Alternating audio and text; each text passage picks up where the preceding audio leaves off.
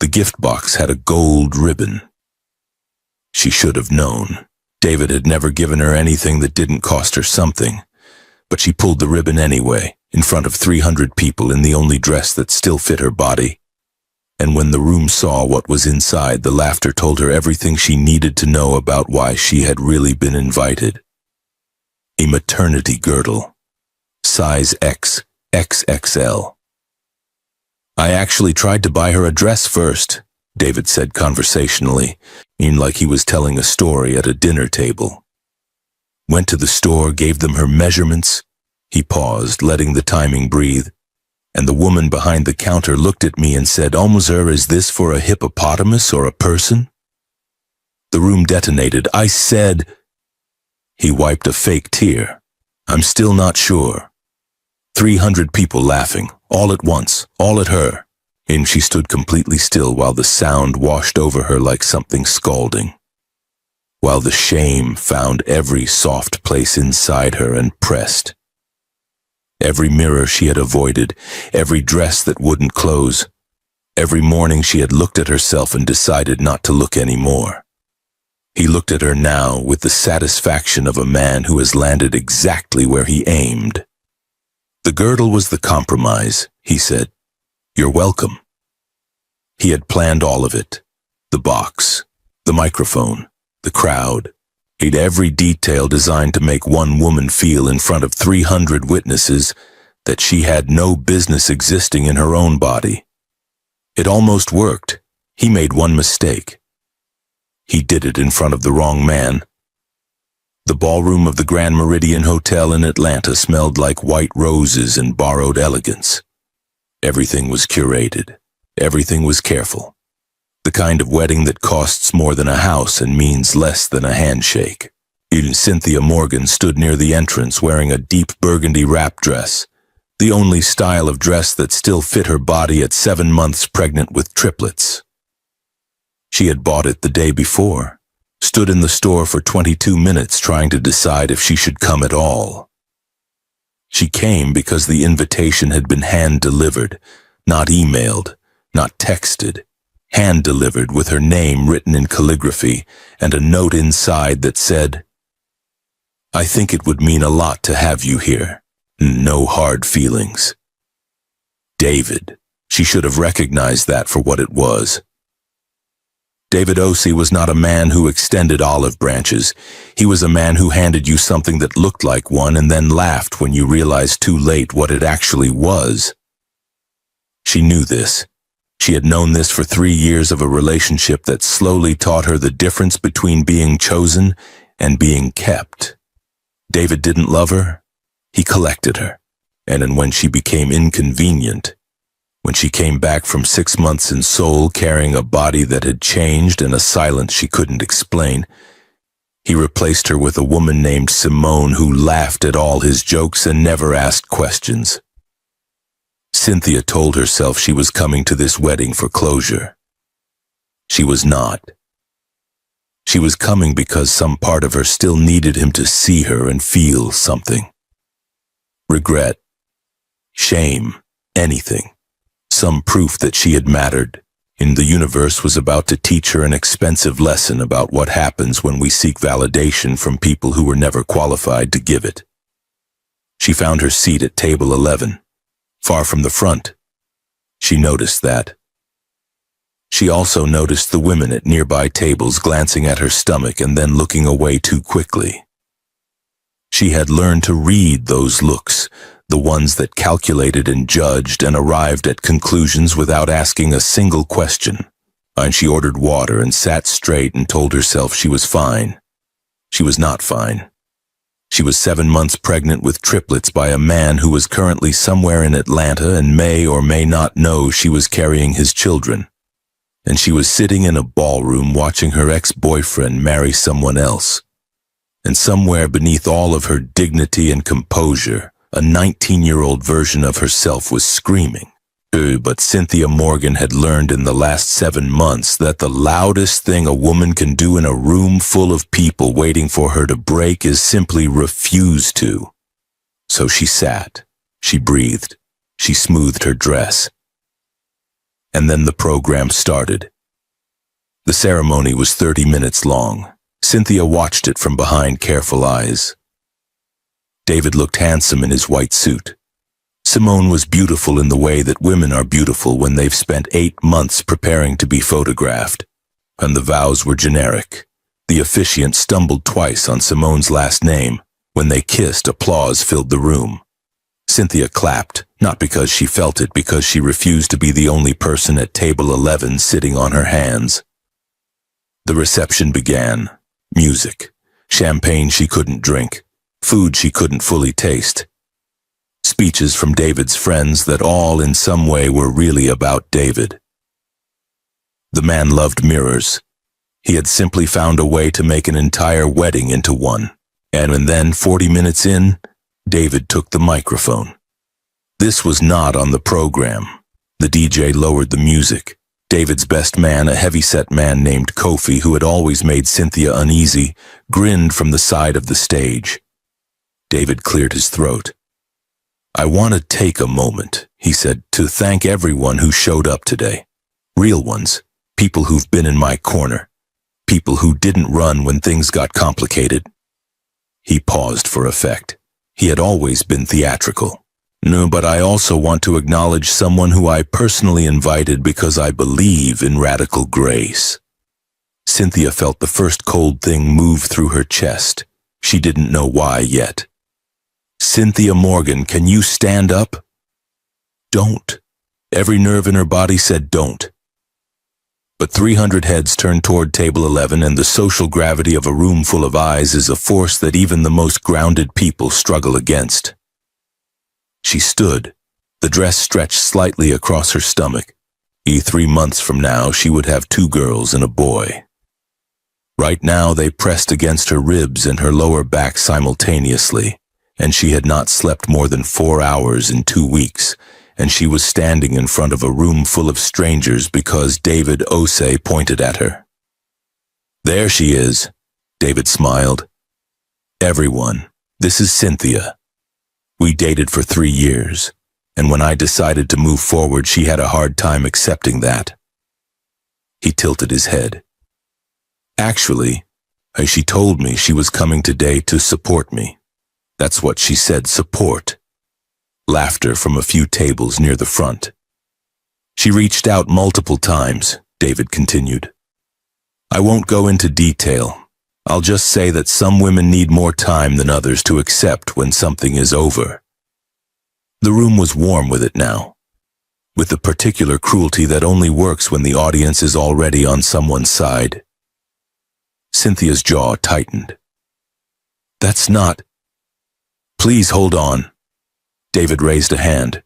He smiled at the crowd. "I actually have something for her, a gift, because that's the kind of person I am."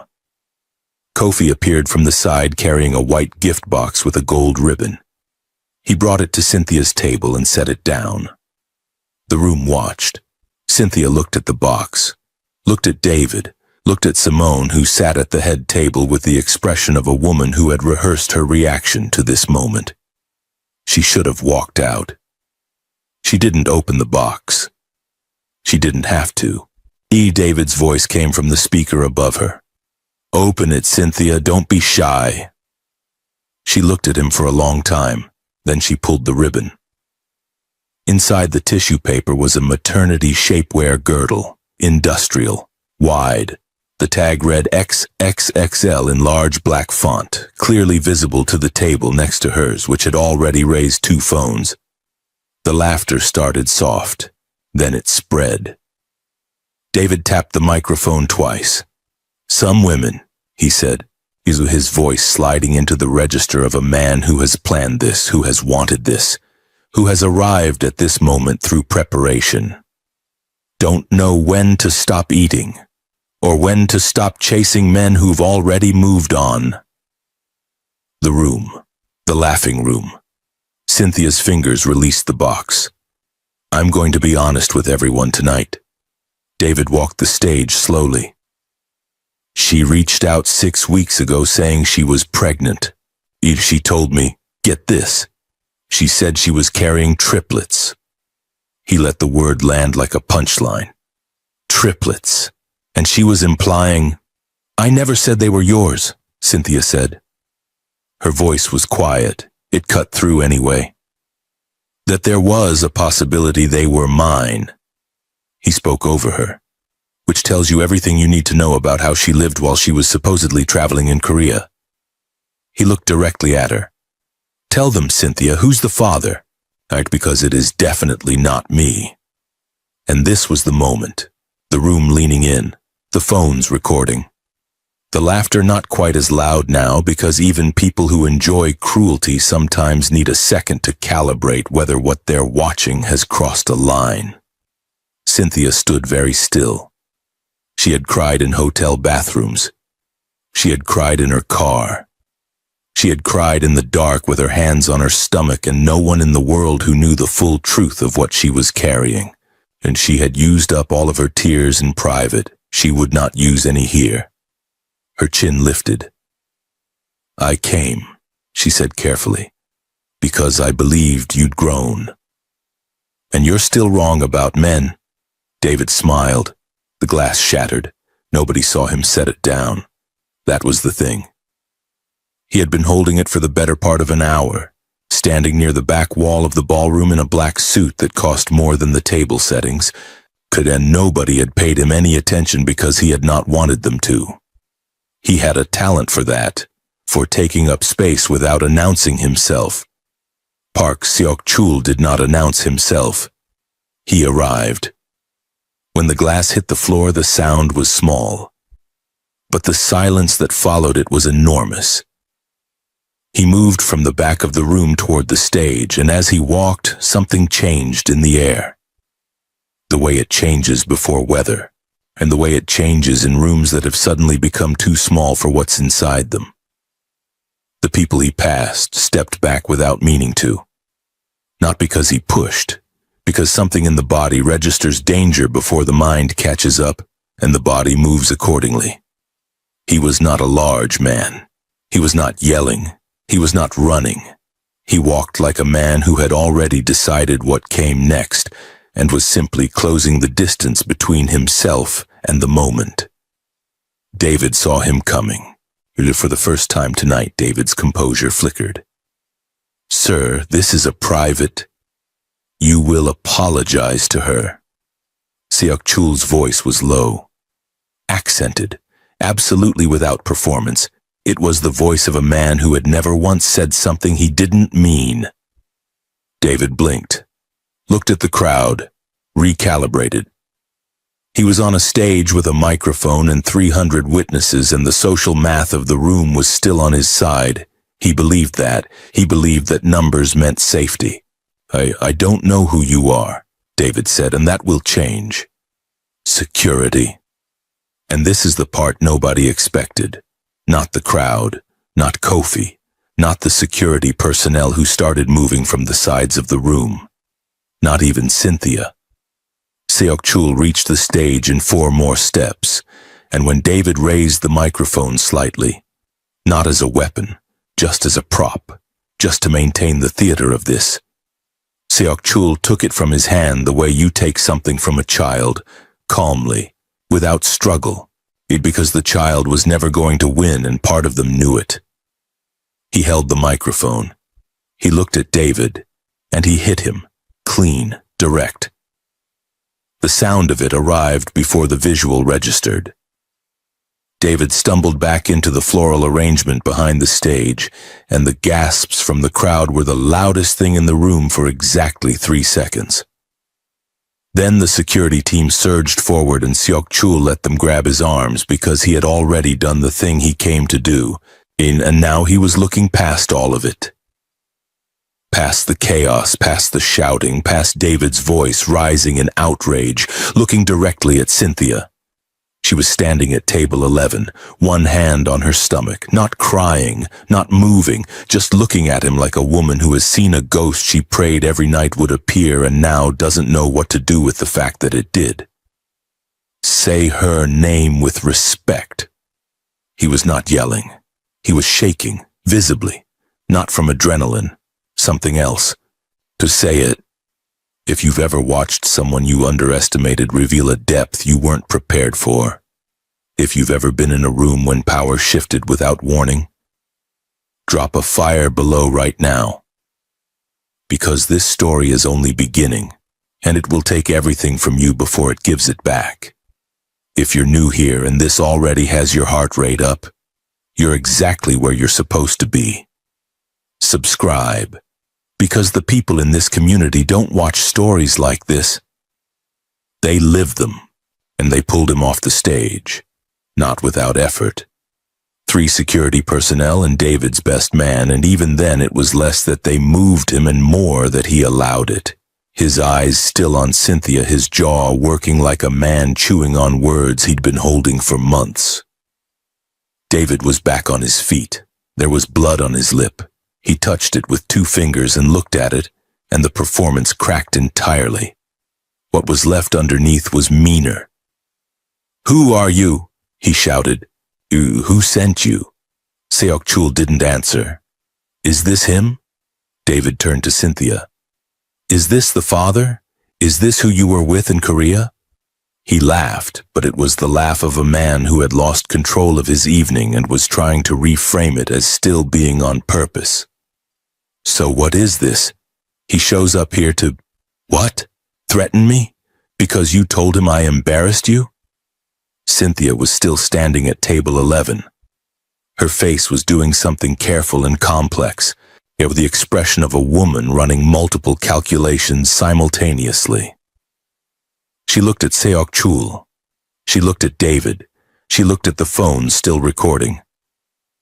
"I need to sit down," she said to nobody in particular. "Cynthia." Seok-chul's voice, even restrained by 2 men gripping his arms, was directed at her and only her. "Look at me." She did not look at him. "Are these my children?" The room. The absolute stillness of it. David laughed. "He doesn't even know. And she didn't even tell him." "Are they?" Seok-chul wasn't asking David, wasn't asking the room. He was asking her. And his voice was stripped of everything except the question. Raw in the way that voices get when someone has just understood something that has rearranged them completely. Cynthia sat down. "Cynthia." Softer now. "I am not doing this here," she said. "Then tell me where." "I'm not doing it anywhere tonight." And the silence that followed had 3 layers. The crowd's silence, which was the silence of people who have watched something escalate past entertainment into something that made them uncomfortable in their own stillness. David's silence, which was the silence of a man recalculating whether his evening had made him look powerful or simply cruel. And then there was Seok-chul's silence, which was the most dangerous kind. The silence of a man who has just received information he will now have to figure out how to survive. He didn't know, and the whole room knew before he did. The security team escorted him out. He went without resistance because resistance was no longer the point. Outside the ballroom in the wide corridor with its marble floors and ambient lighting, he stood with his hands at his sides and his chest still moving too fast, and a man named Jun-ho, his right-hand man, his shadow, the only person in Atlanta who had known he was here tonight, appeared beside him. Sir, don't." "The team is—" "I said don't." Jun-ho went quiet. Seok-chul looked at the closed ballroom doors. Behind them, the sound of David recovering his microphone, the sound of an MC attempting to redirect the evening, the sound of 300 people trying to decide how to feel about what they had just witnessed. "How long have you known she was here?" Seok-chul asked. "I found out this morning." "This morning." He repeated it without expression. "True, and you waited until I was already inside. You would have made a decision before you had full information." This was true. Jun-ho had survived this long because he understood which truths to deliver in which sequence. "She's 7 months, Seok-chul said. It was not a question. He had seen her. He had done the math. He had arrived at a number that connected to a specific week in Seoul. A specific night, and a specific morning when he had woken up and found the bed empty and a note on the nightstand that said only, "I'm sorry. Don't look for me." He had not looked for her. He told himself it was because she had made a choice and he respected choices. He told himself this for 6 months. He looked at Junho now. "Triplets," he said. Junho said nothing. She was going to let me not know. Still nothing. Seok-chul turned away from the doors. His hands were steady now, and that was almost worse than the shaking. Find out everything about the man on stage, who he is, who paid him, who told him what to say. Sir? That was not organic cruelty. He straightened his jacket. That was coordinated. Someone wanted me to see that. Someone needed me to know she was here, pregnant, unprotected. He looked at Junho with eyes that had gone completely flat. Find out who benefits from me being reactive tonight. Junho already had his phone out. Inside the ballroom, Cynthia Morgan sat at table 11 and looked at her water glass and refused to let a single person in that room see her hands trembling. She made it 40 more minutes. She made it through the cake cutting, which she did not watch. Through the first dance, which she watched with her eyes slightly unfocused in the way you look at something when you're actually looking at nothing. Through Kofi's toast, which included a joke about some people not being able to let go that got enough laughs to confirm that David's narrative had settled over the room like weather. She made it. And then the room tilted. Not metaphorically, literally. The ballroom shifted to the left in her vision, and the ambient noise compressed to a single flat tone, and she thought, with the clinical detachment of someone who has just accepted an emergency, "Oh, this is what's happening now." She put her hand on the table, but her phone was in her clutch. She reached for it. The table tilted again. The woman next to her, a stranger, 50s, natural hair, who had been carefully not looking at Cynthia all evening, turned and said, "Are you all right?" "I just need—" Cynthia started. She didn't finish the sentence. Her blood pressure, which had been elevated for 3 weeks and had spiked tonight in ways that she had felt but managed, finished what the evening had started. She went down slowly, not violently. He'd one hand still on the table, the other on her stomach, and the last thing she heard before the sound went away entirely was the woman next to her calling for help. The call came through on Junho's phone while they were still in the corridor. He looked at the screen, looked at Seok-chul, made a decision in approximately half a second. "There's an ambulance being called for a woman inside, pregnant woman," she collapsed. He didn't have to say the name. Seok-chul was already moving. And here is what nobody in the Grand Meridian Hotel ballroom expected to see at 11:47 on a Saturday night. Park Seok-chul moving through a crowd of 300 wedding guests at a speed that was not quite running but was not walking either. With the focus of a man who has shed every other concern in his life and has one remaining point of orientation in the universe. Security tried to stop him at the ballroom doors. They did not stop him. He found her on the floor near table 11, Yika on her side, the stranger with the natural hair holding her hand and talking to her quietly while a hotel staff member knelt with a phone pressed to his ear. Cynthia's eyes were open but unfocused. Her other hand was still on her stomach. Even unconscious, even failing, she was protecting them. He went to his knees. Cynthia. Her eyes found him slowly. A long journey across a short distance. "You shouldn't," she started. "Don't." His hand went to her face, not taking, holding. "Don't say anything you'll regret. I was handling it. I know. I didn't need—" "Cynthia." Very quiet, very close. "I know." She looked at him for a long moment.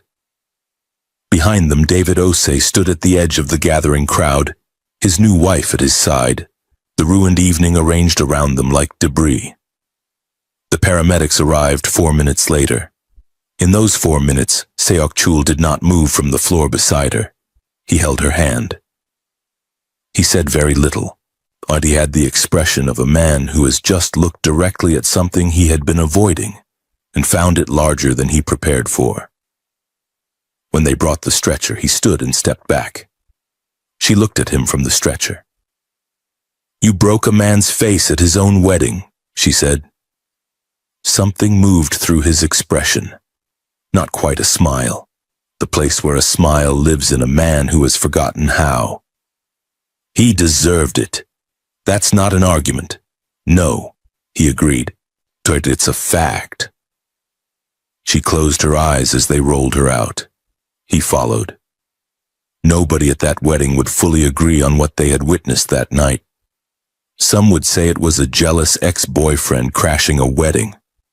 Some would say it was a woman who had been humiliated by a man who wasn't worth her time. Some would look at the footage they'd taken on their phones, and there was a great deal of footage, and feel in the way that people sometimes feel when they've been complicit in something, in a low and uncomfortable sensation that would take them a few days to name. They had watched a man publicly strip a pregnant woman of her dignity for entertainment. They had laughed. The footage would not stay private. But that comes later. The hospital was quiet, with the specific quiet of late nights in medical buildings where the urgency is real but the volume is low, where crisis and bureaucracy coexist in the same fluorescent corridors. Lee Seok-chul sat in a chair outside the assessment room and did not move.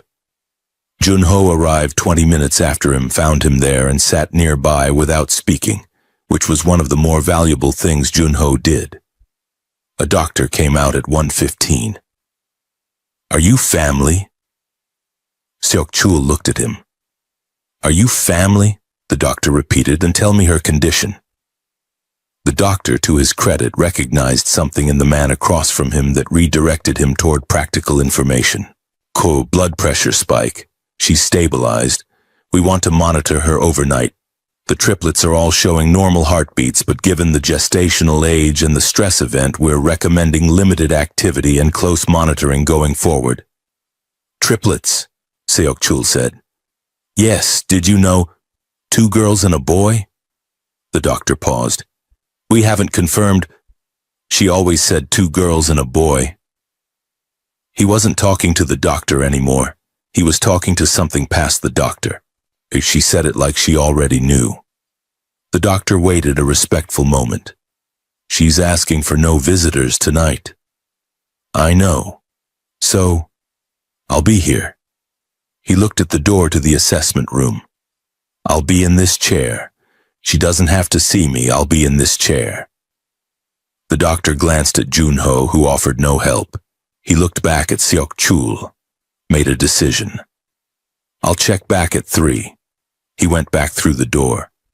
Seok-chul leaned forward, put his elbows on his knees. He laced his fingers together and looked at the floor.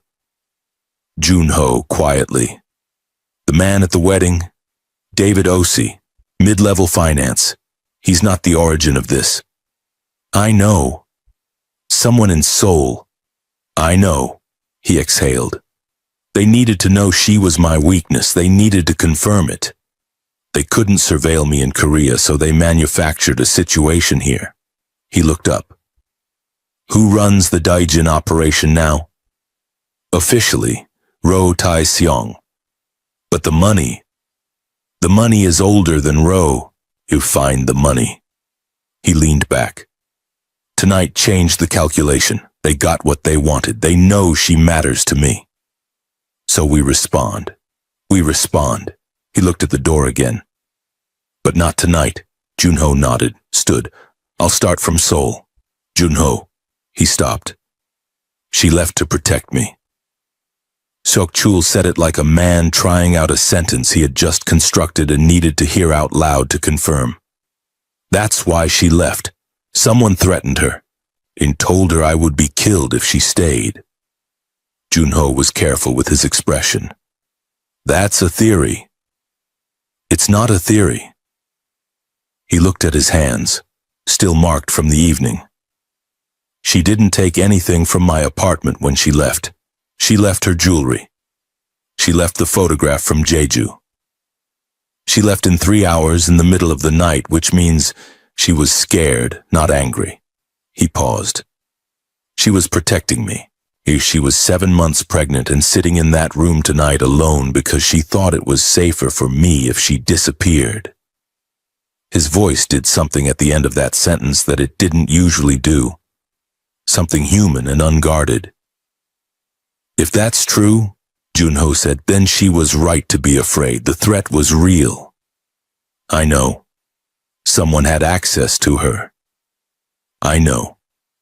Which means someone was watching her long before she left Seoul. I know.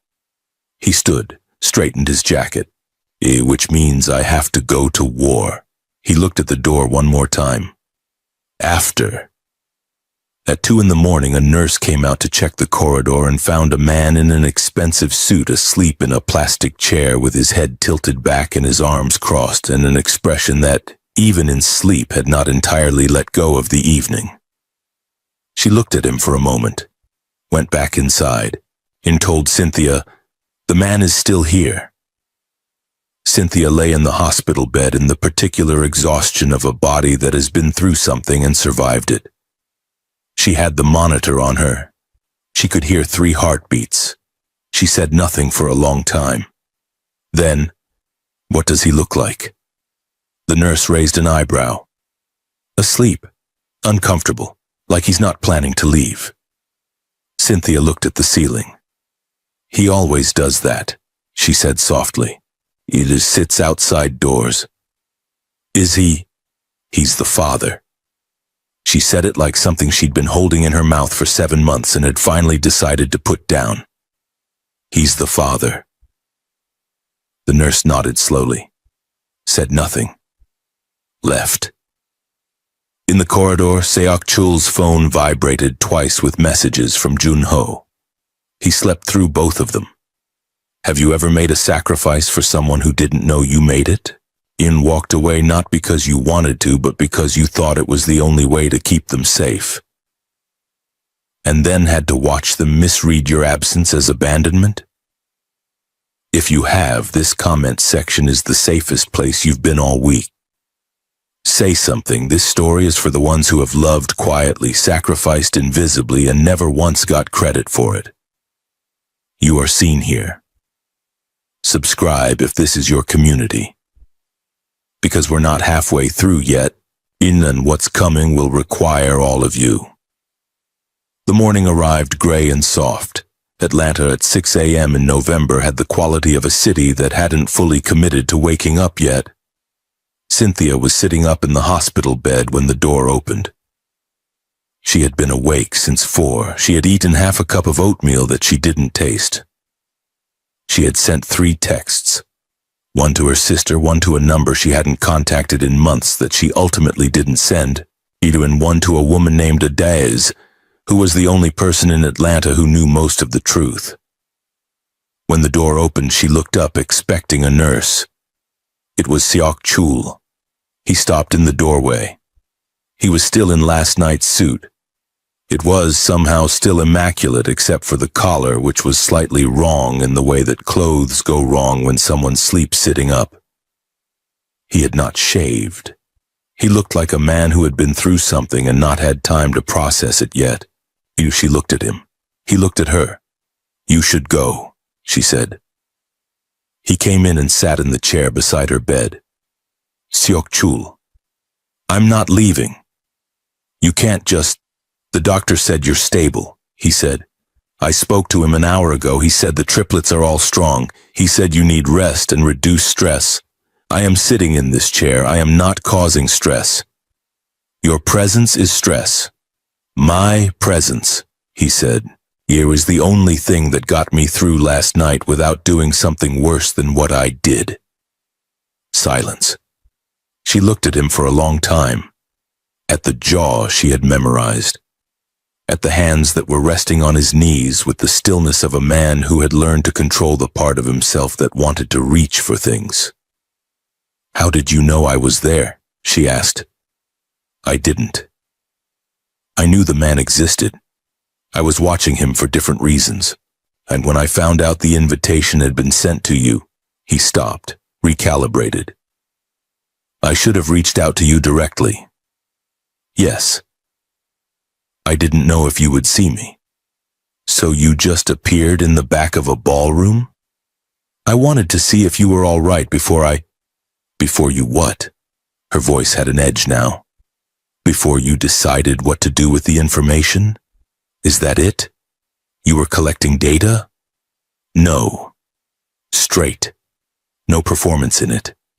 I was afraid if I called and you told me not to come, I would come anyway. And I didn't want to disrespect your choice. She stared at him. You have a history of telling me what you need, he continued, and me ignoring it. I was trying to do the opposite. And how did that work out? His mouth did the thing that was not quite a smile. Poorly. She looked away, looked at the window, the gray Atlanta morning. They're yours, she said. The room went very still. He didn't make a sound. I know, he said finally. I know they are. You can't know that. You left me a note that said I'm sorry. You didn't say this isn't working or I need space. You said I'm sorry, and you left your jewelry. He paused. You left the photograph from Jeju. She turned to look at him. You don't leave the Jeju photograph unless you're choosing to give something up. His voice was measured and careful, and underneath it something that was neither of those things. You gave me up.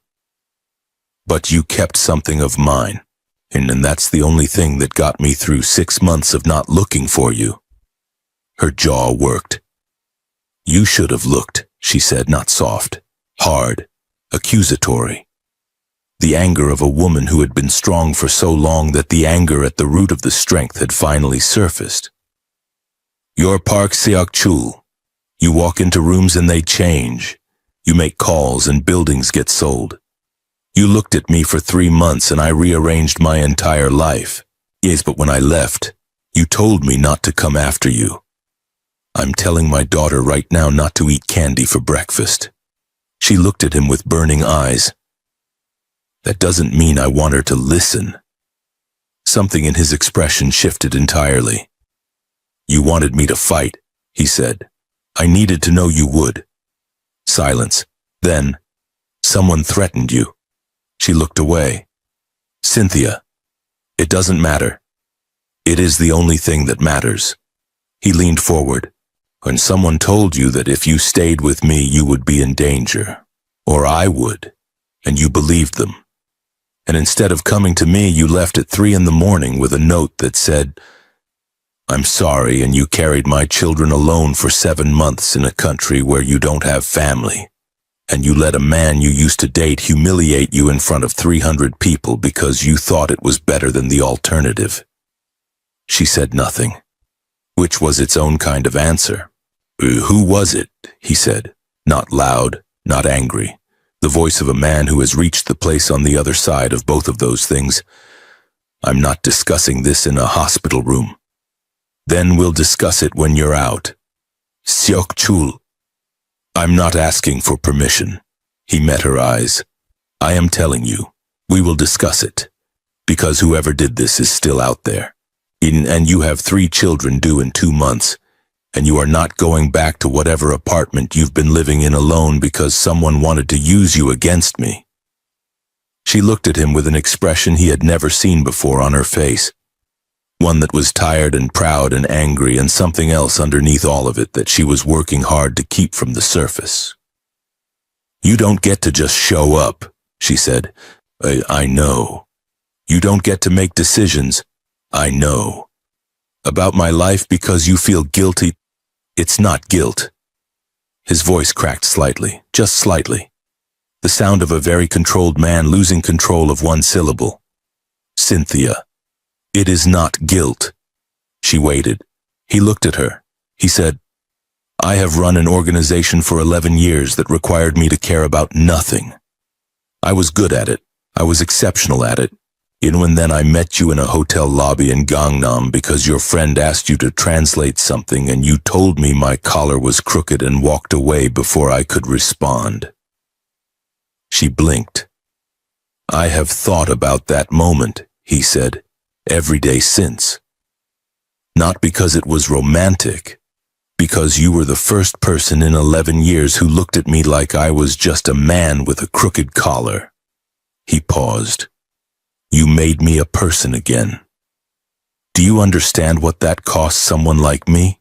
And to feel that and then lose it? The room. You don't get to make this about your feelings, she said, but her voice had changed.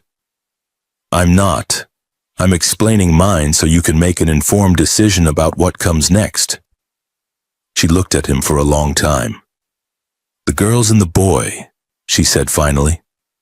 He waited. 2 girls and a boy, she said. One of the girls has your jaw. I've seen it on the ultrasound. I've been arguing with your face for 3 months.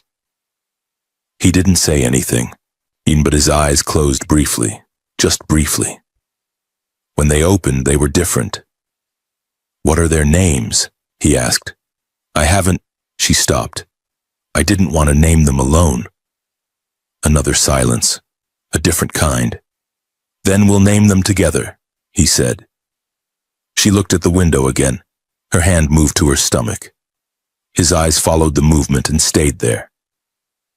You hit a man at his wedding, she said. I would do it again. That doesn't make it right. No, he agreed, said, but some things aren't about right. They're about what a person cannot physically stop themselves from doing when someone they love is being destroyed in front of them. She heard the word. She chose not to address it. Not yet. I'm tired, she said. Not as a dismissal, as a fact. The statement of a woman who has been carrying too much for too long and has finally found somewhere she might be able to set part of it down. Sleep, he said. You do. You're still going to be here when I wake up. Yes. She looked at him one more time. Then she leaned back against the pillow and closed her eyes. He sat in the chair. He did not reach for his phone. Did not look at the messages from Junho. Did not think about the rival in Seoul or the burned warehouse or the global power calculation of what came next. He sat in a hospital chair in Atlanta and watched a woman sleep and felt for the first time in 11 years that the most important thing in his life was inside this room. She slept for 2 hours. He knew because he counted, not obsessively. The way a person counts things when their mind needs something small and measurable to hold on to while everything large and immeasurable rearranges itself. He counted the minutes. He listened to the sound of her breathing steady and slow into the rhythm of someone who has stopped fighting, at least for now, at least in sleep. At 8:14, Lee Junho appeared in the doorway. Seok-chul raised one hand, a single gesture. Stay there. Junho stayed there. At 8:40, a nurse came in to check the monitors. She moved quietly. She glanced at Seok-chul once the way people glance at things they've decided not to question, and left. At 9:03, Cynthia opened her eyes. She looked at the ceiling first, then at the monitors. Then, with the careful slowness of a woman who already knew the answer, she looked to her left, when he was still in the chair. He had not slept again. His eyes were clear in the particular way that exhaustion past a certain point begins to look like focus. You're still here, she said. Yes. She looked at the ceiling again. Something in her expression settled reluctantly into something that was not quite relief but occupied the same neighborhood. The doctor came in? At 7. Everything is stable. He wants to keep you until this afternoon and then he'll review. She nodded. He moved to sit up slightly. He stood not to help. He had the intelligence to know she would reject that, but because sitting while she struggled felt wrong in a way he couldn't argue past. She sat up on her own. You spoke to Junho? she said. Not a question. Yes. What did he find? He looked at her for a moment. You're asking because you already know some of it. I'm asking, she said. Sorry, because I want to know how much you know. This was the thing about Cynthia Morgan that had undone him from the beginning. She never performed weakness. She never used vulnerability as a softening strategy. Even in a hospital bed with monitors on her wrists and the evidence of last night still visible in the careful way she held herself, she was thinking. Calculating. Treating this conversation as a negotiation. He respected it. He also found it, at this particular moment, profoundly frustrating. Rotai Seong funded the humiliation, he said. David Osei was paid $40,000 to execute it. The public nature of it was intentional. They wanted footage. They wanted to see how I reacted. He paused. They needed to confirm that you were a vulnerability. She said nothing. And you knew this, he continued. You knew when you left that someone had targeted you specifically to get to me. Like you knew that staying in Seoul would either get you killed or give them a permanent lever to use against me. So you left. You disappeared. You were strategic about it. He sat back down. What I can't figure out is why you didn't tell me. She looked at her hands. Because you would have handled it. Yes. And handling it would have started a war. Yes.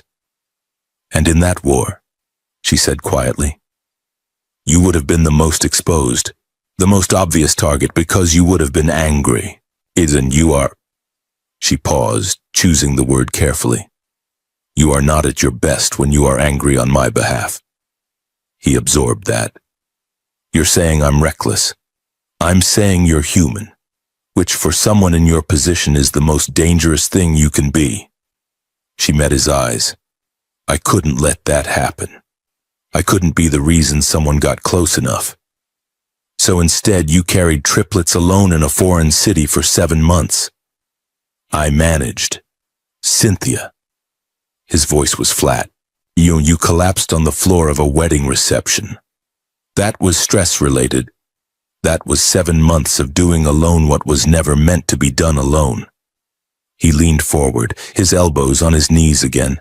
That posture she had come to associate with him being as serious as he got. You protected me. I understand that. I am not ungrateful. But you made a decision about my life, about what I was capable of handling, about what I deserved to know, without giving me the information to make my own choice. And you are angry at me for not chasing you when you didn't give me anything to chase with. Silence. Long. She looked at him. He looked at her. You could have trusted me, he said. I did trust you. Her voice was tight now. I trusted you enough to know that if I told you, you would have chosen war over safety. Every time, without question, even without strategy, you would have chosen the immediate and violent thing because that's what love makes men like you do. And I was not willing to watch that happen. She stopped. I was not willing to watch you burn yourself down for me. That was my choice to make. And I made it for you. She held his gaze. I'm not apologizing for that. Another silence, different from the others. Not the silence of things unsaid. I'm the silence of two people who have just fully seen each other's position and are deciding what to do with the fact that both of them were right. I would have chosen you, he said finally. Every time, with full information or none. I would have chosen you. She looked away. Her jaw was working. I know. Then you know that what you protected me from was a version of myself you trusted. I protected you from a version of yourself that would have gotten you killed. She looked at him again, and in her eyes were bright now, and she was not crying. She would not cry, but the brightness was there. Don't ask me to regret that. He looked at her for a long time. I don't, he said. I just need you to understand what it cost me. The brightness in her eyes didn't leave. She nodded. Once. Small. The nod of a woman accepting a truth she already knew. The doctor came at 11, and he went through the vitals with the brisk professionalism of someone who had learned to conduct medical conversations in rooms with unusual emotional weather. Blood pressure was down to acceptable levels. Triplets were all showing normal movement. He wanted to see her again in 48 hours and strongly recommended she not attend any more social events that elevated cardiac stress. Cynthia said dryly, "I'll clear my social calendar." The doctor looked at Seok-chul. "Are you staying with her?" "Yes," Seok-chul said. Cynthia opened her mouth. "To ensure she has appropriate support," Seok-chul added, looking at her. She closed her mouth. The doctor nodded, made a note, and left with the air of a man who had decided this was not his situation to have opinions about. When he was gone, Cynthia said, "I didn't agree to that." "You didn't disagree." "I was about to." I intercepted. She looked at him. "And you're doing that thing." "What thing?" "The thing where you make decisions in the space between my sentences." "I prefer to think of it as efficiency." "I prefer to think of it as infuriating." He looked at her with that almost expression, the one that lived at the edge of a smile without ever quite becoming one. "You're doing that thing," she raised an eyebrow. "The thing where you argue about process when you've already decided on the outcome." She looked at the window. "My apartment is on the north side," she said after a moment. "I know." She turned back to him sharply. "You know?" "Junho." "Of course," she exhaled. "Of course, Junho. He was keeping an eye on you, from a distance. I told him not to make contact." He paused. "I was trying to respect your choice. But you were having me watched. I was having you protected." The distinction in his voice was careful, not defensive. He genuinely believed there was a difference, and in his world, there was. There is nothing in your life that Junho reported back to me. I only asked if you were safe." She absorbed that. "And was I?" she asked. "According to Junho, was I safe?" "A beat." "You were alone," he said. "Which is not the same thing." She looked at him for a long moment. Then she said quietly, "I had them, even then. I was never entirely alone." His eyes went to her stomach. He said nothing. But something in his face did something it rarely did, which was to show, and briefly and without armor, what was happening underneath. She was discharged at 2 in the afternoon. The drive to her apartment was quiet in the specific way of two people who have said significant things and are now processing the aftermath. Junho drove. Seok-chul sat in the back beside her, not close, not distant. The exact distance of a man who understood that proximity was a question being negotiated in real time. Her apartment was on the 14th floor of a building that was clean and well-maintained and entirely adequate, and absolutely not somewhere that a man who owned 3 properties in Seoul and 2 in Singapore was going to accept as sufficient for a woman 7 months pregnant with triplets by him. He said nothing about this. He walked in. He looked at the space, the careful way she had arranged it, the pregnancy books on the side table, the printed ultrasound photographs on the refrigerator, in 3 of them, each with a different date. And he said nothing. She watched him look at the photographs. He reached out and touched the edge of one, the one dated 4 months ago, 3 small shapes on a gray field. "That one," she said from behind him, "is the boy." He was already stubborn. He kept turning away from the camera. Seok-chul said very quietly, "Sounds familiar." She almost laughed. She caught it before it escaped, but it was close. He turned around. "Sit down," he said. "I'll make something." She blinked. "You cook?" "I boil things. It's a skill." He moved to the kitchen. "Sit down, Cynthia." She sat on the couch. She watched him open her refrigerator with the careful expression of a man confronting unfamiliar territory, which was, she suspected, exactly what it was for him. She watched him find eggs and find a pot and stand in her kitchen in his ruined suit, looking slightly lost and absolutely determined. She felt something move through her chest, and it was not safe to feel it yet. She looked away. He made eggs.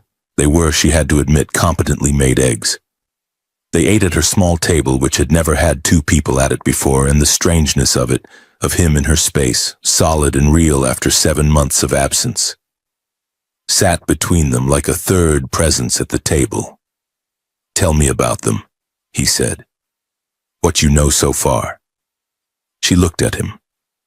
"The babies," he said. "Tell me what you know." She was quiet for a moment. Even then, "The girls are both active. One of them kicks in the morning specifically, 7 a.m. every day, like she has an alarm. The other one is quieter, but she responds to music. I played her something last month and she moved for 20 minutes. She paused. "The boy, like I said, is stubborn.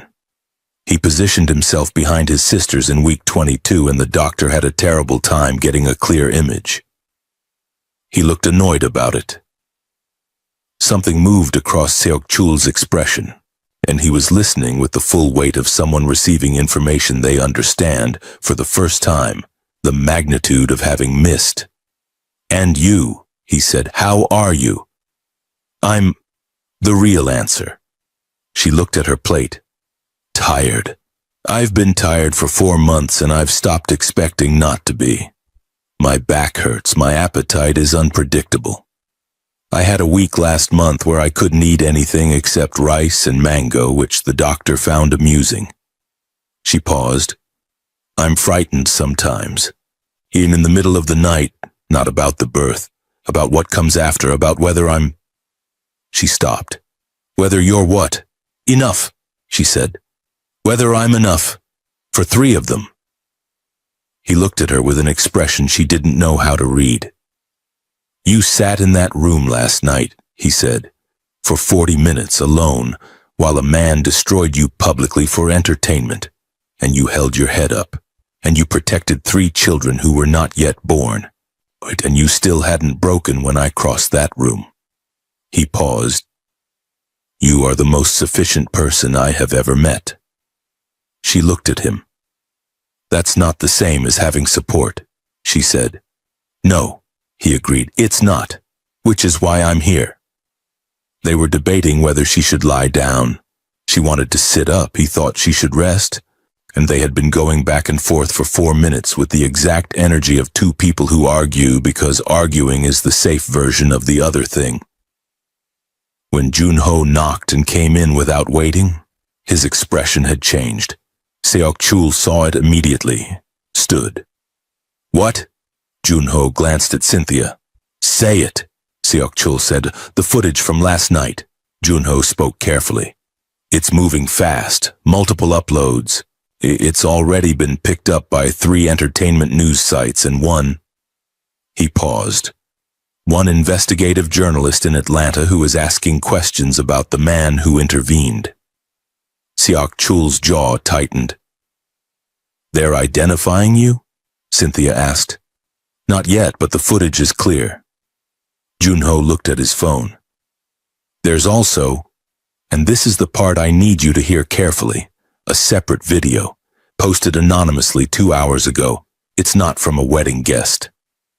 "What is it?" "It's audio.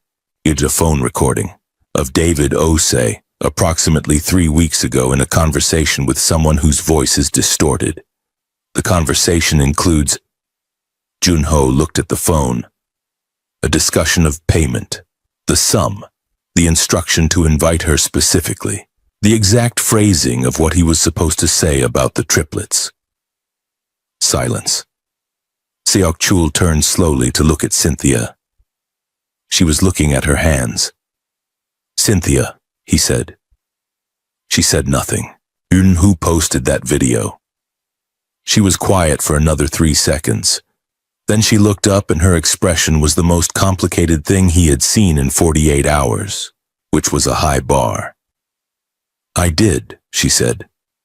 "If you're watching this and you just realized what she's been doing this whole time, if your jaw dropped even a little, you're not alone. And I need you in the comments right now. Was she right to play it this way? Was this strength or was this too much to carry alone? And this is the debate this community needs to have. The people who understand this story aren't passive. They take sides. Drop yours below. And if you're not subscribed yet, this is the moment. Because what's about to happen next will rewrite everything you think you know about who was really running this from the beginning." "You recorded him," Seok-chul said. "I recorded the conversation." She met his gaze steadily. "When he first reached out, when the invitation came, I didn't know for certain he was being paid. But something felt wrong. The language was too specific. He called the pregnancy the situation, not pregnancy, situation, like he'd been briefed." She paused. "So I called him. I said I was thinking of not coming, that I was nervous about how it would look. I wanted to hear what he would say.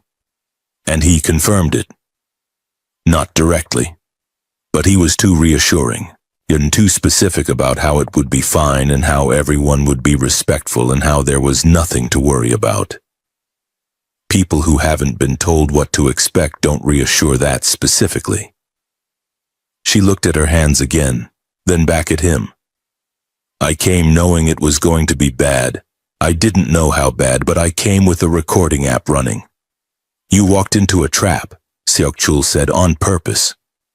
"I walked into a trap with documentation. That is not—" He stopped, exhaled, and looked at the ceiling briefly. "That is not a strategy, that is—" "It worked," she said. "You collapsed. After I got what I needed." Her voice was even. "The footage of the humiliation combined with the audio of the planning is enough to publicly expose whoever funded this. Not through your methods, through the internet, through journalism, through the kind of exposure that's harder to make disappear than a burned warehouse." He stared at her. "You were playing them," he said. I was protecting you. The way I know how." She looked at him directly. "You protect people with power and violence. I protect people with information and patience. Both work. Mine leaves fewer bodies." Jun-ho from near the door made a very small sound that he immediately converted into a cough. Seok-chul looked at Jun-ho. Jun-ho looked at the wall. "She's not wrong," Jun-ho said, in the tone of a man who has made a calculated decision to be honest. Seok-chul looked back at Cynthia. She waited. He was doing something with his expression that she recognized from Seoul. The particular internal recalibration of a man who has prepared for a version of events and arrived to find a different one that requires entirely new preparation. He had expected to be the one who handled this. He had organized the last 18 hours around that expectation. He had not anticipated that she had already been handling it. "The anonymous post," he said slowly, "and is there any way to trace it back to you?" "No." "You're certain?" "I've had 7 months of very quiet evenings. I had time to learn things." She paused. "The journalist who picked it up is named Yemi Adeyinka. She covers financial crime and organized fraud. I sent her a tip 3 days ago, before the wedding." 3 days ago, he repeated. "I knew something was coming. I just didn't know the exact form." She looked at him. "And I didn't know you were going to be there." Silence. "Even if I had known," she said softer now, "I would have told you to stay away." "I know," he said. "That's why Jun-ho told me the morning of." Jun-ho studied the wall with renewed intensity. Cynthia looked at Jun-ho, then back at Seok-chul. "He told you?" "Yes." "So you were there on purpose?" "Yes." "You could have stopped it." "I could have intervened earlier." I chose to wait and see what you needed. A pause, and then I stopped waiting. She looked at him for a long moment. The groom's face, she said finally. Yes. Was that waiting and seeing what I needed? No. Flat. That was something else. She held his gaze. Thank you, she said quietly, not easily. The thank you of a woman who does not distribute them without meaning them. For that specifically. He nodded once. The afternoon moved the way afternoons do after catastrophic evenings, slowly with the quality of light that seems to be trying to apologize for something. Cynthia slept for an hour on the couch while Seok-chul sat in the chair across from her and answered messages from Seoul with the focused efficiency of a man who has learned to conduct business in hospital corridors and borrowed apartments. The messages were not good. Roh Tai-seong had made a move overnight. One of Seok-chul's distribution operations in Busan had been compromised, not destroyed but pressured. Personnel followed, a shipment delayed. Not enough to cause real damage, and enough to communicate a message. We know you were distracted. We know where to push. Junho relayed this with the careful phrasing of a man who understands that the quality of a message's delivery affects the quality of its reception. Seok-chul read it. Looked at Cynthia sleeping, looked at the ultrasound photographs on the refrigerator, typed back to his operations director in Busan. Hold position. No escalation. I'll call it 8. His operations director typed back. Sir, our Roh's people are testing every boundary. Hold. Seok-chul typed. Position. He put the phone down. Junho from the kitchen doorway. Seoul is expecting you to respond. I know. Every hour you don't, Roh reads it as confirmation that she's compromised you. She hasn't compromised me. Sir, she has informed me. He looked at Junho. There is a difference. Compromised means weakened. Informed means I now understand what I'm protecting and why. That's not weakness, and that's clarity. He picked up the phone again. I'll call Seoul at 8. Tonight we stay here. Junho nodded. Neither of them said anything about the fact that this decision would cost something. They both knew it. The math was clear. Every hour Seok-chul stayed in Atlanta was an hour Roh Tai-seong spent believing he had won. Sometimes what looks like losing is the most expensive move on the board. She woke at 4. He was on the phone, speaking Korean in the low, rapid way he spoke when the conversation required precision. One hand braced on the kitchen counter, the other at his side. He saw her wake and held up one finger. A minute. And she nodded and sat up slowly and listened to the language she had learned over 6 months in Seoul, to read by rhythm if not always by content. He was angry. He was controlled. But the anger was underneath the control like weather underground, seismic. Felt through the floor. And he ended the call, came back to the living room. Roh is escalating, she said. He's testing. What's the difference in practice? Testing is reversible. Escalating is a declaration. He sat. Right now he wants to see what I do. If I return to Seoul immediately, I confirm he can move me with pressure. If I stay, I confirm you're the priority. He looked at her. Either way, I've told him something. She looked at him steadily. I'd go back. No. Seok-chul, no. If you stay here and he reads it as weakness, let him. His voice was quiet, absolute. Let him think I'm weak. Let him move on that assumption. I want him to move on that assumption. Something in his eyes that she recognized. The particular cold focus of a man who is not reacting but playing. Because when he does, he will expose every resource he has committed to this strategy, and I will know exactly where they are. She was quiet. You're baiting him, she said. I'm letting him bait himself. She looked at him with an expression that was somewhere between admiration and the distinct discomfort of recognizing a mirror. You were playing them too, she said. I have been playing them for 4 years. He met her eyes. I didn't need to attend a wedding to start. She absorbed that. So last night was not strategy, he said, and his voice changed completely. Stripped of the cold focus, he stripped of the chess player's calm down to something raw and unprotected. Last night was not a move. I was in that room because I could not be anywhere else. What I did to that man, he stopped. That was not Park Seok-chul, the organization. That was a man who watched someone He stopped again.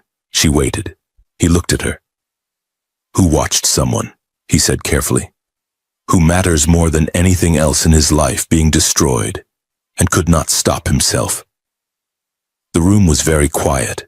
Outside, Atlanta traffic moved through the late afternoon. Inside, something shifted, not dramatically, not with a soundtrack, the way tectonic things shift. Slowly, with weight, with the understanding that the landscape is different now and the old maps no longer apply. When the doctor said triplets, she said, at the hospital, you heard it for the first time there. Yes. What did you think? He looked at his hands. I thought, he stopped, looked up. I thought about my mother. She died when I was 9. There were photographs of her holding me as a baby. She was looking at me the way... He paused. I thought about those photographs. And I thought about 3 children who were going to have a mother who looked at them that way. And I thought about the fact that I had almost never known they existed. He paused. And I sat in that hospital chair, and I was more frightened than I have been in 20 years. She looked at him. You were frightened, she said. You're terrified. Of what, specifically? That I would be my father. He said it plainly, the way people say the things they've already made peace with, not hiding. He was a powerful man who was never present. He was in every room and nowhere. I grew up with everything he could provide and none of what I needed. I became everything he built and none of what he was. He paused. And I don't know. I'm with children. I don't know if I know how to be present in the way that counts. Cynthia looked at him for a long time. You slept in a plastic chair, she said. In a hospital corridor because you couldn't leave. That's presence. Her voice was careful. That's what it looks like. He was quiet. It doesn't fix everything, she said. We have significant things still unresolved. About what I didn't tell you and what you should have done and what comes next and how we... She stopped. Began again. We have work to do. I know. This isn't... She gestured between them. This isn't resolved. I know. But... She exhaled slowly. Her hand moved to her stomach in the habitual gesture he had come to understand as her way of centering herself. The boy's name. I want to talk about the boy's name. He looked at her. Something in his face opened. And tell me what you're thinking, he said. I don't know yet. But I want it to be a name that means something stubborn. She looked at the window. Something that suits him. Junseo, he said without hesitating. She turned to look at him. It means, approximately, one who is principled despite pressure, he said. My grandfather's name. He was the most difficult man I have ever known. He argued with everyone and was right about most of it. A pause. And it suits a boy who hides behind his sisters and turns away from cameras. She looked at him for a long moment. Junseo, she said. Yes? She tried it again quietly, listening to it. The girls, she said. I have thoughts, he said, but I want to hear yours first.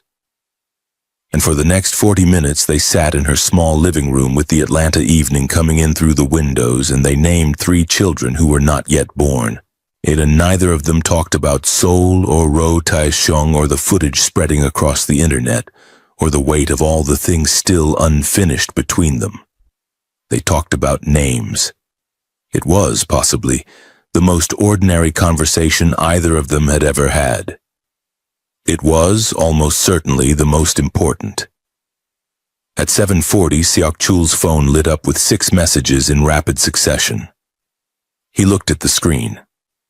Junho appeared from the bedroom where he had been making calls, with an expression that had crossed the line from careful into urgent. "Sir?" "I see it. Ro's people hit the Busan operation directly. It's not a test anymore." Cynthia was watching both of them. Seok-chul stood, straightened his jacket with the automatic gesture of a man putting on armor. He looked at Junho. "Call the jet." "Already called. 2 hours. Cynthia, go." He turned to her.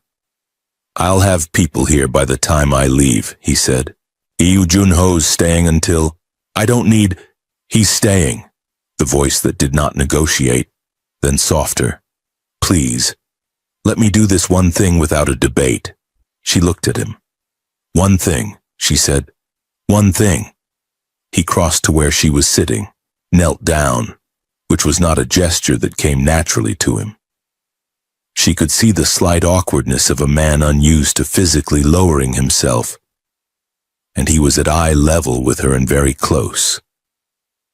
"I will be back," he said. She looked at him steadily. "Before they come," he said, "I will be back." "You can't promise that." "I can." His voice was certain in the way of a man who understands the difference between a promise and an intention. "I have promised very few things in my life. I keep the ones I make." She looked at him. He looked at her. Then he reached into his jacket and took out a phone, set it on the table beside her. "My direct line. Not through Junho, not through anyone. If you need me, if anything changes, if the baby's—" He stopped. "If anything." She looked at the phone, then at him. "Junseo," she said. Something crossed his face. "Yes." "The girls are still in discussion." "I know. I'll call." "You'd better." He stood, looked at her one more time with the expression of a man memorizing something. Then he turned and Junho was already at the door, and Seok-chul walked out into the hallway without looking back, because he was the kind of man who, if he looked back, would not leave. And they both understood that he had to. The door closed. Cynthia sat in the quiet, her hand on her stomach. 3 heartbeats she could feel rather than hear. She looked at the phone he'd left on the table. She looked at the ultrasound photographs on the refrigerator. 3 shapes on a gray field. She looked at the window where Atlanta was going dark in the way cities go dark. Gradually, then all at once, lights replacing the sky. And she thought about a man in a black suit crossing an airport somewhere, carrying the weight of everything that had just passed between them, and the weight of what was coming, and the weight of 3 children he had learned about 18 hours ago and had already named one of. She thought about the girl who responded to music. She picked up the phone. She played something quiet. She felt the movement, right on schedule. And you just sat with one of the most real things this channel has ever put in front of you. 2 people who love each other in the most inconvenient, complicated, badly timed, and completely inevitable way. People who both sacrificed. Both miscalculated, both held on past the point where holding on made logical sense. If this story moved something in you, if it reminded you of someone, or something you gave up, or something you should have fought harder for, don't sit quietly with that. And this comment section is for the people who have lived enough to recognize what's real. Leave your thoughts, leave your story. And if you haven't subscribed, do it now. Not because of analytics, not because of algorithms, but because the people who gather here are exactly who you want to be watching alongside. We don't do noise here. We do depth. And you've already proven you belong. Mirabelle didn't utter a word when her boss shoved her into that wall. But the man who walked through that door 2 seconds later made Martin Pill wish he had never been born. Mirabelle Wells was a maid, 5 months pregnant, and carrying a secret that was about to turn a casino empire upside down. What happened next was the last thing anyone in that hallway saw coming. This channel is where stories like Mirabelle's live, the ones about ordinary people who refuse to stay small, and the unexpected love that finds them in the middle of the fire. Subscribe now, because the next story is already waiting for you. Mirabelle did not scream. That was the first thing everyone got wrong about Mirabelle Wells. When Mr. Martin Pill grabbed her arm in the back hallway of the Golden Spire Casino and sneered down at her with that look she had seen too many times before, Mirabelle did not scream. She did not cry. She looked him dead in the eye, all 5 feet 4 inches and 240 pounds of her. And she said very quietly, "Let go." Martin tittered, like he actually tittered. He was the floor manager of the Golden Spire Casino, which meant he wore a pressed uniform and carried a radio, and believed with everything in him that the staff beneath him were furniture. Mirabelle had been mopping the east corridor when he found her. Her gray uniform was damp at the collar, and her braids were tucked under her cap. She had been on shift for 6 hours, and her lower back had been aching since hour 3, which was something she had learned to ignore because the baby did not care about her schedule. "You think you can talk to me like that?" Martin's grip tightened. "You're the help. You don't talk back to me." "Sir, don't." He stepped closer. The hallway was narrow. The nearest camera was at the corner, 30 feet away, and it had been broken for 2 weeks. Mirabelle knew this because she was the one who had reported it, and nobody had fixed it. "You've been making trouble since the day you started, walking around here like you own the place." "I mop the place," she said. "That is different." He reached out and knocked her cart sideways. Cleaning supplies clattered. Her mop handle swung and hit the wall, and that was when he grabbed her shoulder and shoved. Not a soft push, not a warning touch. A real shove, to right into the wall, and Mirabelle's back hit the plaster, and the air left her lungs in one sharp burst. Everything in the hallway went very still. Mirabelle's hand flew to her stomach. Instinct. Pure instinct.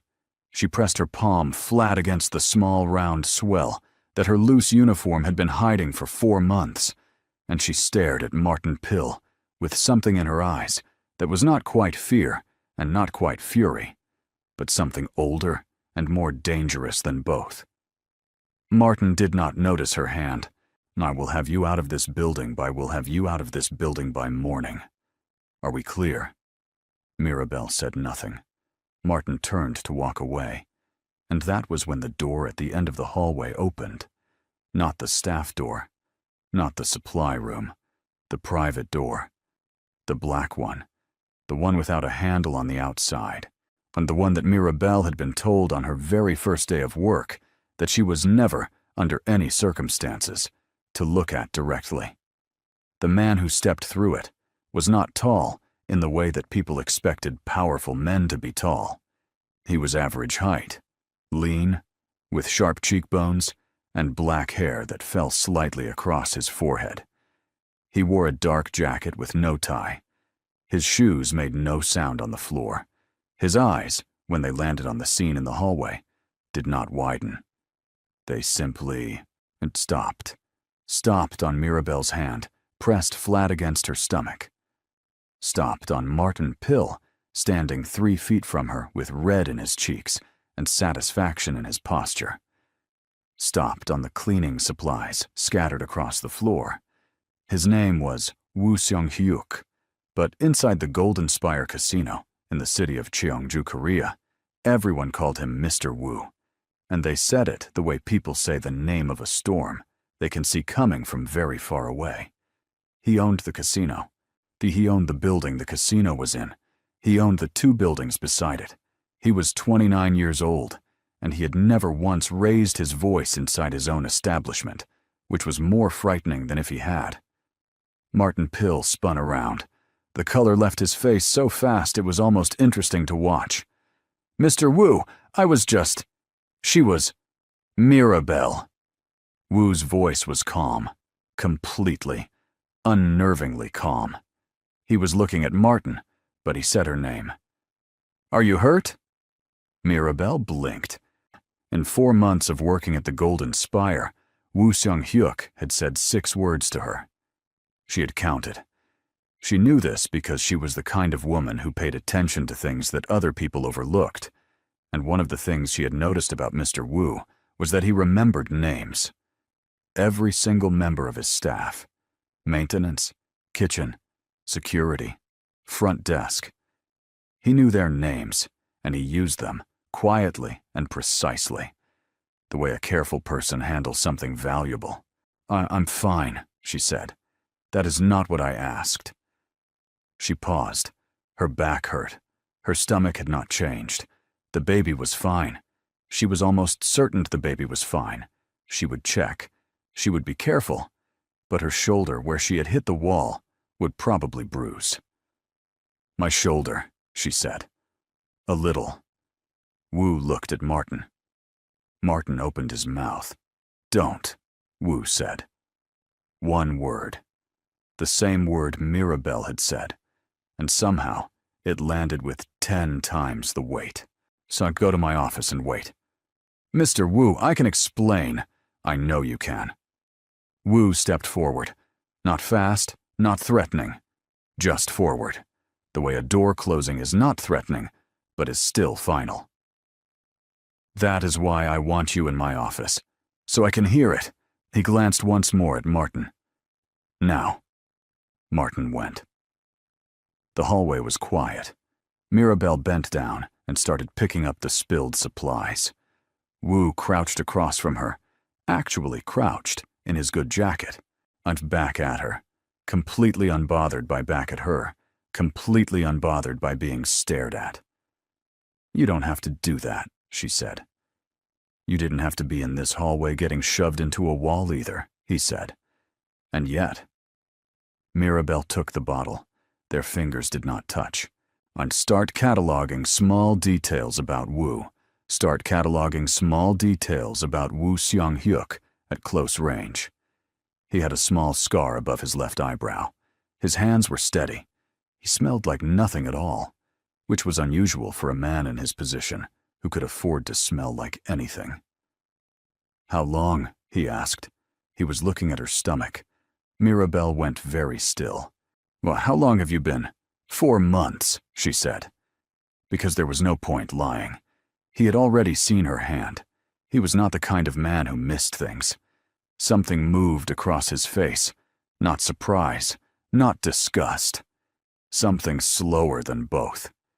He stood, and she stood, and they were facing each other in the narrow hallway with the broken camera overhead, and the golden spire hummed around them.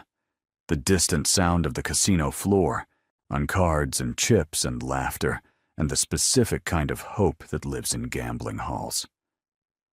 "The night of the staff dinner," he said. "December. You left early." Mirabelle said nothing. Her throat had done something strange. "You weren't feeling well," he continued. He was not asking. He was remembering. "I saw you at the elevator. You noticed that." "I notice a great deal of things, Mirabelle." She had not told anyone. Not her co-workers. Not her mother back home. Not the clinic doctor who had confirmed it, and given her vitamins, and said congratulations, in a voice that was trying very hard to be cheerful. She had been managing this alone, the way she had managed most things in her life. Quietly, steadily, one shift at a time. She had also not told Woo Seung-hyuk. She had not told him because 4 months ago, the two of them had spoken exactly once. I got the staff dinner that the casino hosted every December for all 300 employees. The dinner where he had sat at the head of the long table and made a speech about the year in a mix of Korean and English, and somehow managed to sound like he meant it. And afterward, when the room had gotten loud and warm and someone had put on music, Mirabelle had been standing at the window with a glass of juice, not alcohol she rarely drank, looking out at the city lights, and Wu had come to stand beside her. They had talked. That was the whole of it. They had just talked about the city lights and what the city looked like from the roof, and whether the small restaurant 2 streets over was still good, because she had mentioned that the jjigae was the best she had ever tasted, and he had looked genuinely pleased to hear it, like she had said something kind about someone he loved. And then it had gotten late, and the room had spun slightly, not from anything she drank, just from the warmth or from something else she was not examining. And she had said goodnight and gone to the elevator. And something had passed between them in that hallway, soft and unspoken, that Mirabelle had spent 4 months pretending she had imagined. "You should have told me," Wu said now. His voice was still quiet, still even. But there was something underneath it, something taut. "I'm from your contract," he said. "Does not forbid me from your contract," he said. "Does not include anything about pregnancy. I have read every clause. Why would you?" "Because this morning, before I walked through that door," he paused. "Just a fraction of a second. My head of HR sent me a flag on your file. Martin Pill filed a performance complaint against you. Yesterday." Mirabelle's stomach dropped. Not the baby. Just her own stomach, cold and sudden. "He filed it yesterday," she repeated. "Yes." Wu's jaw did something that was not quite moving, but was not quite still. One day, after I informed him that I was reviewing the staffing structure of the cleaning department, which he oversees, he looked down the hallway in the direction Martin had gone, so he was trying to remove you before I could review your record. Why would your staffing review matter to him? Wu looked at her, and Mirabelle, who was smart and observant, and had been paying attention for 4 months, understood. A beat too slowly.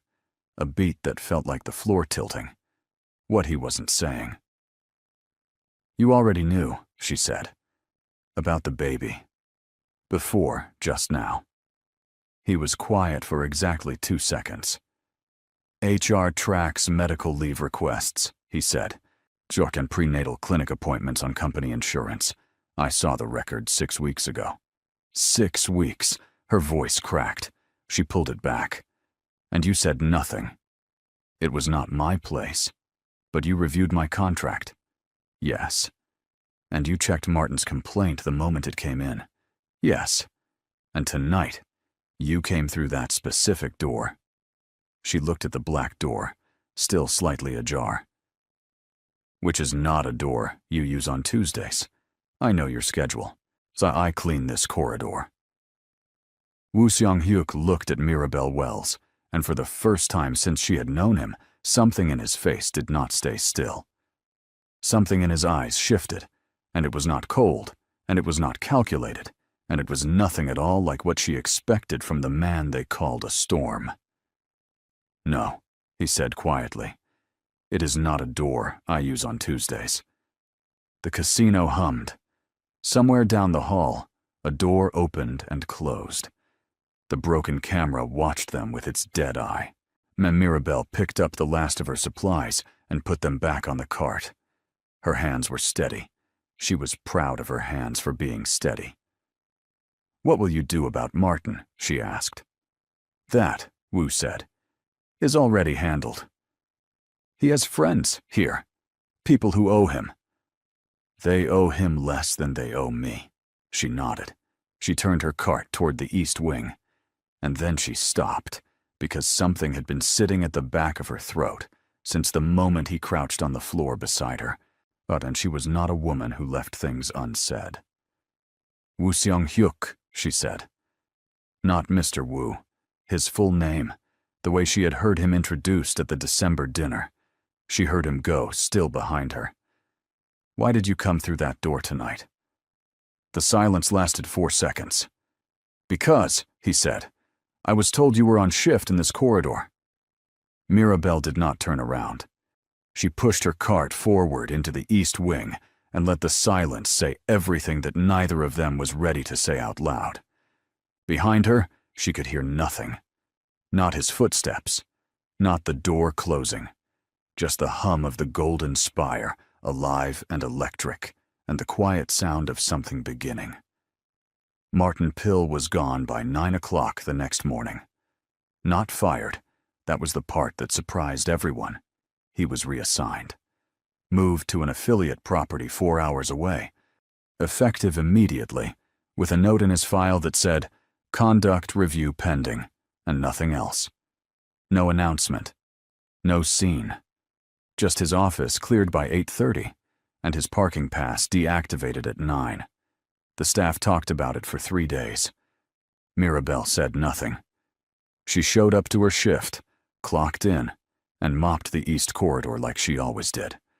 Her cartwheels squeaked at the same spot they always squeaked. She wore her uniform and kept her braids up and didn't think about black doors or quiet voices or the way a man could crouch on a floor in a good jacket and make her feel, for the first time in a long time, like she was worth crouching for. She thought about it constantly. The Golden Spire was not small. It had 4 casino floors, 2 restaurants, a hotel tower, a rooftop event space, and enough staff that you could go a full week without seeing the same face twice. So Mirabelle had spent her first 3 months learning the building the way she learned everything. Carefully, methodically, one wing at a time. She knew which elevators were slow and which were fast, which vending machine on the 3rd floor gave 2 items for the price of 1 if you pressed B7 twice, and which door in the east corridor was never used on Tuesdays, until it was. And on Thursday, 2 days after Martin disappeared, and 4 days before the thing that changed everything, Mirabelle was in the rooftop garden. It was part of her rotation. The rooftop needed cleaning every Thursday morning before the event team came in to set up. She had her cart, her gloves, her braids under her cap, and a breakfast wrap from the staff cafeteria that she ate standing up while looking out at the city of Cheongju spread below her like a quilt. She liked Cheongju. That surprised her. She had not expected to like Korea. She had come because of the job. The contract was good. The pay was good. The company housing was clean and warm. And she had not come looking for anything else. She had not come looking for a December staff dinner where someone would say something real to her by a window, or for the particular way a city looked at 5 in the morning when the sky was turning and the casino lights were just starting to fade. You eat breakfast up here every Thursday. She did not jump. She had heard the rooftop door open. She was just surprised that it was him. Woo Seong-hyuk stood at the edge of the garden terrace, hands in his pockets, looking at her with the expression she was beginning to understand, was his version of a smile. Not the movement of his mouth, just a certain quality in his eyes. An attention. "You're tracking my schedule," she said. "You tracked mine." "I cleaned the corridor." "Sit down," she said, mostly because the alternative was standing there being watched, which was doing things to her equilibrium that she could not afford.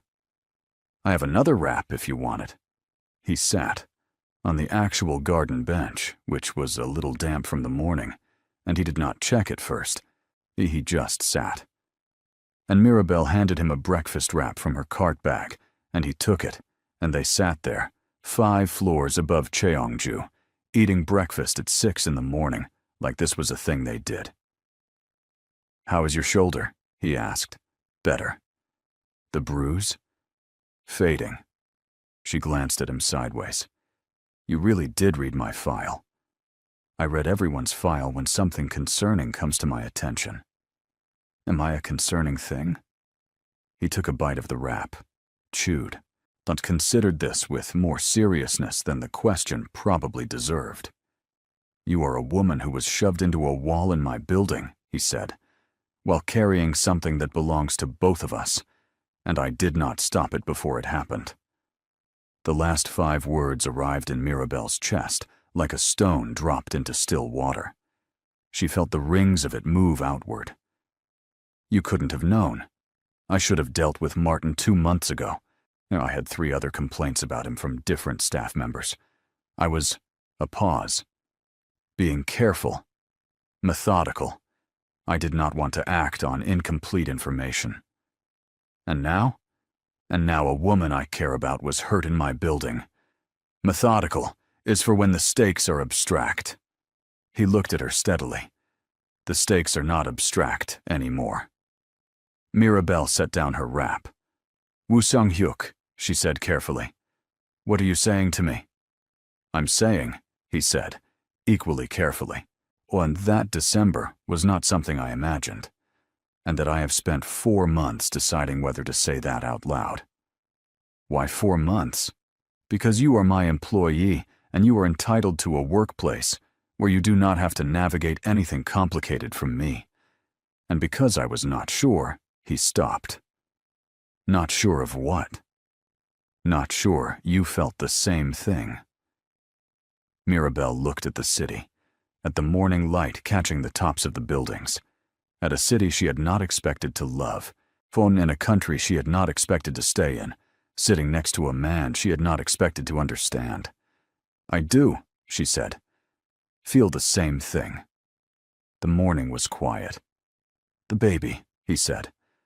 I want you to know. Whatever you decide, whatever you need. I am not going anywhere. You don't, I know I don't have to. He turned to look at her. I want to. And Mirabelle, and who had been managing everything alone, the baby and the shifts and the aching back and the 4 months of pretending that December had not mattered, felt something unlock in her chest. Not dramatically, not with any great noise, just a door opening, the smallest possible crack of light. I have a doctor's appointment next Tuesday, she said. If you wanted to know, I want to know. It's at 2 in the afternoon. I'll be there, she nodded. She picked up her wrap and finished it. He finished his. The bird came back and judged them again from the railing, and this time, Mirabelle decided that was fine, because she felt, for the first time in a long time, like something was actually going right. She should have known then that the universe was only winding up. The thing happened on Saturday. Mirabelle was coming off the night shift. 2 in the morning, East Corridor done. Cart returned. Uniform changed to her own clothes. She was in the staff elevator going down to the lobby level when it stopped on the 2nd floor, and 2 men got in, and she recognized them immediately, the way you recognize a smell that means danger before your brain catches up to explain why. They were not casino staff. Their clothes were right, casino adjacent, the kind of neat and neutral that said business without saying what kind. But she had been in this building long enough to know its people, and these 2 were not its people. They looked at her.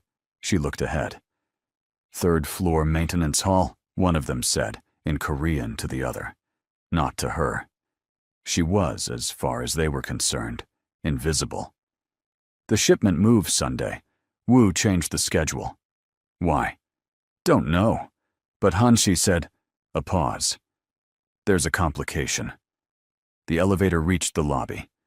Mirabelle walked out. She did not run. She did not look back. She walked through the lobby at her regular pace, pushed through the staff exit. Soen stood in the cold outside, with her heart doing something loud and inconvenient. She had understood that conversation. Her Korean was not perfect. She had been learning for 8 months, but it was good enough. Good enough to know that something was moving through the Golden Spire on Sunday night that was not supposed to move through the Golden Spire. She also understood something else. If those men had realized she understood them, she would not be standing outside in the cold right now. She pulled out her phone. She started to type a message to Woo and then stopped. Because she did not know. She did not fully know whether the thing those men were moving through his casino was something he knew about, or something he was part of, or something being done without him. She knew about the Mafia. She was not naive. She had heard the whispers about the Golden Spire before she took the job, about who owned it and what that meant. But she had told herself that rumors were rumors, and that the man at the December dinner who talked about the city lights and listened like she was worth listening to could not be the same man the rumors described. She stood in the cold for a long time. Then she went home, lay down in her small, warm company apartment, put one hand on her stomach, and stared at the ceiling until the sun came up. She had an appointment in 4 days. She had decided to trust something she was going to need to decide how much. Sunday arrived without asking permission. Mirabelle spent the morning pretending to be normal. She made porridge. She watered her one plant, a stubborn little succulent named Stephen, who had survived 3 near deaths and 2 international moves in her bag. She reread the conversation in the elevator 17 times in her head, trying to find a version of it that meant something ordinary. There was no ordinary version. When she went into work at noon, she had picked up a half shift to cover for a coworker who was sick. The casino was its usual Saturday night rolling into Sunday energy. Tired dealers, bright lights, the particular kind of desperate optimism that filled rooms where people were hoping money would save them. Mirabelle cleaned. She paid attention. 3rd floor. The maintenance hall ran the full length of the east wing, service doors on both ends. She cleaned the public-facing part. Some of the back section, behind the locked gray door, was technically off-limits to cleaning staff except on Monday mornings. She knew this. She had never questioned it. Today, she questioned it. She was making her second pass of the corridor when she saw the gray door was not fully closed. Not open. Not obviously open. Just not latched. A thread of darkness visible where the seal should have been. She did not go in. She almost went in. Instead, she walked to the nearest house phone, dialed 0, and asked the front desk to connect her to Mr. Wu's assistant. The assistant, a man named Bach, who wore the same expression of polite suffering every day, and whom Mirabelle had once seen eat an entire lunch in 4 minutes between crises, picked up immediately. "Mr. Bach," Mirabelle said quietly, "I need to leave a message for Mr. Wu. Please tell him that the 3rd floor maintenance hall east needs a walkthrough today. Today. Before tonight." A pause. "I'll pass it along, Miss Wells." "Thank you." She hung up and went back to her cart. 40 minutes later, she was in the stairwell between the 3rd and 4th floors, taking her designated break, sitting on the 3rd step up, eating a tangerine, when she heard voices below her. She knew one of them. Woo Seong-hyuk. He was talking in rapid Korean, low and clipped, to someone she could not see. She caught fragments, enough.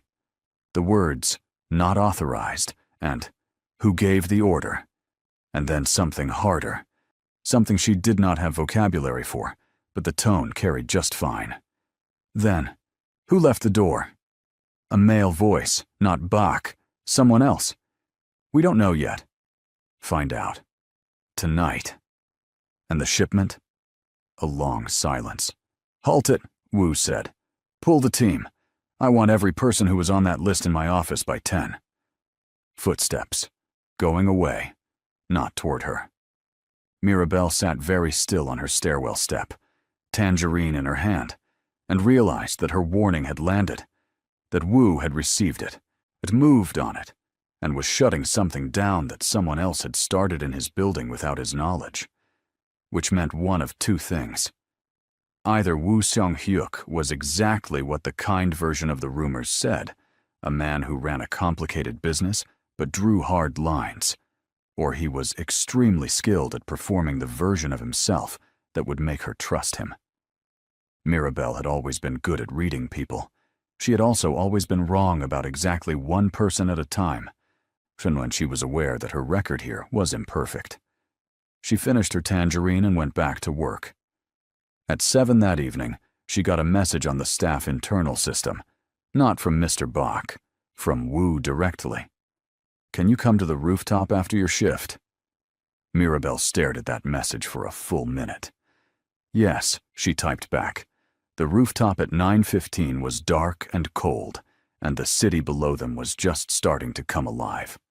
Restaurants filling, cabs moving, the casino lights below throwing soft patterns across the stone terrace. Wu was already there when she arrived. He was standing at the railing, and he turned when he heard the door. And the first thing she noticed was that he looked tired. Not the kind of tired that came from working late. The kind that came from something going wrong that you had been trying to stop. "You knew about the 3rd floor," he said. "Not an accusation, a statement." "I heard 2 men talking in the elevator Friday night," she said. "I understood enough. You could have told me immediately. I didn't know yet whether I should." He was quiet. He turned back to the railing and looked at the city. "That's fair," he said. She moved to stand beside him, leaving a foot of space between them. "What was it?" "The shipment. Something that should not be in my building." His voice was tight. "Someone inside my organization has been using the East Maintenance Hall to move things they were never authorized to move, using my name, using my connections." He paused. "I have been watching for this for 6 months. Someone has been building a shadow operation inside the Golden Spire and routing it through channels that look like mine, but aren't." "Someone on your team?" "Yes." "Do you know who?" "I have a strong suspicion." His jaw shifted. "I needed one more piece of evidence, and the door being left open tonight. That was careless. Whoever left it did it on purpose to move the timeline before I could stop it." "But they didn't know you were watching." Mirabelle looked at him. "You've been watching too," she said slowly. "For 6 months, which is 2 months before you started here, yes. Which means when I got this job. Your background check was thorough," he said. "Not because of suspicion, because everyone's is. But you, Mirabelle," he turned to face her fully. "You passed every check without anything unusual. You were exactly what your application said. And that in this building right now is rarer than you would think." She absorbed this. "You trusted me," she said. "I noticed you," he said. "That first. And then I trusted you. And then December happened and I didn't trust myself." The city glittered. A plane crossed overhead. "Woo Seong-hyuk," Mirabelle said. "So I'm going to ask you something and I need you to answer it honestly." "Yes." "The things they say about you, about this building, about what it is." He did not look away. "Some of it is true. Some of it is exaggeration. Some of it is what other people decided to believe because they needed a story. Which parts are true? The part where I inherited something I did not choose and spent years trying to make it into something I could be responsible for." A pause. "The part where I have made decisions I cannot fully defend. The part where the Golden Spire is cleaner than it was when I got it, but not clean enough." Another pause. The weight of it sitting right there on the railing between them. "The part where I am trying. That's a lot of parts." "Yes, but you halted the shipment. The moment I knew. And you came through the black door on Tuesday because someone told you I was in the corridor." "Yes." "Who told you?" He was quiet for 3 seconds. Beck. He monitors the building sensors during the evening hours, and he saw Martin Pill's swipe card used in the East Corridor at the same time as yours. He knows Martin's history." Wu's voice tightened slightly. "Beck has been with me for 7 years. He looks after things." Mirabelle thought about Mr. Bach, who ate lunch in 4 minutes, and answered phones on the first ring, and revised her mental file on him significantly. "Okay," she said. "Okay? Okay." She turned to lean against the railing, while looking back at the rooftop, at the little garden that was her Thursday morning breakfast spot, at the door she had come through, at all the ordinariness of this strange situation. I'm not going to say this is simple. It is not simple. You have a complicated life, and I am having your baby, and I barely know you. And I am. She took one breath. I am someone who has managed everything alone for a very long time, and I am trying to learn what it looks like to not do that. I am also, he said quietly, learning what that looks like. Then we can be bad at it together, she said. For now. Something moved across his face, that slow thing, not quite a smile, but warmer than anything she had seen there before. For now, he agreed. It was not a promise. It was something better. It was a beginning with its eyes open, which is the only kind of beginning worth having. 3 days later, Mirabelle went to her Tuesday appointment. Wu was there, on time. In the waiting room of the prenatal clinic, sitting in one of the small plastic chairs with his jacket folded over his knee and a parenting magazine he was clearly not reading, but had clearly picked up to avoid looking like he was simply sitting there waiting. Mirabelle looked at him in that waiting room and felt something she had no word for. Something that was half terror and half the exact opposite of terror. You read about it, she said, nodding at the magazine. I have been reading about it for 6 weeks, he said, very calmly, since I saw the clinic appointment on your insurance record. That might be excessive. The chapter on the second trimester was very detailed. Mirabelle sat down next to him. The receptionist called her name 8 minutes later. She stood up. She looked at Wu.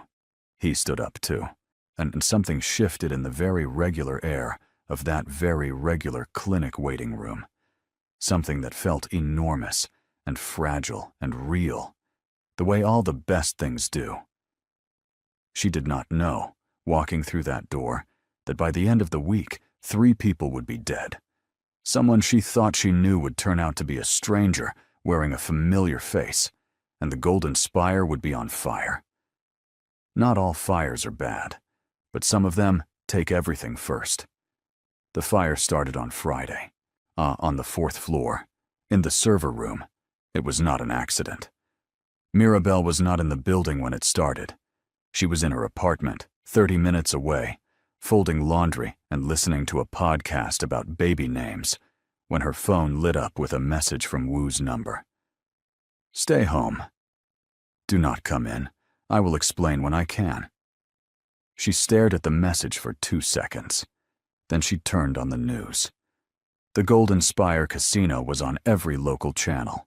Not burning down. The fire suppression system had activated immediately. The damage was contained to the 4th floor server room and the adjoining corridor, but the building was evacuated, and every camera in the city was pointed at it. And the words, "criminal investigation," were already appearing in the chyrons at the bottom of the screen. Mirabelle sat on her couch and watched, and her mind was running very fast and very cold. The 4th floor, the server room, servers held records, or records of transactions, financial records, movement records, the kind of data that could prove or disprove whether a shadow operation had been running through the Golden Spire's legitimate channels for the past several months. She picked up her phone and called Wu. It rang 4 times and went to voicemail. She tried again. Voicemail. She tried Mr. Bach. Bach picked up in one ring, as always. Mrs. Wells. His voice was tight but controlled. Are you at home? Yes. What happened? Someone accessed the server room at 2200 hours. The fire suppression was disabled first, manually, with an override code. The room was set alight remotely. A pause. Mr. Wu is with the authorities. He's fine, please. A tiny crack in the professional voice. He's fine. Bach. Mirabelle gripped the phone. The evidence he had. About the shadow operation. Was it in that server room? Silence. Then quietly, Most of it. Yes. But not all of it. Another silence. Longer. Ms. Wells. I'm not asking you to tell me where the rest is, she said. I am telling you to make sure Wu knows that I know what this is. Someone on the inside burned that room to protect themselves, and whoever it is, they knew exactly where to look. Yes, Bach said very quietly. We know. Who is it? Ms. Wells. Bach. Her voice was steady. She was surprised by how steady it was. Who? The name Bach said was one Mirabelle recognized, and not someone high up, not someone obvious. A middle manager in the operations division, unremarkable and efficient, who had been with the Golden Spire for 11 years, and whom Mirabelle had seen every single week in the East Corridor, because his office was adjacent to the maintenance hall, because he had a key to the gray door, because he was, now that she saw it clearly, exactly the kind of person you would not suspect if you were looking for someone spectacular, and exactly the kind of person you should suspect if you understood that real danger wore an ordinary face. His name was Greg Sutter. He was 51 years old, had 2 children, coached youth basketball on weekends, and had been funneling contraband shipments through the Golden Spire's maintenance infrastructure for 3 years. He's gone, Bach said. Left the building before the fire was reported. His apartment is cleared out. Mirabelle closed her eyes. He knew the moment Wu halted the Sunday shipment. Yes, he realized the investigation had gotten close and he burned the evidence and ran. Does Wu know it's him? Wu confirmed it 40 minutes ago. He gave the name to the authorities. Mirabelle let out a long, slow breath. Okay. There is one other thing, Bach said. His voice had shifted, very slightly, but she had learned to hear his shifts. Greg Sutter did not work alone. His operation was connected to a larger network, one that has people in 3 other cities. The authorities believe that now that Sutter has run, the network may try to, he paused, tie off loose ends. Meaning anyone who may have overheard things, seen things. Another pause. Anyone who was in a staff elevator on a Friday night with 2 of their people. The silence in Mirabelle's apartment was very loud. They know about me, she said. We are not certain. But Mr. Wu has already arranged. I am not leaving my apartment at 2 in the morning to be moved somewhere back. Ms. Wells, I am 5 months pregnant. I know exactly 3 martial arts moves. None of them are good. And I am not going anywhere until Wu himself calls me and explains the plan. Her voice was completely flat. Those are my terms. A pause that she was fairly sure contained Mr. Bach, trying very hard not to smile. I'll pass that along. Wu called 11 minutes later. Mirabelle, are you actually okay? Yes. Bach said the server room is handled. The authorities have what they need from us. The backup records are stored off-site. Sutter didn't know about the secondary system. His voice was tired again. That deep bone tired. He destroyed 4 years of equipment, and he didn't get what he came for. And the network he was connected to.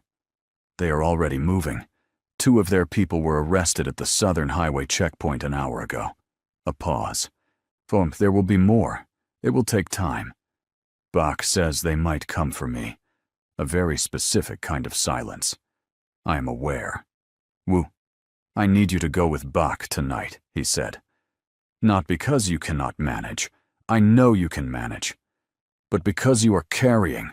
He stopped. Because I cannot be in 2 places, and I need to be here until this is contained, and I need to know that you are somewhere I know is safe. Please. Mirabelle sat with that for a moment. Please, she repeated quietly, not mocking, turning it over. Woo Seong-hyuk, who owned casinos and had mafia connections, and kept backup servers, and managed crises without raising his voice, saying please to her in the middle of all of it, because she was the variable he was afraid of getting wrong. "Okay," she said. "Thank you. Where am I going?" "There is a house, 40 minutes from the city. It belongs to—" A pause. "It is secure. Bach knows it. You will be comfortable. Will you be there?" "As soon as I can." She packed a bag. Stephen the succulent came too. Bach arrived at her door in 14 minutes in an unmarked car, and he looked at her bag, and then at Stephen, and said absolutely nothing, which she appreciated enormously. They drove out of the city while the Golden Spire's 4th floor was still being documented by investigators, and every news camera in Cheongju was pointing at a building that held, among many things, a rooftop garden and a broken camera in the East Corridor, and the specific memory of a December night that had changed the whole shape of Mirabelle's life. She held Stephen in her lap. The baby moved. For the first time, a tiny flutter, quick and certain, like a small heartbeat proving a point. Mirabelle looked out the window at the passing dark and felt something enormous shift inside her. Not fear. Something past it, and something that lived on the other side of fear and had been waiting for her to arrive. The house was in the hills. It was not large, but it was warm, real warmth, the lived-in kind. And when Bach opened the door and turned on the lights, Mirabelle looked around at the bookshelves and the worn kitchen table and the single photograph on the wall, and she knew, without asking, that this was not a safe house. This was Wu's home. His actual home. She turned to Bach. "He sent me here," she said. Bach's professional face was working overtime. "It is the most secure location available, Ms. Wells." Bach. "Yes, Ms. Wells. Thank you," she said. "For everything. For calling him when Martin—" "I have worked for Mr. Wu for 7 years," Bach said, and his professional voice cracked just slightly along the edge. "I have seen a great many things in that time. I have not. Until recently." He glanced at her, and then at Stephen, and then back at the door. "Seen him pace," he said goodnight. So he left. Mirabelle stood in Wu's home, looked at his bookshelves, which were chaotic and overfull, and organized in a way that made no obvious sense, but which she somehow understood immediately, and felt the baby flutter again. "I know," she said quietly, to no one, to the room, to the flutter. "I know." She made tea. She sat at the worn kitchen table. She waited. He came home at 4 in the morning. He walked through the door and stopped when he saw her. At his kitchen table, in his home, and with Stephen on the table, and both hands around a mug, and her braids down from their cap, for the first time since he had ever seen her, falling around her face in thick, dark coils. He looked at her, and she looked at him, and everything that had been happening, the fire, the running, the investigation, the long, impossible night, receded for one moment to the edges of the room. "Hi," she said. "Hi," he said. He sat down across from her.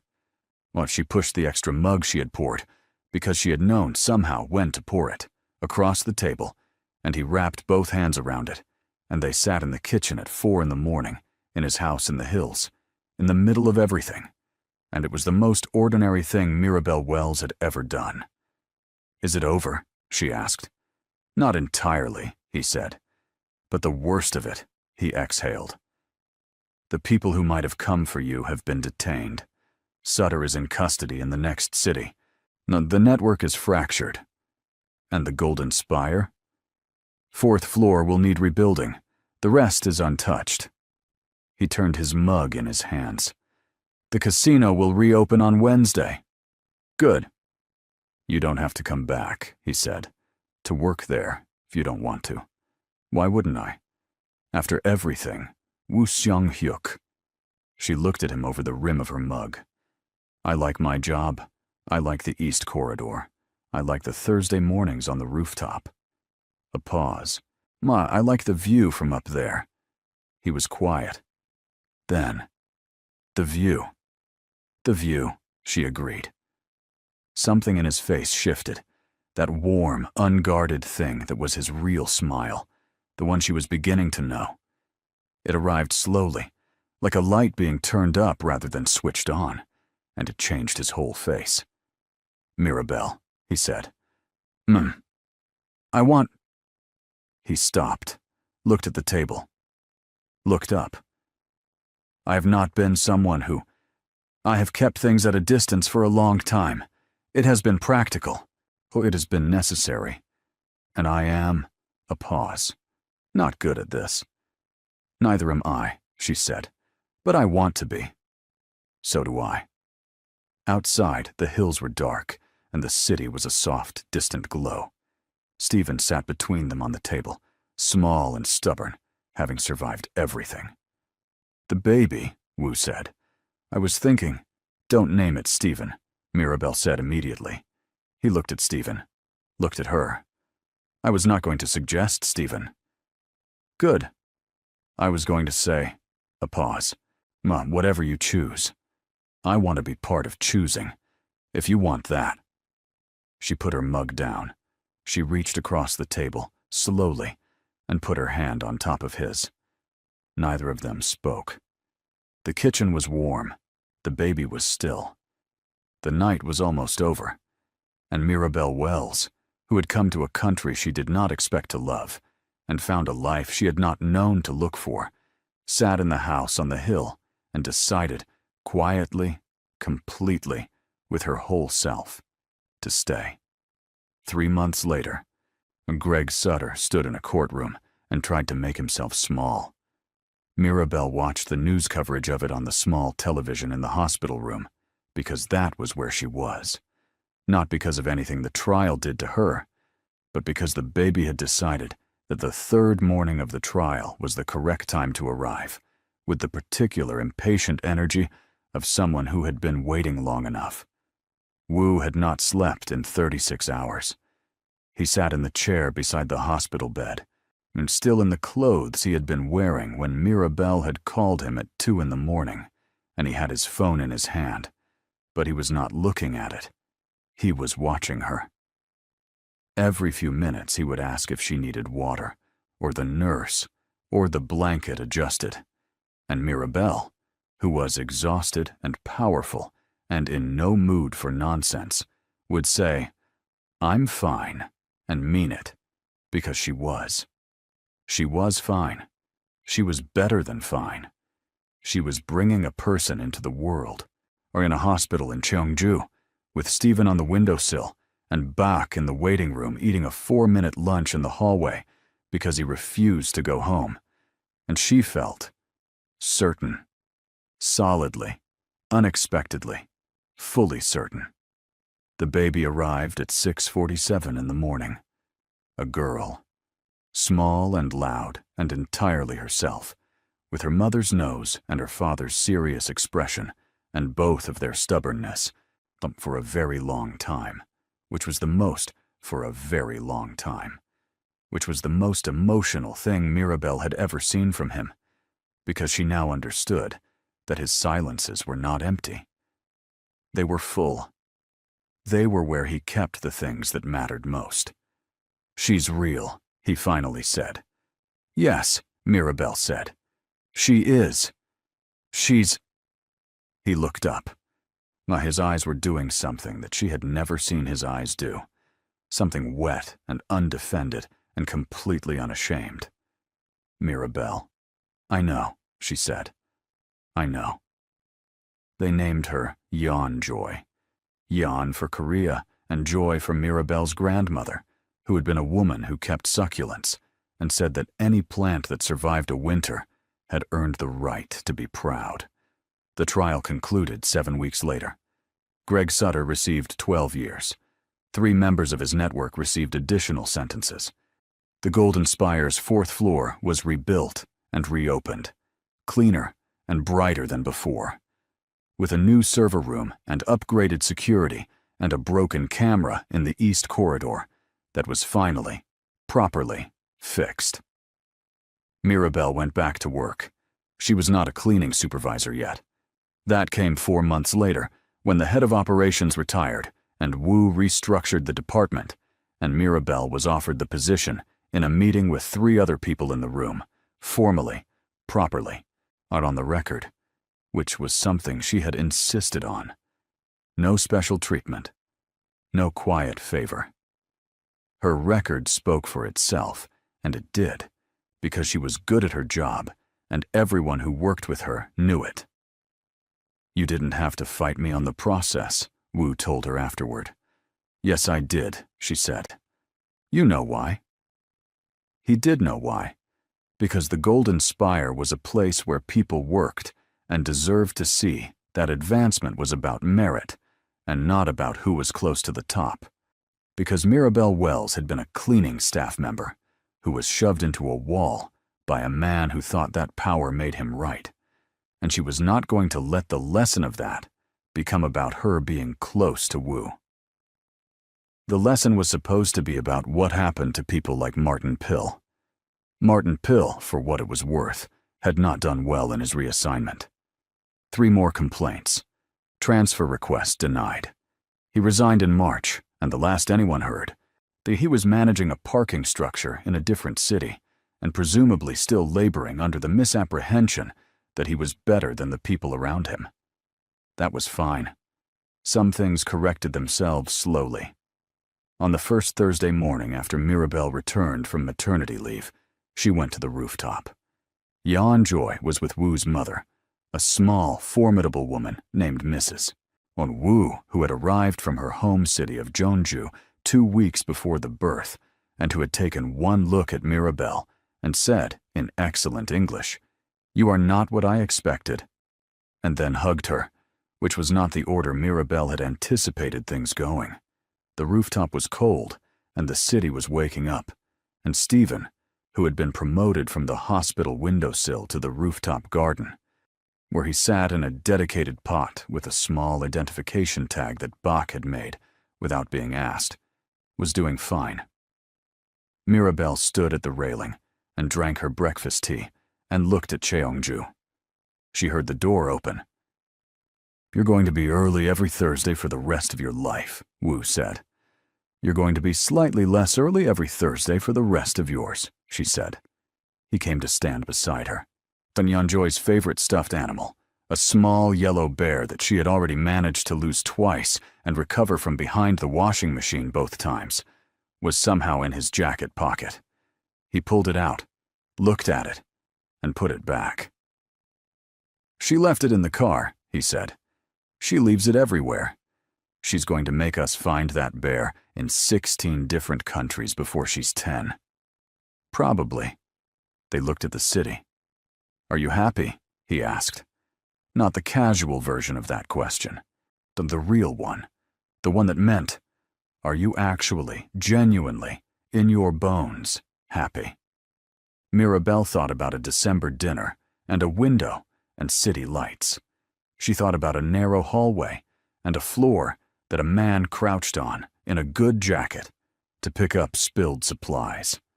She thought about a rooftop and a tangerine and an elevator conversation that had unraveled a criminal network. She thought about a hospital room at 6:47 in the morning and a baby who arrived with her mind already made up. "Yes," she said. He reached out and took her hand. She let him.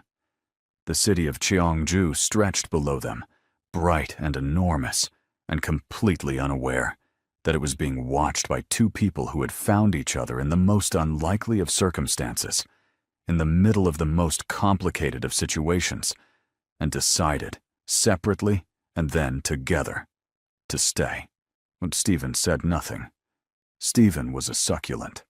Stephen had seen everything and survived all of it, and sat in the morning air like a small green declaration of resilience. Mirabelle looked at Wu. He looked back at her, and the morning was full. The first date was not planned. That was the thing about Woo Seung-hyuk. He did not announce things. He simply did them, quietly and completely.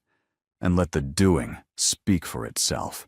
And so when he showed up at Mirabelle's apartment on a Saturday morning with Yeon-joy strapped to his chest in a carrier, facing outward, because she had recently decided that facing inward was beneath her dignity, and a bag from the bakery 2 streets over, Mirabelle did not ask where they were going.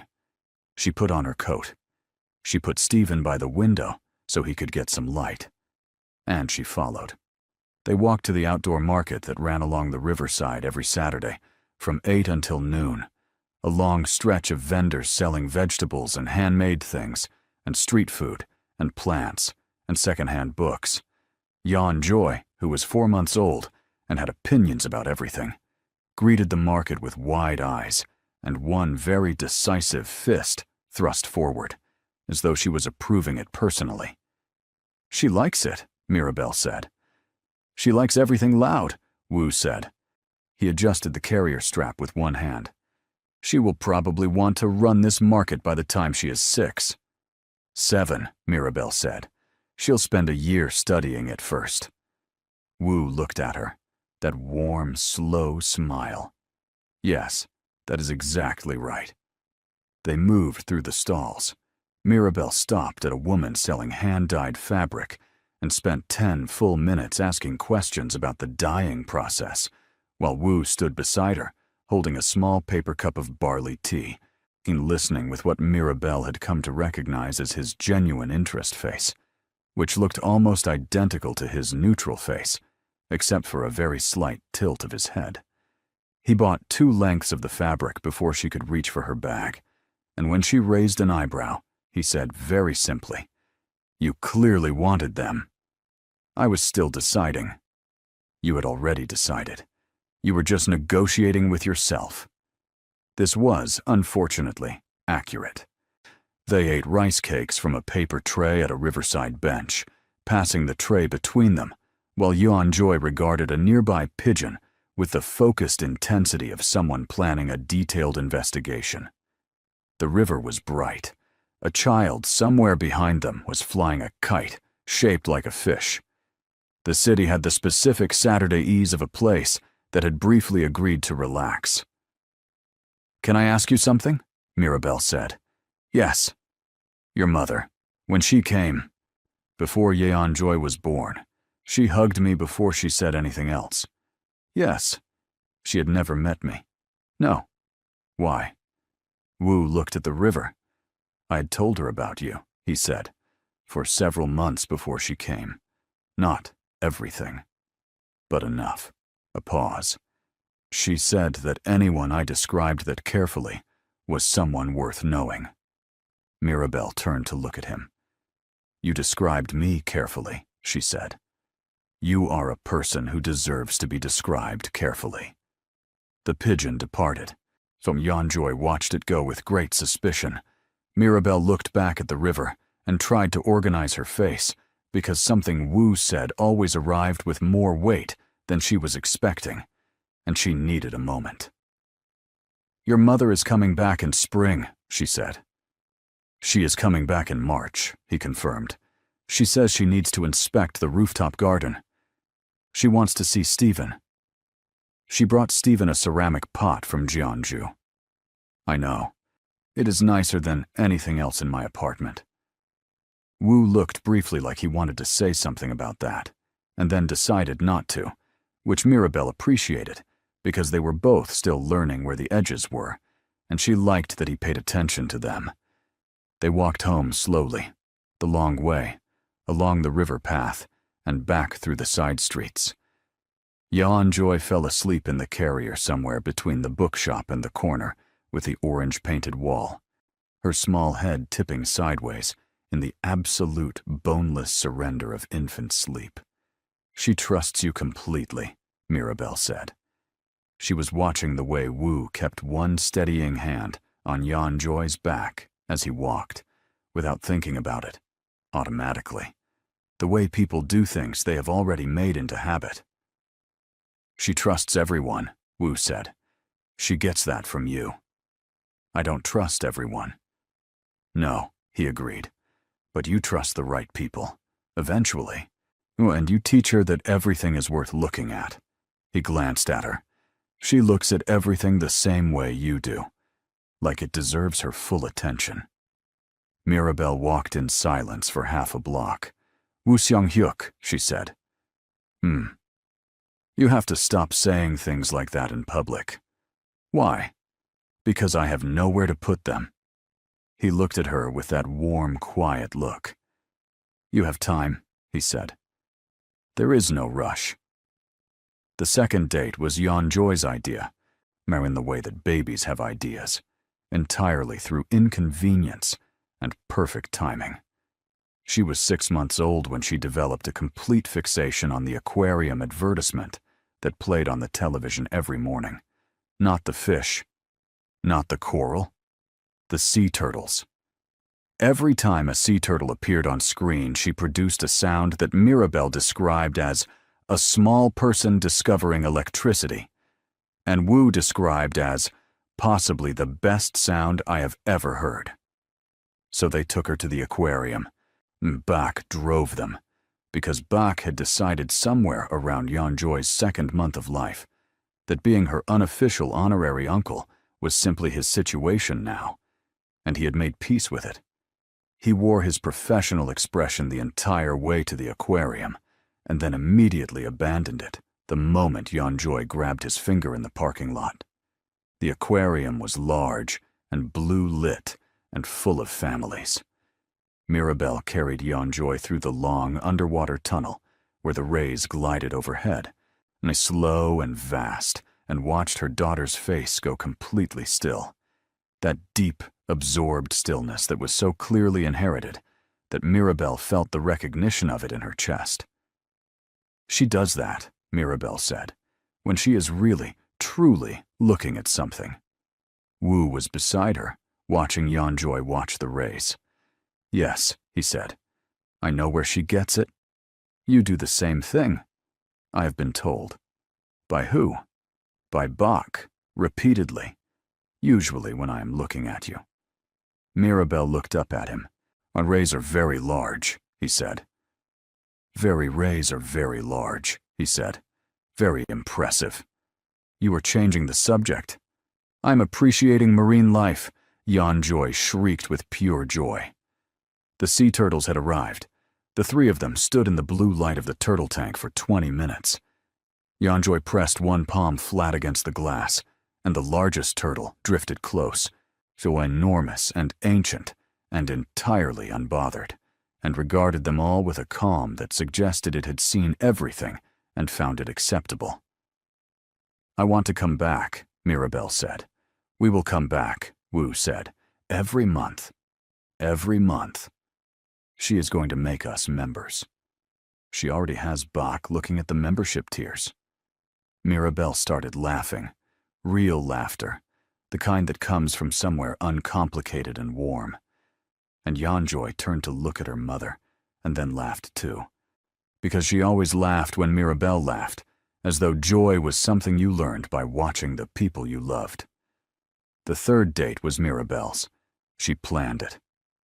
Properly, quietly, on a Tuesday evening, while Yeonjoy was asleep, and Woo's mother was visiting, and had taken over the apartment kitchen in a way that Mrs. Woo did not so much ask permission for as simply make happen.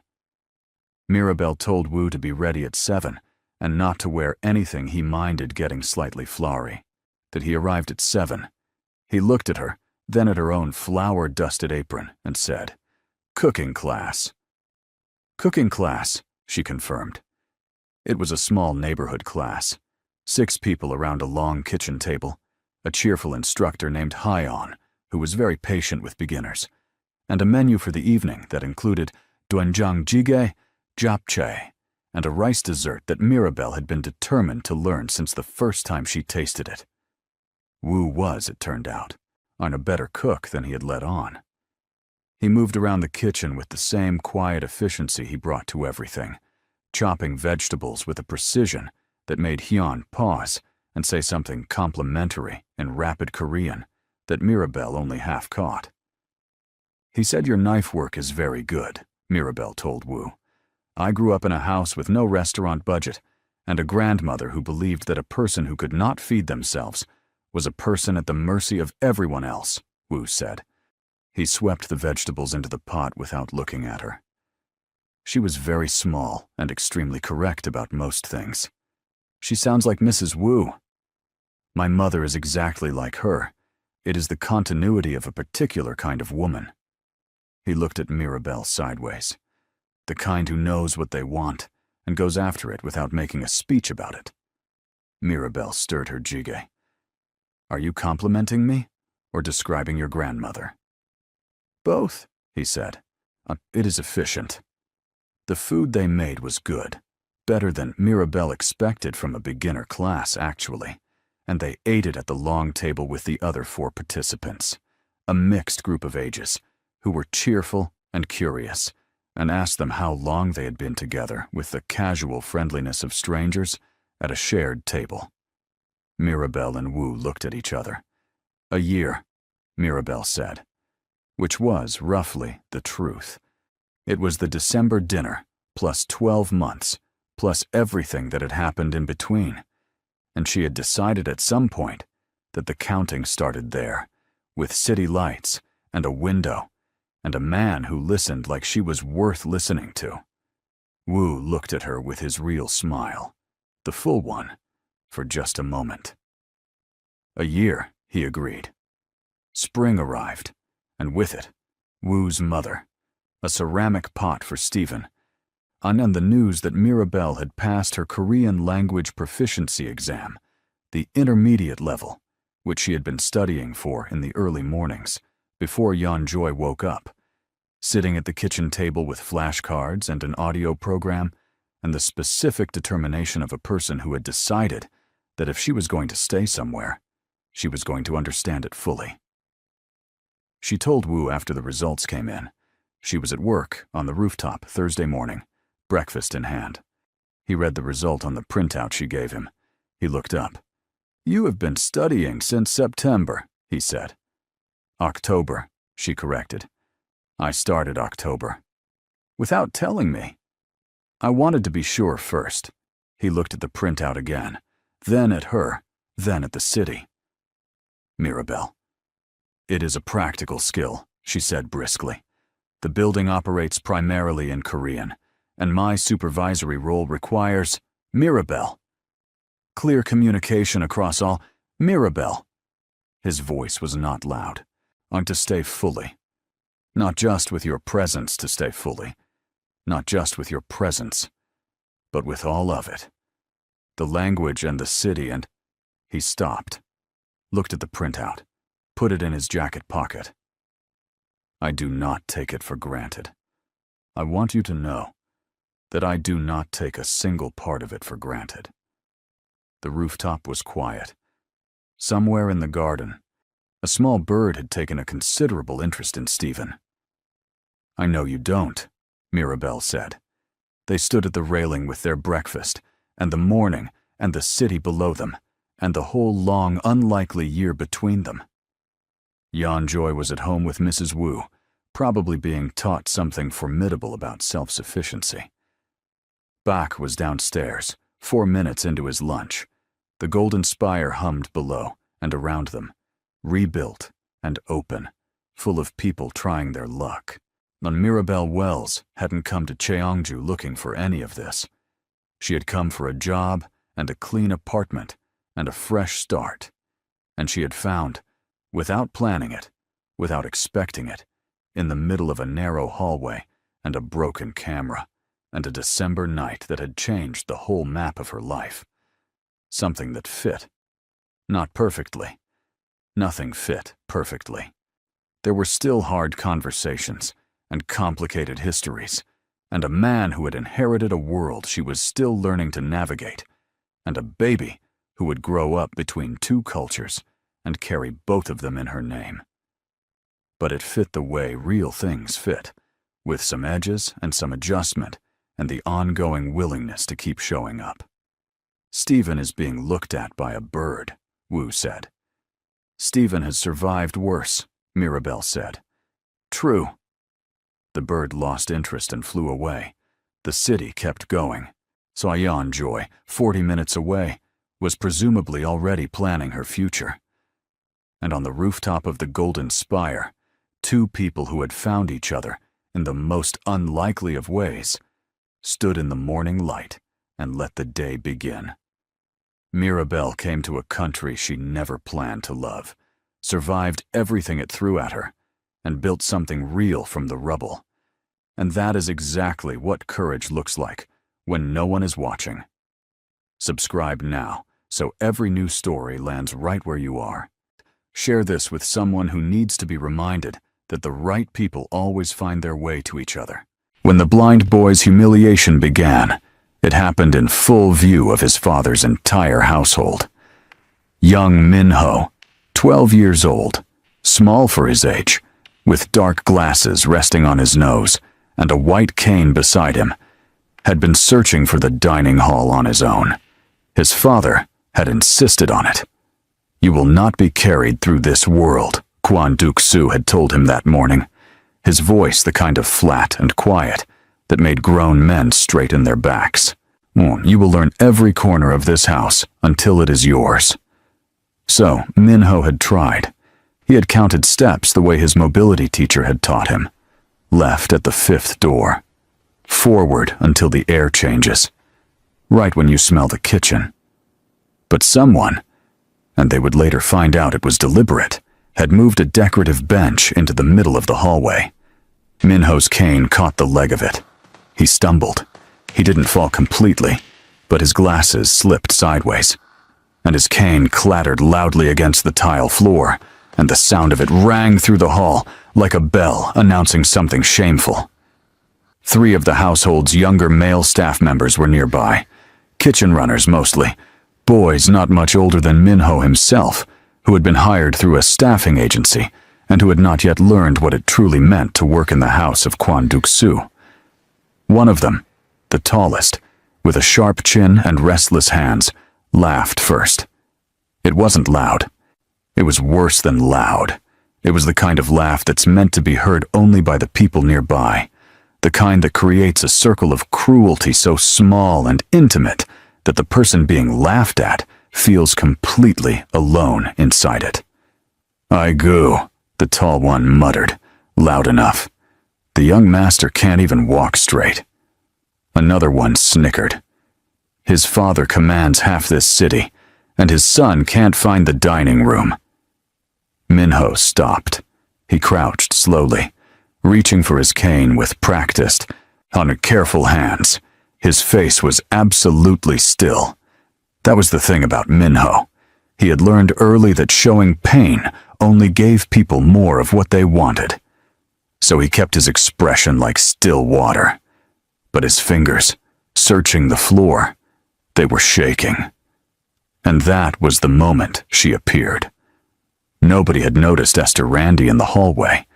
That was, in many ways, the story of Esther's entire life. She occupied spaces without people registering her presence until she did something impossible to ignore. She was 23 years old, with a round face and deep brown skin that caught light warmly, and she was built the way she had always been built, full and soft and wide, in a household that seemed to value only sharp and small and quiet. She had been carrying a basket of freshly folded linens, heading toward the east wing, wearing the standard gray uniform that all junior maids wore.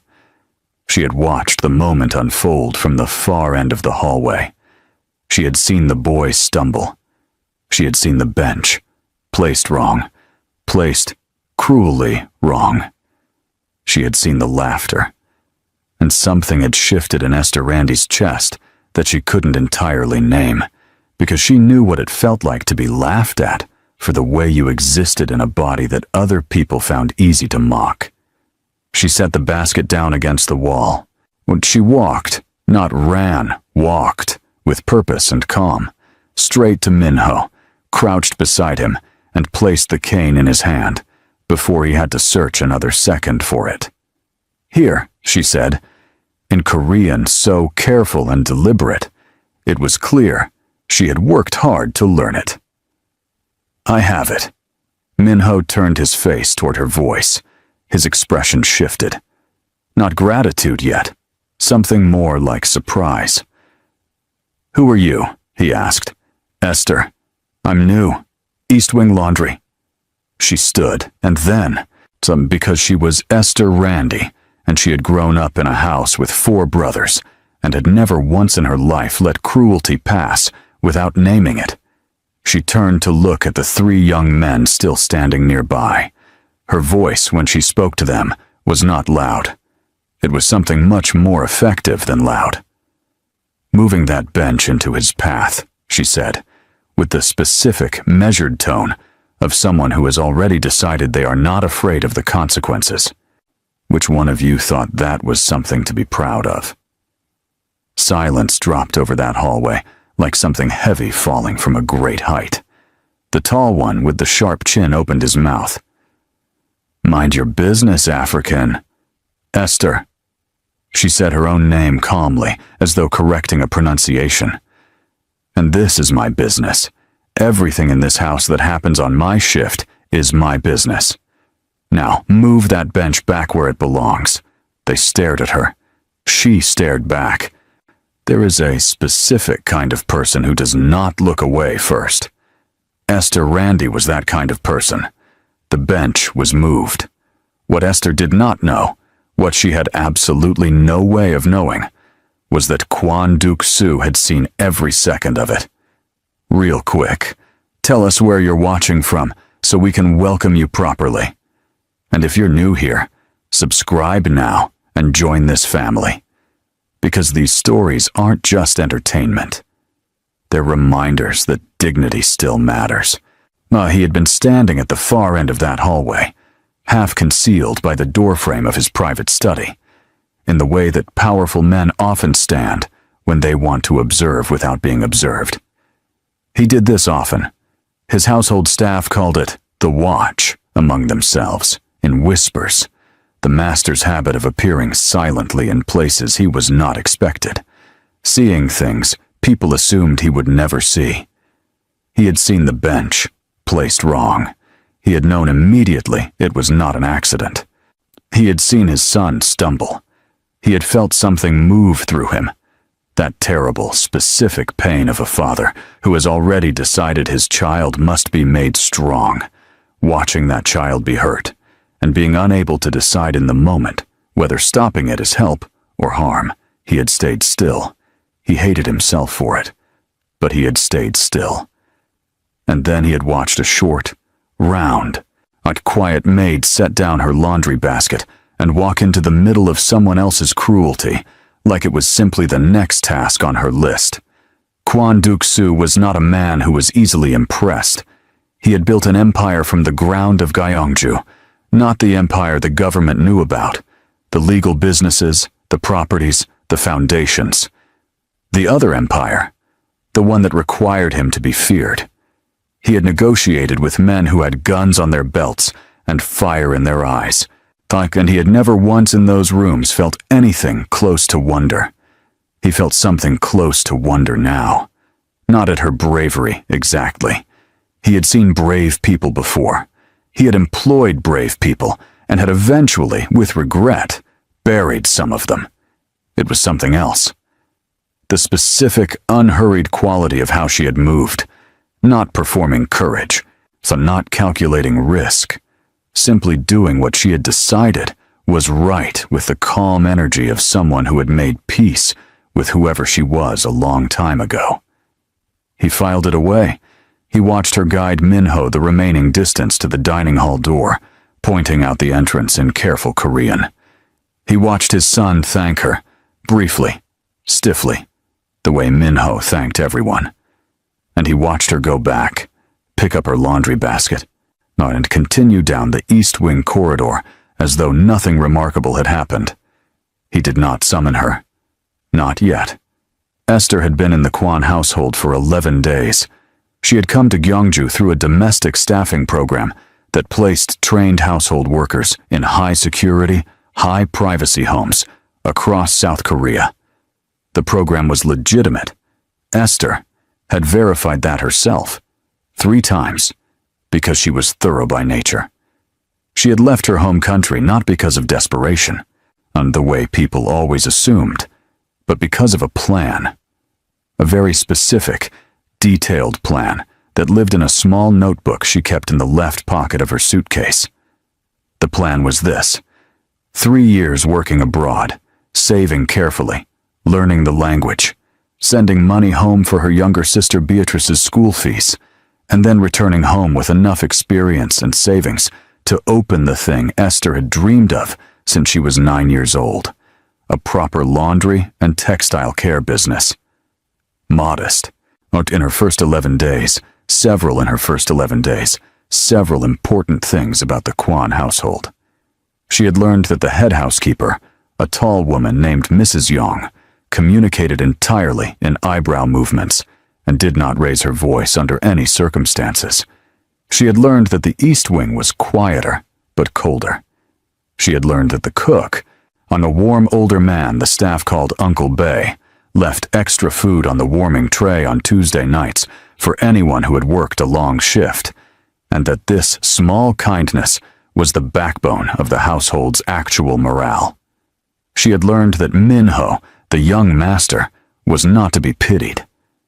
He had made this absolutely clear in his manner, a polite but deliberate distance that kept sympathy at arm's length.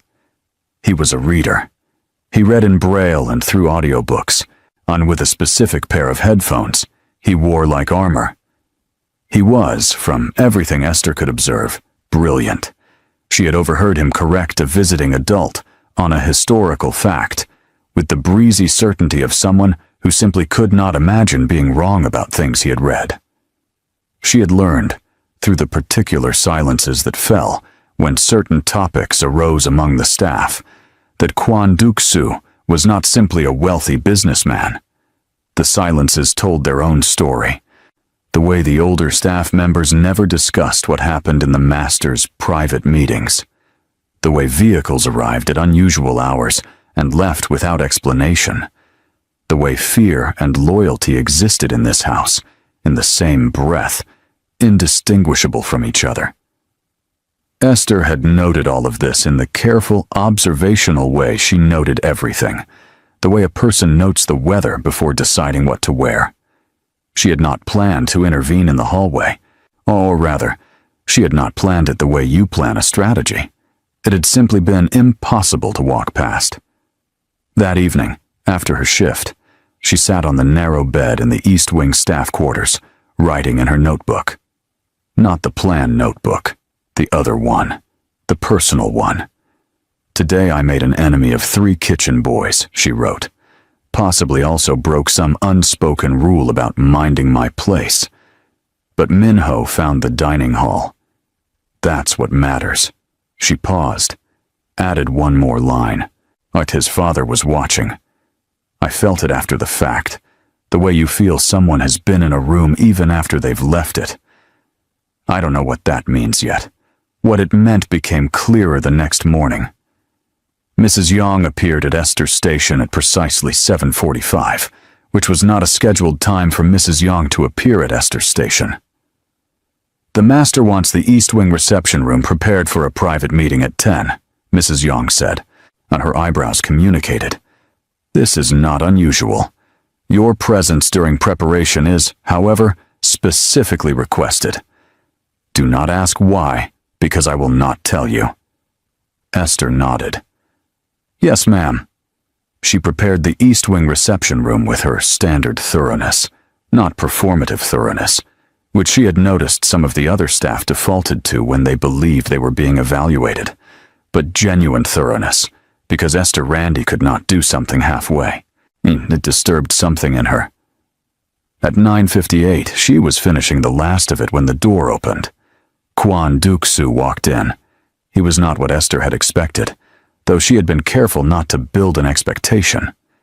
He was perhaps 50, lean in the way of someone who had never stopped moving, with silver threading through dark hair, and a face that had clearly once been sharply handsome, and had aged into something more severe than that. He wore a plain, dark suit. He looked like someone who had long ago decided that his appearance was not where his power lived. He looked at the room. Then he looked at her. "Sit," he said. It wasn't technically a question. Esther sat. He sat across from her at the low table. Not the head of it.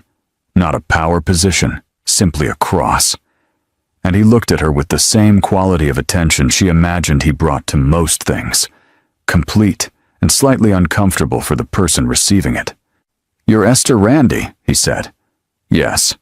"From—" He named her country correctly, the full name of it, which surprised her because most people in this house had only a vague geographic idea of where she came from. "Yes," she said. "You intervened yesterday." It was not an accusation.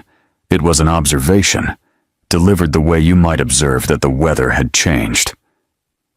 "I moved a bench that was placed in someone's path and returned a cane to someone who needed it," Esther said carefully.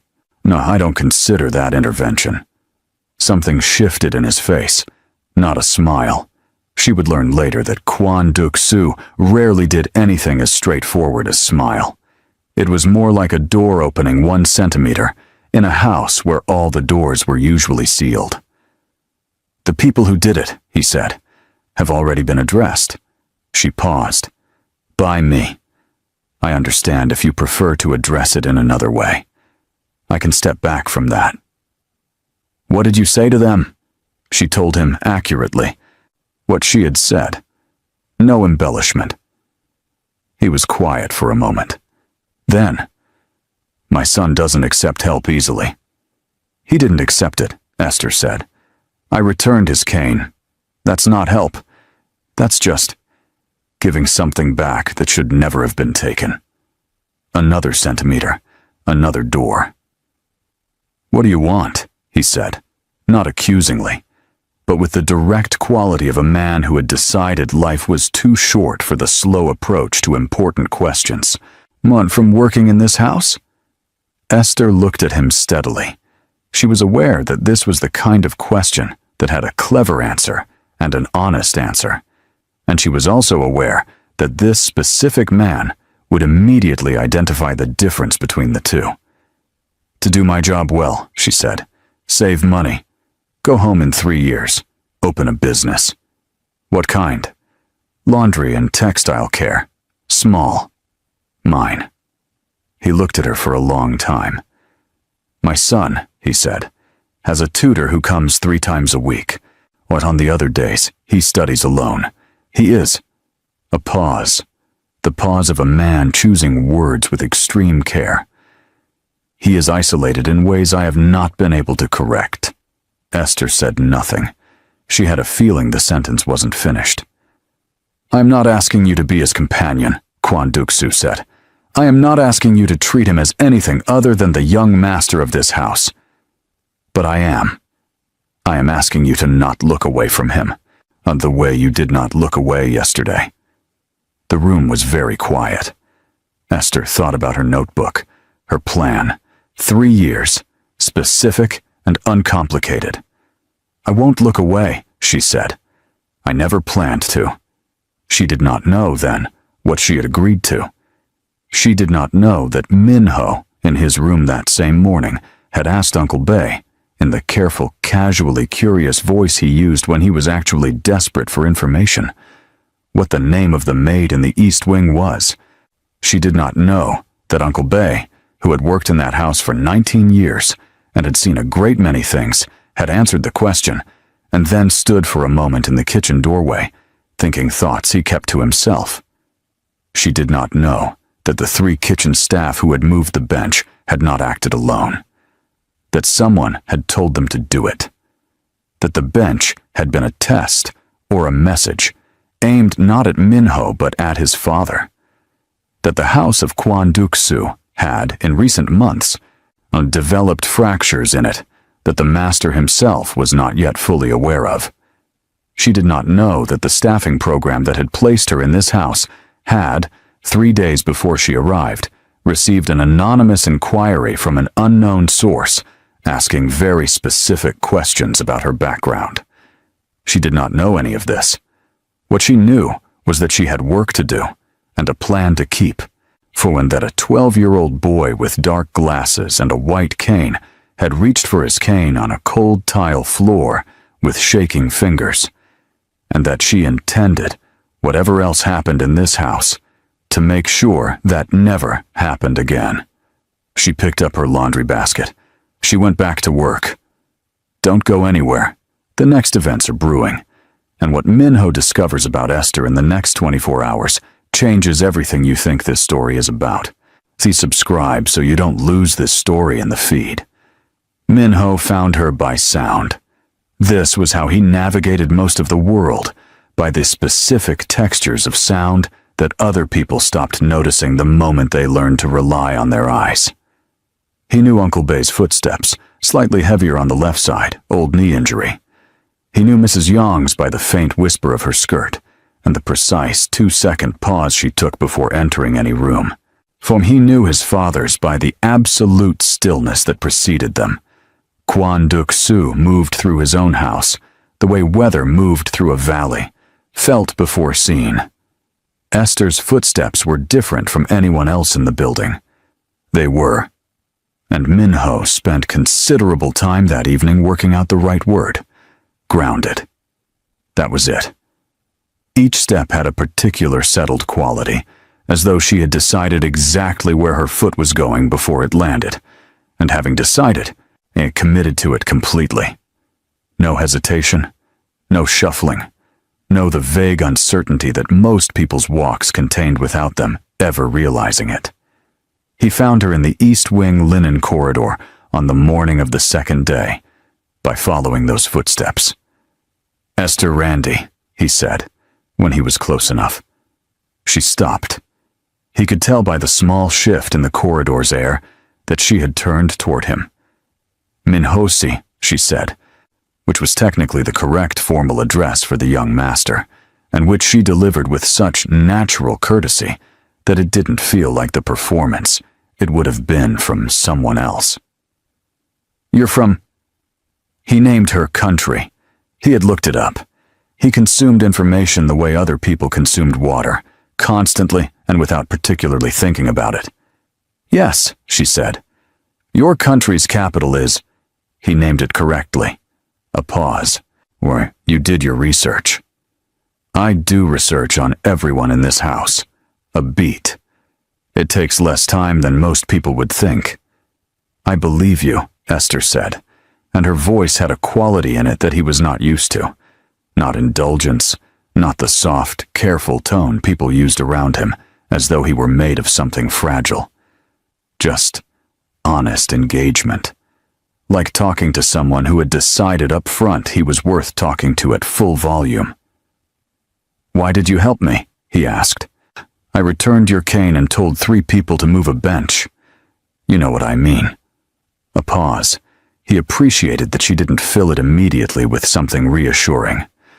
"Because it was wrong," she said finally, "and nobody else was moving." Minho considered this. He had a complicated relationship with the concept of help. He had been helped in ways that made him feel like a problem to be managed, helped in ways that made him feel like he was being watched as an experiment. I helped in ways that made him feel like a prop in someone else's story about their own goodness. Esther's version, he was realizing, didn't feel like any of those things. It felt, strangely, like being treated as a person by someone who had simply done the math and arrived at that conclusion on their own. "I don't need assistance," he said, because he needed to establish this, the way you establish the rules of anything before you begin. "Good," Esther said. "I'm not offering any. I have my own work to do." The first unexpected thing happened on day 4. Esther was reorganizing the linen storage when she found, tucked behind a shelf of spare pillowcases, a small braille reader, the personal kind, slim and worn at the edges, that clearly belonged to Minho. It had his name on a small adhesive label on the back, in braille that she couldn't read, and in printed letters that she could. She brought it to Mrs. Young, who looked at it with her eyebrows and said, "Return it to the young master's room." A pause. "Yourself." Esther knocked on Minho's door. A voice said, with the slight alarm of someone who had been looking for something, Come in."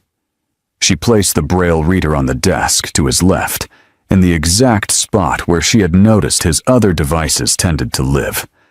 Organized by location, she had observed, with everything in his space, in a precise relationship to everything else.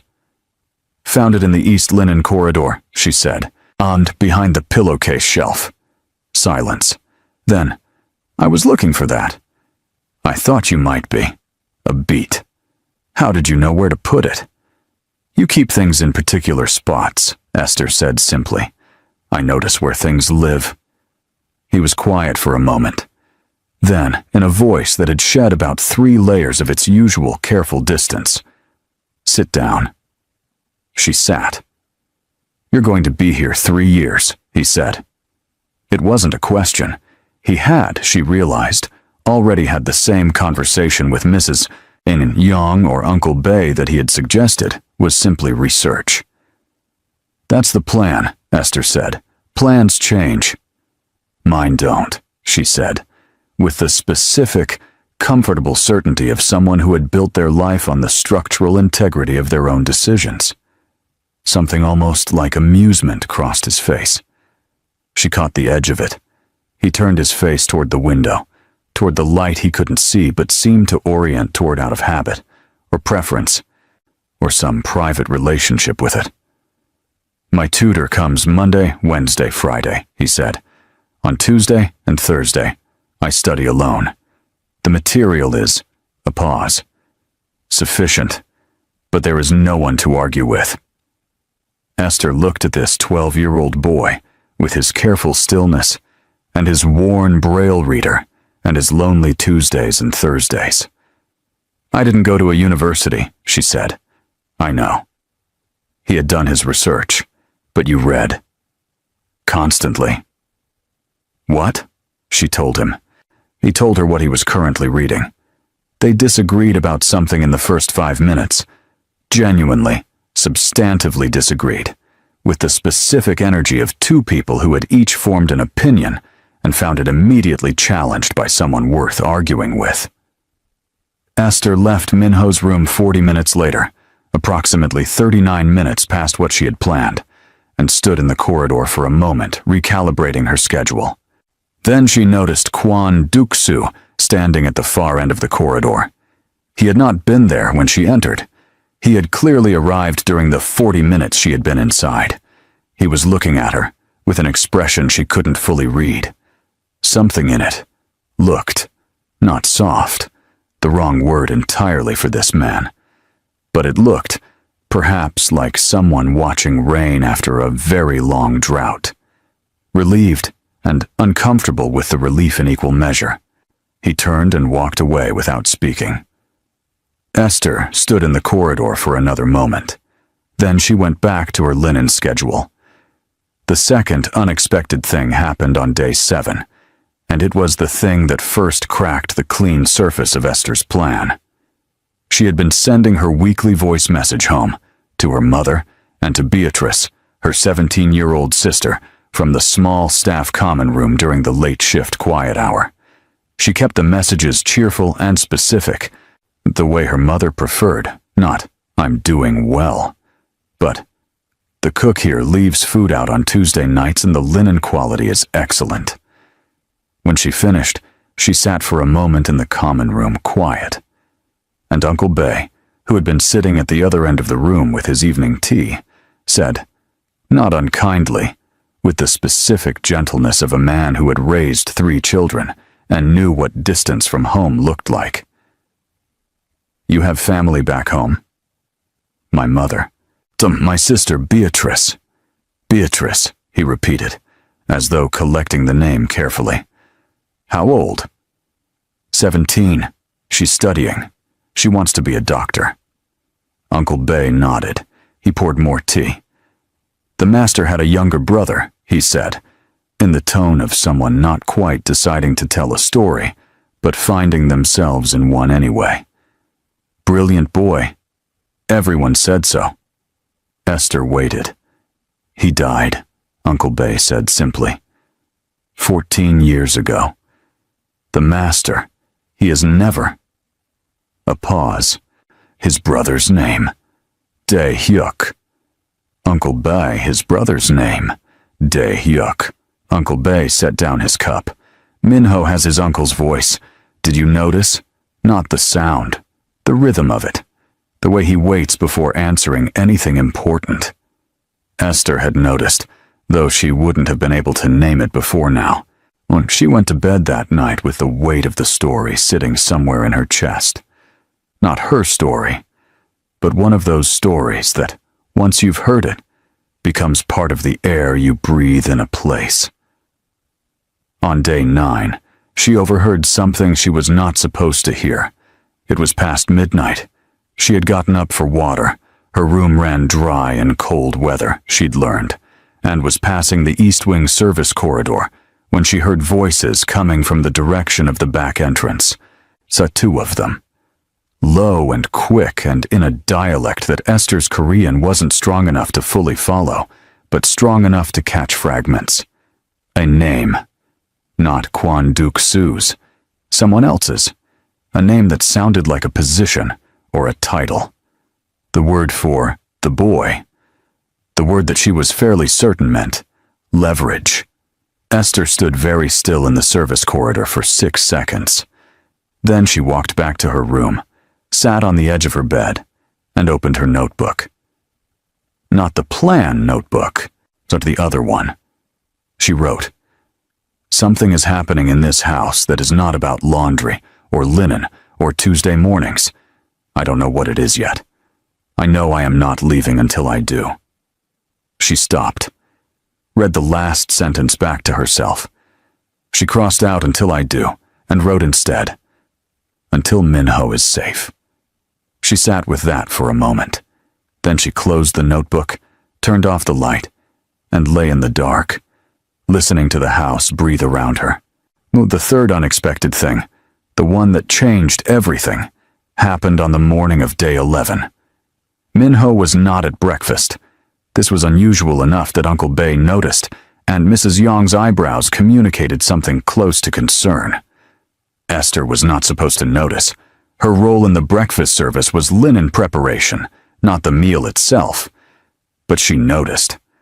By mid-morning, she had heard from a junior maid that Minho's personal audiobook device was missing, and that his braille reader, the one she had returned to its precise place on his desk, was also gone, and that Minho himself had been seen very early that morning near the East Wing rear corridor, the same corridor where Esther had heard the voices. She went to Mrs. Yong. "The young master," she said, quietly, directly. "Is he in the house?" Mrs. Yong looked at her for one long moment. Then her eyebrows communicated something Esther had not seen them communicate before. Genuine alarm, constrained by a lifetime of professional composure into something small and tight and terrible. "The master has been informed," Mrs. Yong said. "Is he in the house?" Esther said again. Mrs. Yong's voice dropped, just slightly. "We are not certain." Esther turned. "Where are you going?" Mrs. Yong asked. "To look for him." "That is not your—" "I know where he might be," Esther said. She was not certain she knew, but she had spent 11 days building a mental map of how Minho moved through this house. The routes he had practiced, the corners he had mastered, the places he went when the house felt too full. There was a small room at the end of the East Wing that wasn't on any staff map she'd been given. A storage room, technically, that she'd discovered because the linen allocated to it was listed separately. It was quiet. Removed. Went there. She opened the door. Minho went there. She opened the door. Minho was sitting on the floor against the far wall, his white cane across his knees, his audiobook device clutched in both hands. He had clearly been there for hours. He turned his face toward the sound of the door. "Esther," he said. Not a question. He had recognized her by her footsteps. "Heard them," he said. His voice was "heard them," he said.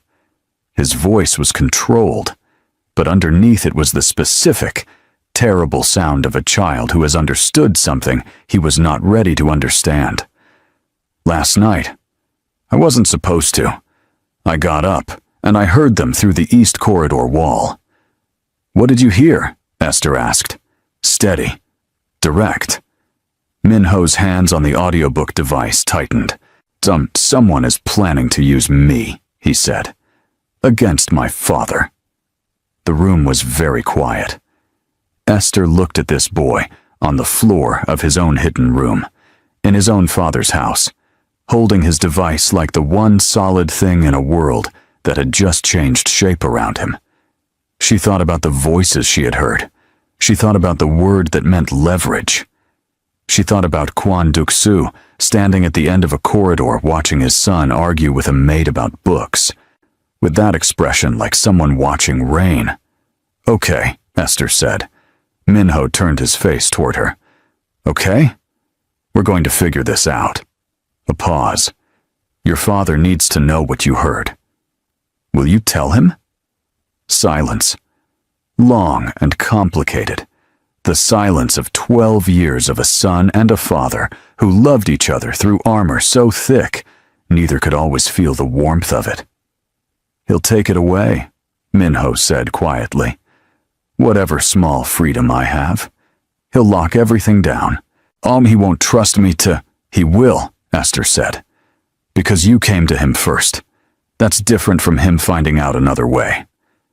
Minho was quiet for a long moment. "You don't know my father?" "No," Esther said, "but I know what I saw on his face in that corridor. And that man, whatever else he is terrified of losing you." A very long silence. "I'll tell him," Minho said. "But I want you there." Esther opened her mouth, closed it. "I'm the East Wing laundry maid." "I know what you are," Minho said, with the precise, flat certainty of his father's voice in miniature. "I'm asking anyway." Esther thought about her plan, her notebook. 3 years, clean and uncomplicated. "All right," she said. "You are only at the halfway point of this story, and the ground is about to shift completely under everyone's feet. Subscribe now, so the next part finds you. What Kwon Duk-soo does when his son walks into his study with a maid at his side is not what anyone expected, least of all Esther. Kwon Duk-soo was on the phone when they walked in. Not a casual phone call, the kind that fills silence, the kind where the person on the other end is speaking, and the person listening is absolutely, dangerously still, the way a city goes quiet before something large moves through it. His desk was in front of him, clear of everything except one folder, closed, with no label on it. His eyes landed on Minho first. The relief that crossed his face lasted exactly 1 second before it was replaced by something else. The particular expression of a man who had trained himself over many years to turn every feeling into information rather than reaction. He registered Esther standing half a step behind Minho. His eyes moved to her, brief and sharp as a pin, then back to his son, while he ended the call without a word of explanation to whoever was on the other end. "Sit," he said. They sat, Minho in the chair directly across the desk, Esther in the chair slightly to the side, the position of someone who is present, but not claiming the center. "You were missing this morning," Kwon Duk-soo said to his son. "I know." Minho set his audiobook device on his knee and folded both hands over it. It was, Esther noticed, almost exactly the posture his father used. Hands still, deliberately still, as proof that the feelings underneath them were under control. "I heard something last night, through the east corridor wall." Kwon Duk-soo did not move. "Tell me," Minho told him. Exactly, completely. In the ordered and precise way he recounted everything. The time, the voices, the words he had been able to catch, the word for leverage, the other name he had heard that didn't belong to anyone in this house. During all of it, Kwon Duk-soo did not move. When Minho finished, so the room was so quiet Esther could hear the building settling around them. Then Kwon Duk-soo said, and his voice was perfectly level, which was somehow worse than if it hadn't been, "How long have you known about the East Corridor acoustics?" Minho almost smiled. "About 8 months." A pause. Something shifted in the air between father and son. Something too layered and private for Esther to fully interpret, except that it seemed to contain both exasperation and a complex, a wordless form of pride. Then Kwon Duk-soo looked at Esther. "You found him?" "He found his own way in," Esther said carefully. "I just knew where to look." "How?" "I pay attention to where people go when a place feels too full." A pause. "You do the same thing, I think." The silence that followed that observation was the most loaded silence Esther had experienced in 11 days of loaded silences in this house. Kwon Duk-soo opened the unmarked folder on his desk. Esther expected documents, photographs, the paperwork of a man managing a complicated empire. Instead, the folder contained a single sheet of paper with 12 names on it. He turned it so both of them could see it. Esther read it. Minho, of course, could not, and Kwon Duk-soo, without making it a thing, without the careful performance of accommodation that Esther had seen other people arrange around Minho, simply read the names aloud, evenly, one by one. "These are the people," he said, "who have access to the East Corridor after 10 p.m. 12 names.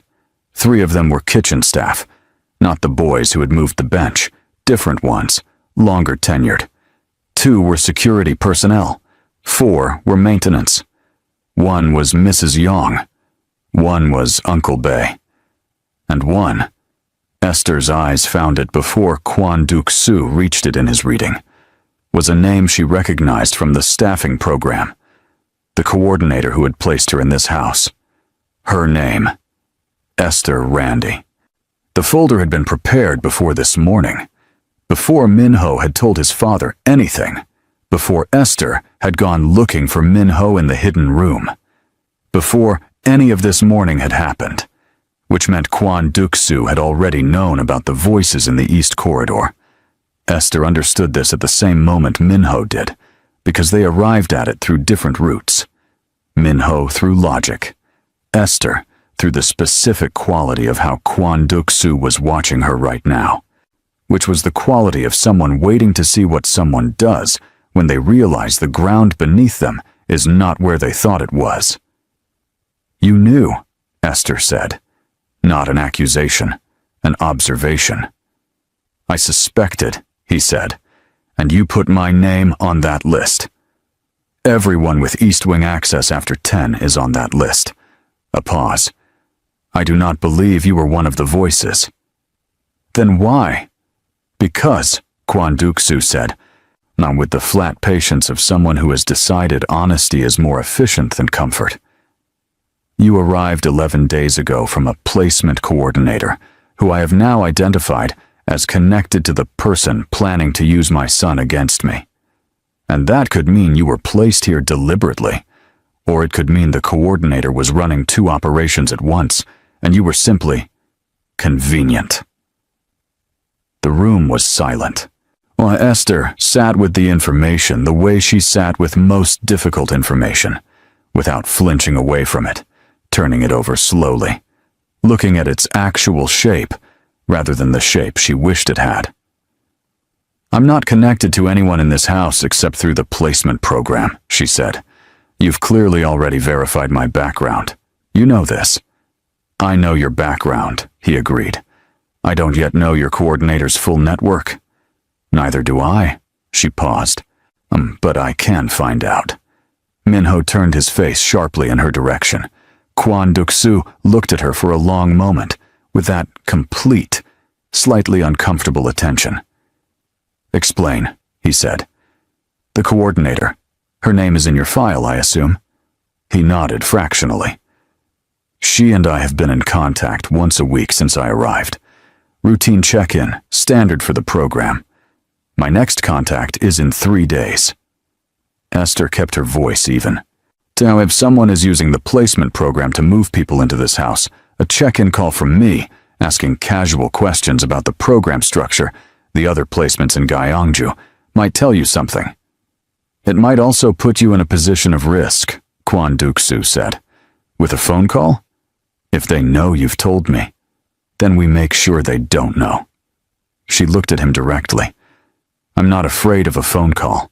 So I'm afraid of sitting in a house where a 12-year-old boy already heard himself described as leverage, and nobody is doing anything about it for another 3 days.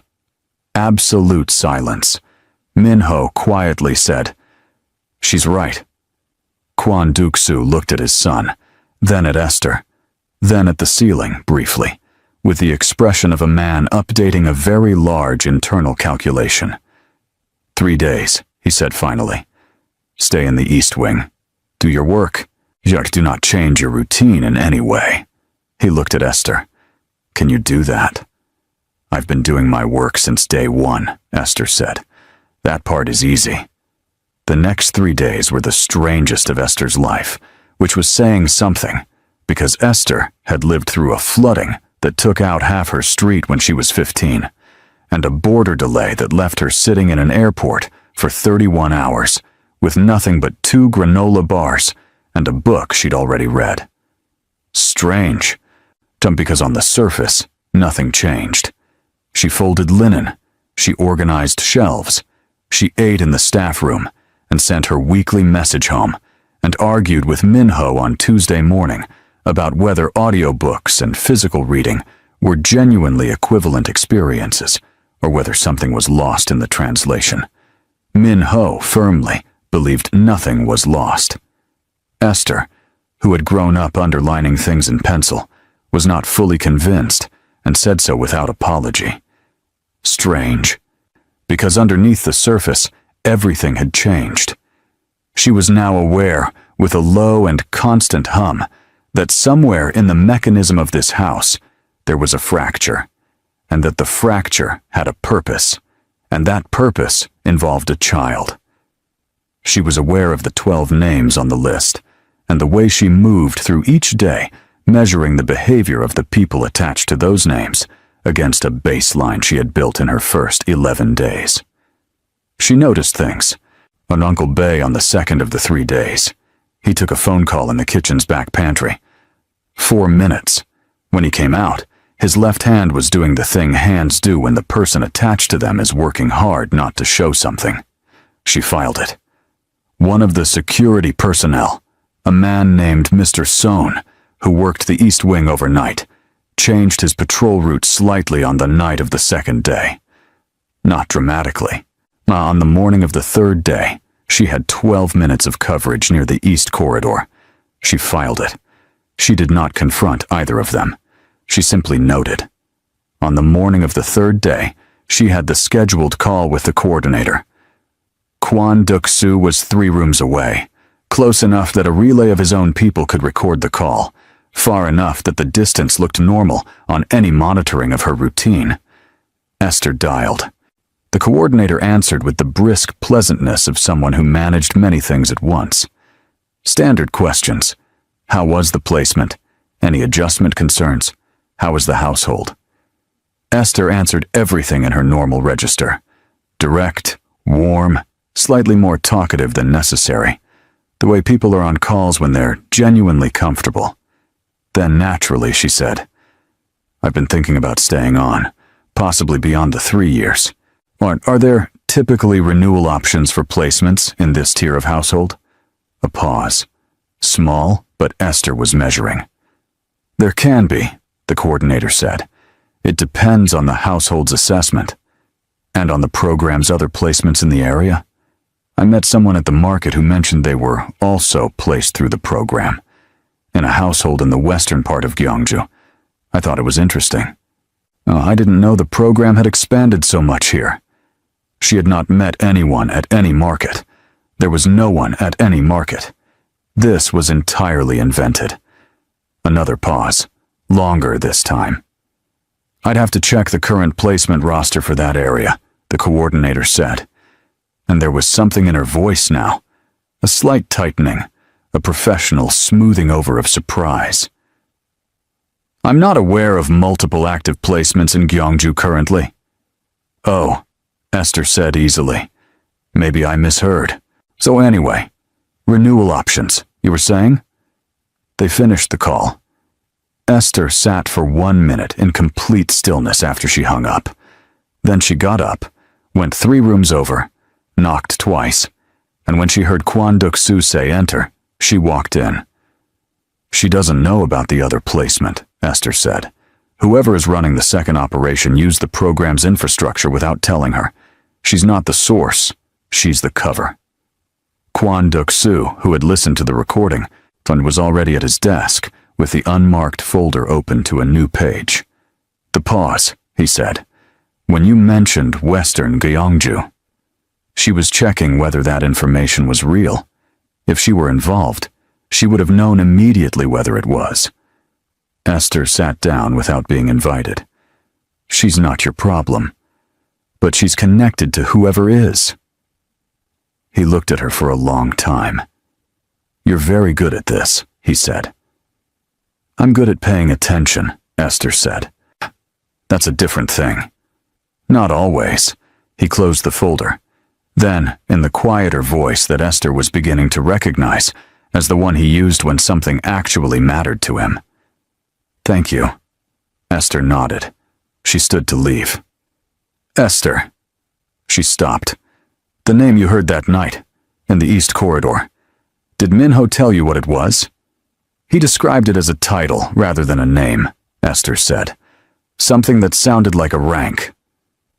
Kwon Duk-soo nodded slowly. Nah, I know who it is, he said. I've known for 6 months. I didn't know he had moved this close. A pause. His name is Won Gi-suk. He was my father's right hand before he became something else. Esther filed the name, filed the something else, which was doing a great deal of work in that sentence. Is Minho in immediate danger? She asked directly. Kwon Duk-soo met her eyes, and in the face of the most feared man in Gyeongju, Esther Randy saw, for just one unguarded second, a father who did not know the answer to that question, who was terrified of that, who had been terrified of that for 6 months, and had been carrying it alone in the specific, airless way that very powerful people carry the things that undo them. I don't know, he said. Esther nodded. Then we should find out, she said, before someone else decides for us. The thing nobody saw coming happened that evening. Not something large and dramatic, something small and therefore much worse. Minho's audiobook device, the specific one he used for his advanced coursework, not the spare, disappeared from his room between 2:30 and 4 p.m. His room, which was locked, which had only 3 authorized keys, Minho himself, Mrs. Yang, and the head of household security. It was not in the building. It had been taken. Mrs. Yang discovered the loss at 4:15. By 4:22, Kwon Duk-soo knew. By 4:25, Esther knew, because Minho had sent a message to the staff channel asking if anyone had seen it, the only time Esther had ever seen him ask for something outright, which told her exactly how much the device mattered to him and how frightened he was beneath the careful stillness. She went to his room. He was sitting at his desk, with both hands flat on the surface in front of him. His father's gesture, she realized, the deliberate stillness over controlled feeling. It has all my coursework on it, he said. 3 months of notes, all the texts I've been annotating. I know. Esther sat down. Someone came into my room, he said. Not loudly. Quietly, which was worse. While I was having breakfast, someone with a key came into my room and took the one thing. He stopped. His jaw tightened. They chose it specifically. They know what matters to me. Yes, Esther said, because he was 12 and he was brilliant, and he deserved honesty more than comfort. Tor, they want my father afraid, Minho said. Yes. They want him to know they can reach me. Yes. A long silence. Esther, His voice had shed all its remaining distance now, all of the careful architecture of a child who had taught himself to need nothing from anyone. What was left underneath it was exhausted and young and real. I know, she said. She did not tell him it would be fine. She did not tell him his father would fix it. She did not perform reassurance. Quietly. My uncle used to say that fear quietly. My uncle used to say that fear is just information that hasn't found its category yet. Esther thought about that. That's a good thing to have been told, she said. He died before I could tell him I thought it was good. The room held that for a moment. If you are still here with us, type "I'm still here" in the comment section, and don't forget to subscribe to be a part of the family. Tell us your thoughts about the story. We love to read them. Now back to it. The device can be replaced, Esther said finally. The notes can be rebuilt. It will take time, and it will be frustrating, and it will not be fair. But they can be rebuilt. She paused. What they were trying to take, the part of you that built those notes in the first place, that part is still exactly where it was. Minho was quiet for a long time. I want to tell you something, he said. All right. When I heard them talking in the corridor, when I understood what they said, my first thought wasn't fear. He paused. My first thought was, I need to tell Esther. The room was very quiet. Esther looked at this boy, one who had decided without permission or ceremony that she was someone worth trusting, who had decided this in the specific, unconditional way of someone who rarely decided anything lightly. She felt something shift in her chest. Not her plan. The plan was still there. 3 years, her notebook, Beatrice's school fees, the small business that was hers to build. All of that was still there. But beside it, taking up space she hadn't allocated, was this. I'm not going anywhere, she said. Not for 3 years, and we are going to figure this out. Minho nodded. One single, precise nod, the kind that means something has been agreed between people who take agreements seriously. What neither of them knew, sitting in that room with its cold window light and its stolen absence of a device, what they could not have known, was that the theft had not been Won Gi-suk's move. It had been a response to his. Because Won Gi-suk had not been watching Minho, he had been watching Esther.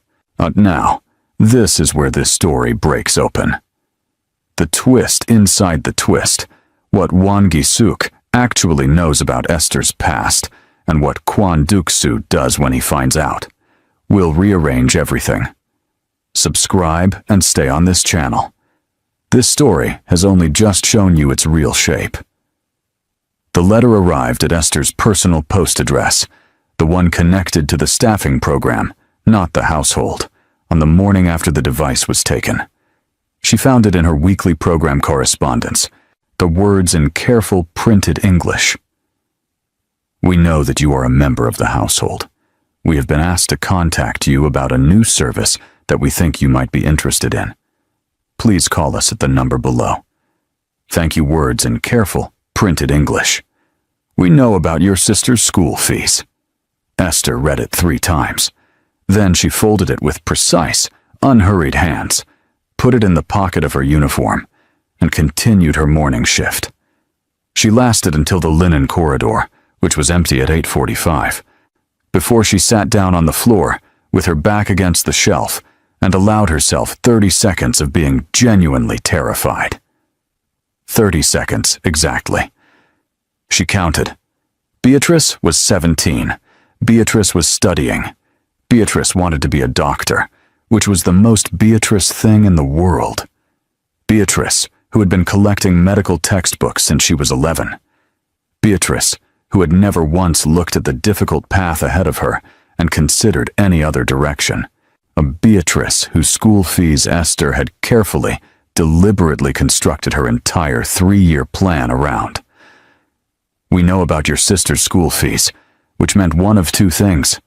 Either the information was meaningless, a threat with no substance, designed to frighten her into action or inaction, or it meant that someone had looked into Esther Randy's life deeply enough to find the most important thread in it, and was now holding that thread with the specific, patient grip of someone who intended to pull it. 30 seconds ended.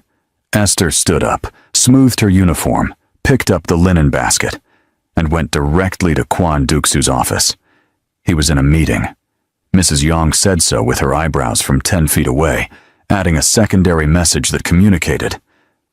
This meeting has been going for 2 hours, and the people inside it are not the pleasant kind. Esther waited outside the door in the corridor, standing with her laundry basket, when with the perfect patience of someone who has decided waiting is the correct strategy right now. 40 minutes later, 2 men came out of the office who looked like they had been in a negotiation, the specific, drained quality of people who had been performing composure for an extended period. They glanced at Esther. One of them said something under his breath in dialect. The other one didn't bother. Esther went in. Kwon Duk-soo was at his desk. He looked like the 40-minute meeting had cost him nothing, which, Esther was learning, was not the same as it having cost him nothing. She put the letter on his desk without preamble. He read it again. When did this arrive?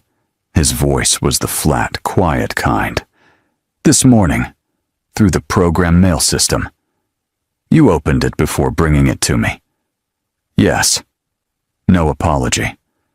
I needed to know what it said before I decided how to respond to it. He looked at her. Then how are you going to respond to it? That depends on what it actually is, Esther said. Is it a real threat, meaning they have access to my sister's situation and can act on it? Or is it information they gathered to make me believe they have power they don't actually have? Won Gi-suk, Kwon Duk-soo said slowly, has access to financial networks across 4 countries. Your sister's school fees are, he paused. Tell me, Esther told him. The amount, the institution, the account it came from. Her account, set up through the placement program's banking partner, which she now understood meant it was visible to anyone with access to the program's financial infrastructure. Kwon Duk-soo was quiet for a moment. He can reach it, he said. Can you counter-reach it? Esther asked. A pause. Yes. Then do that first, before anything else. She kept her voice level. Then we can talk about what he wants from me. Kwon Duk-soo looked at her for a long moment. What he wants from you, he said carefully, is for you to become a source of information about this household. About me. Another pause. And about Minho's movements. I know, Esther said. That's what leverage is for. You're not afraid. I'm very afraid, Esther said. I'm just not letting it make my decisions. She paused.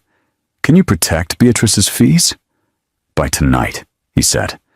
Then I want to respond to this letter, Esther said. But not the way they expect.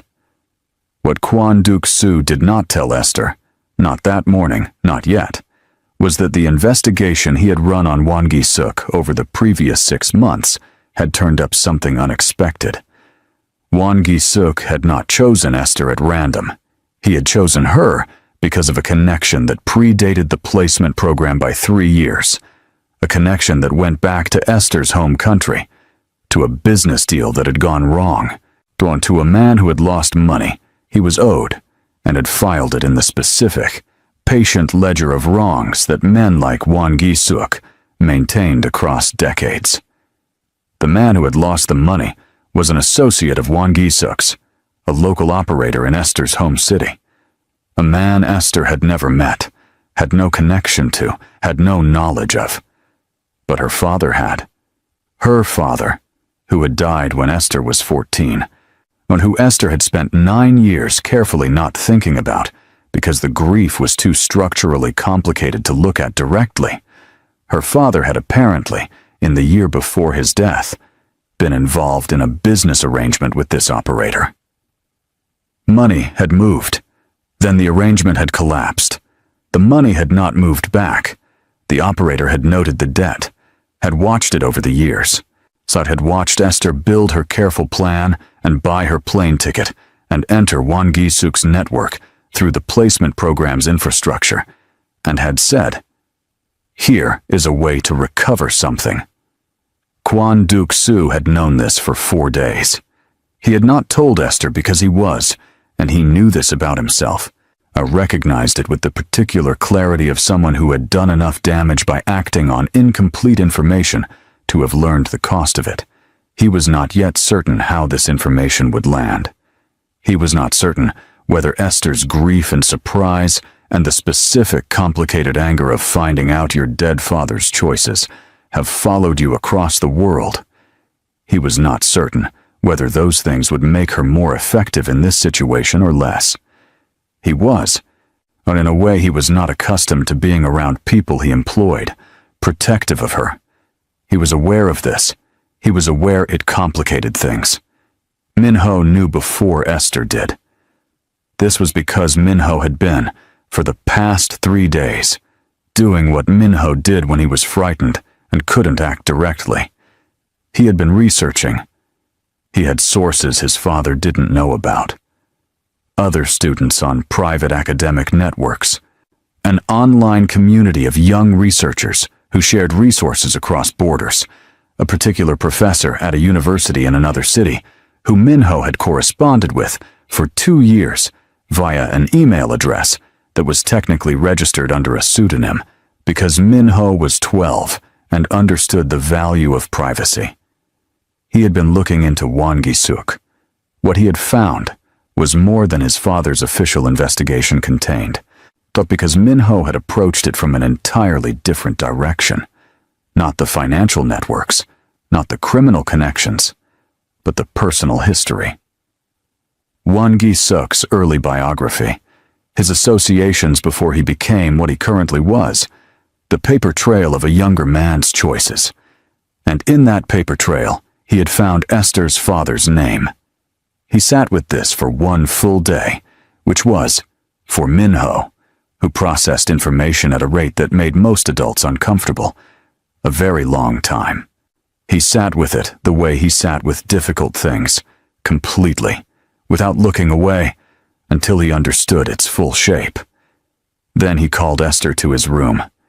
She came in, sat down, looked at him with the direct, steady gaze that he had come to think of, privately, as her default. The expression of someone whose attention is a thing she gives fully or not at all. "I need to tell you something," he said. "And I need you to know I'm telling you because I think you need to know it. Not because I don't trust you, because I do." Esther waited. He told her about her father. The room was very quiet when he finished. Esther sat with her hands in her lap. Her face did not rearrange itself dramatically. She had the particular stillness of someone receiving information that, he realized watching her, was not entirely news. Not fully. Not the details, but the shape of it, perhaps. The sense of something owed and uncollected, following her further than it had any right to. "So, my father," she said quietly. "He died when I was 14. I know, I'm sorry. He was..." She stopped. "He made choices I didn't know about." "Yes. And someone has been holding those choices this entire time, waiting for a reason to use them." "Won Gi-suk's associate, yes." Esther was quiet for a long moment. Then she said, very quietly, "My father tried to pay it back. The money. I found a letter once, when I was 16, going through his things, from someone he owed money to. He had arranged a payment plan. He died before he could." Before. She stopped. Min-ho sat in complete stillness, in the way he had learned to be still. Not absence, not looking away, but presence without demand, which was one of the hardest and most important forms of stillness there was. He was trying to fix it, Esther said. "I know," Min-ho said. I found the payment records. Esther looked up. They exist in the archived financial filings of the associates company, Minho said. 2 payments made before your father died. The arrangement was real. One Gisuk's associate buried the record when your father died. He presented the debt as unpaid. But the payments exist. A pause. The debt was not what they said it was. Esther looked at this 12-year-old boy with his research and his precision and his way of moving through the world so carefully and so completely. You found that, she said. I told you, he said, with a trace of the familiar, exact quiet that she had come to recognize as his version of warmth. I research everyone in this house. When Esther went to Kwon Duk-soo that evening, she did not go with the letter, and she did not go with fear. She went with Minho's printed records, which he had sent to her device with the focused efficiency of a researcher closing a case, and she laid them on the desk beside the letter. Kwon Duk-soo looked at the records for a long time. My son found these, he said, and it was not a question. Yes. Another silence. Something moved across his face, layered and too private for Esther to name, but she had the sense it was connected to the brother Uncle Bae had mentioned, to someone brilliant and gone, to the rhythm of a voice that lived on in a different throat. The debt is not valid, Esther said. My father's name, what they're using against me. It's built on a record they falsified. If you can surface this through your networks. One Gisuk's associate loses his leverage, Kwon Duk-soo said, which means Won Gisuk loses his angle on you, which means you are no longer useful to him as a tool. He looked at her, which may mean he moves to a different approach. A more direct one, Esther said. Yes, he paused. Are you ready for that? I'm ready for whatever protects Minho, Esther said. The silence that followed lasted for a long time. Then Kwon Duk-soo said something Esther had not expected. Why? He asked. Not dismissively, not suspiciously. With the genuine weight of a man who had spent a great deal of his life unable to trust anyone's motivations, and who was now sitting across from someone whose motivation he could not locate in any category he was familiar with. He's a child, Esther said simply. He's in danger, and he was kind to me. He was kind to you, Kwon Duk-soo repeated. He told me I was right about something on the second day, Esther said. In an argument about books, he didn't have to. He did it because it was accurate. She paused. People who are accurate when it costs them something. Those people are worth protecting. Kwon Duk-soo was quiet for a long time. He has his uncle's way of being right, he said finally. The words were careful and clearly cost him something. I know, Esther said quietly. Uncle Bae told me. Something in Kwon Duk-soo's face shifted, not dramatically, not in the way of a man unraveling, but in the way of something sealed for a long time, finding a small crack in itself and letting something out through it. Brief and immediately reclosed. I have an operation planned, he said. 3 days from now. It will deal with Won Gi-suk's access point, the person inside this house who has been feeding him information. When it happens, it will happen quickly. Once and I need you and Minho in the East Wing, away from the main house. All right. I need you to stay with him, he said. That night. Not as a maid, as... He paused, searched for the word. As whoever you are to him. Esther looked at this man, the most feared man in Gyeongju, behind whose severity lived a father, sitting with a grief he had carried for 14 years, and a fear for his child that had no shape he could fight directly. I'll be there, she said. She stood to leave. Esther, she stopped. The business you want to open, when you go home. He paused. If the plan requires capital beyond what you've saved. No, she said, clearly, gently, without embarrassment. Thank you. But it needs to be mine. A long pause. "I understand," he said. And from the quality of how he said it, the specific, recognizing quality of someone who has also built something that needed to be theirs, or it was nothing, Esther believed that he did. 3 days. And on the morning of the second of those 3 days, Esther received a message that stopped everything. Not from the coordinator, not from Won Gi-suk, from Beatrice. Dottie. Someone called Mama. Said you're in danger. Said you should come home. Who are these people? What is happening there? Esther read it standing in the East Corridor. Someone had contacted her family, which meant Won Gi-suk knew the other angle wasn't working. The financial leverage, the letter, and the pressure on Esther directly. And so he had moved to this, her mother, Beatrice, the people she had crossed the world to protect. Esther sent one message back to Beatrice. "I'm safe. Lock the door. Don't speak to anyone who calls again. I'll explain everything. I love you." Then she sent a message to Kwon Duk-soo. "He's moved to my family. We can't wait 3 days." His response came in 40 seconds. "My office. Now." The plan changed in the next 4 hours. So Esther sat across from Kwon Duk-soo while he made calls. 3 of them, each one brief and in a register so low she could hear the sound, but not the content, and watched him reassemble his strategy in real time. There was something remarkable about watching a person who was genuinely good at something do that thing under pressure. The fear didn't leave. She could see it at the edges of his precision, that specific fear he kept contained. But it didn't interfere. It became fuel. When he was done, he set his phone down. "The source inside this house," he said, "is Mr. Sohn, the security guard, the one who had changed his patrol route.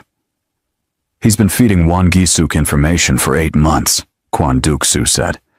Tonight, instead of 3 days from now, we move." "What does that mean?" Esther asked. "It means Mr. Sohn is going to receive a communication from Won Gi-suk's network tonight. One that we send, or one that instructs him to bring Minho to a specific location in the house at a specific time." He paused. "Minho will not be there, but people I trust will be. And Minho, with you, East Wing, the hidden room." Esther nodded. "Then, your family." "My people are already at the coordinator's location," he said, "and I've contacted someone I trust in your home country. Your mother and sister will have a car outside their home within the hour." He met her eyes. They will not be touched. Esther held this for a moment. The weight of it, that this man, in the middle of his own crisis, had extended his network across the world to a family that had nothing to do with his empire, because they mattered to someone who had helped his son. "Thank you," she said, and she meant it fully, the way she meant the things she said. He nodded once. "Go get Minho," he said. "Take him to the East Wing. Don't tell him the full plan. Tell him what he needs to know. He'll ask questions." "He always does," Esther said. "Answer the ones you can." A pause. "He trusts you. Use that carefully." It wasn't a warning about her. She understood that. It was a father saying, "My child's trust is the most valuable thing in this room, more valuable than any of this. Handle it like it is." "I know," she said. She went to Minho's room. He was at his desk with a temporary braille display his father had arranged, smaller than his original device, and he had said nothing about the difference, but she could tell from the set of his shoulders that it was an adjustment. Minho adjusted to everything. That was one of the saddest and most extraordinary things about him. "We need to go to the East Wing," Esther said. He turned immediately. "Now? Now." He didn't ask why in the corridor, which she had come to recognize as his version of trust. He asked why once he had moved, rather than using the question as a reason not to. Then they walked through the East Corridor in the quiet of early evening. Esther slightly ahead, her footsteps the ones he followed without being asked. In the small room at the end of the east wing, their room now, in the way that places become theirs through the significant things that happen in them, Minho sat against the wall and Esther sat across from him, and she told him what he needed to know. Mr. Sohn, the plan, the next few hours. Minho listened completely. When she finished, then carefully, "And you're always 100%. "Yes," Esther said. Then carefully, "And you're always managing the distance that creates." A long pause. "He thinks protecting me means keeping things away from me," Minho said quietly. "I think," Esther said, "that he's learning something different." Slowly. She paused. "You both are?" Minho turned his face toward the high window. The same gesture as always. The face turned toward light he couldn't see, as though he had made peace with the direction of it being enough. "My uncle," he said. "Did you know? My father has never once spoken to me about him directly. 14 years, and he has never said his name to me out loud." Esther thought about the corridor, about Kwon Duk-soo saying he has his uncle's voice with the careful cost of it. "He said his name to me," she said quietly. "Recently." Minho went very still. "Onadea Hyuk," Esther said. "He told me his name was Dae Hyuk." The room was very, very quiet. "That's..." Minho's voice was slightly different now, stripped of its most careful layer, the way voices go when something unexpected touches something real. "He's never..." "I know." "Why would he tell you?" Esther thought about that. "I think," she said slowly, "that sometimes it's easier to say the things that matter most to someone who isn't inside the grief with you. Someone who can hold it without," she paused, "without it costing them the same way." Minho was quiet for a long time. "I look like him," he said finally. "My uncle. I've been told. I can't see myself, so I can't know, but..." A pause. "Sometimes my father looks at me and I can feel what's on his face before it closes again." Esther said nothing. Some things didn't need an answer, just a witness. "Dae Hyuk," Minho said softly, trying the name in his own mouth for the first time. And 2 hours passed. They talked about the research Minho had been doing, about Esther's plans for the business, about a book they had both apparently read at completely different ages and arrived at completely different conclusions about. Minho had strong opinions about everything, delivered with the specific, comfortable certainty of someone who has done the reading and expects to be challenged. Esther challenged him as a matter of course, and he responded to being challenged the way healthy things respond to weather, by growing. At some point, Esther realized she was laughing at something he had said, genuinely laughing, the kind that catches you off guard, and that Minho was grinning, a real grin, unmanaged and wide, the kind she hadn't seen on his face before. This is what they were doing when the door opened. Kwon Duk-soo stood in the doorway. He looked at his son, grinning, relaxed, sign leaning slightly toward Esther's voice, and something happened on his face that he did not immediately close.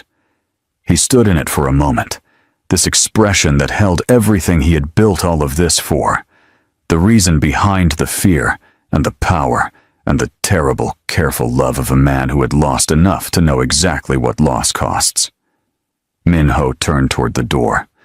"Father," he said. "It's done," Kwon Duk-soo said. His voice was steady. "Mr. Sohn is..." A pause. "Dealt with. Won Gi-suk's access to this house is severed." Minho exhaled. A real exhale, the kind that has been held for a long time.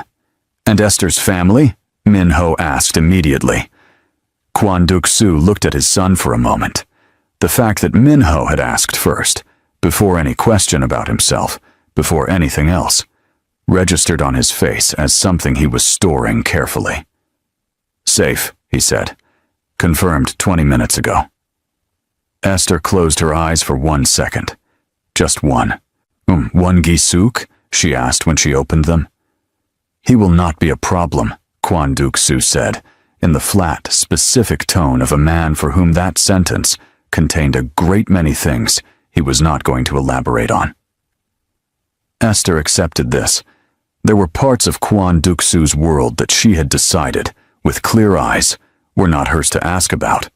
The unexpected thing, the last one, the one that turned the story inside out, happened the next morning. Esther was called to Kwon Duk-soo's office at 8 a.m. Mrs. Young's eyebrows communicated, "This is not routine, but it is not alarming."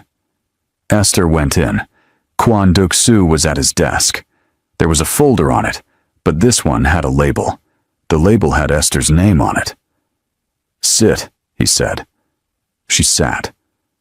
"I want to tell you something," he said, "that I should have told you 8 days ago." He told her about Won Gi-suk, about the associate, about her father. He told her all of it, the parts she knew, the parts she had pieced together, and the one part she had not known yet, the final part of it. "The associate," he said, "did not just falsify the debt record when your father died." Esther waited. "He also took something from the settlement your father had been arranging, a portion of the returned money, which your father had been collecting to pay back. The associate redirected it to one of Won Gi-suk's accounts." A pause. "When I dismantled Won Gi-suk's network last night, as that account was one of the ones that was recovered." Esther looked at the folder with her name on it. Kwon Duk-soo opened it. Inside was a transfer document. "This is the money your father was trying to return," he said. "Recovered and redirected to an account in your name." Esther looked at the number on the document. She looked at it for a long time. It was more than 3 years of her salary. It was more than her projected savings for the business. It was the amount her father had tried to pay back, plus the years of interest it had accumulated sitting in a criminal account, plus the portion the associate had taken. It was, she realized slowly, her father's plan finally completed. Esther sat very still. She thought about a 14-year-old girl going through her father's things and finding a letter, a payment arrangement, a man trying to fix what he had broken before time ran out. He was trying, she said. Her voice was even. Barely. He had paid back 60% of it before he died, Kwon Duk-soo said quietly. "The record exists. Min-ho found it, and I verified it through my own channels." A pause. "He was not the man the associate presented him as." Esther looked at her hands. She was going to need a moment with this. A private moment, in her own room, right with her notebook, and perhaps a message to Beatrice, and perhaps, for the first time in 9 years, the ability to think about her father without the structure of complicated grief pressing down on every memory. But not yet. "I can't accept this money," she said. Kwon Duk-soo looked at her. "It is your father's money," he said. "Returned." "I know what it is." She met his eyes. "And I know that it came from dismantling a criminal network, and that accepting it makes me part of a story I'm not sure I want to be part of." A very long silence. "You are the most," he stopped, started again. "Most people," he said carefully, "who have spent time in this house have found ways to benefit from proximity to my position. Some subtly, some not." A pause. "You are the first person who has consistently refused every version of that." "I'm not refusing out of principle," Esther said. "I'm refusing because the business needs to be mine. The whole thing, the building of it, the risk of it, the savings that make it possible. If I accept this, it becomes something else." She paused. "Does that make sense?" "Yes," Kwon Duk-soo said, with the recognizing quality. Again. "But," she paused, Beatrice. Her school fees. If the amount my father already paid, if that portion specifically could be redirected to her education account as a continuation of what he started. She stopped. That's not me accepting something for myself. That's completing what he tried to do. Kwon Duk-soo looked at her for a long moment. Then he made a note on the document. Done, he said. 3 weeks later, things in the Kwon household had settled into a new shape. Mr. Sohn was gone.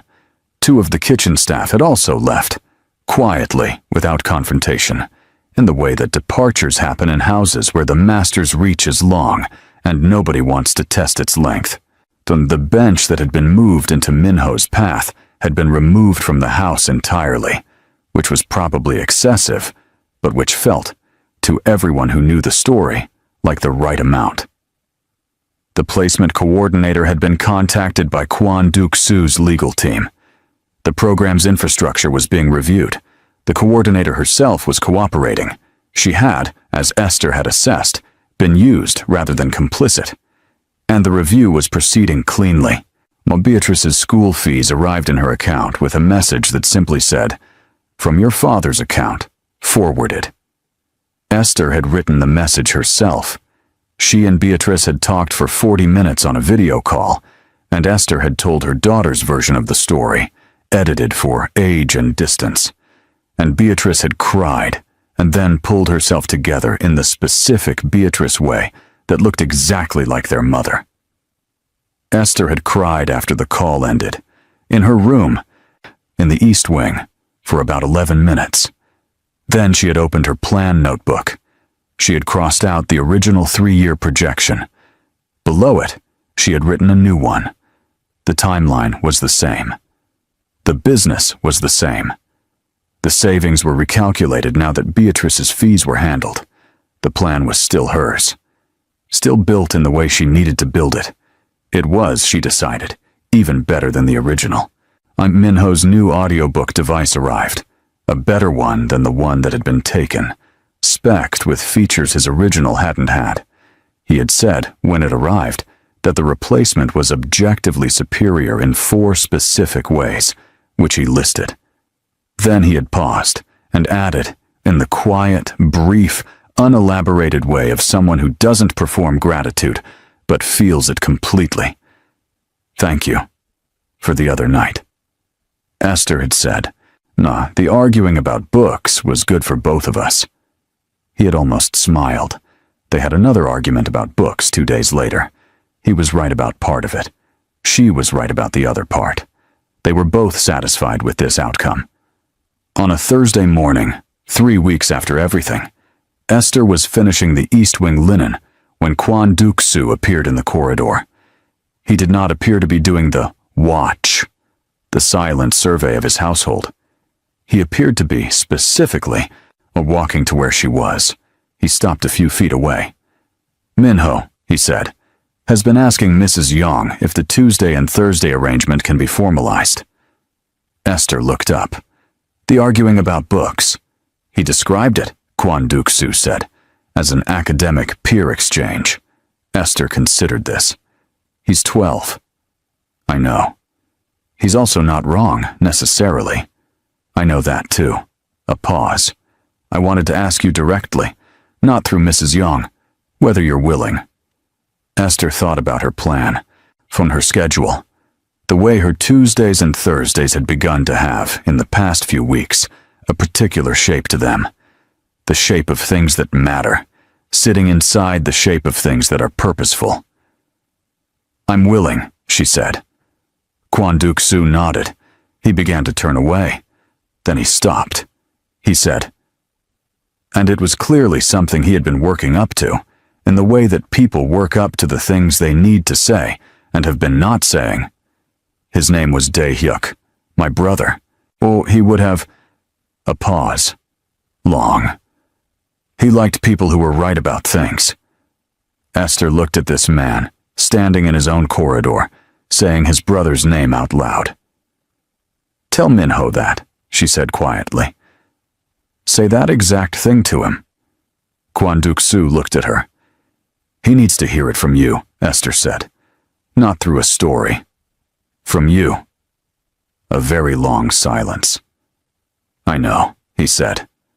And then he walked back down the corridor toward his son's room, with the particular quality of a man walking toward something he had been avoiding for 14 years. Not running, not performing readiness he didn't have, but walking steadily in the way that Esther Randy walked through every corridor of every difficult thing she had ever moved through. One grounded step at a time. Esther stood in the East Wing linen corridor with her basket and the quiet of the house around her, and thought about her plan. Her good, clean, specific plan, and how it was still intact, still hers, still exactly what she had come here for. She also thought about how the best plans are the ones sturdy enough to hold extra weight without breaking. The ones that can carry, alongside their original purpose, the things you didn't plan for, the Tuesday arguments, the hidden rooms, the names said out loud at last, the father walking toward his son. She picked up her basket. She went back to work.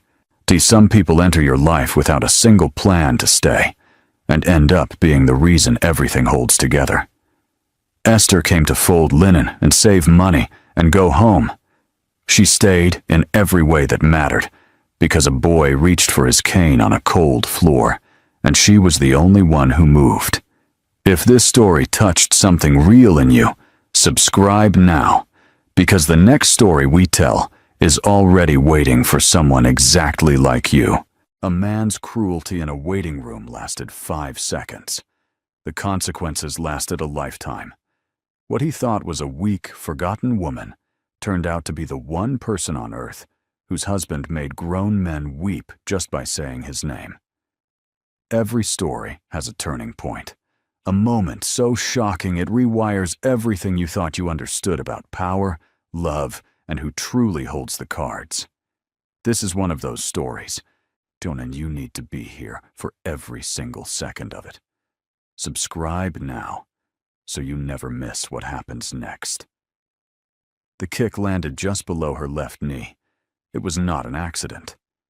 Tyron had pulled back his foot, the same foot wearing the polished brown loafers she had once saved 3 weeks of her hospital salary to buy him, and he had sent it hard into her leg, right there in the waiting room of the Greenfield City General Hospital, with 17 people watching from blue plastic chairs. Tyron Thornton did not even look down at her when he did it. He was looking at his phone. Mitchell Blackwell, though most people in that room had no idea, sat on the floor where the force had sent her, one hand flat against the cold tiles, the other pressed over her stomach, not out of pain, out of instinct, out of the quiet, ferocious love that a mother grows before she even meets her child. She did not cry out. She had stopped crying out a long time ago. "Keith, you should not have come here," Tyron said, still looking at his phone. His voice was low and flat, the kind of voice that doesn't need to be loud to be cruel. "I told you not to come here. I told you we were done." Mitchell looked up at him. Her eyes were dry, her jaw was steady. Somewhere in her chest, something that used to love him had already gone quiet. The way a candle goes quiet after you blow it out. No drama. Just darkness. "I came for my medical file," she said. "Oh, I have an appointment." "You have a problem," Tyron said. "You need to stop." The hospital's front doors opened. Not with noise. Not with a crash or a bang or any of the dramatic entrances that stories like to invent. The doors simply opened, the way doors do. But the man who walked through them made the whole room feel like it had inhaled and forgotten to breathe out. He was not especially tall. He was not carrying anything. He was wearing a dark coat and plain trousers, and his face was calm in the specific way that very dangerous things are calm. The way deep water is calm. His eyes moved across the waiting room once, quickly, the way a person's eyes move when they have trained for years to see everything in a single glance. Those eyes found Mitchell on the floor. They stopped. His name was Kwang-soo Yo. He was 34 years old, and he was originally from a small city in Gyeonggi Province, a place most people had never heard of, and fewer had visited. And he was, depending on who you asked, either the head of a private security corporation or the most quietly powerful man in 3 countries. Both answers were correct. He crossed the room in 9 steps. Tyron did not register him until the man was standing directly beside him. Not in front of him, not behind him, but beside him, at exactly the same height, close enough that their shoulders nearly touched. "Is this woman yours?" Kwang-soo said. His voice was very quiet. It had no accent that Tyron could identify. It asked the question the way a judge reads a sentence. Tyron turned. He looked at Kwang-soo. He took in the plain coat, the average height, the still face, and he made the mistake that people who have never truly been afraid always make. He decided this man wasn't worth being afraid of. "Who are you?" Tyron said. So Kwang-soo looked down at Mitchell. He extended one hand, not reaching for her urgently, not grabbing, simply extending it, open, palm up, the way you offer something to someone you respect. "Can you stand?" he asked her. Mitchell looked at his hand for 1 second. Then she took it. He helped her up slowly, careful, making sure she had her balance before he let go. When she was standing, he looked at her stomach once.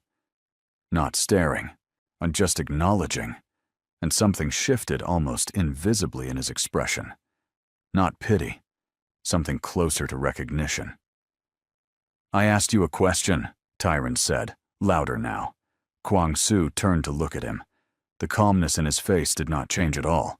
That was the terrifying part. There was no warning, no tightening of the jaw, no shift in posture, no dramatic pause, just the same stillness. "She is not yours," Kwang-soo said. "She is mine." The waiting room had gone completely silent. The woman knitting in the corner had stopped knitting. The man reading a newspaper had folded it. Even the television mounted on the wall, some afternoon talk show, seemed to understand that it should keep its noise to itself. Tyron laughed. It was the sharp, dismissive laugh of a man who is already embarrassed and trying not to show it.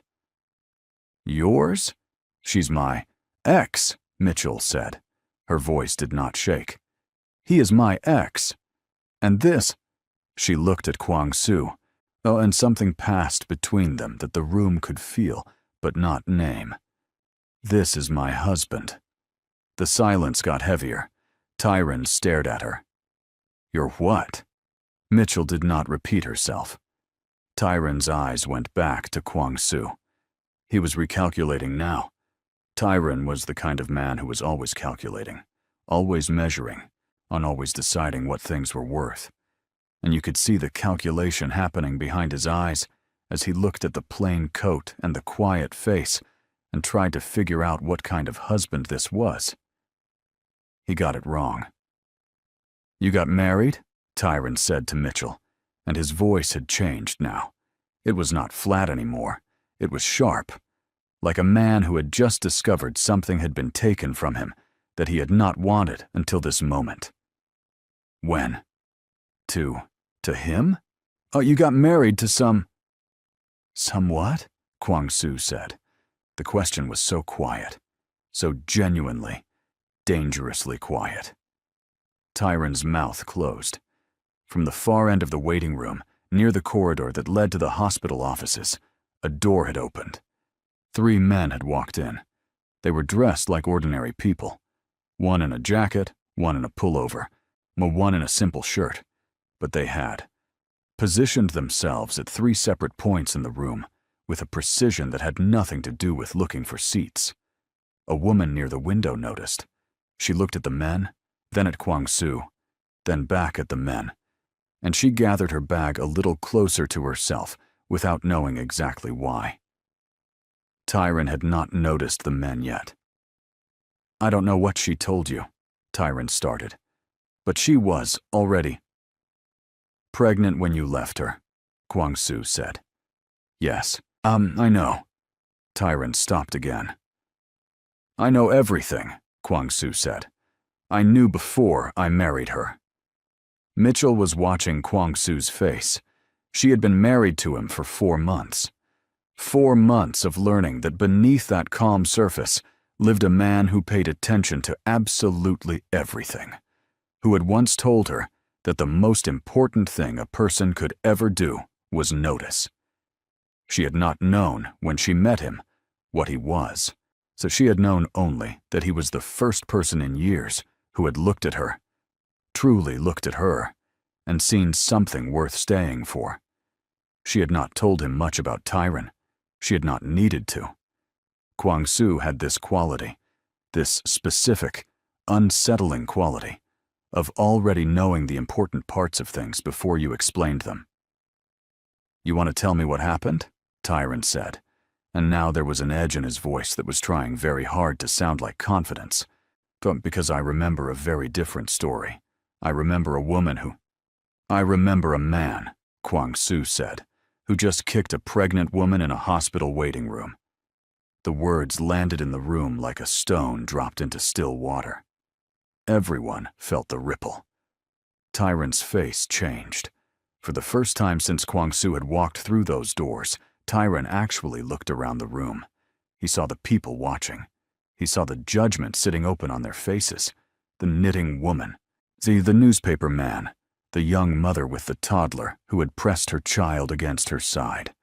He saw the 3 men he had not noticed before, standing at their positions, not watching him with hostility, but with the steady patience of people who are very good at waiting. And Tyron did what men like Tyron always do when they realize they have been seen clearly. He tried to rewrite what had happened. It was an accident, he said.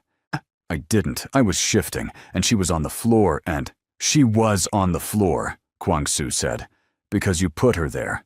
I didn't mean... Stop talking, Mitchell said. Both men looked at her. She was not looking at Tyron. She had stopped needing to look at Tyron. She was looking at the door to the medical records office, which had opened, and a nurse was standing there with a folder in her hands calling her name. Mrs. Yo, the nurse said, we're ready for you. Mitchell straightened her coat. She adjusted the strap of her bag on her shoulder. She looked at Kwang-soo once, and the look was not dramatic, not the kind of look that people in stories exchange across a crowded room with trembling lips and glistening eyes. It was simpler than that. It was the look of 2 people who had chosen each other on purpose. Come with me, she said. Yes, he said. They walked together toward the nurse and the open door. A Tyron stood in the middle of the waiting room with his mouth still open around words he had not been allowed to finish. The 3 men remained exactly where they were, not blocking him, not threatening him, not doing anything at all except existing in the room with a quality of presence that made leaving feel like the wisest idea Tyron had had all day. He left. The door to the records office closed behind Mitchell and Kwang-soo. The woman with the knitting needle started knitting again. The newspaper man unfolded his paper. The afternoon talk show filled the room once more with its cheerful, unbothered noise. But inside the records office, the nurse was looking between the 2 of them with the careful neutrality of a woman who had seen many things in many years of hospital work and had learned to keep her observations to herself. Mrs. Yo, she said again, setting the folder on the desk. Your file is ready, but there is something we need to discuss. Mitchell sat down in the chair across the desk. Kwang-soo stood behind her, one hand resting on the back of the chair, not on her shoulder, not touching her, just near her. The way a wall is near you. Present. Solid. Go ahead, Mitchell said. The nurse opened the folder. She looked at the top page for a long moment, the way people look at things when they are deciding how to say them.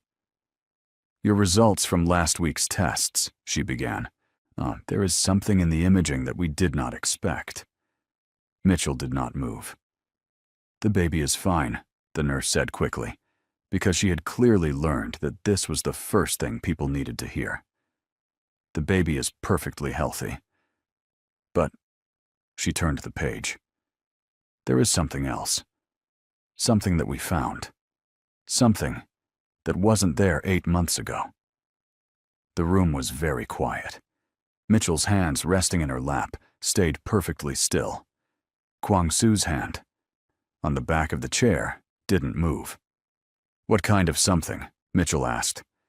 The nurse looked at her with the careful, practiced compassion of someone about to say words that could not be unsaid. And she said them. "The story has only just begun, and nothing is what it looks like yet. Subscribe now so you are there when everything breaks open." The word the nurse used was mass. She said it plainly, so the way medical people learn to say hard things, without softening it so much that the meaning gets lost, but without sharpness either. Just the word, placed on the desk between them, like something that needed to be looked at directly. "A mass on the left side," the nurse said. "Small, but present. The radiologist flagged it for immediate follow-up. We would like to schedule a biopsy." Mitchell heard the word biopsy and felt something shift in her chest. Not panic, not yet, but the careful and slow awareness that the ground beneath her had changed texture. Like stepping onto a floor you expected to be solid and finding it slightly soft. "When?" she asked. "As soon as possible. Ideally within the week." Mitchell nodded once. Then she looked down at her hands in her lap, and for a moment she was simply very still. Kwang-Soo crouched down beside her chair. He did not say anything. He did not tell her it was going to be fine. He was not the kind of man who said things he could not prove. He simply lowered himself to her level and looked at her face, waiting for her to look back. She did. His eyes, dark, steady. The eyes of a man who had looked at genuinely frightening things and not looked away, held hers. "One thing at a time," he said. That was all. But the way he said it, with the quiet certainty of someone who had navigated much worse and come out on the other side, made the air in the room feel slightly less heavy. Mitchell breathed. Schedule the biopsy," she told the nurse. The nurse wrote it down. They walked out of the records office and back through the waiting room, which had largely emptied now, the afternoon crowd thinning toward evening, and out through the hospital's front doors into the gray afternoon. There was a black vehicle waiting at the curb. One of the 3 men from inside the waiting room was standing beside it, not like a bodyguard in a film, not with his hands clasped in front of him or his eyes scanning the street with theatrical intensity. He was just standing there, the way a person stands when they are good at their job and do not need to perform it. His name was Sung Kyo. He was 28, and he had been with Kwang-Soo for 6 years. And in that time, he had learned that the most important skill his work required was not physical speed or tactical knowledge, but the ability to read a room in half a second and understand what was needed. He looked at Mitchell's face as they came through the doors. He opened the back door of the vehicle without being asked. Mitchell got in. Kwang-Soo got in beside her. Sung-Kyo closed the door and moved to the front. The vehicle pulled away from the curb. For a while, nobody spoke. The city moved past the windows. Late afternoon shoppers. Traffic slowing at a crossing. A child dragging a reluctant parent past a bakery window. Then Mitchell said quietly, "I don't want you to be afraid." Kwang-Soo turned to look at her. "I can see it," she said. "You're very good at hiding it." "But I can see it." He was quiet for a moment. "I'm not afraid," he said. "Kwang." "I am concerned," he said. The word came out carefully, or like something he had turned over a few times before placing it down. There is a difference. Afraid means I don't know what to do. Concerned means I am already thinking about what to do. Mitchell looked at him for a long moment. Then she almost smiled. Not fully, not the kind of smile a person smiles when things are easy, but the kind a person smiles when they find something true in the middle of a hard moment. "You were already on the phone before we got in the car," she said. "Yes." "Who?" "A doctor in Gyeonggi. The best one for this particular." "I have a doctor here." "You will have two." Mitchell looked out the window. "You can't fix everything, Kwang-soo." "No," he agreed. "But I can make sure you have the best possible chance. Those two things are different." She did not argue. She was too tired to argue, and also, and this was the thing about Kwang-soo that had taken her the longest to accept, he was usually right, not in an arrogant way. In the quiet, an inconvenient way of someone who had simply thought about something more carefully than everyone else in the room. She leaned her head back against the seat.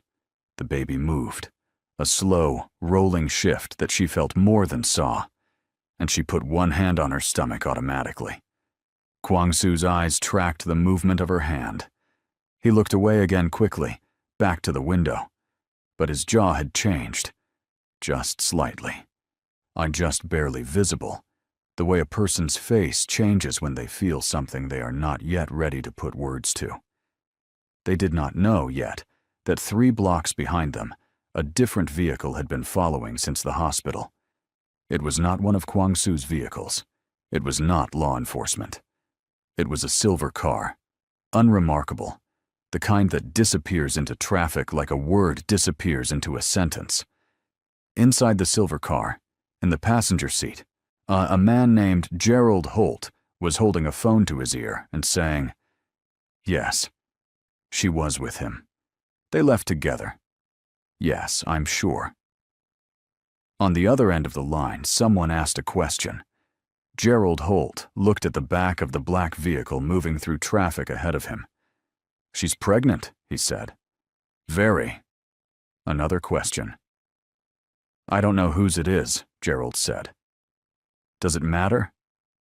A pause, then a voice on the other end, the measured and unhurried. "It matters more than you think." Gerald Holt ended the call. He looked at the black vehicle. He kept following. Kwang-soo, in the back of that black vehicle, had not noticed the silver car.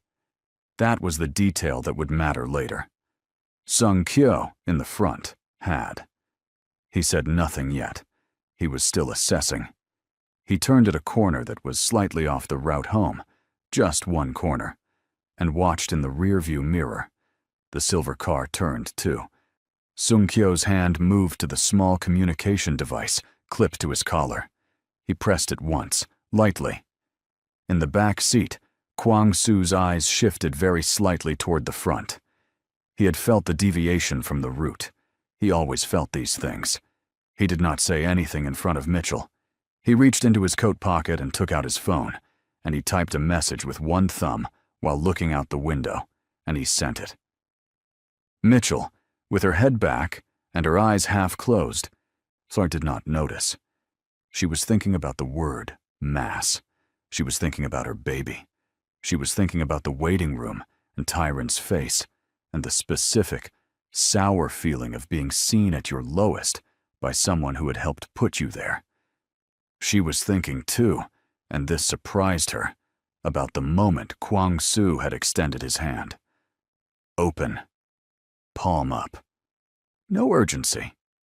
Just the offer. She had known him for 11 months. They had married after 7. People thought they were reckless. Her cousin Diane, her only family close enough to have opinions, had called her on the phone and said very directly, "Mitchell, you have been pregnant and heartbroken for 4 months, and now you are telling me you are marrying a Korean businessman you met at a hospital cafeteria? Do you hear yourself?" Mitchell had heard herself. She had also heard, behind Diane's worry, the thing Diane would not say directly, that nobody had believed Mitchell's choices in a long time. Not Tyron. Not her old friends from before. Not the people she used to work with who had smiled at her face and talked about her back. She had made this choice with her eyes open. She was still, mostly, sure it was the right one. The vehicle slowed at a red light. Sung-kyo had not returned to the usual route. He was taking a longer way, winding through quieter streets. Mitchell noticed, slightly, but driving routes were not the thing she had mental energy for today. The silver car stayed behind them. Kwang-soo's phone showed a reply to his message. He read it. His expression did not change. He typed back, "Not yet. Just watch." The red light turned green. They moved. Behind them, Gerald Holt moved too, and reached for his phone again, because the person on the other end had just sent him a message, and the message said something that made him sit up straighter in the passenger seat and look at the black vehicle ahead with suddenly different eyes. The message said, "Do not lose them. Sat, he has something of mine." Gerald Holt did not know what that meant. He also knew better than to ask. The black vehicle turned onto a wide boulevard lined with bare winter trees, and the city evening settled around them. Street lights coming on, the sky turning from gray to the dark blue that comes just before proper night. And nothing about the scene looked dangerous. That was, of course, the point. Inside the vehicle, Mitchell had fallen asleep, and she slept the way very tired people sleep, suddenly, completely, with her head tipped toward the window and one hand still resting on her stomach. The kind of sleep that is less of a choice and more of a surrender. Kwang-soo looked at her for a long moment. Then he looked back at his phone. Then he typed one more message. Not to Sung-kyo this time, but to a different contact. On a contact listed in his phone not by name, but by a single character that most people would not recognize as a name at all. The message he sent was 4 words. "We may have a problem." The reply came in 8 seconds. It said, "What kind?" Kwang-soo looked at Mitchell's sleeping face. He looked at the silver car in the mirror. He looked at the bare winter trees passing by the windows like dark lines drawn against the sky. He typed back, "The kind that starts with someone from the past." A pause. "So then Tyron?" Kwang-soo stared at the name. He had not mentioned Tyron to this contact. He had not mentioned Tyron to anyone except Sung-kyo and one other person. He had kept the knowledge of Mitchell's past deliberately contained, not to control it, but to protect it. To protect her. His fingers were very still on the phone. He typed, "How do you know that name?" The reply took longer this time. When it came, it was not the answer he expected. It was a photograph. So Kwang-soo looked at the photograph for a long time without any expression on his face at all. Then he closed the screen and put the phone in his pocket and looked out the window at the city passing by. And for the first time since the hospital waiting room, for the first time since he had walked through those doors and seen Mitchell on the floor, something in the perfect stillness of his face showed a crack. Not fear. Understanding. The most dangerous kind of understanding. The kind that tells you that the problem is bigger than you thought. That the pieces you were looking at were only the pieces that someone wanted you to see. And that behind them, just out of view, was something else entirely. Mitchell slept on, unaware. The silver car followed. And Kwang-soo, who had navigated harder things than most people would ever believe, began very quietly to rearrange everything he thought he knew. Well, hold on, because the ground is about to shift in ways nobody in that car is ready for. Make sure you are subscribed so the next part reaches you the moment it drops. The photograph was of a building, not a dramatic building, not a headquarters or a fortress or anything that would catch a stranger's eye. It was an ordinary office block, gray, mid-sized, the kind that existed in every city and registered in nobody's memory.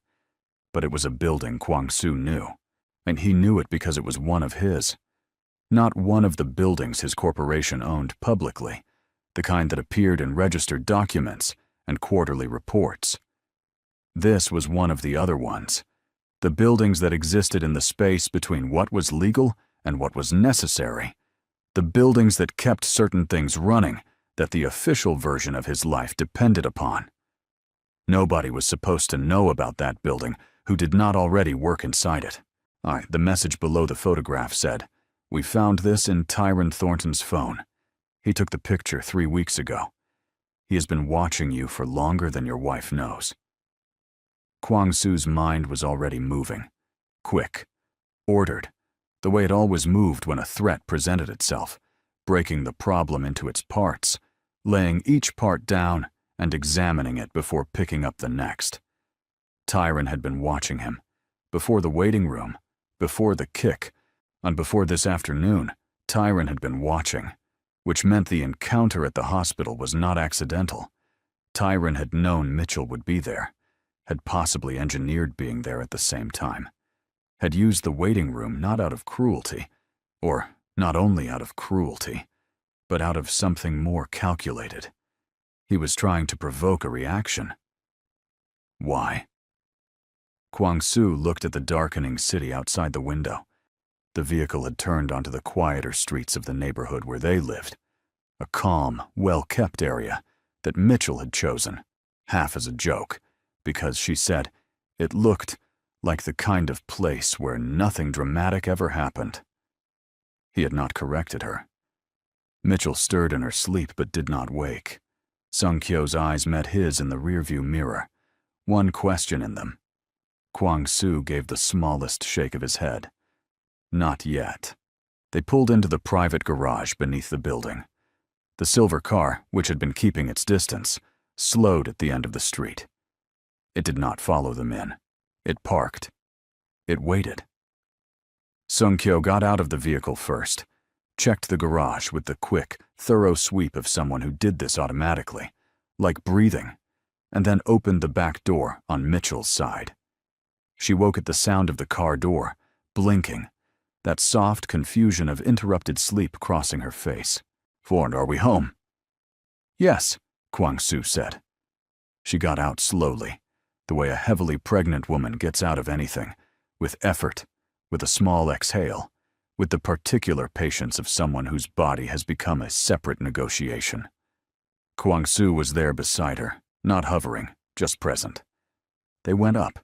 The apartment was large and warm, and full of the quiet that expensive spaces have. Not the silence of emptiness, but the silence of good insulation and careful design. Now Mitchell had added things to it over the 4 months of their marriage. A bright orange throw on the gray sofa, a collection of small plants on the kitchen windowsill, a framed photograph of her grandmother on the shelf by the hallway. The apartment, which had been cold and functional before, had become something else. Kwang Soo noticed this every time he came home. Mitchell went to the kitchen, filled a glass with water, and stood at the counter drinking it slowly. Her back was to him, and he could see the tension in her shoulders, the particular tension of someone carrying more than one heavy thing at once. "The biopsy," she said, without turning around. I'm not scared of it exactly. She stopped. "You are allowed to be scared of it," Kwang Soo said. "I'm not scared of the procedure. I'm scared of what it might say." "I know." She turned around. "And you? You have your doctor in Gyeonggi, and your contacts, and your—" She gestured, a slightly helpless gesture that meant everything she could not fully articulate. His world, his reach, all of the things he could do that she was still learning the shape of. But that doesn't change what the test results will say. "No," he agreed. "It doesn't. But it changes what happens after." Mitchell set her glass down. She looked at him steadily. "Kwang Soo, whatever the results are, I need to know that you married me because of me. Not because—" "Mitchell, let me finish." He waited. "Kwang, not because you felt responsible, not because I was pregnant and abandoned, and you saw something that needed fixing. I married you," he said, and his voice had the quality it got sometimes. Very quiet, very direct, the kind of direct that had no performance in it at all. "Because you were the first person I had met in a long time who spoke to me like I was a person and not a position." Mitchell was quiet. In the cafeteria, he said. When you told me my coffee order was wrong. She made a small sound, almost a laugh. I said the machine was set wrong. I didn't tell you. You told me I had been drinking bad coffee for probably weeks, and I should complain to the building management. He paused. Nobody tells me things like that. Mitchell looked at him. Her eyes were bright, the brightness that is not tears, yet, but is near them. That was not a reason to marry someone, she said. No, he agreed. No, but it was a reason to stay. The other reasons came after. A beat of silence. Then Mitchell said, "There's a car outside." Kwang-soo went still. "Silver," she said. "It was behind us most of the way home. I noticed it when we turned onto the boulevard. I was half awake. It's parked at the end of the street." He looked at her. She looked back. "I'm pregnant," she said, not unobservant. A pause. Then Kwang-soo said, "Do you know who drives a silver car?" "I can guess," she said, and her voice was flat now, flat in a different way than she had been in the waiting room. Not the flatness of someone in shock, but the flatness of someone who had just confirmed a suspicion they had hoped was wrong. Tyron. Or someone Tyron sent. Kwang-soo moved to the window. He looked out, careful, standing to the side, the way he always looked out of windows, never directly in the center. The silver car was there, parked under a streetlight, 2 figures visible inside. 2 people, he said. Who's the other one? I don't know yet. Mitchell came and stood beside him, not at the window. She stopped a few feet back, where she couldn't be seen from the street. Kwang-soo. What did Tyron want? At the hospital today? What was he actually after? Because that wasn't just him being, she paused, himself. That was something else. Kwang-soo turned from the window to look at her, and this was the moment he had been weighing since the car. The moment in every difficult conversation where you had to decide whether to give someone less than the truth in order to protect them, or the full truth because they had already shown you they could carry it. He had learned, in 4 months of marriage to Mitchell Blackwell, that she could carry more than most people expected. Tyron knows something about my business, Kwang-soo said. Something he should not know. Gee, someone told him. I don't know yet who. He has been using it to try to build leverage. Leverage for what? I believe, Kwang-soo said, and he was choosing each word with precision, that he wants access to something I have, something I acquired before I met you. And he calculated. His voice did not change, but something behind it did, that you were the right pressure point. The word pressure point landed in the room like something cold. Mitchell understood what it meant, and she was not naive. She had known from early on that Kwang-soo existed in a world where people were sometimes treated as instruments. She had known it and chosen him anyway, because she had also seen, with her own eyes, repeatedly, the specific care he took not to treat her that way. But knowing that someone else might, that Tyron specifically might have, he came to the hospital today to make me look bad in front of you, she said slowly. It was not a question. She was working it out. He wanted you to see me. On the floor, visibly distressed with his child. She touched her stomach briefly. To make you doubt. He wanted me to feel that you were a liability, Kwang-soo said.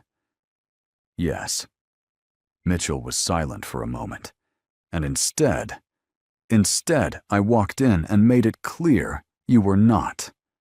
Mitchell looked at him for a long time. That photograph he took of your building, she said. Kwang-soo's expression shifted, barely, briefly, but she caught it. You already knew. She stopped. How long have you known about the photograph? 40 minutes, he said. I received it in the car. Who sent it? Someone I trust. Who is? Mitchell. She waited.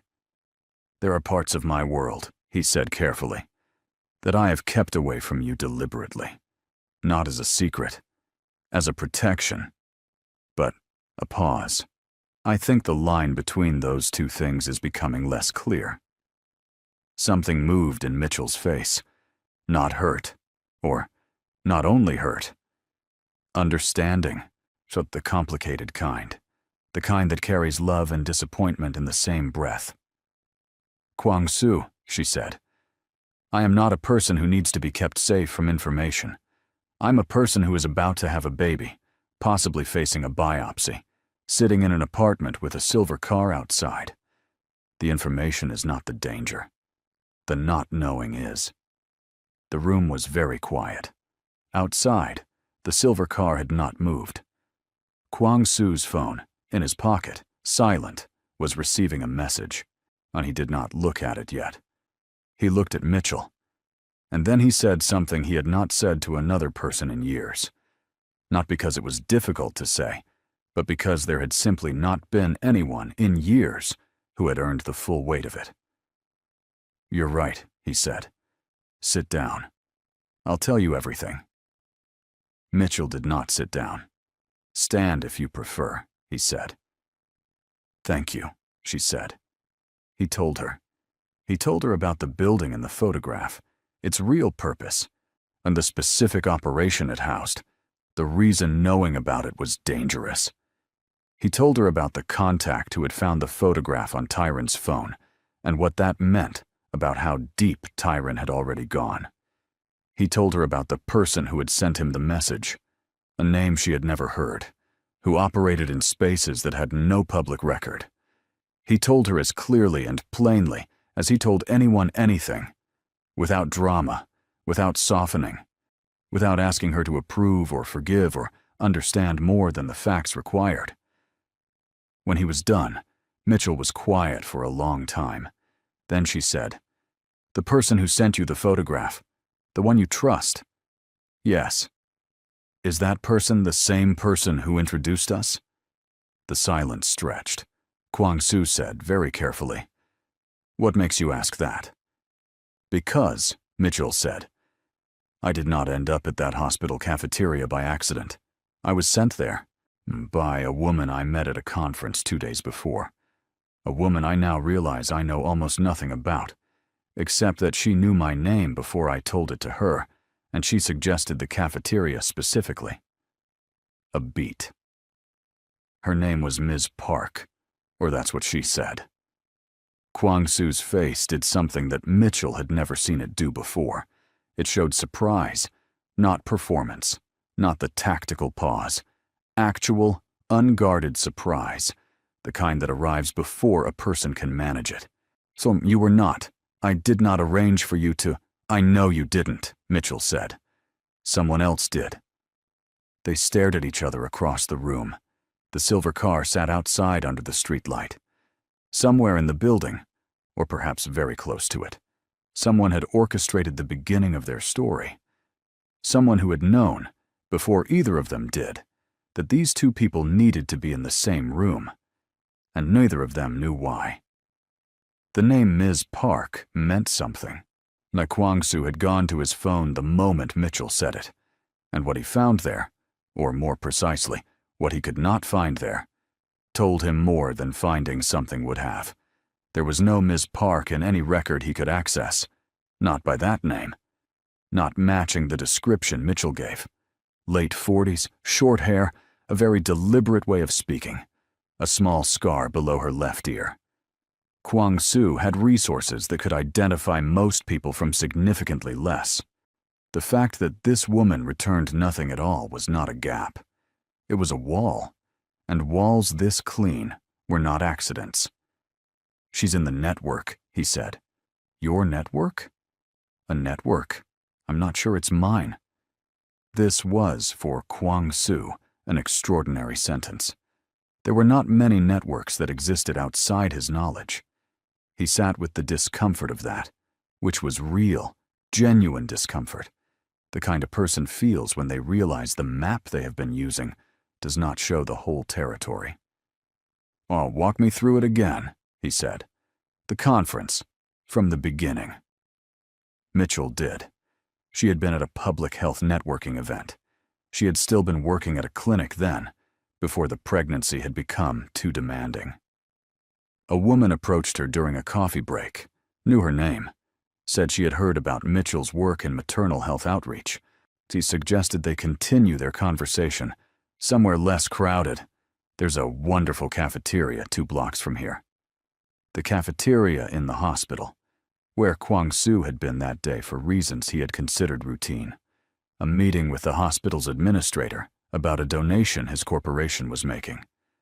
A meeting he was 2 minutes early for, which was why he had stopped for coffee, which was why he had been standing at the machine when Mitchell told him it was calibrated wrong. She chose us, Mitchell said.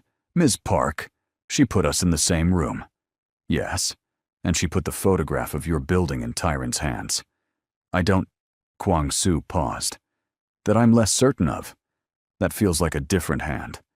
Could they be connected? He was quiet for a moment. Everything is connected. The question is how. Mitchell sat down now, finally, on the orange blanketed sofa, because her back had been aching since the hospital floor, and she had been standing out of stubbornness more than necessity. Who would benefit from you and I meeting? That is what I'm trying to understand. And who would benefit from Tyron having leverage over you? A competitor, someone I've crossed, someone who... He stopped. His eyes changed, not dramatically, but in the way they did when a thought arrived that he needed to hold still and examine. Or someone who wanted me distracted.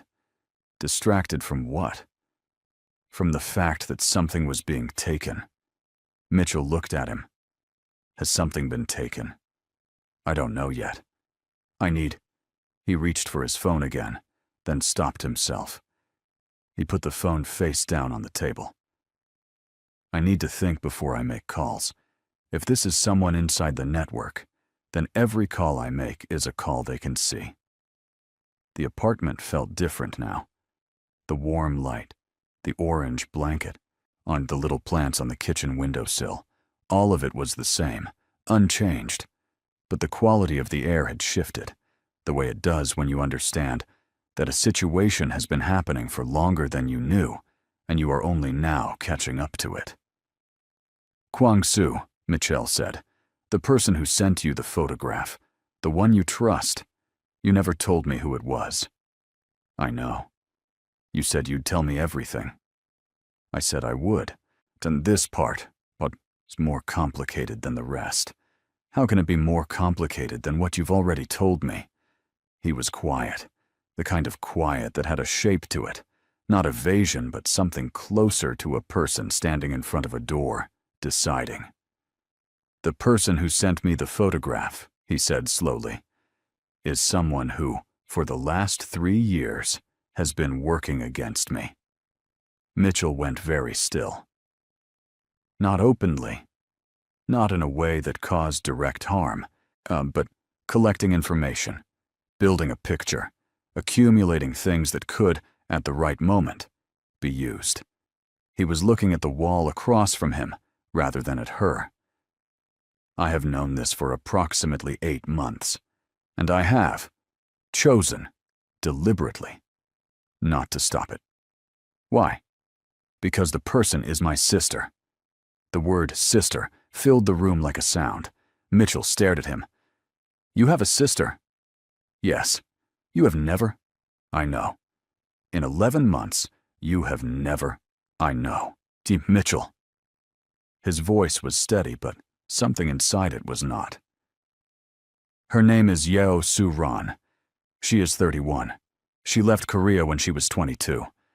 I have not seen her in 9 years. He paused. She blames me for something. Something that happened to our family.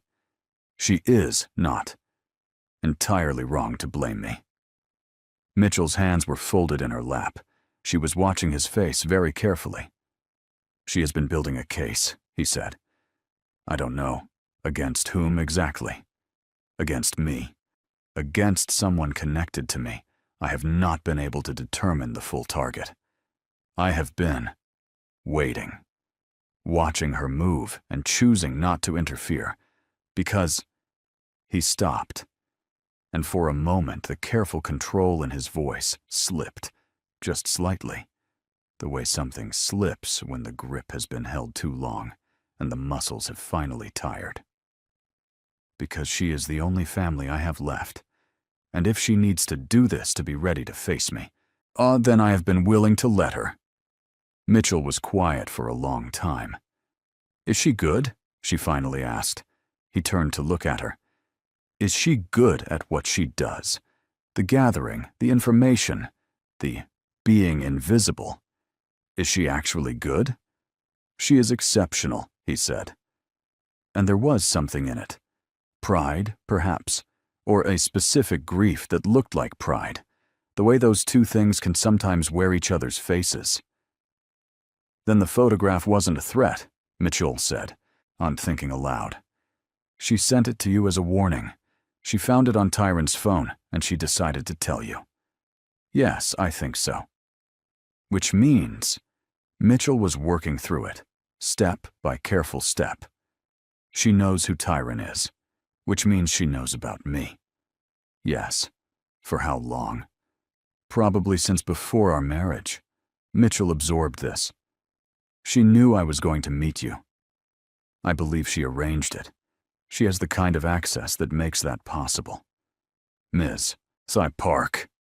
I believe so. The silver car was still outside. Mitchell had almost forgotten it. The revelation of Suran had pushed everything else to the edges of the room. Why? Mitchell asked. Why would she put us together if she has been working against you? Kwang-soo was quiet for a long moment.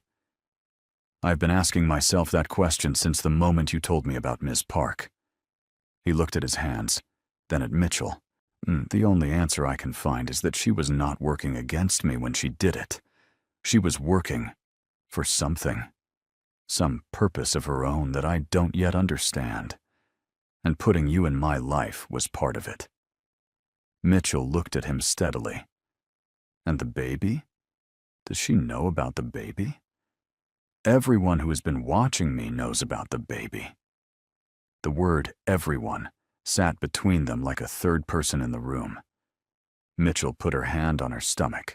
No, not dramatically, just the same reflexive gesture, the one she made a dozen times a day. But this time it had more weight in it. The awareness that this child, who had not yet entered the world, had already become a piece of a story that other people were writing. I'm not angry, she said. Kwang-soo looked surprised again. Twice in one evening. A record. I should be, she added. And there's a part of me that is. But she looked at him directly. You didn't put her up to it. You didn't even know. And the fact that she looked at your life and decided I was what it needed. A pause. I want to understand that, before I decide how to feel about it. I want to understand it too, he said. Very much. From the table, his face-down phone lit up briefly at the edge. A notification. Not a call. He did not touch it. Then his home security panel, a flat screen beside the door, usually showing a quiet grid of cameras, beeped once, softly. Sung-kyo's voice came through the speaker panel. There's someone in the lobby, not using the main entrance. Service corridor. Kwang-soo was on his feet immediately. Description. Female. Small. Dark coat. She's... A pause. She's looking directly at the camera. She knows she's being watched. Does she have anything? No visible. Wait. Sung-kyo's voice shifted. She just held something up to the camera. What? It's another pause. A longer one. It's a photo. She's holding a photograph up to the camera. It's... Sung-kyo's voice went very careful. It's you and her, sir. When you were children. Complete silence. Kwang-soo looked at the security panel. On the camera feed, small and grainy, a woman in a dark coat was standing in the service corridor, holding a photograph up to the lens with both hands. Not as a threat. Not as a weapon. as an identification, as a knock on a door she had not knocked on in 9 years. "Let her up," Kwang-soo said. Sung-kyo, let her up." A pause. "Yes, sir." Kwang-soo turned to Mitchell. "My sister is here," he said. Mitchell stood up. "I know," she said. I feel it." She paused, slightly surprised at her own words. "Is that strange to say?" "No," he said. They stood together in the warm apartment, facing the door. The elevator at the end of the hall began to move. Every answer they find tonight opens a door to something bigger. And not everyone who walks through that door means well. Subscribe now, so you are here when it all comes apart. The elevator opened. The woman who stepped out was not what Mitchell expected. She was not entirely sure what she expected, but she had built some version of Soo-ran in her imagination over the last 20 minutes, and the real version rearranged it completely. Soo-ran was small. She barely reached Kwang-soo's shoulder. She had close-cropped hair and eyes that were her brother's eyes. Same darkness, same precision, and same quality of taking in a room in a single look, set in a face that was somehow both younger and older than her 31 years. She was wearing a plain dark coat, practical boots, no jewelry. She carried nothing. She looked at Kwang-soo first. 9 years is a long time. Long enough for two people to have become mostly strangers. Long enough for old pain to have hardened into something that had been carried so long it had changed shape. Neither of them moved for a moment. They just looked at each other, standing at either end of the short hallway, and the air between them had weight. Then Soo-ran looked at Mitchell. Her expression changed. It was not a soft change. Soo-ran was not, apparently, a person given to soft changes. But it was real. A recognition. The look of someone who has studied a subject from a distance and is now seeing it full size. "I should have come sooner," she said. Her voice was low and even, accented differently from Kwang-soo's. She had clearly spent more time in English-speaking places. "I kept telling myself there was a better time. There wasn't." "Come in," Kwang-soo said. She came in. She did not look around the apartment the way a stranger would. She was taking in the security points, Mitchell realized. The windows, the exits, the angles. Professional habit. "You sent me the photograph," Kwang-soo said. "Yes. And you sent her to me," he said, meaning Mitchell. And Soo-ran looked at Mitchell again. "I met you at a conference 14 months ago. You were talking to a colleague about maternal health funding. You said—" She paused, as if deciding whether the detail was necessary, then decided it was. "You said that the hardest part of working in healthcare was watching people fall through gaps that didn't need to exist, that could be closed if the right people just paid attention." A beat. "My brother pays attention," I thought. "You thought I was a suitable match," Mitchell said. Her voice was steady but not warm. "Not yet." "I thought you were good for him," Soo-ran said. "There is a difference." Kwang-soo sat down. This, for him, was significant. He almost never sat during tense conversations, preferring to stand, to have mobility, to keep his body ready for something. Sitting was a choice, a statement. "Why are you here tonight, Soo-ran?" he asked. The photograph was a warning. Or you could have stayed behind the warning. Soo-ran pulled out a chair from the dining table and sat across from him. Her posture was exactly like his, upright, still, contained. "Because Tyrant Thornton is not working alone," she said. "And the person he is working with is someone I have been tracking for 2 years. Someone you know." Kwang-soo said nothing. "Gerald Holt," she said.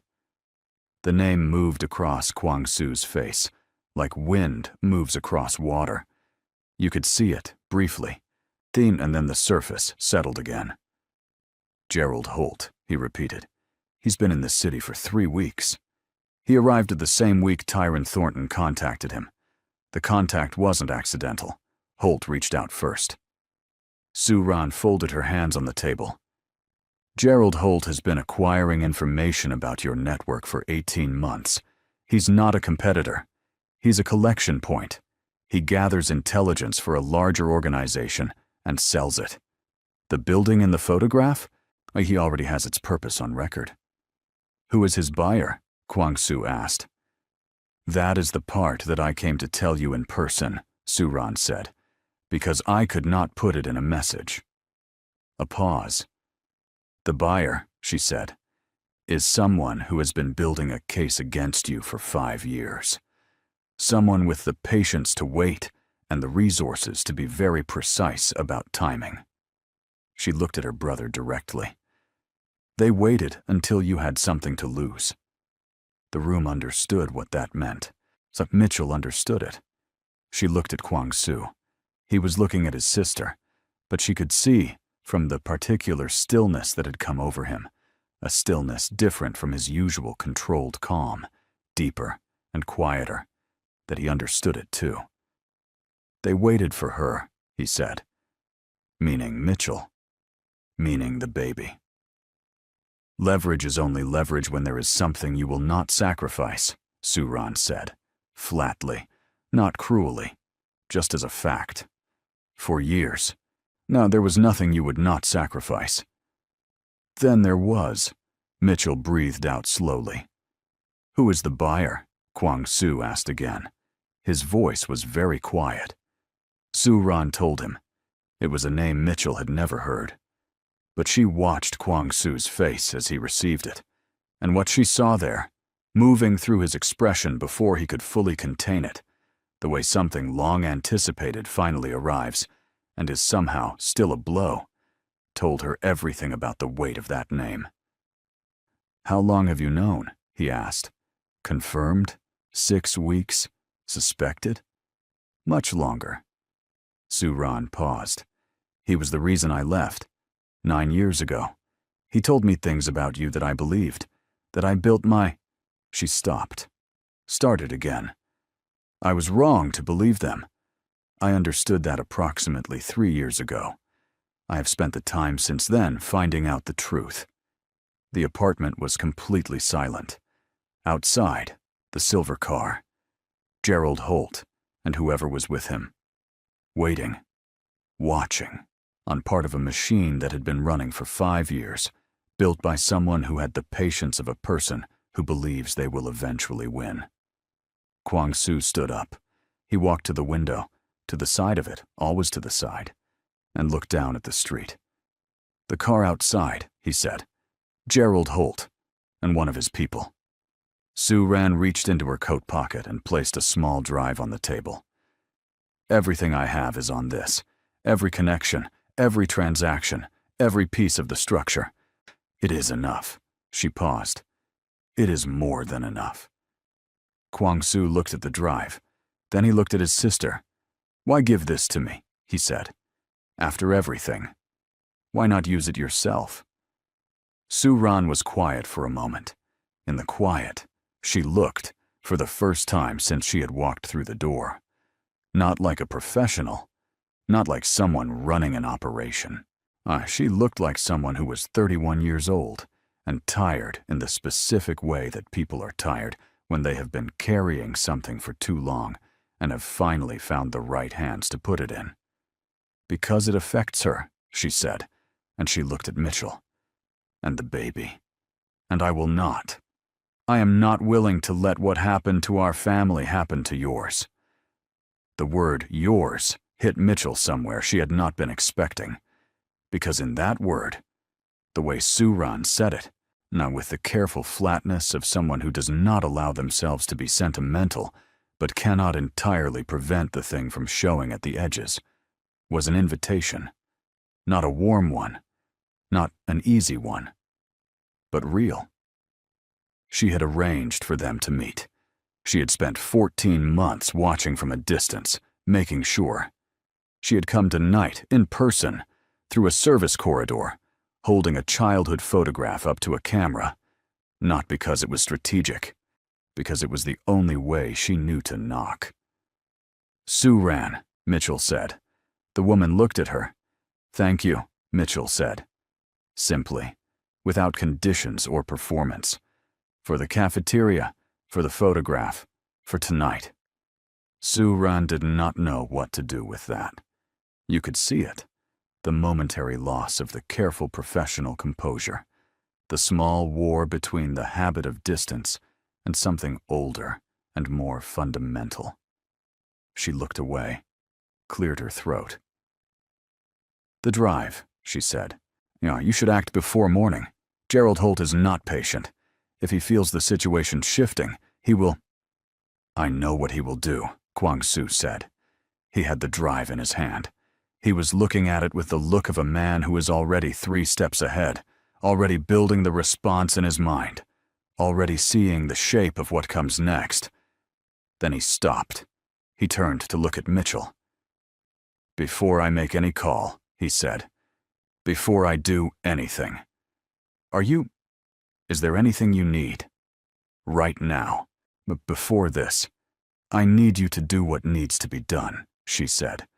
"I need you to trust your sister." A pause. "And I need you to tell me one thing." "What?" "The thing you feel about this baby." She looked at him steadily. The orange blanket, the small plants, the photograph of her grandmother, the life she had built in 4 months inside his apartment, quietly, like planting things in new ground. "Say it out loud, just once." Kwang-soo looked at her. He was not a man who said things out loud that he had only carried inside. She knew this. She was asking anyway. And the fact that she was asking, directly, clearly, without apology, was one of the things that he had understood, somewhere around month 2 of their marriage, was the exact quality in her that had made his sister choose her. "This child," he said quietly, with the particular steadiness of someone saying something true, "is mine. Fully. Entirely. That has been true since the first time you let me be present at an appointment. It has nothing to do with—" He stopped, and for a moment the steadiness wavered, just slightly. "It has nothing to do with biology or circumstance, or what Tyrant Thornton is, or is not. It is mine because I have chosen it. Because I choose it every day. A beat. That will not change. Nothing will change it." Mitchell's eyes were bright. She did not cry. She pressed her lips together once, and the brightness stayed in her eyes, and she nodded. "Good," she said. "Now go deal with Gerald Holt." From the corner, Soo-ran was looking at the window very intently, with the fixed attention of someone who is working very hard to be professional and unaffected, and is mostly succeeding. Kwang-soo went to his phone. He made 2 calls. They were short, brief, specific, to the kind of calls that people who are very good at what they do make when something has been building for a long time and the moment to move has finally arrived. Not dramatic, just precise. Sung Kyo came up from the garage. He was given the drive and instructions. Within the hour, Gerald Holt and his companion, who were still in the silver car, still waiting, but still believing they were the ones watching, would discover that the thing about Kwang Soo-yeo's world was that he never reacted when he could respond, and he never responded until he was certain. He was certain now. The silver car would not be there by morning. Gerald Holt would be asked, through channels that did not require visible force, to make a choice. The information on the drive, everything Soo-ran had spent 2 years building, would be in the right hands before dawn. The man who had been building a case for 5 years would discover that the gap between patience and victory was much wider than he had calculated. But that was not the most important thing that happened that night. The most important thing was smaller and had no audience. It happened after Sung Kyo left with the drive, after the calls were made, after Soo-ran had been given the guest room with the kind of direct practicality that Kwang-soo used for everything. "You will stay here. We will talk more tomorrow." And Suran, who had been alone for 9 years, had looked at him for a long moment and said, very quietly, "All right." The most important thing happened in the kitchen, close to midnight, when Mitchell was making tea because she could not sleep. Decaf, the only kind she allowed herself. And Kwang Soo came and stood beside her at the counter, and they were both quiet for a while, and then she said, "The biopsy is on Thursday." "I know," he said. "I'll be there. You don't have to stay the whole time." "I know," he said again. "I'll be there the whole time." Mitchell looked at the kettle. She looked at the small plants on the windowsill. One of them was leaning slightly toward the glass, reaching for the outside light. She had been meaning to turn it around for a week and forgetting. She reached over and turned it. "Whatever the results say," she said. "Whatever they say," Kwang Soo confirmed. She poured the tea, and set a second cup down for him. He did not usually drink tea, but he had been drinking it since month 2 of their marriage, quietly, without mentioning it, the way you adopt the small habits of people who matter to you. He picked up the cup.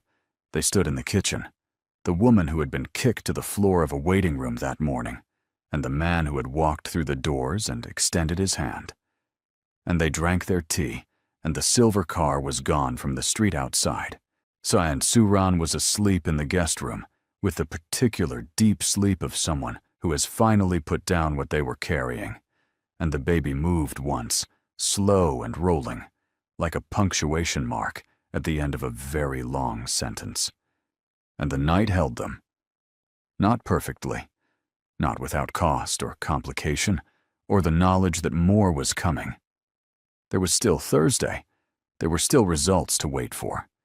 There were still conversations that needed to happen, with Suran, and about the 9 years, with the world, about the man who had spent 5 years building leverage over someone he did not understand, about the child who would arrive and reshape everything the way children always do, by simply existing with total confidence in their right to be here. But tonight, just this one night, the worst of it had passed, and they were still standing. You stayed through every twist. You already know this is the kind of story that gets into your bones. The most emotional stories belong to those who never miss a chapter. Subscribe and be the first one here every single time a new story begins. Are you lost too? He turned his head slowly. Standing 2 feet away from him was a little girl. She was small, maybe 4 or 5, with thick braids that had clearly been neat at the beginning of the day, but were now slightly unraveling on the right side. She had a pink rolling suitcase almost as tall as she was, a backpack shaped like a turtle, and a yellow raincoat 1 size too big. She was looking at him with complete, fearless curiosity. No calculation. No threat assessment. Just genuine interest in another human being. The kind of look only children give. He glanced around the immediate area. No adult rushing toward her. No panicked parent nearby. Just the late-night crowd of Terminal C. Travelers slumped against luggage. Phones glowing against tired faces. A cleaning machine humming somewhere in the distance. "Where is your mother?" he asked. She pointed vaguely toward the airline service desk 30 meters away. "She's talking to the airplane people. Our flight got canceled. She told me to stay by the orange chair." She looked around with a small frown. "But there are a lot of orange chairs." He almost smiled. "I've been walking for a little bit," she added, with the gravity of someone confessing something significant. Every instinct he had said to take her to a staff member, hand her over, return to his seat. Clean, efficient, uninvolved. Instead, he heard himself say, "Yes." She blinked. "Yes, what?" "Yes," he said. "I'm lost too." She considered this with the seriousness of a small judge. Then she nodded once and sat down beside him, dragging her enormous suitcase in front of her like a shield. "My name is Lila," she said. "I'm 5. What's your name?" He told her.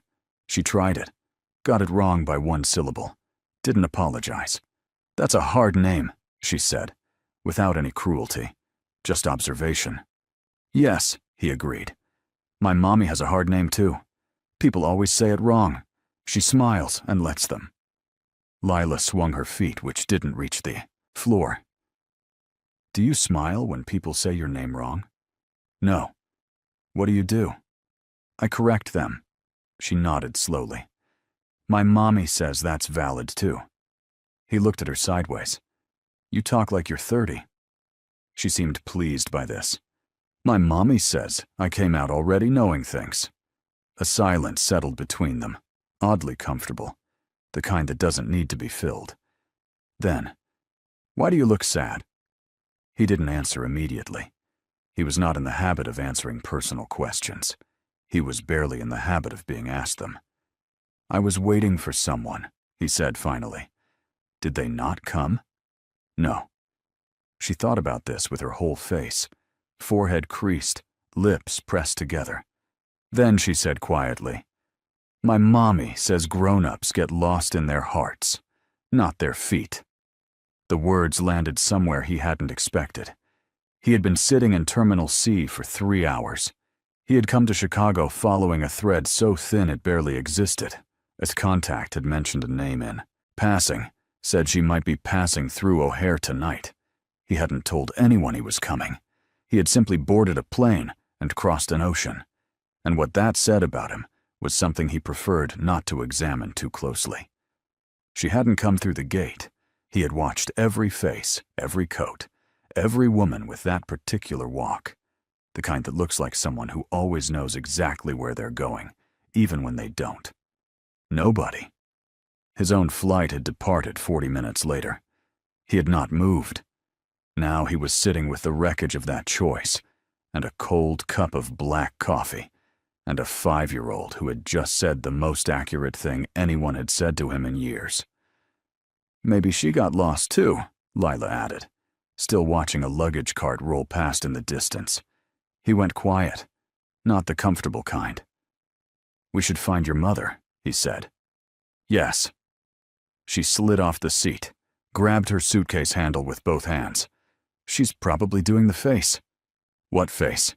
Lila scrunched her nose, pressed her lips together, and produced the expression of someone trying desperately to remain calm while spectacularly failing at it. He recognized it. He had made people wear that expression many times, in rooms with considerably higher stakes than a canceled flight. "Come," he said, standing. He didn't reach for her hand. He had no experience with children, none, and had spent his adult life making sure of it. But Lila solved the problem by reaching up and wrapping her fingers around 2 of his without asking. The way you pick up something that clearly belongs in your hand. Her hand was very small.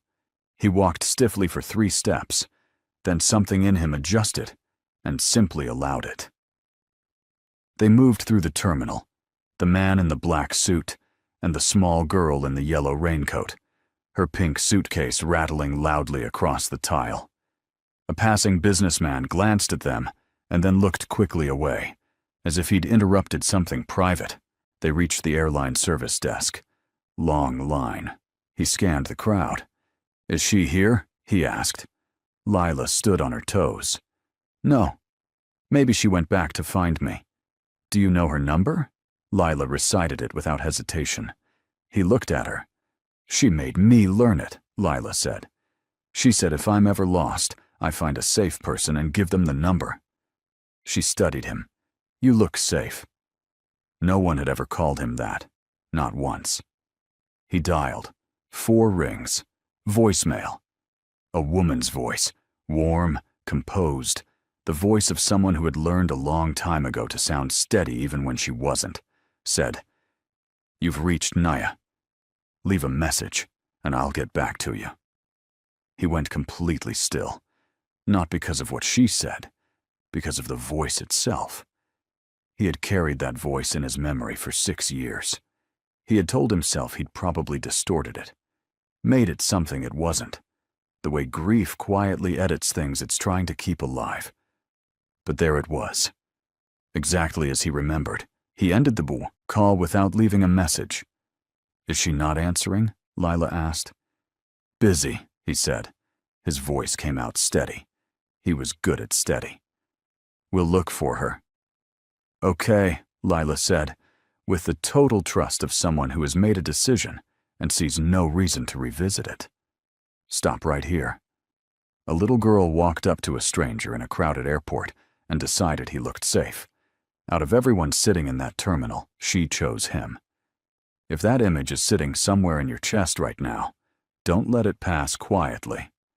Subscribe and stay with this story, because what's coming is going to reach somewhere you weren't expecting. Drop a comment and tell us, has a stranger ever made you feel less alone, even briefly, even in the most unlikely place? The people who know what that feels like are exactly who this channel was built for. They checked the gate areas, the family restrooms, the small cafe still open at the far end of the concourse, where a tired barista was wiping the counter with the slow movements of someone counting down the last minutes of their shift. No one. Lila had not panicked. She walked beside him with the careful composure of a child who had decided that worrying was not useful, though he could see she was gripping her suitcase handle tighter than before. Tell me about your mother, he said, partly to distract her, only partly. Lila considered where to begin. She works very hard. She goes on lots of planes. She says it's for her job, but I think she also just likes looking at clouds. She dragged her suitcase over a seam in the floor. She makes really good tea. She's teaching me Swahili. And she laughs really loud when something is funny. Not a polite laugh. A real one. Do you laugh like that? She asked. No.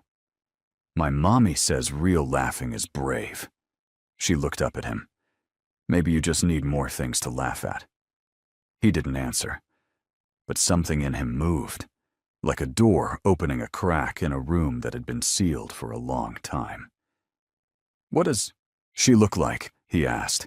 He kept his voice entirely neutral. She's tall, dark skin. Her eyes are really pretty. Her hair is big and soft, Lila thought. And she always smells like orange soap. Not fake orange, like real ones. He slowed almost imperceptibly. Something moved through him that he didn't examine. She sounds like someone worth knowing, he said quietly. She's the best person, Lila said without hesitation. She also makes jollof rice that makes your eyes close when you eat it. She glanced at him. Do you like jollof rice? I've never had it. Lila stopped walking and looked at him with the full weight of 5.5 years of accumulated life experience. That's sad, she said. He almost laughed. Not quite. But the closest he had come in a long time. They found the food court near the central hub, still partially lit. A few travelers scattered at tables. He steered them to a seat with clear sight lines to 2 different walkways, and sat with his back to the wall, out of a habit so old he no longer noticed he was doing it. Lila climbed into the seat across from him and propped her chin in both hands. You look like you're thinking very hard, she observed. I am. About finding my mommy? He said nothing. She accepted his silence with the equanimity of someone who has spent 5 years learning that adults don't always answer, and that this is their problem, not yours. Are you hungry? He asked.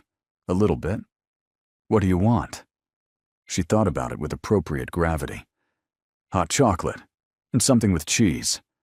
He returned from the kiosk with hot chocolate, a cheese pretzel, and a bottle of water. Because he had no idea what children were supposed to drink, and water seemed like the safest guess.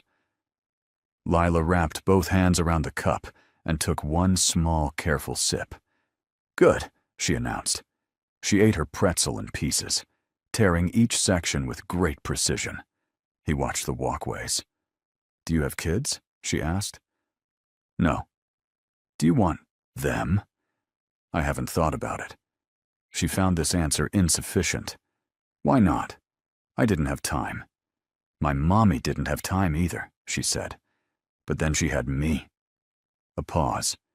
She says I was a surprise, but not the scary kind, the good kind. He looked at her carefully. How old are you? He asked. 5.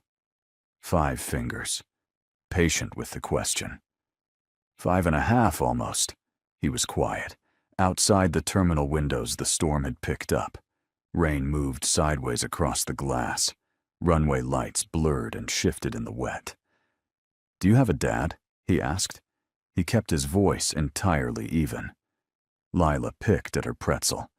My mommy says my dad is a story she's not ready to tell yet. Silence. She said when I'm older, Lila added. Then she looked up at him. Why are your eyes doing that? Doing what? They got big. Grown-ups' eyes don't usually go big. He looked away. Back to the walkways. A story she's not ready to tell. He was a man who operated in certainties. Data. Verified facts. Before action. He had nothing concrete here. Only a sequence of small things pointing somewhere he wasn't ready to name. He would not build a conclusion on this. He was not that kind of man. But his hands were very still on the table in the specific way they went still when everything inside him was moving very fast. Let's find your mother, he said. Have you ever stood in front of something? A moment, a single sentence, a face you weren't prepared for, and felt the structure of everything you thought you knew shift underneath you? Not collapse, just shift. If you've ever loved someone and lost them in a way you couldn't explain even to yourself, this comment section wants to hear from you. Not the polished version, the real one. Subscribe if you've been here long enough to know this is where people come when they want to feel something true. Silence right now would feel like walking away from your own story. They moved with more urgency now. Lila matched his pace with small, quick steps, her hand back in his, her suitcase rattling loyally behind her. She had stopped chattering. She seemed to sense, the way children do, that something in him had changed, and that the change required quiet. She'll be near the help people, Lila said after a while. She always goes where the help people are. She says, find the person whose job it is to solve the problem. Smart, he said. She's the smartest, Lila said. Then, after a pause, she's also been a little sad lately. She thinks I don't notice. He looked down at her. What makes you think she's sad? He asked carefully. Lila shrugged one shoulder. She gets a look sometimes, when she's not talking, like she's thinking about something far away. She glanced up at him. Do you know that look? He said nothing. I think everyone has someone they think about like that, Lila continued, with the calm authority of a philosopher who happens to be wearing a turtle backpack, even when they don't say it. He looked straight ahead. How long has she had that look? He asked. Lila thought about it. Always, she said simply. For as long as I can remember. The information desk was near the central hub. A woman in a navy blazer was speaking into a radio, with the efficient calm of someone managing their 15th minor crisis of the night. He stepped forward. There's a missing child alert already filed, he said. She's here. Her name is Lila. Her mother should be somewhere in this terminal. The woman looked at Lila, then at him, then at her screen. Relief loosened her shoulders visibly. We do have an active alert. She picked up her radio. Can I ask your name, sir? A pause. Tell her someone found her. The woman blinked, then relayed the message.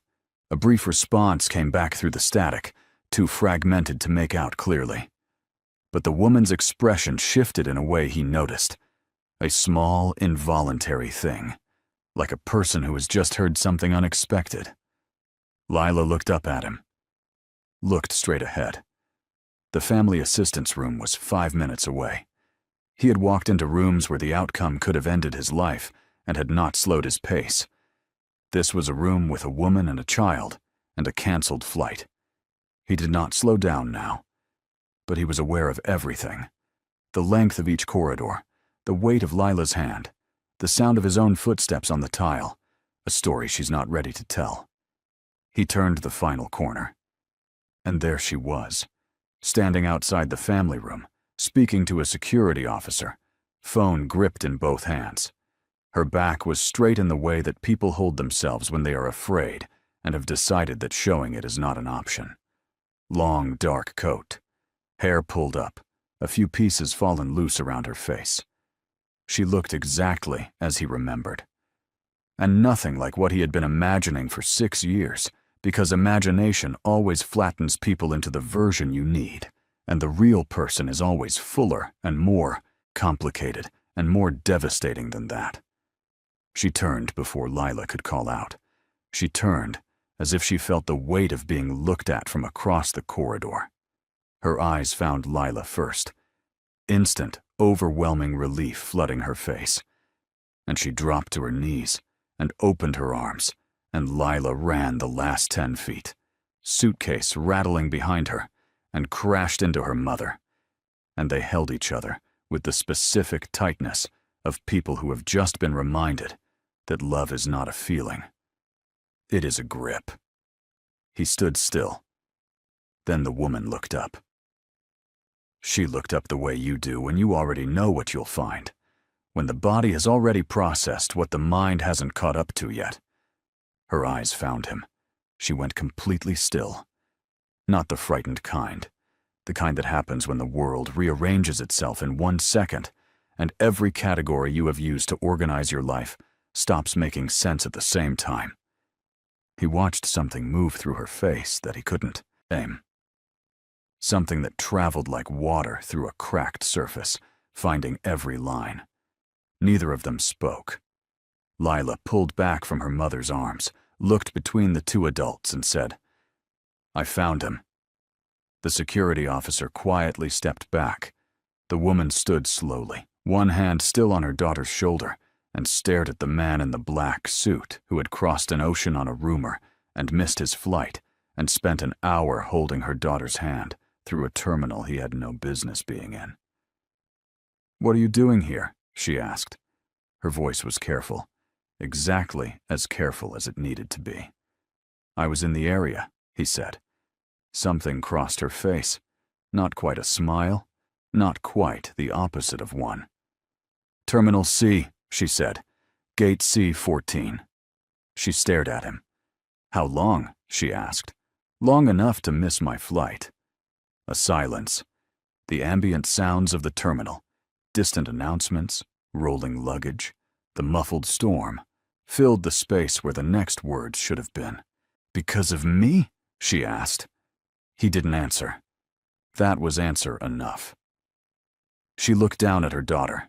Lila was watching both of them with her chin slightly raised and her hands clasped around her turtle backpack, wearing the expression of a 5-year-old who has done something she is quietly and completely proud of. "Did you tell him anything?" the woman asked softly.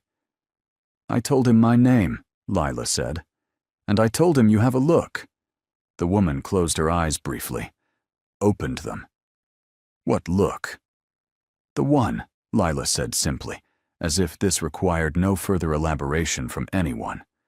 The woman looked at him again. This time, the careful composure had shifted slightly, not falling, just no longer sitting perfectly in place, the way a mask shifts when the person wearing it gets tired. "Can we sit down?" she said. "This is the moment where you need to take a side." He crossed an ocean on a rumor, sat in an airport for hours, and missed his flight. All for a woman who walked out of his life 6 years ago without a single word. She built an entire life in his absence. And now they're standing 10 feet apart in a midnight terminal with a 5-year-old between them who has already decided how this ends. Who do you think carries more of the weight here? Who had the right to make the choices they made? Drop your position in the comments, because this conversation is going to be something. Subscribe if you believe the most complicated love stories are the ones most worth following. They found seats near the large windows at the far end of the concourse. Outside, the storm pushed rain in sheets across the glass. Runway lights dissolved and reformed in the wet. Somewhere in the dark, a plane was making its slow, patient way through the night, wing lights blinking red and white. Lila sat between them. She had pulled her turtle backpack into her lap and was hugging it against her chest, her eyes moving quietly between the two adults, like someone reading a book. They have been waiting, a long time to reach. The woman was looking at her hands. He was watching the window. "How did you find out I was here?" she asked. "A contact. Someone mentioned your name. And you came." "Yes," she exhaled. "From Seoul." "Yes." She nodded once, filing it away. "I called your number," he said, "when we were looking for you. Lila gave it to me." The woman looked at her daughter. "You gave him my number." "He looked safe," Lila said again, with total unshakable confidence. The woman looked back at him, and something in her expression broke at the edges. "She's right," she said quietly. "You are. You always were. That was never the problem." "Then what was?" he said. Not a question. The quiet, final kind of statement that expects an answer. She looked at Lila. "Baby," she said softly, "can you take your suitcase and sit by that big window and count how many airplane lights you can see?" Lila looked at the window, then at her mother. "Will you still be here?" "I'm not going anywhere," she said. Lila slid off the seat, took her suitcase, walked to the window, pressed her forehead against the glass, and began to count. 1, 2. The woman turned to face him fully. "I left because I found out I was pregnant," she said. He said nothing. I sat with it for 3 days. Tried to think clearly and couldn't. Your world. The risk. Not of you. I knew you.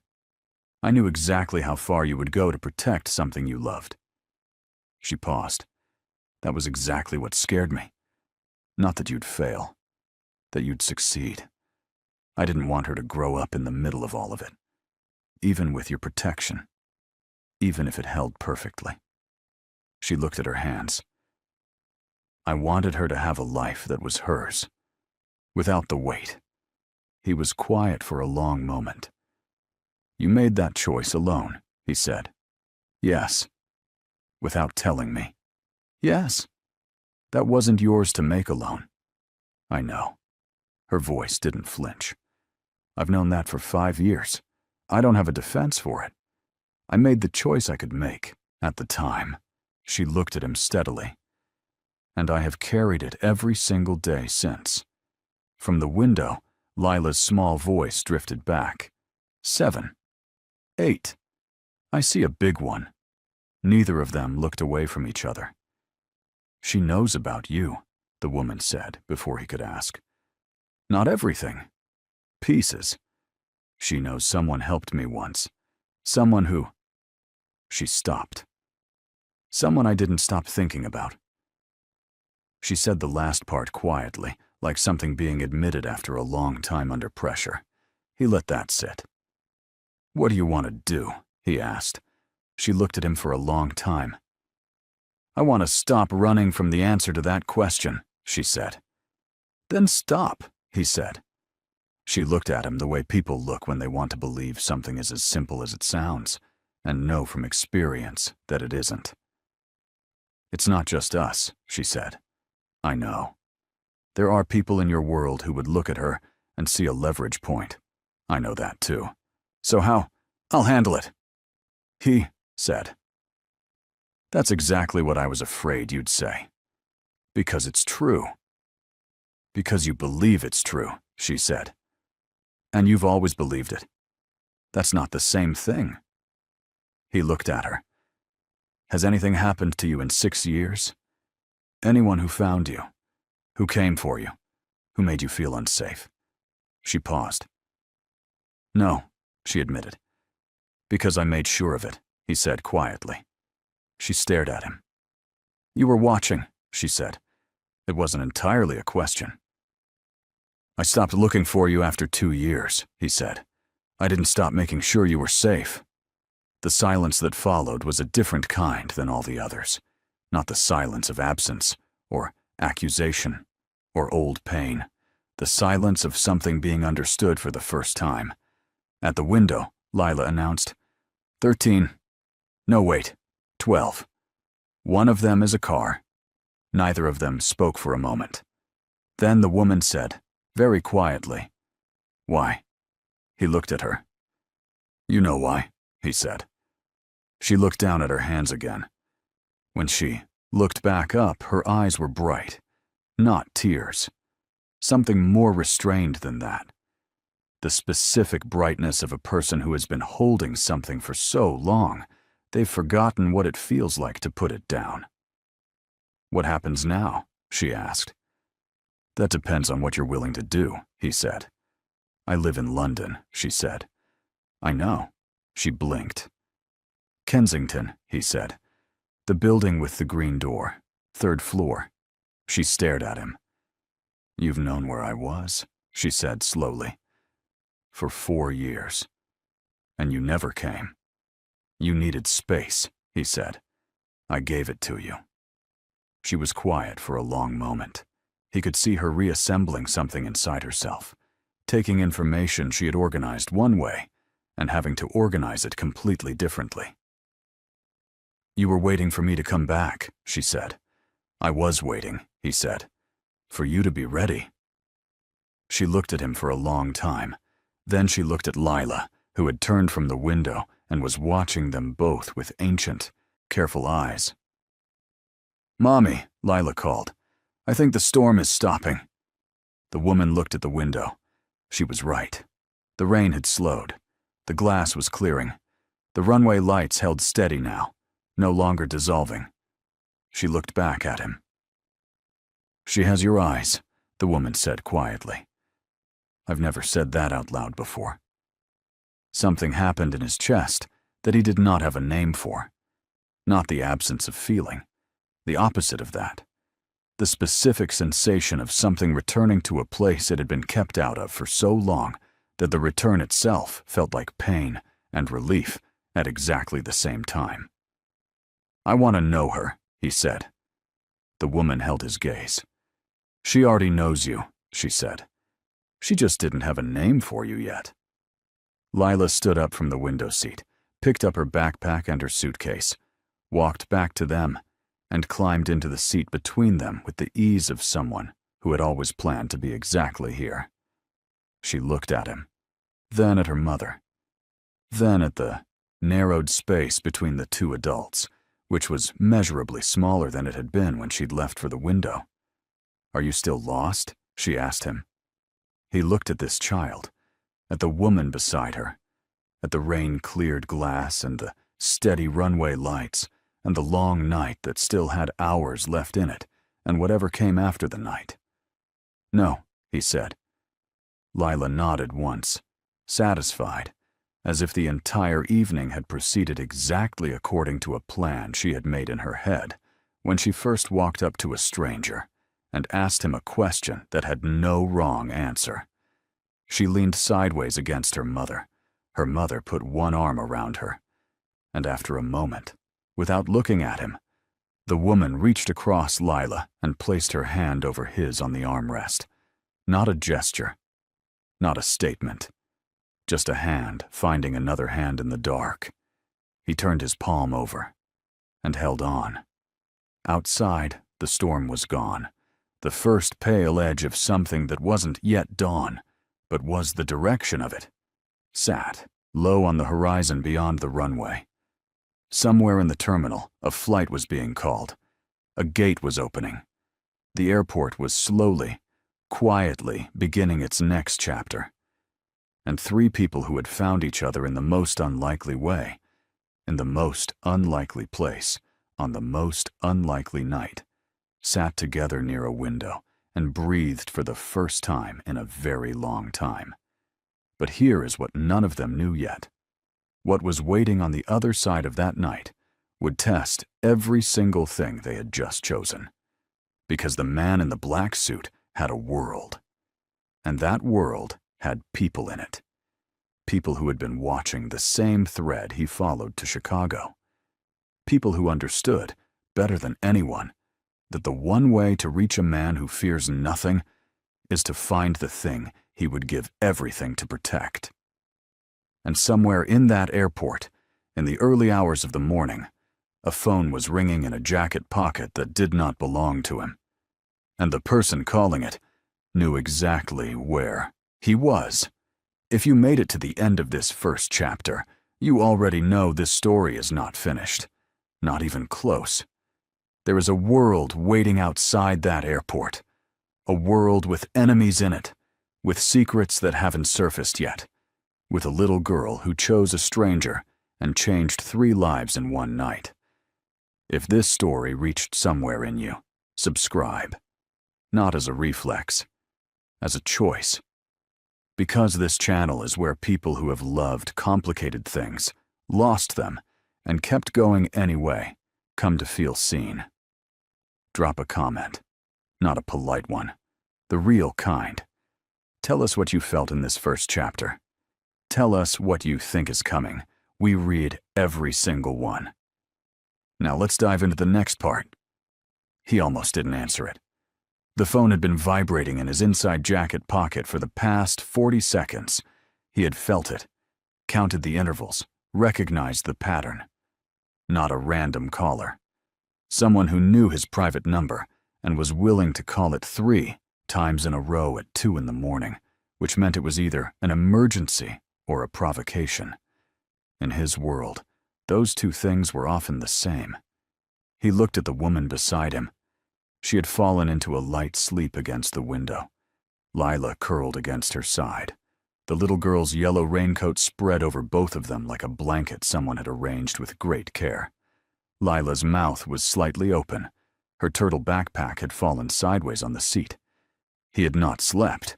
He had sat very still for the past hour and watched the 2 of them breathe and thought about things he did not yet have language for.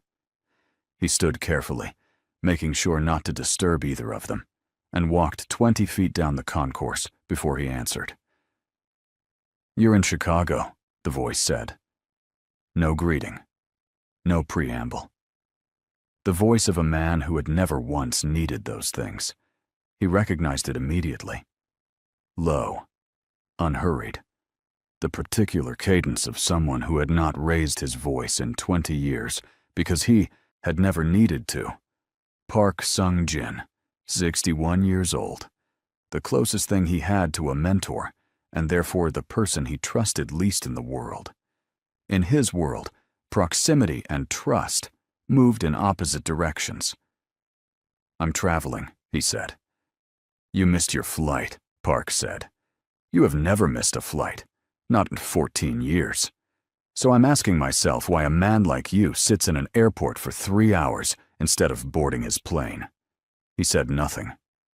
"And then I ask myself," Park continued pleasantly, "whether this has anything to do with a name I heard you say once, a long time ago, in a conversation you thought I wasn't listening to."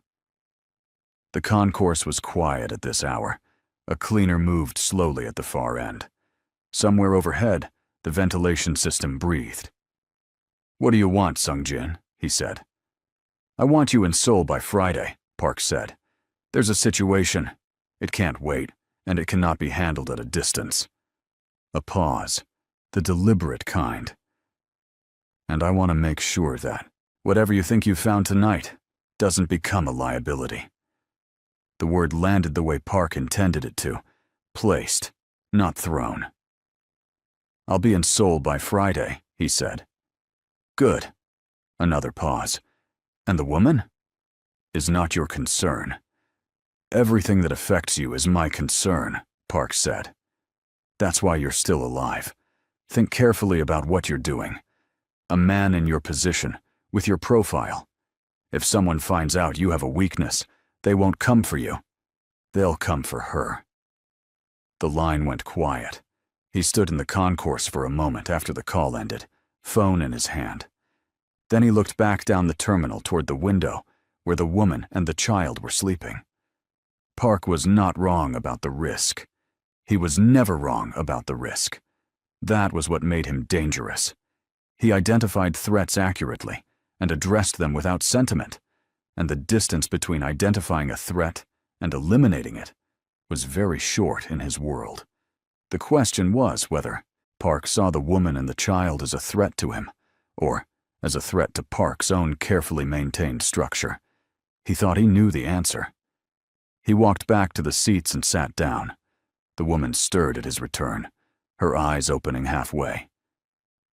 "What time is it?" she asked, her voice low with sleep. "Almost 4. She looked at Lila, still asleep against her. Something moved through her face. Something private and complete. The look of a mother watching her child sleep that belongs to no one else. Then she looked at him, and the look became more complicated. "You didn't sleep," she said. "I got a call." She was awake immediately. Not the slow kind of awake, the kind that had learned over years to arrive fast. "From your world," she said. "Yes." She looked at him carefully. "How bad?" "Not bad yet," he said. "But it's a signal. Someone is paying attention to the fact that I'm here." She absorbed this without visible alarm, which was one of the things about her that had always stopped him. This quality of receiving difficult information without performing a reaction to it. She processed underneath and showed you the result, not the processing. "What does that mean for tonight?" she asked. "It means I need to move carefully," he said. "It means that whatever we decide here, we decide it, knowing that my world is not a thing I can simply step out of. Not immediately. Possibly not ever completely." She looked at her hands. "I know that," she said. "I need you to know it differently now," he said. "Not theoretically, actually." She looked up. "What are you saying?" "I'm saying that I'm going to do everything in my power to make sure you're both protected. But protection in my world is not a passive thing. It requires structure. It requires decisions. It requires you to trust that I know what I'm doing, even when I can't explain every step to you." She was quiet for a long moment. "That's what I couldn't do before," she said. "Trust what I couldn't see." "I know. And you're asking me to do it now." "I'm telling you," he said, "that I understand why you couldn't then. And I'm asking you to consider whether anything has changed." She looked at him steadily. "Has anything changed?" "Yes," he said. "I have." She searched his face. He let her look. He had nothing to hide tonight. "How?" she asked. He thought about how to say it honestly. He was not practiced at this.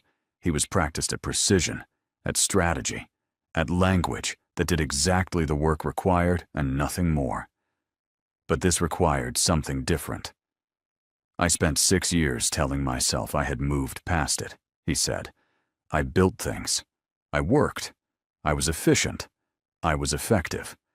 And none of it," he paused, "none of it felt like it was for anything. I didn't understand that until tonight, until a 5-year-old sat down next to me and held my hand, and I couldn't think of a single reason to let go." The woman didn't move. "She does that," she said softly. "She finds the thing people need, and she just offers it. She's been doing it since she could walk." "Where does she get it?" he asked. The woman looked at him for a long moment. "Her father was the bravest person I ever met," she said, "and the loneliest. She got his courage and decided to use it differently." He went very still. Outside the window, the sky had thinned from black to a deep, dark blue. Not dawn yet, the suggestion of it. "She's mine," he said. He said it quietly, not as a question, not as an accusation, just as a fact being spoken aloud for the first time. "Yes," she said. "And you were going to—" "I don't know what I was going to do," she said, and her voice cracked slightly on it, the first crack of the whole night. "I told myself I was protecting her, and I was. I was also protecting myself from having to come back and face what I'd done, and face what I still felt, and face you standing in front of me like—" She stopped. "Like what?" he said. She looked at him.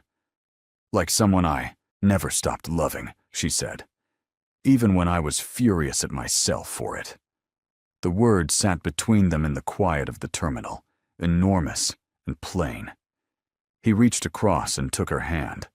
Not a gesture, not a statement, just a hand finding another hand, the way his daughter had shown him it was done. Without ceremony, without condition, because the person beside you needs to know you are there. She looked down at their joined hands. Then she turned her palm over and held on. Have you ever been so afraid of losing something that you destroyed it yourself, just to control the ending? Have you ever carried a choice for years that you knew was wrong and right at the same time, and had no idea how to put it down? If this moment is sitting somewhere in your chest right now, you're not alone in it. This community was built for the people who have loved at full cost.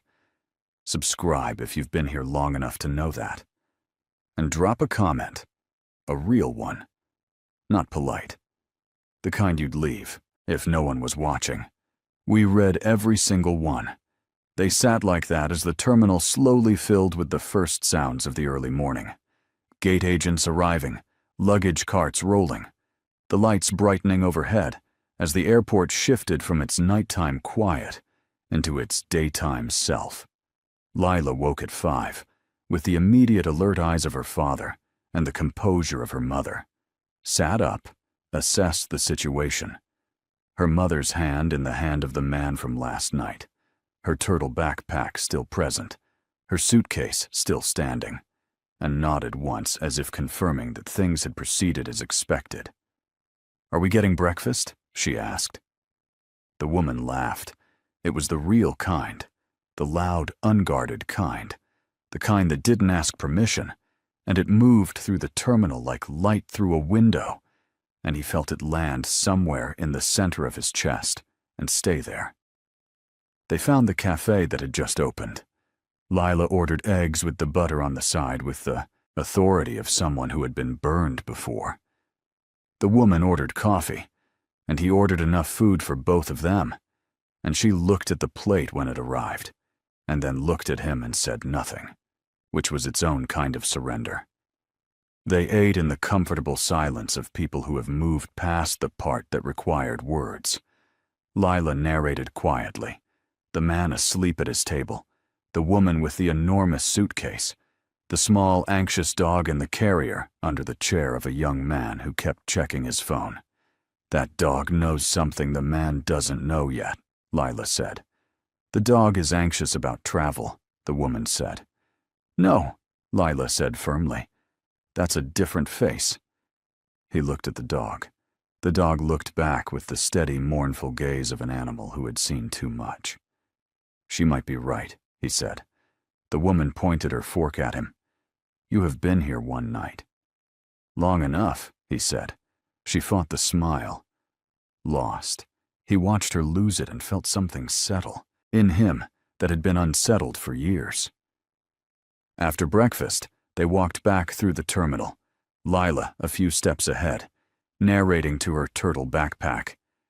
He and the woman walked beside each other, close enough that their arms touched occasionally. "I have to go back to Seoul," he said. "I know. There are things I need to close out, decisions I need to make about how I operate going forward. It won't be immediate. It won't be simple." "I'm not asking you to dismantle your life overnight," she said. "But there are parts of it that have to change." "Yes," she said. "There are." "I need to know you understand what that process looks like," he said. "It's not clean. There will be moments where I have to do things you won't like in order to reach the outcome we both want." She was quiet for a moment. "Will you tell me the truth when I ask?" "Yes." "Even when it's difficult?" "Especially then," he said. She looked at him. "That's all I ever needed," she said. "Not perfection. Not a different life. Just the truth." "I know that now," he said. "I didn't know how to give it before." She held his gaze. Neither did I. Ahead of them, Lila had stopped and turned around. supervising their walking distance with visible concern. "You're too far apart again," she said. He looked at the woman. The woman looked at him. He held out his arm. She looked at it for exactly 1 second, the second of a person stepping off something they have been standing on for 6 years, and then she put her hand through his, and they walked to the gate together while Lila watched with quiet, complete satisfaction, and then turned and led the way. At the gate, Lila fell asleep again almost instantly, her head in her mother's lap. The woman stroked her hair without looking at it. "She really does have your eyes," she said softly. He looked at the sleeping child, at the face he had not known for 5 years, and could not imagine not knowing now. "I want to be there," he said. "Not from a distance, actually there, for the things that matter." "School pickups," she said. "Weekend arguments about butter being on the side." "All of it," he said. She looked at him. "You understand what that means, what it looks like from the outside. People will find out." "Let them find out," he said. "Your people. My people will understand that she is protected," he said. "Not a vulnerability, not a leverage point. Protected. Anyone who thinks otherwise will be corrected." She heard the weight in the word corrected, and did not flinch from it. "And Park?" she asked. He looked at her. "You heard the name?" "I was half asleep," she said. "Not fully." He almost smiled. "Park is a problem I will handle before I arrive in London." She looked at him carefully. "Handle how?" "Carefully," he said, "and permanently." She was quiet. Then, "Promise me it won't come to our door." "It won't come to your door," he said. "I will make sure of it before I step onto that plane." She studied him for a long moment. Then she nodded once. The nod of someone who has decided to believe something, not because they have proof, but because they have chosen to. "When will you come?" she asked. 2 weeks, he said. "Maybe less." Lila will ask every day. "Tell her 2 weeks, he said. "I'll try to make it less." She looked at him. "Don't try. Do it." She counts things. "She'll hold you to it." "Good," he said. She looked surprised by that. "I need someone to hold me to things," he said. "I've spent 20 years with no one to answer to." She held his gaze. "How has that been?" "Efficient," he said, "and completely empty." The gate agent called the London flight. The woman woke Lila with the quiet, practiced motion of someone who had done it thousands of times. And Lila came back to herself in the way she always did. Immediately, completely, with zero transition. She found her backpack, checked her suitcase, stood up. Then she looked at him. "Are you coming?" she asked. "Not on this one," he said. She looked at him steadily. "But you're coming." "Yes." "To London." "To London." She thought about this for a moment. Then she reached into her turtle backpack and took out a piece of paper, folded many times, slightly crumpled, clearly important to her for some time. She unfolded it carefully with both hands. A crayon drawing. A small figure in yellow. A tall figure in dark. Between them, 2 hands connected. The hands were drawn in careful, deliberate strokes, slightly smudged, but clearly intentional. Clearly done more than once until they looked right. She held it out to him. He took it. "So you remember what we look like," she said. He looked at the drawing for a long moment. Something moved through him that had no name and didn't need one. He folded it carefully and placed it in his inside jacket pocket. "I won't forget," he said. She nodded, satisfied, and then took her mother's hand without ceremony and began walking toward the gate. The woman paused at the entrance. She turned back. She looked at him standing in the gate area with a child's crayon drawing in his pocket, and the morning coming through the windows behind him and everything that had been impossible for 6 years somehow arranged differently now. Not simple, not clean, but possible. Actually possible. 2 weeks, she said. Less, he said. She held his gaze one last moment. Then she turned and walked through the gate. He watched until the door closed behind them.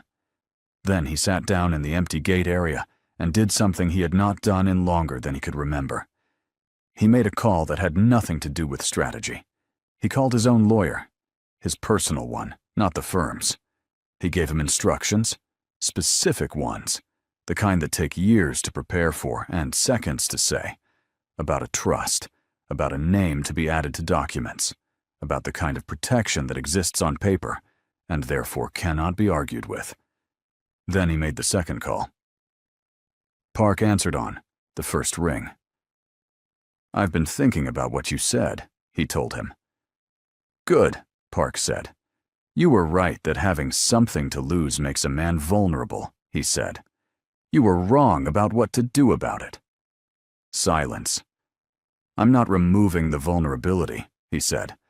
"I'm making sure that anyone who looks at it understands that touching it is not a survivable decision." A long pause. "That's a significant shift," Park said. "Yes," he said. "It is. And if I told you I had concerns about the stability of that position, I would tell you," he said quietly, "that I have concerns about the stability of anyone who shares those concerns.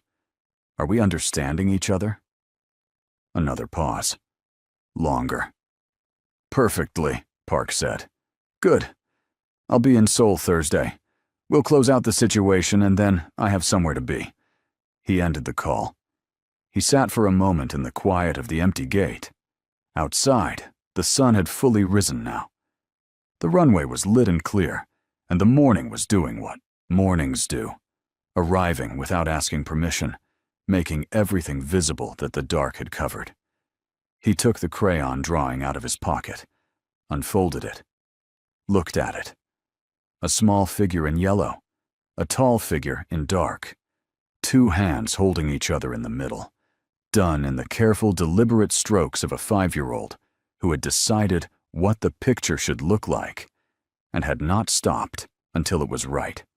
She had made this before tonight, before she walked up to a stranger in a terminal and asked him if he was lost. She had already drawn the ending. He folded it back carefully and put it away. Then he picked up his phone and rebooked his flight. Not Seoul direct. Seoul, then London. 10 days, not 2 weeks. He had things to close, a world to restructure from the inside, decisions that would take time and care, and the specific kind of precision that meant no loose ends, no exposure, nothing that could follow him through the door he was about to walk through. But the door existed now. It had a green frame and a 3rd-floor flat, and a little girl who counted things and held people's hands without asking, and had drawn a picture of an ending she believed in before she had any reason to. He stood up. He walked through the terminal in the full morning light, past the cafe where they had eaten breakfast, past the gate where they had slept, past the spot in Terminal C where a small girl had rolled a pink suitcase up to a man in a black suit and asked him the question that had rearranged his entire life in the space of a single night. He did not look like a man who was lost. He looked like a man who knew exactly where he was going. And 9 days later, on a Tuesday morning in London, a black car stopped outside a building with a green door in Kensington. A man in a dark coat stepped out, carrying nothing except a small package and a crayon drawing folded in his inside pocket. He pressed the buzzer for the 3rd floor. A few seconds passed. Then a voice, small, immediate, completely unsurprised, came through the speaker. "I knew it would be less than 2 weeks," Lila said. He stood at the green door. "You counted," he said. "Every day," she said. The door buzzed open. He went in, and upstairs, on the 3rd floor, a woman stood in the hallway with her arms folded and her eyes bright and her hair loose around her face. And beside her, a small girl in a yellow cardigan was bouncing slightly on her heels with the contained excitement of someone who has been waiting for something they were certain was coming. He stopped in the doorway. He looked at the woman. She looked at him. "You're early," she said. "I told you I'd try," he said. "You said less than 2 weeks." 9 days, he said. She held his gaze. Then her mouth curved. Slow. Real. The kind that started in the eyes first. 9 days, she said. Lila reached up and took his hand. He looked down at her. She looked up at him with those eyes, his eyes in her face clear and direct and entirely certain. "Come in," she said. "I'll show you my room."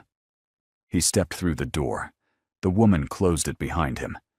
And outside, London carried on with its Tuesday morning, the traffic and the gray sky, and the particular light of an autumn day that cannot decide between clouds and sun, entirely unaware that inside a third-floor flat with a green door, 3 people were beginning something that had been a long time coming. Not perfect, not simple, but real, and chosen. Fully, finally, chosen. If you stayed until the end of this story, then you know that it was never really about an airport. It was about the things we abandon out of fear and spend years grieving quietly. About the children who see through every wall we build. About the love that survives our worst decisions and waits, not because it has no other choice, but because it knows something we haven't admitted yet. If this story reached something in you, subscribe. Not as a reflex, as a recognition. This channel is for people who understand that the most important arrivals are always the ones we almost didn't allow. Leave a comment and tell us what this story gave you. Tell us what it reminded you of. Tell us what you would have done differently. This community reads every word. And we will see you in the next story. The moment she stopped apologizing for her size was the moment her whole world tore open. Not slowly, all at once, like a sky splitting in two. And the man who thought he could use her body as a weapon against her had no idea that the most dangerous person in that mall was already watching. This story will remind you that healing does not always look gentle. Subscribe so you never miss a story that changes the way you see love. So fat a girl. Those words did not come out as a whisper, and they did not come out as a joke. They came out of Darren Cortez's mouth the way venom comes out of a snake, like it had been sitting there a long time, waiting. His hand was around her neck, not squeezing hard enough to leave a mark he couldn't explain. Just enough to remind her that he still believed he owned her. Selena Morgan did not scream. She had learned in 4 years of marriage to this man that screaming only made it worse. So she stood there in the middle of Galleria Crown Mall, a Saturday afternoon, people everywhere, pop music from a clothing store nearby, and she let him say it again. "Look at you. So fat. You really came out here looking like this?" She was wearing a yellow sundress. She had bought it 2 weeks after she signed the divorce papers. She had stood in that dressing room and cried a little when she saw herself. Not because she was ashamed, but because she had forgotten what it felt like to choose something for herself. She was still learning. Darren had spotted her from across the food court.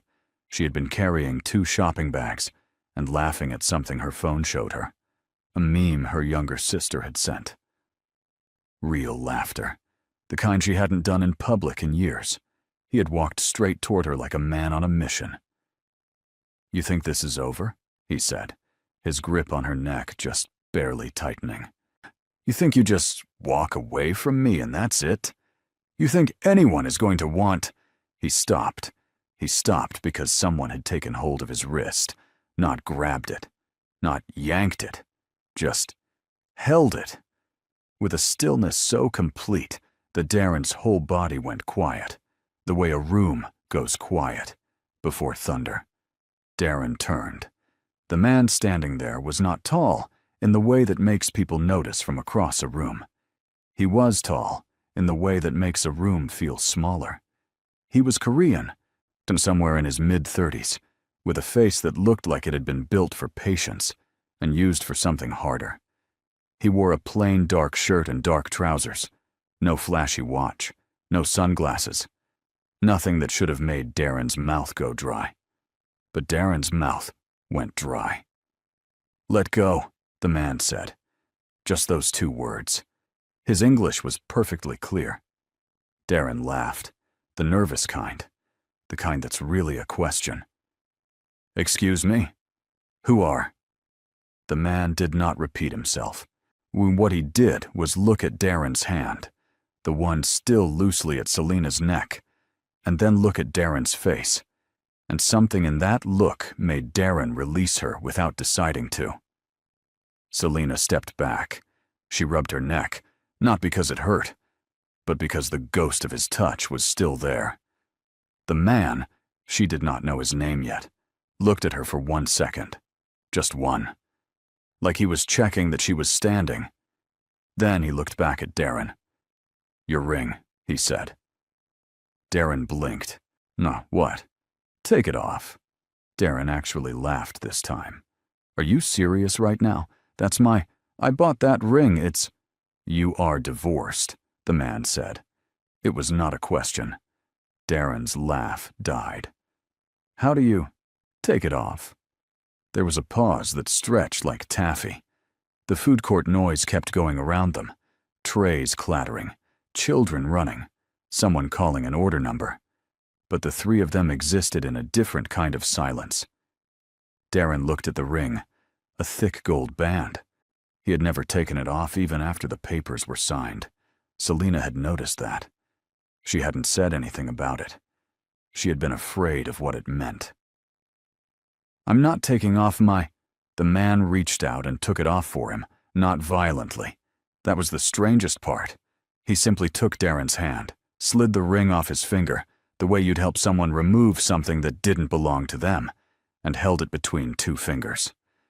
Darren looked at his own bare hand, like he didn't recognize it. "Gosh, you will not speak to her again," the man said. "You will not come near her again. You will not—" He paused, and the pause was deliberate. "Think about her again." Darren opened his mouth. "I would not," the man said quietly. "Finish that sentence." Something in Darren Cortez, a man who had never in his life backed down from anything, a man who had once made a courtroom lawyer cry, decided that today was not the day. He looked at Selena once. Something complicated crossed his face. Then he walked away. Just like that. Selena stood there, her yellow dress, her 2 shopping bags, her heart doing something between falling and flying. The man turned to her. Up close, his eyes were dark brown and very calm, the kind of calm that comes from surviving things, not from avoiding them. "Are you hurt?" he asked. She almost laughed. In a strange, tilted way, she almost laughed. Because it had been so long since someone asked her, really asked her, that the words landed somewhere deep and old in her chest. "No," she said. "No, thank you." He nodded. He placed Darren's ring on a nearby empty table like it was trash and turned to leave. "Wait." The word jumped out of her before she decided to say it. He paused. "Who are you?" she asked. He looked at her for a moment. Something moved behind his eyes. Not quite a smile, but related to one. "Why, no one important," he said. And he walked away. She found out 3 days later that she was wrong. His name was Sung Jin Bai, and he wasn't no one. He was, according to the very pale and very shaking man who showed up at her apartment door on a Tuesday morning. A man who introduced himself as an associate of Mr. Darren Cortez, the head of the Bay organization out of Ulsan. Selena stood in her doorway in her pajamas and her bonnet and said, "I'm sorry. The what organization?" The man, young, expensive suit, looking like he hadn't slept, said, We need to know your relationship with Sungjin Bai. I don't have a relationship with him, she said. He helped me in a mall 3 days ago. That's it. The man looked at her for a long moment, like he was trying to decide if she was lying or if she was genuinely this uninformed. Ms. Morgan, he said carefully, Sungjin Bai does not help people in malls. He doesn't. That's not something he...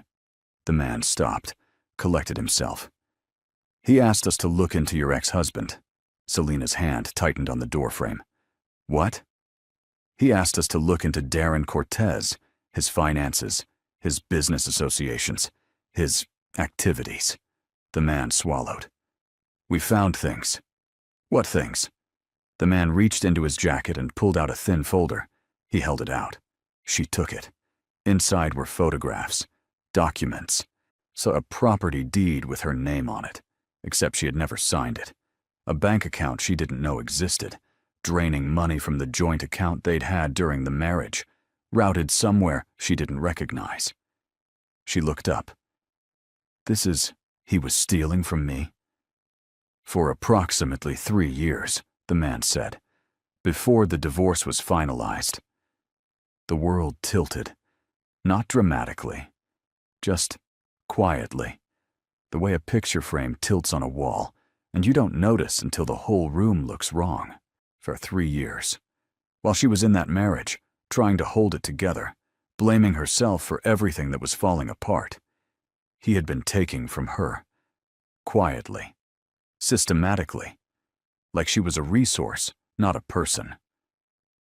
Why, she said slowly, is Sungjin Bai looking into my ex-husband? The man in the doorway looked deeply uncomfortable. That's something you would have to ask him. Then set up a meeting. The man blinked. I'm sorry? A meeting, she said again, and her voice steadier than she expected. With Mr. Bai.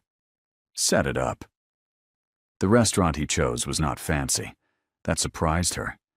She had built a picture in her head of what the headquarters of a man like Sungjin Bai would look like. All dark glass and dangerous quiet.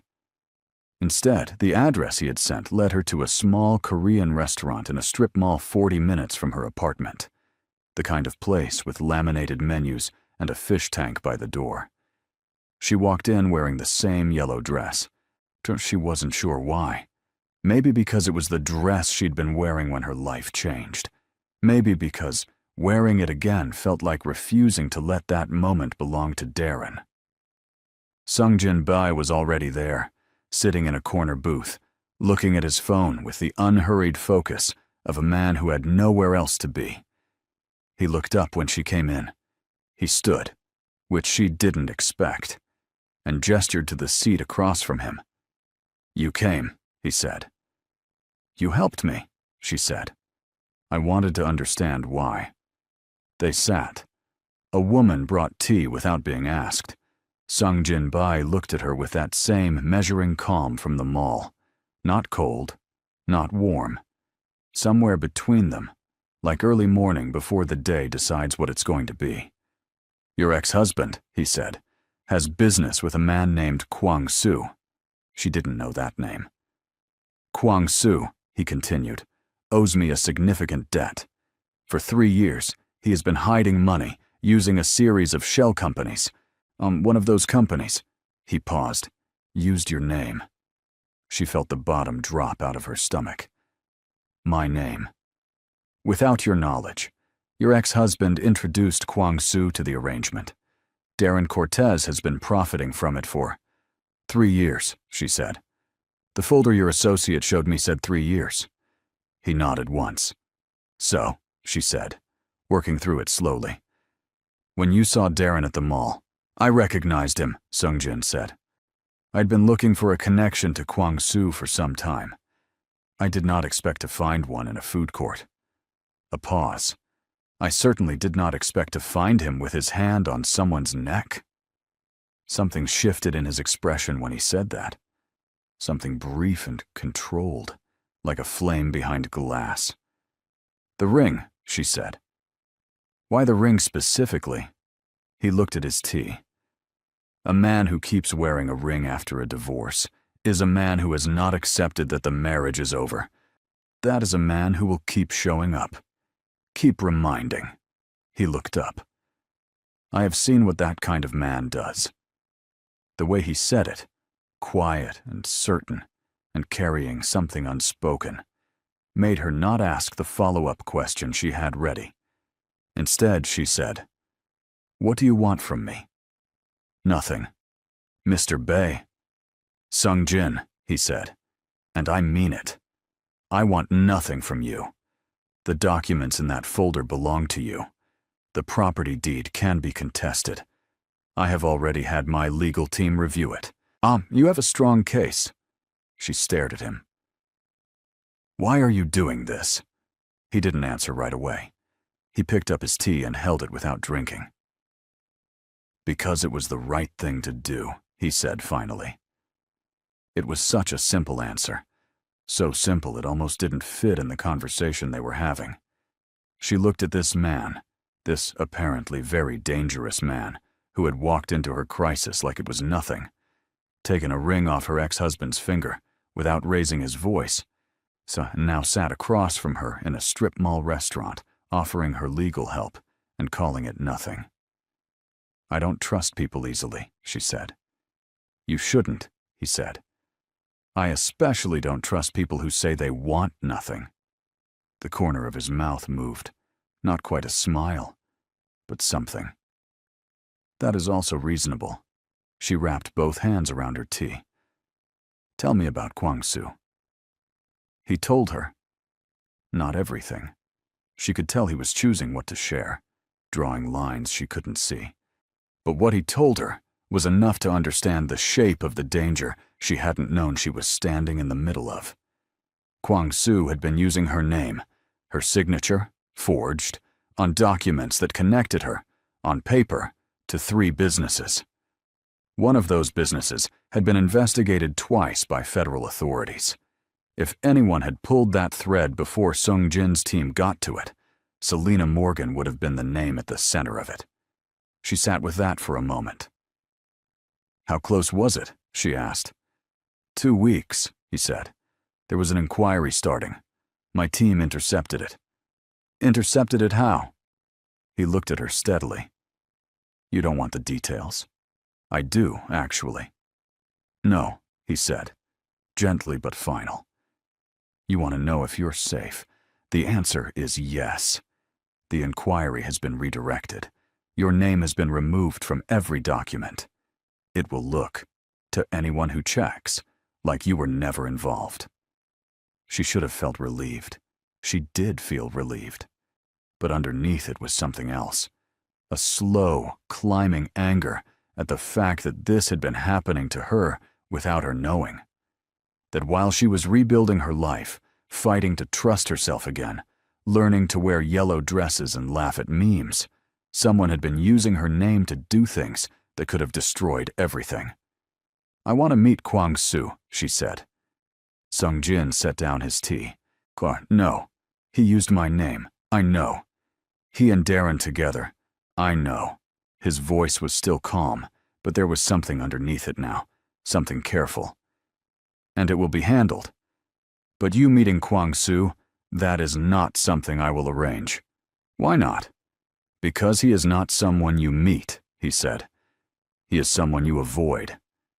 The way he said it, not dramatic, not trying to frighten her, just stating a fact the way you'd state the weather, made her believe him completely. "Okay," she said, "but I want to know when it's handled." He considered her for a moment. "I can do that." She nodded. She picked up her bag. "Ms. Morgan," he said. She paused. "The yellow dress," he said. "It suits you." She didn't know what to do with that. So she just said, "Thank you," and left. She sat in her car for 4 minutes before she started the engine. You have been reading a story that is only just beginning to turn. Subscribe, because the next part will change everything you think you know about these two. Her sister Natty called that night. Natty was 3 years younger, infinitely louder, and currently living in another state for her graduate program. She had been the first person Selena called after the divorce. She had driven 14 hours to help her pack. "So let me get this straight," Nady said over the phone. "You ran into Darren at the mall. He grabbed your neck. And then a random Korean Mafia man appeared, took his ring off his finger, and now is trying to help you with your legal case." "That's accurate, yes." Silence. "Selena." "I know." "Selena." "I know, Nady. You don't know, because if you knew, you'd be more excited." Girl, this is the most interesting thing that has happened to either of us in years, and you're describing it like you're reading a grocery list." "I don't want to make it into something it isn't," Selena said. "He has reasons for helping me. Business reasons. I'm connected to someone he's after." "Yeah, okay, sure," Nady said, in the voice of someone who did not believe that for 1 second. "He also complimented your dress. He said it suited me. That is a compliment, Selena. That is a man noticing you and choosing to say something kind." A pause. When did Darren last do that? Selena couldn't remember. She lay on her bed, looking at the ceiling, and couldn't remember a single time in 4 years that Darren had told her she looked nice without following it immediately with a but. "I don't know him," she said quietly. "You will," Nady said. "Something tells me you will." Sung-jin's world was not built for gentleness. He had understood that from a young age. Growing up in Ulsan, watching his father run the Bai organization the way a surgeon runs an operating room. Precise, some bloodless on the surface, brutal in the details. He had inherited it at 26, when his father had a stroke that left him unable to speak. He had run it for 9 years since then. He was good at it. He was not always proud of it. He thought about that sometimes, in the early mornings before his team arrived, sitting in the small office above the restaurant that his team didn't know he thought of as a refuge. He kept it plain on purpose. No art on the walls. 1 chair. A desk. On a window that looked out at a parking lot. He thought about Selena Morgan more than he expected to. Not in the way his associates would have teased him for. He was careful about that distinction. Careful about keeping his thoughts where they belonged. But she had a quality he rarely encountered. She had been frightened, and she had not run.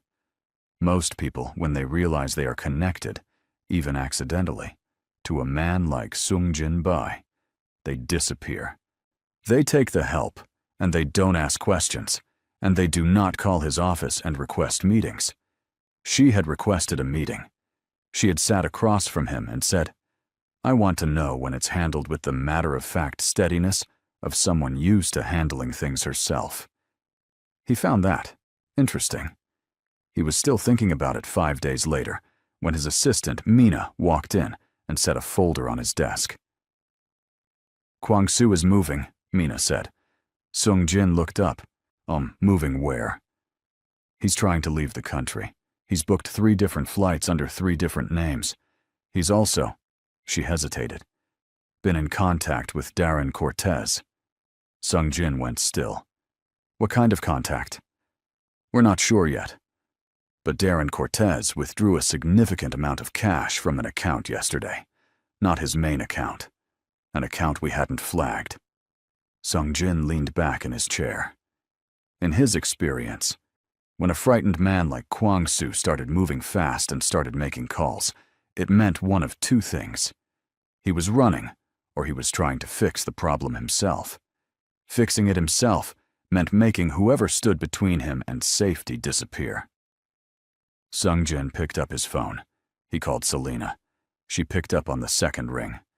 It was a Sunday morning, and she was, based on the sound in the background, watching something loud. "Mr. Bae." "Sung-jin," he corrected for the 2nd time. "Right. Sung-jin, is something wrong?"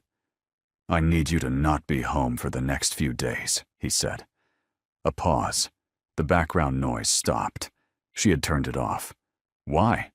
Her voice was different now. Alert. "Kwang-soo is moving. He and Darren Cortez have made contact. I don't know yet what they're planning, but you think they're planning something that involves me? I think it's possible. Another pause. He expected fear. He expected panic. And he had told people they were in danger before and knew the range of reactions. Tears, yelling, silence that fell apart into questions. Instead, she said, "Can I come to you?" He blinked. He was fairly certain that was the first time in 9 years someone had asked him that in that particular context. "That would be," he started. "Safe? Safer than my apartment?" He thought about it honestly. "Yes." "Then I'm coming to you," she said. "Give me 40 minutes." She arrived in 35 minutes. She had a small bag over one shoulder, and she was wearing a white t-shirt and jeans, and her hair was in a high bun, and she looked, walking into his building, like someone who was afraid and had decided to be afraid here instead of alone at home. He met her in the lobby. "You didn't have to come yourself," she said. "I know," he said. He showed her to a room, a proper guest room, clean and simple, above the restaurant. His team was on the floor below. She would not be alone. "Tell me what's happening," she said, sitting on the edge of the bed, hands in her lap. So he told her more than he had at the restaurant. He told her about Kwang Soo's 3-flight bookings, about the cash, about the pattern he had seen before. A cornered man making desperate choices. She listened to all of it without interrupting. "Darren," she said when he finished, "what would he get out of helping Kwang Soo run?" "Money," Sung-jin said. "And possibly something else." "What's something else?" "Kwang Soo knows things about the arrangement that your name was used in. If he disappears before it's fully resolved, those documents could resurface. In that scenario, your name is still attached to them." He paused. "Darren Cortez benefits if you remain legally vulnerable." She looked at the floor. Something was working behind her eyes. Not distress, exactly. Something harder than distress. He wants to keep having power over me," she said quietly. Not to Sung-jin, to herself. "Yes." She looked up. "Then we stop him." Sung-jin looked at her for a moment. "We?" "I'm not," she said clearly. "Going to sit in a room and wait for someone else to fight my battle. I spent 4 years doing that. Tell me what I can do." He considered her for a long moment. Here is what he thought, in that moment. He had worked with difficult people his entire adult life. Calculated people, ruthless people, on people who wore their courage like a costume. This was different. This was someone who had been made small for a long time and was choosing, in real time, to be large. "There is one thing," he said slowly. "Tell me." The one thing was this. Kwang Soo's escape plan depended on a document, a signed release that cleared his financial obligations and, more importantly, cleared the shell companies that bore Selena's name. If that document was signed, it would activate a chain of transfers that would move Kwang Soo's money and allow him to leave clean. The document was being prepared by a lawyer named Gerald Finch, who had an office, who had, as of 2 days ago, received a phone call from Selena Morgan's ex-husband. Darren introduced Kwang Soo to Gerald Finch, Selena said slowly. "Yes, who is also the lawyer who handled our divorce." Sung-jin paused. "Yes." She closed her eyes for exactly 3 seconds, then opened them. Gerald Finch had access to everything during the divorce. My accounts, my signature, my... She stopped. "He's the one who forged my signature, isn't he?" It was not a question. "We believe so," Sung-jin said carefully. She sat with that. Her divorce lawyer. The man she had trusted to protect her through the hardest thing she'd ever been through had been the whole time working against her. With Darren. And with a criminal organization she hadn't known existed until 6 days ago. Okay," she said. Her voice was steady, in a way that was almost alarming. "What do you need from me?" "Gerald Finch needs to believe," Sung-jin said, that you are willing to sign. This story is moving faster than either of them expected. Subscribe right now. You cannot afford to miss what happens next. The meeting with Gerald Finch was arranged for Wednesday. Selena spent Tuesday night in the guest room above the restaurant, not sleeping much, organizing her thoughts the way she used to organize her classroom when she was still teaching, by what mattered most first. What mattered most, her name was being used. What mattered second, someone had trusted her enough to tell her the truth. What mattered third, she was not the same woman who had stood in a food court and not screamed. She was someone else now. Or maybe she was finally herself. Around midnight, there was a soft knock on the door. She opened it. Mo Sung-jin was standing there with 2 cups of something warm. He held one out. "Barley tea," he said. "You weren't sleeping." "How did you know?" He glanced at the light under the door. She almost smiled. She took the tea. They stood there in the doorway for a moment. 2 people from completely different worlds, connected by the worst choices of other people, holding warm cups in the middle of the night. "Are you afraid?" he asked. "Of Finch? Of any of it?" She thought about it honestly. "I'm afraid that it doesn't end even after it ends. That Darren will always find a way to." She stopped. "I'm afraid that some people just don't stop." Sung-jin was quiet for a moment. "Some don't," he said, "but they can be stopped." "You sound very sure." "I am very sure," he said simply. "About this one thing." She looked at him. This man who had walked into her crisis and stayed. Who had not made a single promise he hadn't kept. Who sat in plain restaurants and asked, "Are you hurt?" and brought barley tea at midnight. "Tell me something about yourself," she said. "Something real." He looked surprised, just for a moment. "I have a younger sister," he said. "She is a nurse. She thinks what I do is," he considered the word, "unfortunate." "Is she right?" "Yes," he said, without hesitation. They stood there a little longer. The barley tea was warm and slightly bitter. "Get some sleep," he said finally. "Tomorrow needs you ready." He walked back down the hall. She stood in the doorway after he was gone and felt something she hadn't felt in a very long time. Not quite safe. Safer than she had been, but also something else. Something that felt less like falling and more like standing on the edge of the rest of her life. Gerald Finch had a voice like someone who had practiced sounding trustworthy. Selena sat across from him in his very normal-looking office. Plaques on the wall, framed diplomas, and a plant that was slightly too healthy to be unattended, and watched him arrange his face into something like professional warmth. "Selena," he said, "it's good to see you.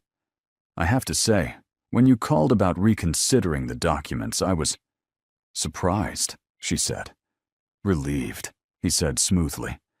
"I always believed the separation was handled too quickly. Darren is not why I'm here," she said, and Gerald blinked. "I'm here because of the shell companies," she said. "Well, the ones with my signature on them." The warmth on his face didn't exactly disappear. It just shifted, like a light changing color. "I'm not sure what your..." "Finch and Associates LLC," she said. "Clearwater Holdings. Morrow Bridge Capital." She set a folder on his desk, a copy of the one Sung-jin's team had prepared. "My signature, 3 times. On documents I never saw." Gerald looked at the folder. He looked at her. He looked at the folder again. "Selena, I think there may have been a..." "I'm not angry," she said. Which wasn't entirely true. But she'd learned from Sung-jin how to use calm the way some people use noise. "I'm here because I want to understand the full arrangement. The release document for Kwangsu, the one you're preparing." His face went very still. "I want to see it before it's signed." "I don't know what." "Gerald."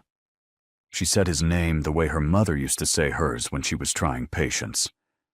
I know about Ulsan. I know about the 3 flights. I know about the cash withdrawal on Sunday morning. She paused. I know about all of it. He stared at her. Something was working behind his eyes. The same kind of calculation she had watched Darren do 100 times when he was deciding which version of a lie to use. What do you want? He asked. Very quietly. The original documents, she said. Everything with my name on it. Every copy. And the release document unsigned. And if I don't?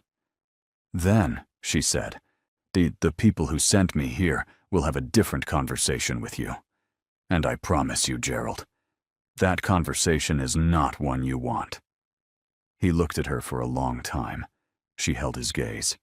She thought about the girl in the food court in the yellow dress. She thought about a hand on her neck.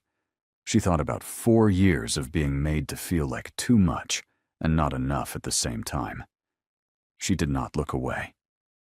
Gerald Finch opened his desk drawer. He gave her a USB drive. "Nah, everything is on there," he said.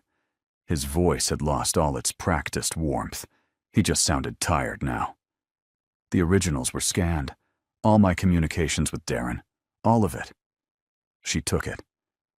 The release document, she said. He pulled a thick folder from his drawer and slid it across the desk. Unsigned, uncertified, useless without my notarization. She took that too. She stood. "Selena," he called, and she waited. I want you to know that I didn't." He stopped. Started again. "When Darren first asked me to, I told myself it wouldn't affect you. You thought I wouldn't notice," she said. "Or that it didn't matter, because I'd never find out." He didn't answer. "I noticed," she said. "It mattered. And I found out." She picked up her bag. "Goodbye, Gerald." She walked out of his office, down the stairs, and through the glass doors of the building.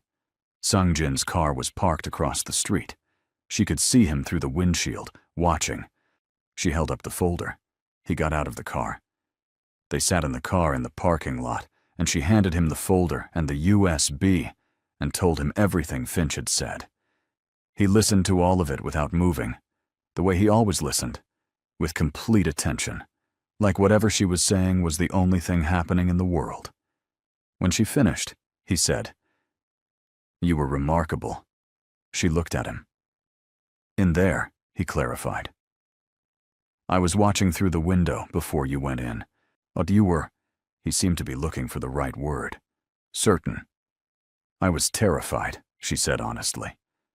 "Yes," he said, "and you were certain anyway. Those two things can exist at the same time." She looked at her hands. She was surprised to find they weren't shaking. "What happens now?" she asked. "Now," he said, "Kwang-soo has nothing. Without that document, he cannot move his money. Without his money, he cannot run. And without running, he is exposed," she said. "Yes." She nodded slowly. "Ma, and Darren?" A pause. "That is a different matter." "What kind of different matter?" He turned to look at her. There was something in his face she hadn't seen there before. Not exactly reluctance. More like care. The careful way you handle something you know is fragile. Not because it's weak, but because it's worth protecting. "Darren Cortez," he said slowly, "has been cooperating with Kwang-soo in a way that goes beyond the documents. There are things on that USB that will be very damaging for him." She felt her chest tighten.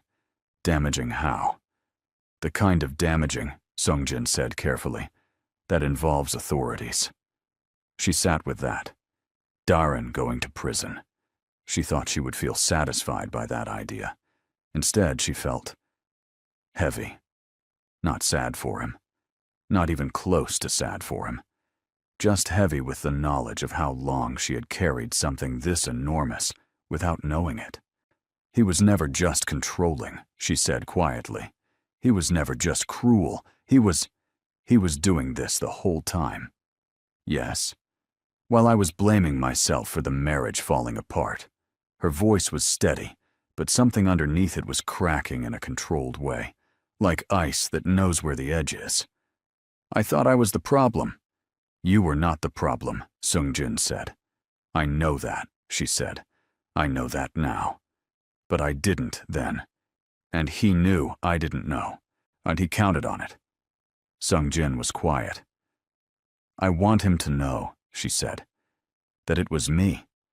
I want him to know that I did this. Not you, not your organization. Me. I want him to understand that the person he thought he had broken was the person who finished him. Sung-jin looked at her for a long moment. I can arrange that, he said. But that night, something happened that neither of them planned for. Selena's phone rang at 11:47 p.m., a number she didn't recognize. Not Sung-jin, not Nady, saw not anyone in her contacts. She answered. Hello, Selena. Her blood went cold. It wasn't Darren. It was a voice she had never heard, low, unhurried, with an accent she couldn't quite place. Who is this? She asked. Someone who is very interested, the voice said. In the folder you took from Gerald Finch today. She gripped the phone. How do you know about? I know about a great many things, the voice said pleasantly, nigh including the fact that you are currently under the protection of Sung-jin Bai. Interesting arrangement. A pause. Tell Mr. Bai that Kwang-soo sends his regards, and tell him, another pause, longer, that the game is not over. The call ended. She sat in the dark with the phone in her hand, and her heart doing something that was not quite panic, but was very close to it.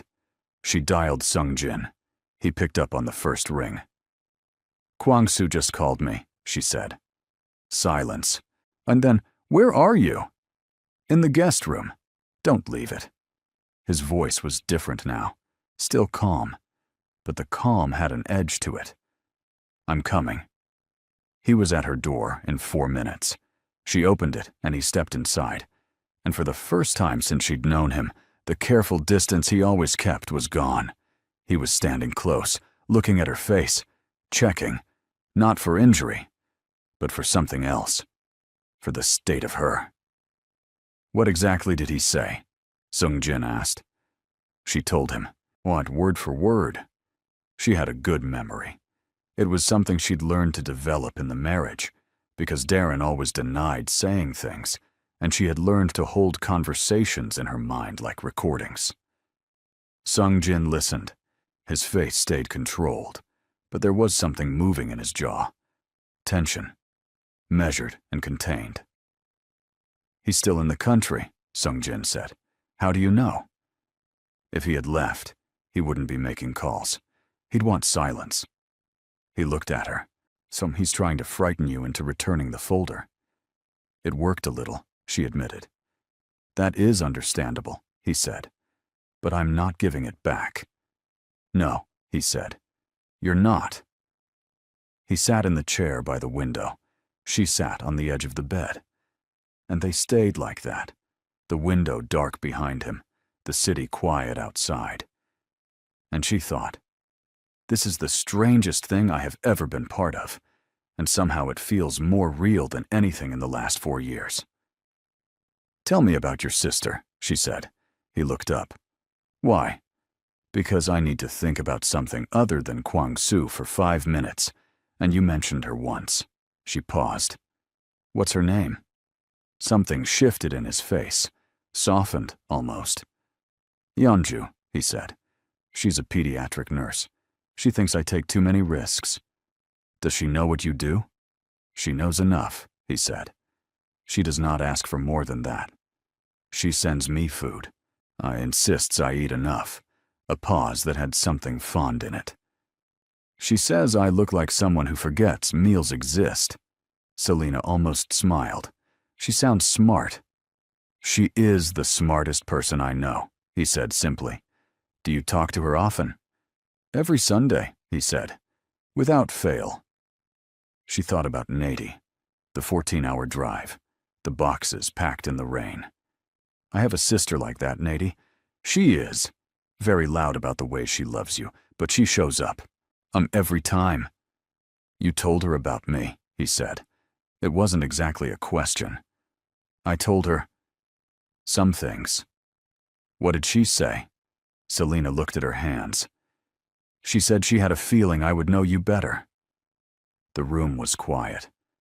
Sung-jin looked at her, really looked at her, the way he sometimes did when he thought she wasn't paying attention. And she was paying attention, and she let him look, and something passed between them that neither of them had names for yet. Get some sleep, he said finally. I have people watching the building. You are safe. I know, she said. He stood to leave. Sung-jin. He paused at the door. Thank you, she said. Not for the legal stuff, not for the protection, just for treating me like I was worth protecting from the beginning, before you had any reason to. He stood there for a moment. Something moved across his face, complicated and brief, like weather. You are very easy to want to protect, he said quietly. That is not a compliment to your weakness. It is a statement about your worth. He closed the door softly behind him. She sat in the dark for a long time. At 3 a.m., Mina knocked on Sung-jin's office door. We found him, she said. Kwang-soo had been traced to a hotel 18 miles from the city. He had checked in under a third name they hadn't flagged, a name that appeared on a forged identity document they'd had no record of until Finch's USB produced it 20 minutes ago.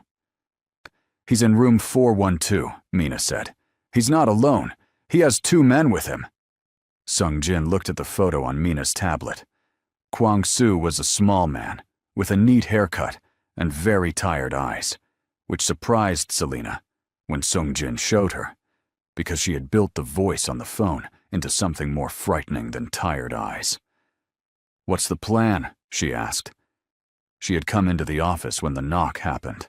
Old habit, always wanting to know. We don't confront him directly, Sung-jin said. The USB gives us everything we need to deliver to the relevant authorities. We let the system that almost used my name to put me in federal trouble, she said. A pause. I want to be there, she said. When the authorities are called, I want to give the statement myself. I want my voice on record. Sung-jin looked at her. This ends with me in it, she said. Not behind it. Not protected behind you. In it. Do you understand? He was quiet for a long moment. Yes, he said. I understand. The morning came gray and fast. At 7:04 a.m., 2 federal agents arrived at room 412 of the hotel. The call had come from the law offices of a Ms. Selena Morgan, represented by a legal team that had, overnight, assembled a case document running 247 pages, including forged signature evidence, financial records, and a full accounting of the shell company arrangement. Kwang-soo opened his hotel room door in a bathrobe and found 2 agents, a case document, one standing slightly to the side, watching, a woman in a yellow dress. He recognized her from the documents. He had only ever known her as a name on paper. She looked at him the way someone looks at something they are done being afraid of. My name is Selena Morgan, she said. You used it without my permission. I want you to know who it belongs to. Kwang-soo looked at her, at the agents, at the document.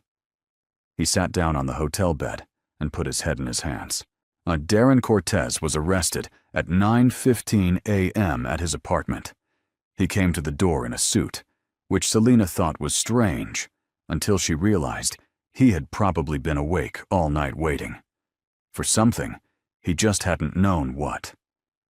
When he saw the agents, he looked past them, all the way to the car parked at the curb, where Selena sat in the passenger seat watching. Their eyes met. She didn't wave. She didn't smile. She just looked at him with the same steadiness that had learned to live in her bones over the past 8 days, and she let him see. really see, that she was the one who had done this. The recognition on his face was not anger, exactly. It was something older and uglier than anger. It was the expression of a man who had built his power on someone's smallness and was watching that smallness become architecture he couldn't enter. The agents moved between them, and Selena looked away first, but not because she had to, because she was done, because she had nothing left to prove to that face, and the car smelled like Sung Jin's barley tea from that morning, and the sun was coming through the window, warm and ordinary, and she was remarkably okay. This story is not over. The most unexpected turn is still coming in the final event. Subscribe right now. The next chapter of Selena and Sung Jin's story will arrive, and you do not want to be the person who missed it. 6 weeks later, Selena went back to work. She was a curriculum designer now. She had left teaching 2 years ago during the marriage because Darren had made it difficult to maintain a schedule that didn't center around him. She had gone back to it after the divorce and found, to her deep relief, that she still loved it, and still loved the work of building structures that helped people learn. She was in her home office on a Tuesday afternoon, headphones on, when her doorbell rang. She opened the door. Sung Jin was standing there. He was holding a container of food. Not restaurant food. Something that smelled like it had been made in an actual kitchen. He looked, for the first time since she'd known him, slightly uncertain. "Hyunju sent this," he said. "She heard about you, and she wanted you to have her doenjang jjigae." Selena stared at him. "Your sister sent me food." "She sends food to everyone she considers important." He paused. "I may have mentioned you. You told your sister about me. I told her a small amount." "How small?" He looked at the container. "Enough that she made 2 portions." Selena's mouth tried not to smile and lost. She stepped back and held the door open. He came inside. It had been 6 weeks of a strange and a careful thing between them. Phone calls that started as updates about the case and became something else entirely. Text messages that began with logistics and ended with questions about each other's days. A lunch that was supposed to be a debrief and lasted 4 hours. Neither of them had named it. She thought about that, about how they had both lived in worlds where things were named too quickly or not at all, and how they were both, perhaps, learning a different pace. They sat at her kitchen table with the jjigae, and Sung Jin told her that Kwang Soo had pleaded guilty and that Gerald Finch was cooperating fully with federal investigators, and that Darren Cortez's trial date had been set for the spring. "I'll have to testify," she said. "Yes. I'm not afraid of that." "I know," he said. She looked at him across her kitchen table. This man who had appeared in her life like weather, sudden and total and completely real, whose sister made him food and called him every Sunday, who kept his office plain on purpose, who had never once, in all the weeks she had known him, tried to make her feel small. "I want to ask you something," she said. "Ask," he said. "When you saw Darren with his hand on my neck, when you walked over, was any part of that about the case, about Kwang Soo?" He looked at her directly. "No." "Then why?" He was quiet for a moment. The kitchen was warm and ordinary, and outside the window, a bird was doing something specific and insistent in a tree. "Because," he said, "I watched someone treat another person like they were nothing. And he paused, "I have spent a long time in a world that does that. That treats people like they are tools or problems or obstacles. And I have been part of that world. I have not always stopped it when I could." He looked at his hands on the table. "That day," he said, "I could stop it. So I did." She looked at him for a long moment, at the careful, guarded, genuinely decent person living inside the complicated life he had inherited. "The ring," she said softly. "Yes." "That wasn't about the case either." "No," he said. It wasn't. She reached across the table and put her hand over his, not dramatically, not with speeches, just her hand, warm and steady on top of his. He looked at it. Then he looked at her. And something in his face, that careful, controlled, on 9 years of hard decisions face, changed, like something had been held for a very long time and was, at last, being put down. He turned his hand over. He held hers. Later, much later, when the jjigae was finished and the afternoon had gone golden long, Natty called. Selena stepped away to answer, walking to the window with the phone. "So?" Natty demanded, before she could even speak. "How are things? He's here," Selena said, low. Silence. He's there?" His sister sent food. Another silence. Then a sound that was something between a scream and a laugh, muffled, as if Natty had pressed her face into a pillow. "His sister sent food, Selena. Do you know what that means? In basically every culture on Earth, when someone's family starts, Natty. Sending you food, that means Natty." "What?" Selena looked back into the kitchen, where Sung Jin was washing the dishes without being asked, while moving around her kitchen like someone who planned to know it better. "I know what it means," she said softly. She heard Natty smile through the phone. 3 months after that Tuesday, Hyun-ju flew in for a weekend. She was smaller than Selena expected, with her brother's calm eyes and absolutely none of his reserve. She hugged Selena within 30 seconds of meeting her, which made Sung Jin look at the ceiling in a way that was definitely fond. They sat in Selena's living room, so all three of them, eating and talking. Hyun-ju told stories about Sung Jin as a teenager. Apparently, he had once spent an entire month learning to bake bread because their father said it was a waste of time, purely out of principle. And Sung Jin bore it with the patience of someone who had accepted that this was the cost of family. Selena watched him laugh at something Hyun-ju said.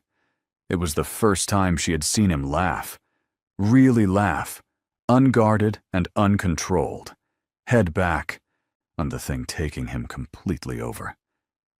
And she thought, there you are. There is the person under all of it. She thought about the food court, the yellow dress, the hand she hadn't expected. She thought about how life sometimes changes not gradually but all at once, in a moment, in a mall, between one sentence and the next. She thought, I am so glad I wore yellow. 6 months after the arrest, Darren Cortez's trial began. Selena testified on a Thursday morning in a dark blue blazer and her hair down. She answered every question clearly and completely. She did not look at Darren, but she was aware of him.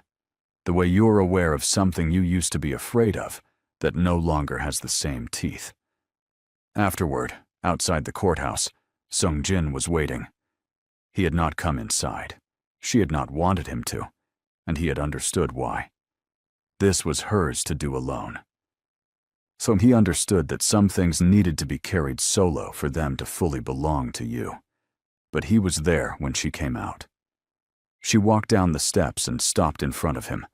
The sun was doing something specific and warm on the courthouse steps. "How are you?" he asked. "Good," she said. And she meant it. All the way down, not just the surface of it. He looked at her for a moment with all that quiet attention she had come to know so well. "He looked old," she said. "Darren. In there. And he looked like a small, old, tired man." She paused. "I wasted 4 years on a small, tired man." "You did not waste them," Sung Jin said. "You survived them. That is different." She looked at him. "How are you so sure about things?" "I'm not," he said. "About most things. About this one." A pause. "I have data." She laughed. Out loud, in the sun, on the courthouse steps. A real laugh. The kind she'd been learning to have again. He watched her laugh with an expression that was entirely, or completely unguarded. Sung-jin, she said, when the laugh settled. I'm glad it was you. In the mall. I'm glad it was specifically you. He was quiet for a moment. So am I, he said. Very simply. The way he said the truest things. She took his hand. In public. On the steps. In the sun. And he held it. And they walked toward the car. And the city went on around them doing what cities do. Indifferent and loud and beautiful. And somewhere across town, in a kitchen, she had made her own. Now on a counter next to a yellow dress hanging on a hook by the door, there was a container. A new one, arrived that morning by courier from Ulsan, because Hyunju sent food every week now without fail. And it smelled like warmth, and home, and the very particular miracle of beginning again. The first time Sung-jin met Nadi, he did not know he was being interviewed. He thought he was attending a casual dinner at Selena's apartment. The three of them. Simple food. Relaxed evening. And what he did not know was that Nadi had flown in 2 days early and had spent those 2 days building a list of questions she fully intended to ask him. He arrived with flowers. Not a large bouquet, nothing theatrical. Just a small bunch of yellow ones he had spotted at a corner store and not been able to walk past. Nadi opened the door before he could knock. She looked at the flowers. She looked at him. She looked at the flowers again. She said, stepping aside to let him in. Selena appeared from the kitchen wiping her hands on a dish towel, saw the flowers, and went very still for exactly 1 second before saying, "You didn't have to." "I know," he said. Nadi was watching all of this with the focused attention of a scientist who had just observed a very interesting reaction in a Petri dish. They ate jollof rice that Selena had been perfecting for a week. She hadn't told him that, but Nadi announced it loudly within the first 5 minutes, earning a look that could have started a small fire. "She made it 3 times, Nadi said cheerfully. "The first time she called me and said it was too salty. The second time she said the tomatoes were wrong. The third, Nadi. She said she thought she finally had it, and I could hear that she was nervous. Nadi. About someone specifically eating it." Sung-jin kept his expression very neutral and took another spoonful of rice. "It is perfect," he said. "This is the third version?" Selena gave up and laughed. "Yes." "Then the first 2 were necessary," he said. "Nothing worth eating comes right on the first try." Nadi pointed her fork at him. "I like him," she said to Selena. "He's a keeper." Selena covered her face with both hands.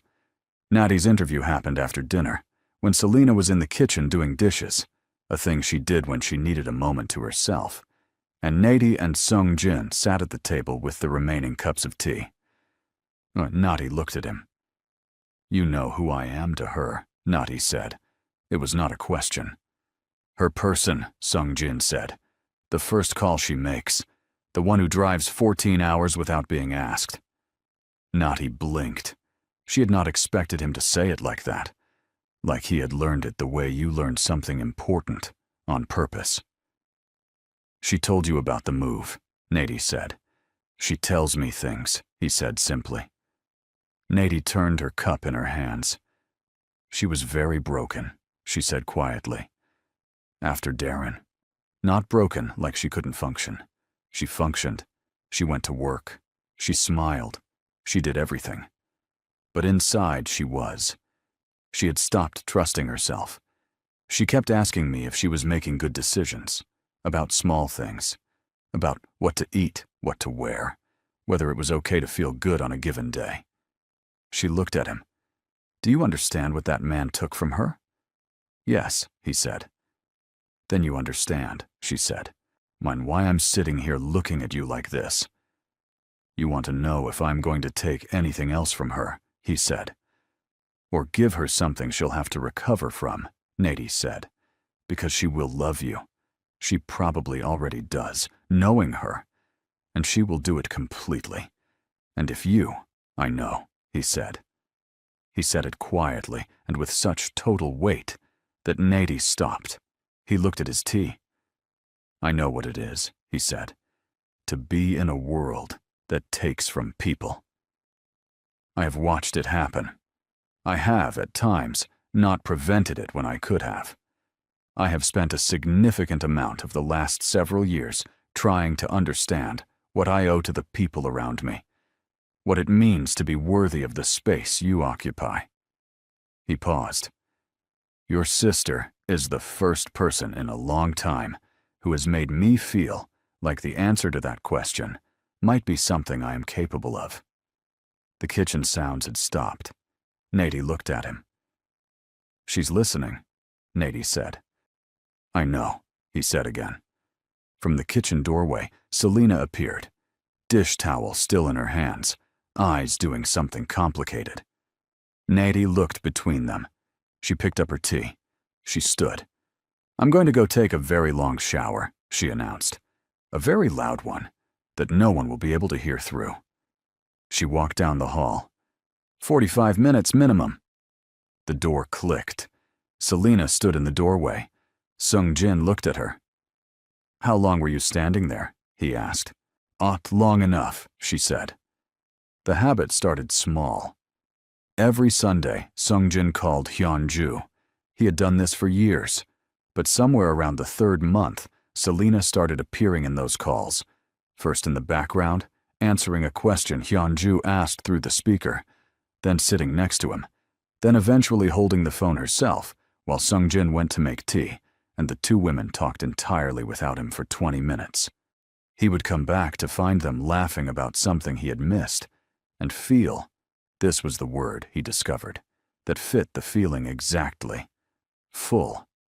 Hyunju started sending packages addressed to both of them. One Sunday, the package contained 2 matching mugs, plain white, no design, except for tiny text on each one. His said forgets to eat. Hers said makes him remember. Selena put hers on the shelf immediately. Sung Jin looked at his for a long time. Then he put it next to hers. He learned, over months, the geography of her happiness. She was happiest in the mornings, not the very start, when she was still gathering herself, but mid-morning, when the coffee was made, and the light was coming in sideways, and she was reading or working at her desk with her headphones around her neck. Not on, just resting there like a suggestion. She laughed the most when she was surprised. Not startled. Surprised. When something turned out better than she expected, or when he said something that landed differently than she'd anticipated.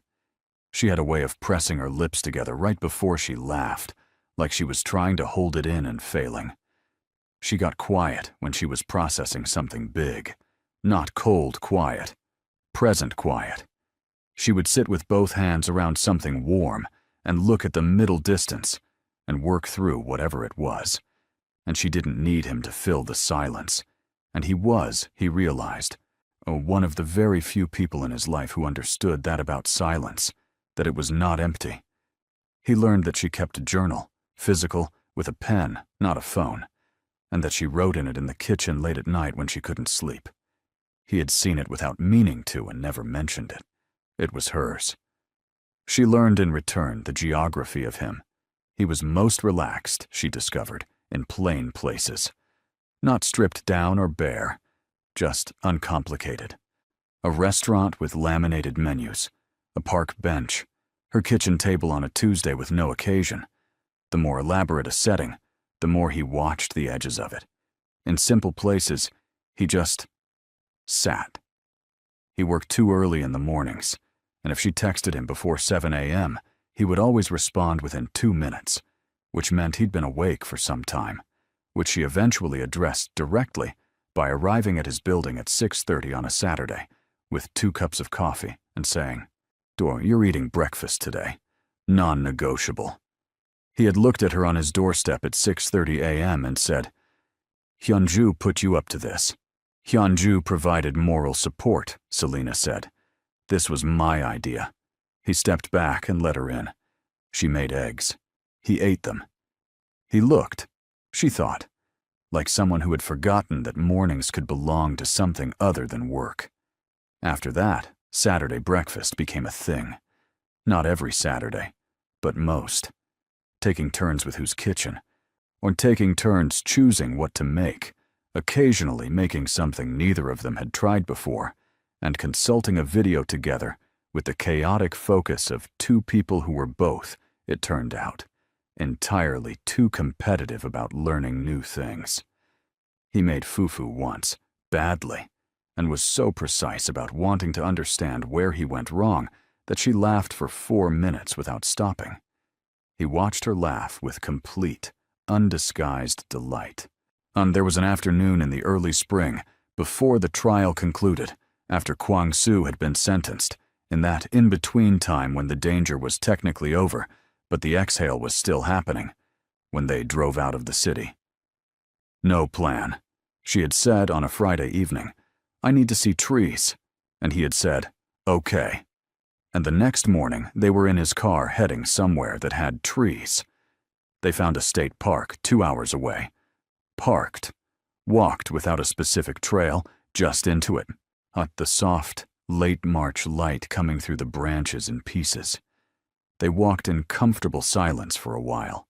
The kind of silence that is actually full of things. Companionship packed into the quiet. "I used to be afraid of doing nothing," she said eventually. "What do you mean?" "When I was with Darren, if I wasn't productive, if I wasn't useful in some way, I felt this panic." She stepped over a root. "Like I had to justify taking up space. Like if I wasn't doing something, I didn't have a right to be wherever I was." She paused. "I still catch myself doing it sometimes."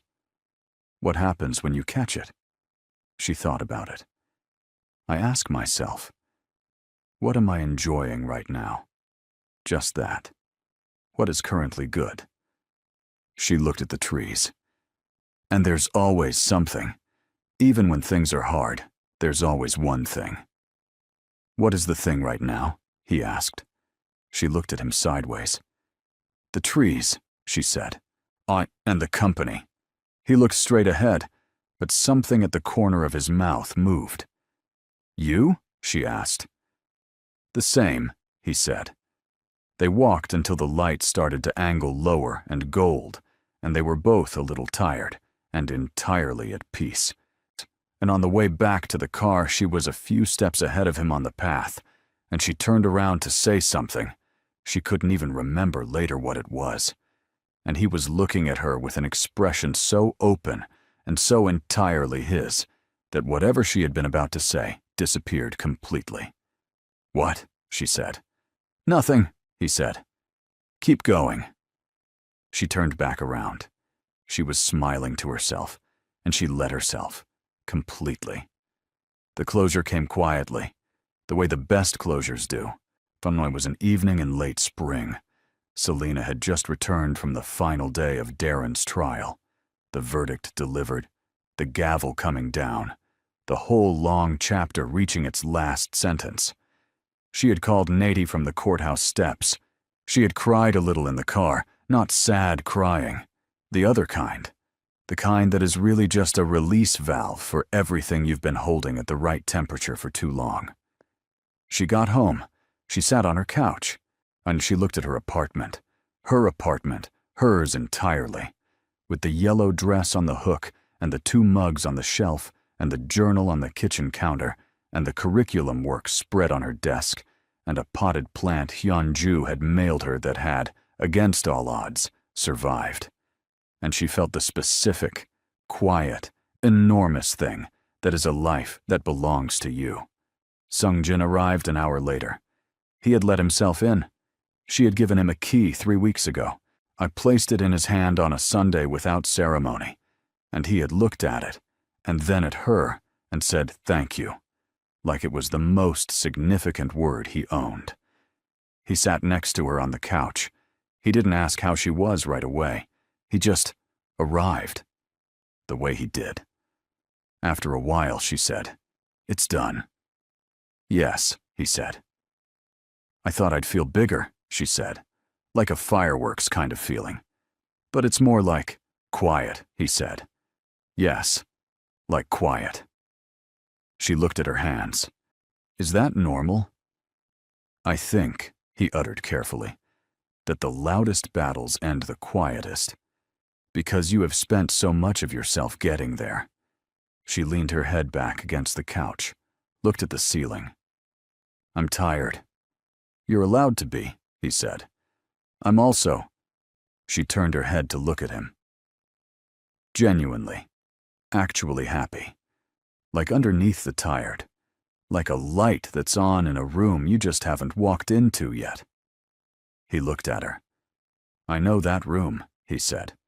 Yeah? I have been finding my way toward it, he said. For some time. She looked at him for a long moment. All the months between the food court and now were in that look. The barley tea at midnight, the courthouse steps, the Saturday breakfasts, the walks, the mugs, the Sunday calls. We're pretty different, she said. Very, he agreed. This shouldn't work as well as it does. No, he said. It shouldn't. And yet, she said. And yet, he chorused with a wide smile of victory. I'm outside. The spring evening was doing what spring evenings do. Softening everything. Making the world smell like it had remembered something it had lost and found it again. A bird somewhere. Traffic distant and indifferent. The whole ordinary, irreplaceable texture of a life going on. Selena looked at this man who had appeared in her life like an answer to a question she hadn't known she was asking, and she thought, here. This is where the story goes from surviving to living. This is the room with the light. Stay for dinner? She said. Yes, he said. Without hesitating, without calculating. Just yes. She stood up. She went to the kitchen. She started pulling things out of the refrigerator. No recipe, no plan, just what was there. He came to stand at the counter without being asked, and she handed him a knife and a cutting board and a set of vegetables. When they worked side by side in her small kitchen, with the mugs on the shelf and the yellow dress on the hook and the evening going gold through the window. No storms, no danger. No one taking anything from anyone.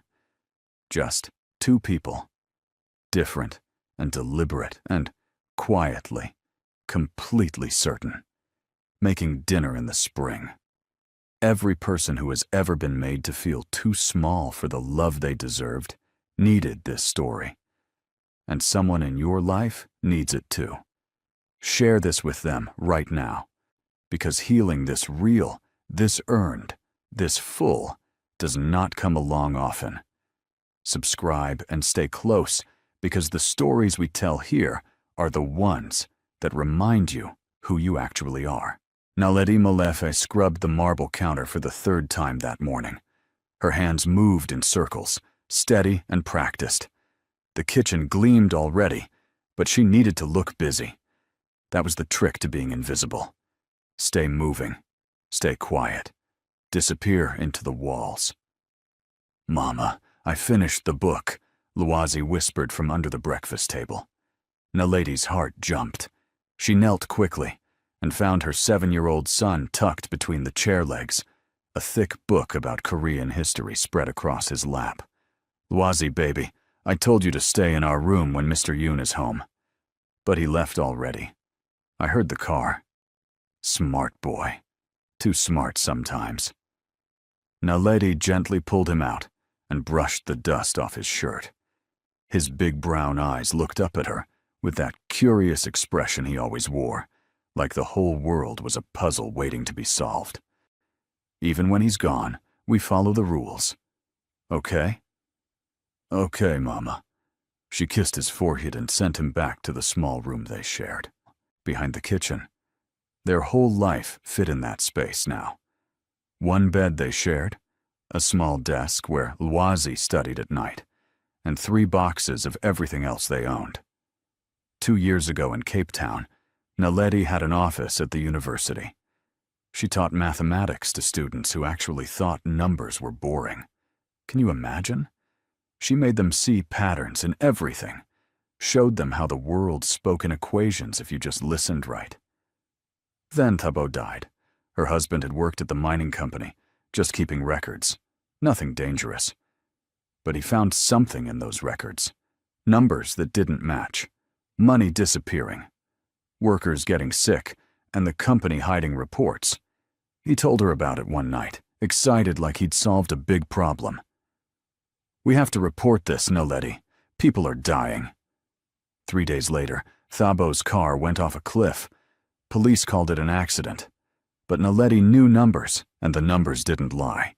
The brake lines were cut. Her husband was murdered. She ran. Took Lwazi and whatever money she had saved, and ran before they decided she knew too much, too. A friend helped them get to South Korea. False papers, new identity, just disappear, and stay alive. Now she cleaned floors. A PhD in mathematics, and she cleaned floors. Before you think this is just another sad story, wait. Just wait. Because sometimes life puts you exactly where you need to be, even when it looks all wrong. If you want to see how a maid and her son changed everything for a powerful man, hit that subscribe button.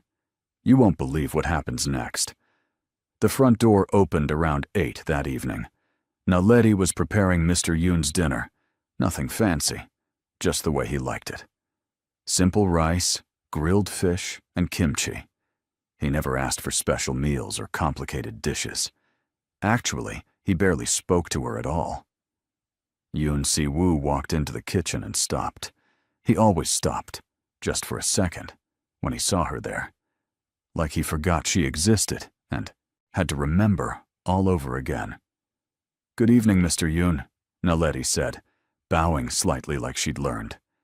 He nodded. That was their whole conversation most days. But tonight, his eyes moved past her to the corner where Lwazi sat at the small kitchen stool, working on math problems Naledi had written out. "Your son," Si-woo said. It wasn't a question, but Naledi answered anyway. "Yes, sir. I apologize. He'll go to our room now. He's doing mathematics." "Yes, sir." Advanced calculus. Naledi's stomach tightened. She'd gotten sloppy. Let Lwazi work out here because the light was better. Now her boss knew her 7-year-old was solving university-level problems. Smart children attracted attention. Attention got you killed. "He likes numbers," she said carefully. Si-woo moved closer and looked at Lwazi's paper. Her son kept writing, completely focused, not even noticing the tall man standing over him. "Where does he go to school?" "I teach him at home, sir." "You teach him this?" "Yes." Si-woo stared at her for a long moment.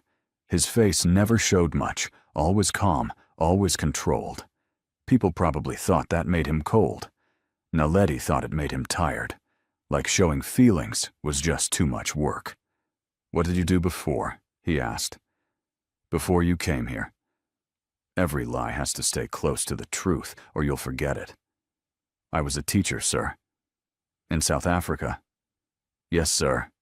He looked back at Lwazi, who had finally noticed them watching, and sat very still, eyes wide. "It's fine," Si-woo said, and walked out of the kitchen.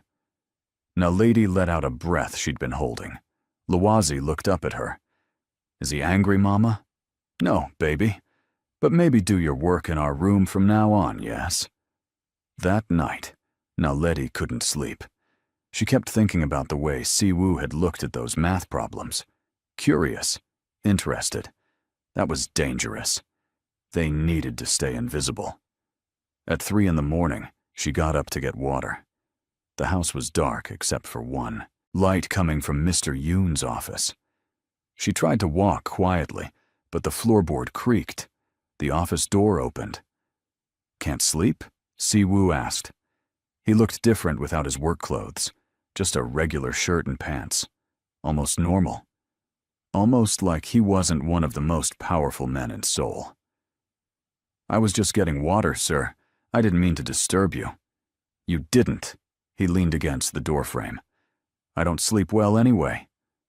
They stood there in the dark hallway, two people awake when the world was sleeping. "Your son is special," Siwoo said. "He's just a boy. A boy solving problems most adults can't do." Naledi chose her words carefully. "Smart children become targets, Mr. Yoon. I prefer him to be safe than special." Something shifted in his expression. Understanding, maybe. "You're protecting him." "Always." He nodded slowly. "Get your water." "Good night, Mrs. Molefe." It was the first time he'd used her name. Over the next few weeks, something strange started happening. Siwoo began leaving papers on the kitchen counter. Business problems, logistics equations, complicated schedules that needed organizing. He never asked Naledi to solve them, just left them there. The first time, she ignored it. The second time, she walked past. The third time, Luwazi picked one up. "Mama, this is wrong. Look, if he changes this number here and moves this here, it works better." Naledi looked at the paper. Her son was right. The shipping schedule Siwoo was working with had inefficiencies all over it. She could fix it in 10 minutes. She took the paper to her room, made notes in pencil on a separate sheet, and left it next to the original. The next morning, the papers were gone. That evening, Siwoo came home with a book. He set it on the kitchen counter. "For Luwazi," he said. "Advanced geometry. I thought he might like it." Naledi stared at the book. "Mr. Yoon, you don't have to." "I know." He walked away before she could say more. Luwazi loved the book. He carried it everywhere, reading about shapes and angles and theorems. One night, he looked up at Naledi with shining eyes. "Mr. Yoon must be very smart to know I'd like this." "Yes, baby, he's very observant." "Do you think he's lonely, Mama? He's always here by himself." Out of the mouths of children, right? Her 7-year-old saw what most people missed. Yoon Siwoo had money, power, a beautiful home, and absolutely nobody to share it with. "Maybe he is," Naledi admitted. "We should make him less lonely." "Luwazi, that's not our job." "Why not? He gave me a book. We should give him something back." The next day, Luwazi drew a picture. He wasn't very good at art, but he tried hard. It showed 3 stick figures, one tall, one medium, one small. They were standing together. At the top, he wrote in careful letters, "Thank you for the book, Mr. Yoon." He left it on the kitchen counter. Naledi found it that evening, folded carefully and tucked into Siwoo's jacket pocket. He'd kept it. Something was shifting in this house. Naledi felt it like a change in the air before rain comes. She just didn't know if that was good or bad yet. Things got complicated on a Tuesday. Siwoo came home with 4 other men, all dressed sharp, all wearing expressions that said they were important and knew it. Business meeting. "I'll need the sitting room," Siwoo told Naledi. "Tea for 5. "Yes, sir." She prepared everything perfectly and brought it in on a tray. The men were speaking in low voices, switching between Korean and English. Naledi understood both, but pretended she didn't. That was another rule. Know everything. Show nothing. She was pouring tea when one of the men, older with silver hair, looked at her with eyes that made her skin crawl. "Pretty help you have, Yoon. Where'd you find this one?" Siwoo's voice went cold. "She works for me. That's all you need to know." The man laughed, but stopped asking questions. Naledi finished pouring and left, quickly. But as she reached the door, she heard Luwazi. "Mama?" No, her son stood in the doorway, holding his geometry book, completely unaware he'd just walked into a room full of dangerous men. "Luwazi, go back," Naledi said firmly. But the silver-haired man was already smiling. "Well, who's this little scholar?" Luwazi, polite like Naledi taught him, bowed slightly. "Good evening, sir." "Smart kid, is he yours?"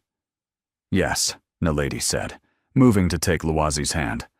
I apologize for the interruption. Wait, another man said, pointing at the book. That's advanced geometry. Can he even read that? Luwazi looked up at Naledi, asking permission with his eyes. She wanted to say no, wanted to grab him and run. But that would make them more curious. She nodded slightly. I like the patterns, Luwazi said simply. Numbers make sense. They don't lie. The room went quiet. The men looked at this 7-year-old boy like they were seeing something unusual. Siwoo stood up. Mrs. Molefe, please take Luwazi to the kitchen. Gentlemen, shall we continue? His voice was pleasant but firm. The meeting was more important than a child. Naledi practically pulled Luwazi out of there. Her hands were shaking. Did I do something wrong, Mama? Luwazi whispered. No, baby. But we need to stay out of sight when Mr. Yoon has guests. It's very important. That night, after the men left, Siwoo came to the kitchen. Naledi was cleaning up, and Luwazi was already asleep in their room. I'm very sorry about earlier, sir, she started. He held up a hand. One of those men, the older one with silver hair, his name is Kang. If you ever see him near this house when I'm not here, take Luwazi and lock yourselves in your room. Call me immediately. Naledi's blood went cold. Is he dangerous? Yes. Just that. Yes. No explanation, no softening it. Why are you telling me this? She asked. Siwoo looked at her directly. Because Luwazi is special, and special things attract the wrong attention. I know you're trying to keep him safe. I'm trying to help you do that. Why would you help us? He was quiet for a moment. I'm not sure yet, but I am. He left her standing there, heart pounding, wondering what they'd just walked into. Want to know what happens when those dangerous men come back? When everything Naledi built to keep her son safe starts falling apart? Keep watching, and don't forget to subscribe because this story is just getting started. The next few weeks were calm, too calm. Naledi kept waiting for something bad to happen, but life just continued. She cleaned, cooked, and taught Luwazi at night.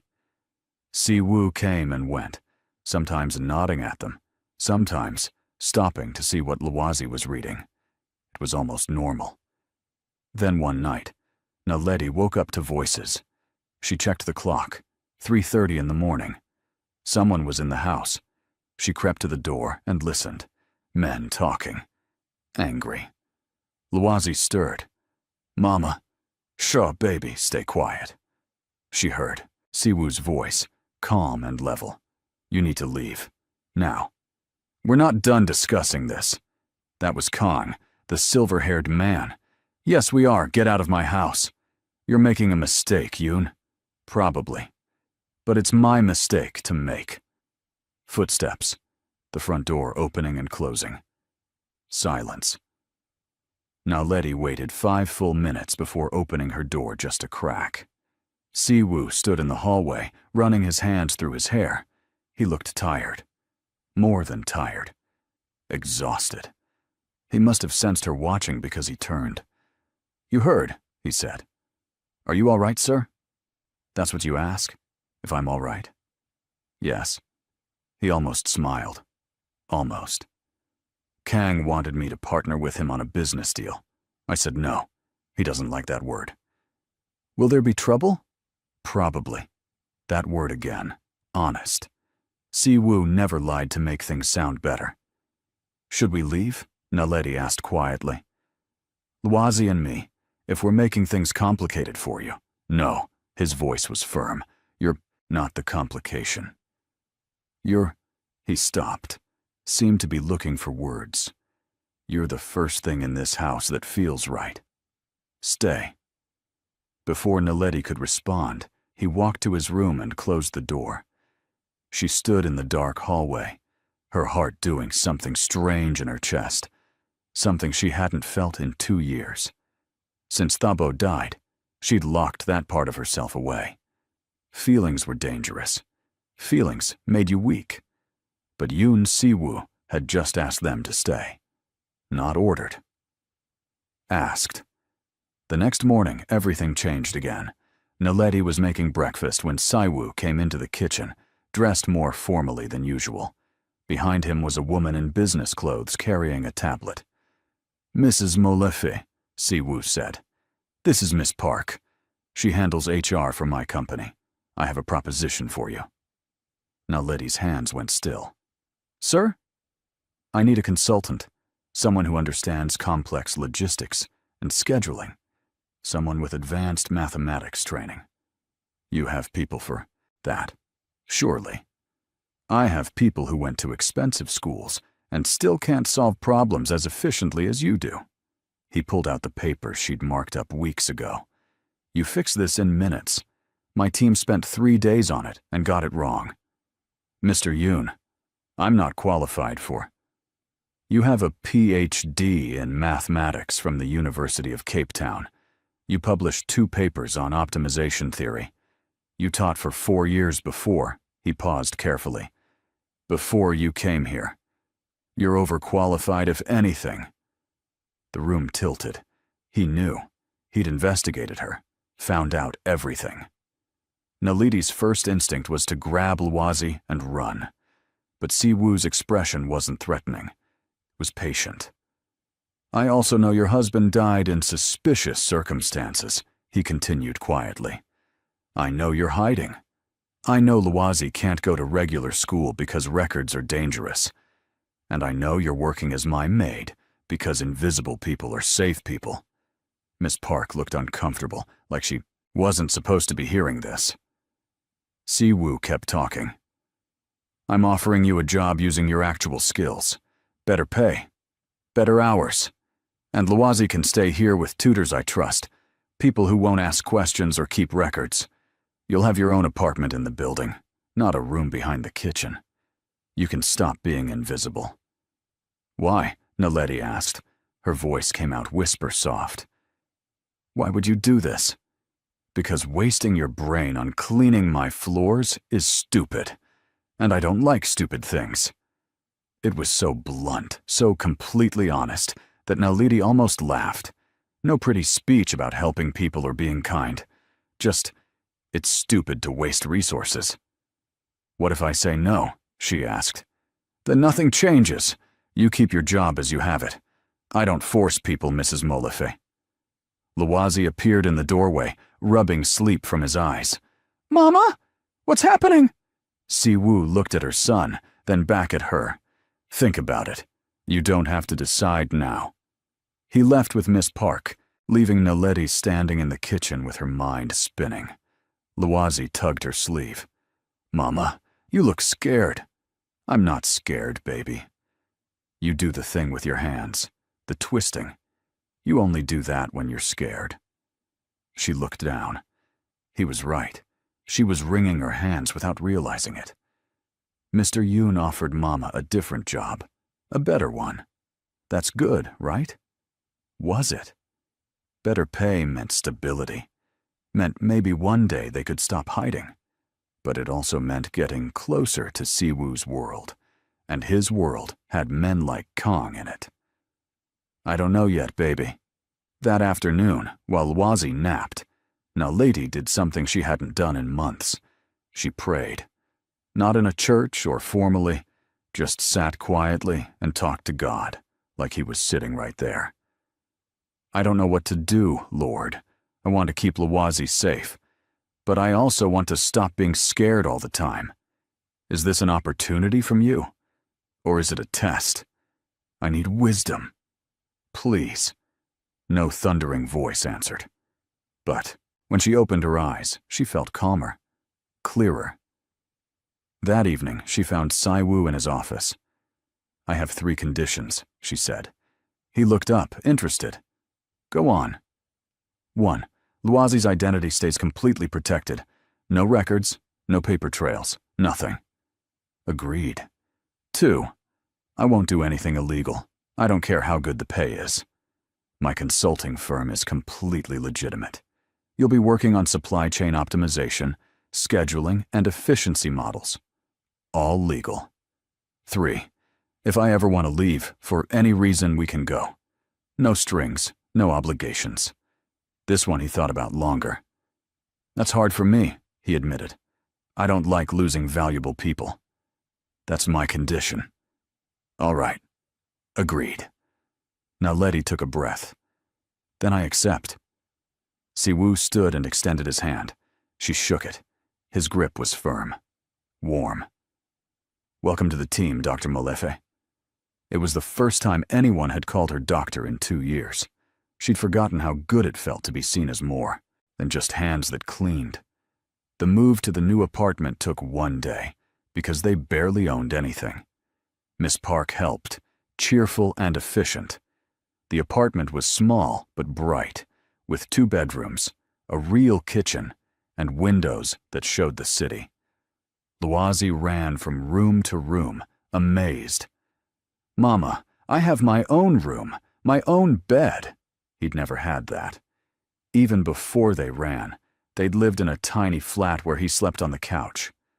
That night, Naledi tucked him into his new bed, and he looked up at her with serious eyes. Mr. Yoon is a good man, isn't he, Mama? I think he's trying to be, she said honestly. He has sad eyes, though, like he's missing something. Maybe he is, baby. What do people miss when they have everything? Naledi kissed his forehead. Connection, Loazi. You can have all the things in the world and still be lonely. Then we should be as friends. Friends make loneliness go away. If only it were that simple. But maybe, just maybe, her son was onto something. The consulting job was harder than Naledi expected, not because the work was difficult, but because Siwoo's business world was complicated in ways she hadn't imagined. Her first week, she sat in meetings with men in expensive watches who talked about expansion and market domination like they were playing a game. Siwoo ran the meetings calm and controlled, making decisions fast, shutting down arguments with just a look. Naledi mostly listened and took notes, but during the 3rd meeting, when they were discussing shipping routes, she noticed something. "Excuse me," she said quietly. Everyone turned. They still weren't used to her being there. "The route through Busan you're considering. It saves 2 days on paper. But you're not accounting for the port delays during the monsoon season. We're heading into that now. You'll actually lose 4 days and pay premium fees for rushed processing." The logistics manager frowned at his papers. "I didn't calculate weather patterns. You should. Route it through Incheon instead and use the smaller port. Adds 1 day normally, but during monsoon season, you'll still come out 3 days ahead." Siwoo leaned back in his chair. "Check her numbers." They did. She was right. After the meeting, Siwoo stopped her in the hallway. "You just saved the company 200 million won.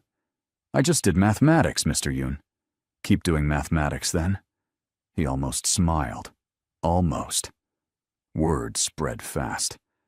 The new consultant, the quiet woman from South Africa, she knew her stuff. People started bringing Naledi their problems. She solved them. It felt good, using her brain again, being valued for what she could do instead of invisible. But it also meant spending more time around Siwoo, and that was becoming complicated.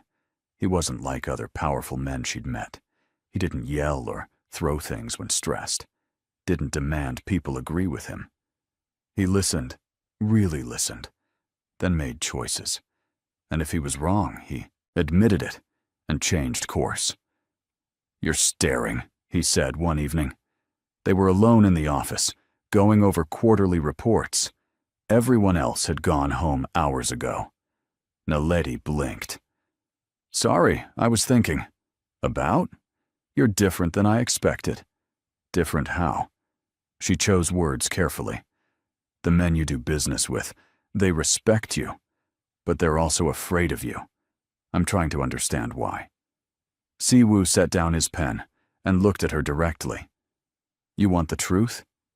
"Always." "I've done things I'm not proud of. Built this company using methods that weren't always clean. made deals with people who hurt others. I told myself it was business, just survival in a competitive world. But that's an excuse. He paused. The fear, you see, I earned it. Not always in good ways. Most people would have sugar-coated that, made excuses. He just laid it out plain. Why are you telling me this? Naledi asked. Because you asked. And because you should know who you're working for. Are you trying to scare me away? No, I'm trying to be honest. You value that, I think. He was right. She did. Lies had killed her husband. Honesty, even ugly honesty, she could respect. I appreciate you telling me, she said. They went back to work, but something had shifted between them. A new understanding, fragile and strange. Luwazi was thriving with the tutors Siwoo arranged. Older teachers, retired, who taught for love of it, not for records or reports. They discovered her son wasn't just good at math. He had what they called pattern recognition, could see connections between things that seemed unrelated. One of the tutors, an elderly woman named Mrs. Kim, pulled Naledi aside one day. Your son is extraordinary. His brain works differently, sees the world in layers most people miss. Is that bad? Naledi asked, worried. Bad? No, it's beautiful. But you need to protect him. Gifts like his, people will want to use them. I know. That's why we're careful. Mrs. Kim patted her hand. Mr. Yoon chose well with us. We're old. We don't gossip. And we love teaching special children. Luwazi is safe with us. That fear, always sitting in Naledi's chest, eased just a little. Things were stable for almost 2 months. Then the Nakamura deal started. Siwoo called a major meeting, brought in consultants from Japan, set up negotiations for a massive merger. His company would combine operations with the Nakamura Group, expanding into international markets. Naledi reviewed the contracts. Everything looked solid. The numbers worked. The timeline made sense. It was a good deal. But something bothered her. She couldn't pinpoint what. You look concerned, Siwoo said. They were in his office late again. That was becoming normal, the two of them working after everyone left. I'm not sure, Naledi admitted. The math is right, but something feels off. Trust your instinct. What specifically? The Nakamura representatives, they agreed to your terms too easily. Men like that always negotiate harder. Siwoo considered this. Maybe they need this deal more than they're letting on. Maybe. Or maybe they want something else. Like what? I don't know yet. He trusted her enough to delay signing and pushed the meeting back a week. His team was frustrated, but he held firm. Dr. Molefe has concerns. We address them first. That trust, it meant something. Made Naledi work harder to figure out what was wrong. She went through every page of the contract again. Checked background on the Nakamura Group. Everything seemed legitimate. Then Luwazi solved it. It was a Saturday. Siwoo had invited them to his house for dinner, something he'd started doing on weekends. Naledi told herself it was just kindness, just him being friendly. She ignored how her heart beat faster when he smiled at something Luwazi said. They were eating when Luwazi asked, Mr. Yoon, what's that picture on your wall? He pointed to a frame in the hallway, visible from the dining room. That's a very old seal, Siwoo explained. It belonged to my mentor, the man who taught me business. He died 10 years ago. What kind of seal? A chop, we call it, for signing important documents. See the butterfly design? That was his symbol. Luwazi got up to look closer. Naledi started to call him back, but Siwoo waved her off. Let him look. Her son studied the seal with that intense focus he got. It has 7 lines on each wing. That's unusual. Most butterflies have 6. He had it made custom, Siwoo said. 7 is a lucky number in Korean culture. They finished dinner. Luwazi played with a puzzle. The adults talked about nothing important, just an easy conversation. It was nice. Dangerously nice. Then Siwoo mentioned the Nakamura meeting was scheduled for Tuesday. I couldn't find anything wrong, Naledi admitted. Maybe I'm being paranoid. Or maybe you see something everyone else missed. Either way, I value your input. That's when it happened. Siwoo's head of security brought in the Nakamura contract for final review, set it on the table with all the official seals and signatures ready. Luwazi glanced at it, then looked again, then got up and walked over, staring at the Nakamura seal stamped on the papers. Luwazi, don't bother Mr. Yoon's work, Naledi said, but her son's face had gone serious. Mama, the butterfly is wrong. What do you mean, baby? Look. He pointed at the Nakamura seal, then back at the frame in the hallway. Mr. Yoon's teacher had 7 lines. This one only has 6. The room went very still. Siwoo stood up slowly and looked at the seal on the contract. His face didn't change, but Naledi saw his jaw tighten. You're sure? He asked Luwazi. 7 versus 6? Yes, sir. I counted 3 times. Siwoo pulled out his phone and made a call. Get me everything on the Nakamura delegation. Now. I want backgrounds, photos, and verification of identities. Everything. He hung up and looked at Naledi. His eyes were different, sharp and dangerous. If that seal is wrong, he said quietly, then those aren't Nakamura representatives. Naledi's stomach dropped. Who are they? People who want me dead. If you think your heart is racing now, just wait. The next part is going to blow your mind.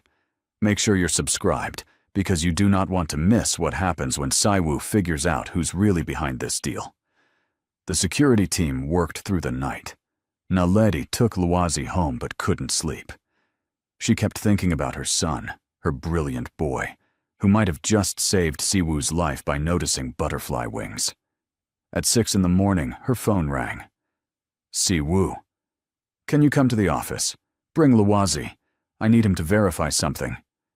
They arrived to find Siwoo's office full of people, computer screens everywhere, photos spread across the table. Luwazi held Naledi's hand tightly.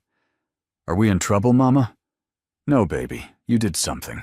Very good. Siwoo saw them and came over. He knelt down to Luwazi's level. You might have saved a lot of people yesterday, he said seriously. I need you to look at some pictures and tell me if you recognize anyone. Can you do that? Luwazi nodded. Siwoo showed him photos of the Nakamura delegation. These are the men who came to meet with me. Do any of them look familiar? Maybe from when you've been at my house. Luwazi studied each picture carefully. Then he pointed. This one. He was at your house before. The night Mama told me to stay in our room because you had guests. He has a mark on his hand, see? Right there. Same mark. The security chief leaned in. That's Kong's lieutenant. We couldn't confirm it was him because he had surgery to change his face. But the birthmark, that doesn't change. Siwoo stood up, his expression ice cold. So Kong sent imposters pretending to be Nakamura. The plan was what? Kill me during the signing? Probably. The contract has a clause that, transfers operational control immediately upon your signature. They'd take over the company, then eliminate you. Make it look like an accident. Naledi felt sick. They'd been this close to signing. If Luwazi hadn't noticed those butterfly wings. Siwoo touched her elbow gently. Step outside with me. They went into the hallway. Luwazi stayed with the security team, who were showing him pictures of butterflies now to keep him occupied. Your son just saved my life, Siwoo said. He noticed a pattern. That's what he does. It's more than that. He's extraordinary. Siwoo ran a hand through his hair. Which means I just put a target on his back. What do you mean? Kong's people were in that room when Luwazi walked in, remember? They saw how smart he is. Now they know he's the reason their plan failed. He looked at her with something like pain in his eyes. I'm sorry, Naledi. I brought danger to you." It was the first time he'd used her first name. She barely noticed because fear was climbing up her throat. "What do we do?" she whispered. "We protect him. Both of you. I have a safe house, completely secure. You'll stay there until I handle this situation." "Handle it how?" His expression went hard. "However necessary." "No." Naledi grabbed his arm. "Don't do something that makes you into what they are. Please." He looked down at her hand on his arm, then at her face. "They tried to kill me, and now they're threatening your son. You want me to just let that go? I want you to be smart about it. You're better than them, Siwoo. Don't prove me wrong." Using his first name just slipped out, but it made him pause, softened something in his face. "What do you suggest, then?" he asked. "You have evidence now, real evidence. Use it. Go to the authorities, expose them. Let the law handle it." "The law doesn't always work against men like Kang." "Then make it work. You have resources, connections. Fight them the right way." He studied her for a long moment. "You still believe people can be good, after everything you've been through?" "I believe you can be good. I've seen it." Something passed between them in that quiet hallway. Something neither of them was ready to name yet. "All right," Siwoo said finally. "We do it your way. But you and Luazi still go to the safe house until this is over. That's not negotiable." She nodded. "Okay." The safe house was actually a penthouse apartment in a building Siwoo owned.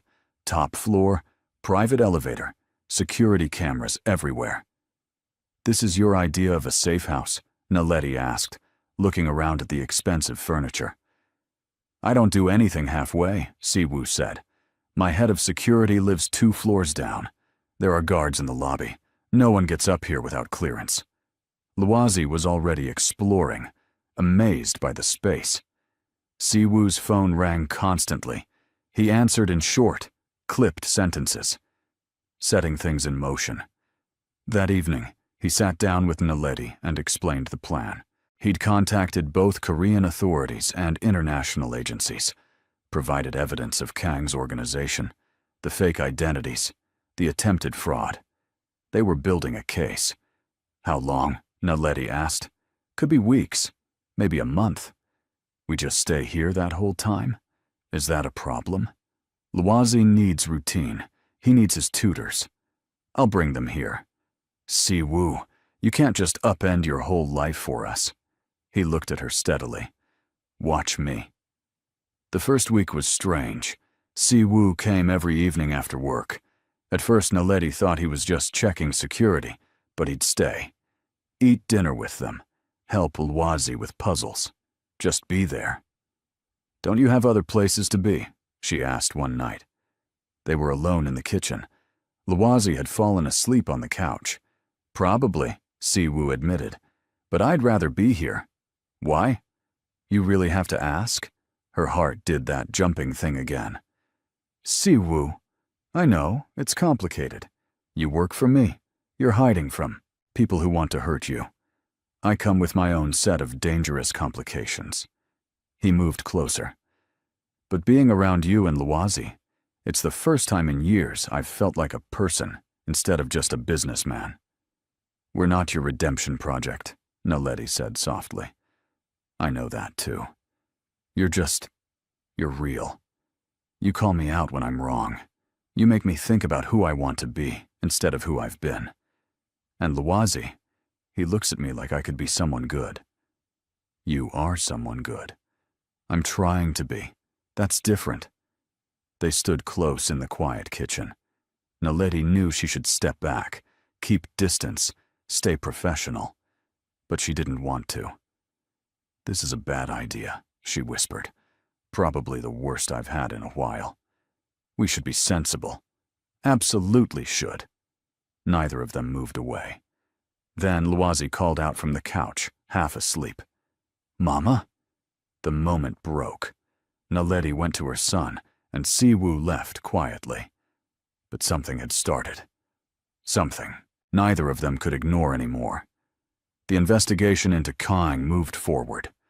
Saiwoo kept Naledi updated on everything. Authorities had raided multiple locations, frozen accounts, arrested key members of the organization. But Kang himself had disappeared. "That's bad, isn't it?" Naledi asked. "It means he knows we're coming. He's gone to ground." "Will he give up?" Saiwoo's expression was grim. "Men like Kang don't give up. They get desperate. And desperate is dangerous." He increased security, added more guards, barely slept. Naledi watched him run himself into exhaustion and finally confronted him. "You're going to collapse if you keep this pace." "I'm fine." "You're not fine. You're surviving on coffee and stubbornness." He almost smiled. "That's been my survival strategy for years." "Well, it's a terrible strategy. Sit down, eat something real, sleep for more than 3 hours."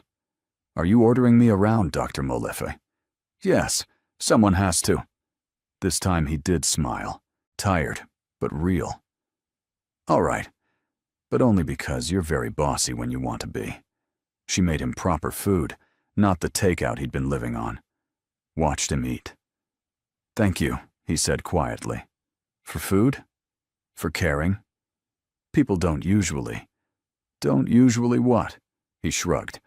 "Care about me as a person. They care about what I can do for them, what I'm worth. But you yell at me for not sleeping. That's different." Naledi's heart hurt for him, this powerful man who had everything except people who saw him. "You're worth caring about, Siwoo. As a person, not a business asset." He looked at her with an expression she couldn't read. Vulnerable and hopeful and scared all at once. "Naledi, he started. Luazi walked in. "Mama, I had a bad dream." Perfect timing, as always. She went to comfort her son, and when she looked back, Siwoo was gone. That night, lying in bed, Naledi had to face the truth. She was falling for Yoon Siwoo, maybe had been since the first time he'd looked at Luazi's math homework with interest instead of dismissal. Since he'd offered her a job using her real skills. Since he'd knelt down to her son's level and spoken to him with respect. But falling for him was complicated. He lived in a dangerous world. She was still hiding from her past, and Luazi had to come first, always. Still, her heart didn't care about logical arguments. It just kept reaching toward this man who was trying so hard to be better than he'd been. The break in the case came 2 weeks later. One of Kang's associates, facing serious charges, made a deal. Gave up locations, bank accounts, everything, including Kang's hideout. The authorities moved in fast, arrested him, and what was left of his organization. It was over. Siwoo came to the penthouse that evening looking lighter than Naledi had ever seen him. "It's done," he said. "Kang's in custody. The whole network is dismantled. You're safe." Luazi cheered. "Does this mean we can go home?" "You can go anywhere you want," Siwoo said. But he was looking at Naledi when he said it. That night, after Luazi went to bed, they sat together on the balcony. The city stretched out below them, lights everywhere. "What happens now?" Naledi asked. "That depends on what you want." "What I want is complicated. Most good things are." She took a breath. "I want Luazi to be safe. I want to use my skills doing work that matters. I want... what else? I want to see where this goes. You and me. But I'm scared." "Me too," Siwoo admitted. "I'm terrible at relationships. I work too much. I have a past that's messy. And I still don't know how to be the kind of man you and Luazi deserve. Maybe you don't have to be perfect. Maybe you just have to be present." He reached over and took her hand, just held it, gentle and careful. "I can do present," he said. They sat like that, hands linked, looking at the city, not rushing into anything, just being. Inside, Luazi slept peacefully, safe and loved. Outside, the world kept turning, and between them, something new was growing, something real, something worth protecting. The next few months were the happiest Naledi could remember since Thabo died. She and Lawazi moved back to their apartment in Siwoo's building. She returned to her consulting work. Life found a rhythm, but the rhythm now included Siwoo in ways that felt natural and right. He started joining them for breakfast before work. Lawazi would chatter about whatever book he was reading, and Siwoo would listen like it was the most important thing he'd heard all day. "Did you know," Lawazi said one morning, "that butterfly wings have tiny scales that reflect light? That's why they're so colorful. It's not paint, it's physics." "I didn't know that," Siwoo said seriously. "That's fascinating." "You saved your own life by noticing butterfly wings," Lawazi continued. "So maybe butterflies are lucky for you." Naledi and Siwoo exchanged looks across the table. Her son had no idea how right he was. At work, Naledi had become essential to the company. Siwoo's team brought her their hardest problems. She solved them. The business grew. But more than that, she watched Siwoo change how he operated. He cut ties with questionable partners, refused deals that smelled wrong, even if they were profitable, started building the kind of company that didn't require looking over your shoulder. "You're going straight," one of his old associates said during a meeting. "Going soft." "No," Siwoo replied calmly. "I'm going sustainable. There's a difference." Naledi smiled from her seat at the table. There's a difference. He was learning. One evening, about 4 months after the Kong situation ended, Siwoo asked Naledi to dinner, just the two of them.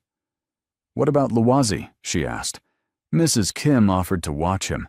She's teaching him to make Korean dumplings." "You planned this." "I did. Is that okay?" Her heart fluttered. Yes, it's okay. The restaurant was small and quiet, the kind of place locals knew, but tourists didn't find. They sat across from each other, and for a moment neither spoke. "I'm nervous," Siwoo admitted. "You? Nervous? You negotiate million-dollar deals without blinking." "Those are easy. This matters." Naledi reached across the table and took his hand. "It matters to me, too." They talked through dinner about everything and nothing. He told her about growing up, about his mentor who'd taught him business, about the loneliness of building an empire with no one to share it with. She told him about Thabo, about the pain of losing him, about the fear of running with a small child to a country where she didn't speak the language. "You're the bravest person I know," Siwoo said. "I'm not brave. I was just trying to keep my son alive." "That's what makes it brave. You didn't have a choice, but you kept going anyway." After dinner, they walked through a park. Spring was starting, trees budding with new leaves. "Naledi," Siwoo said, stopping on the path, "I need to tell you something." Her stomach tightened. "Okay. I'm falling in love with you. Probably already have fallen. And I know it's complicated, and maybe too soon. And you might not feel the same way. But I needed you to know." She looked up at this man, this powerful, dangerous, surprisingly gentle man, and felt her own truth rising up. "It's not too soon," she said softly. "And I do feel the same way. I fought it for a long time because falling for you seemed impossible and scary and inevitable. Like numbers adding up to the only answer that makes sense." He smiled, really smiled, bright and unguarded. Then he cupped her face gently. "Can I kiss you?" he asked. Yes, he did. Soft and careful, like she was precious, like he'd been waiting forever for this moment. When they pulled apart, Naledi was smiling too. "Well," she said, "that was worth waiting for." "We should probably talk about what this means," Siwoo said. "I don't want to rush you or pressure you or—" "Siwoo." "Yes? Stop overthinking. We figure it out as we go. Together. Together. I like that word." They walked back hand in hand, and Naledi felt something she hadn't felt in years. Hope. Real hope for a future that wasn't just survival. Telling Luazi was easier than expected. Kids notice everything anyway. "So Mr. Yoon is your boyfriend now?" he asked Naledi the next morning. She blinked. "How did you? You smile differently." And he smiles differently. "And you hold hands now." Siwoo, who was there for breakfast as usual, looked amused. "Nothing gets past you, does it?" "Nope," Luazi said cheerfully. "Are you going to be my dad?" The question hung in the air. Naledi started to say something about taking things slow, not rushing, but Siwoo spoke first. "Would you want me to be?" he asked Luazi seriously. Luazi thought about it with his usual careful consideration. "My first dad died. I don't remember him much, but Mama says he was good and smart and brave." "He was all those things," Naledi said softly. "You don't have to replace him," Luazi continued, looking at Siwoo. "But you could be my second dad, if you want. I think you'd be good at it." Siwoo's eyes got shiny. Naledi had never seen him close to tears before. "I'd be honored," he said, voice rough. "I'm not perfect, and I'll probably mess up sometimes. But I promise to always try my best." "That's all anybody can do," Luazi said wisely. Then he went back to his cereal like he hadn't just rearranged all their lives. Naledi met Siwoo's eyes across the table. He looked overwhelmed, happy and terrified. She mouthed, "You okay?" He nodded, mouthed back, "Best morning of my life." They settled into being a family slowly, carefully. Siwoo didn't move in or change everything at once. He just became part of their routine. Breakfast together, dinner several times a week, weekends at his house where Luazi could run around the big garden. He was surprisingly good with her son. Patient, when Luazi got obsessed with a topic and talked about it for hours. Encouraging when he struggled with something. Present in ways that mattered. "You're a natural at this," Naledi told him one evening. They were cleaning up after dinner while Luazi did homework.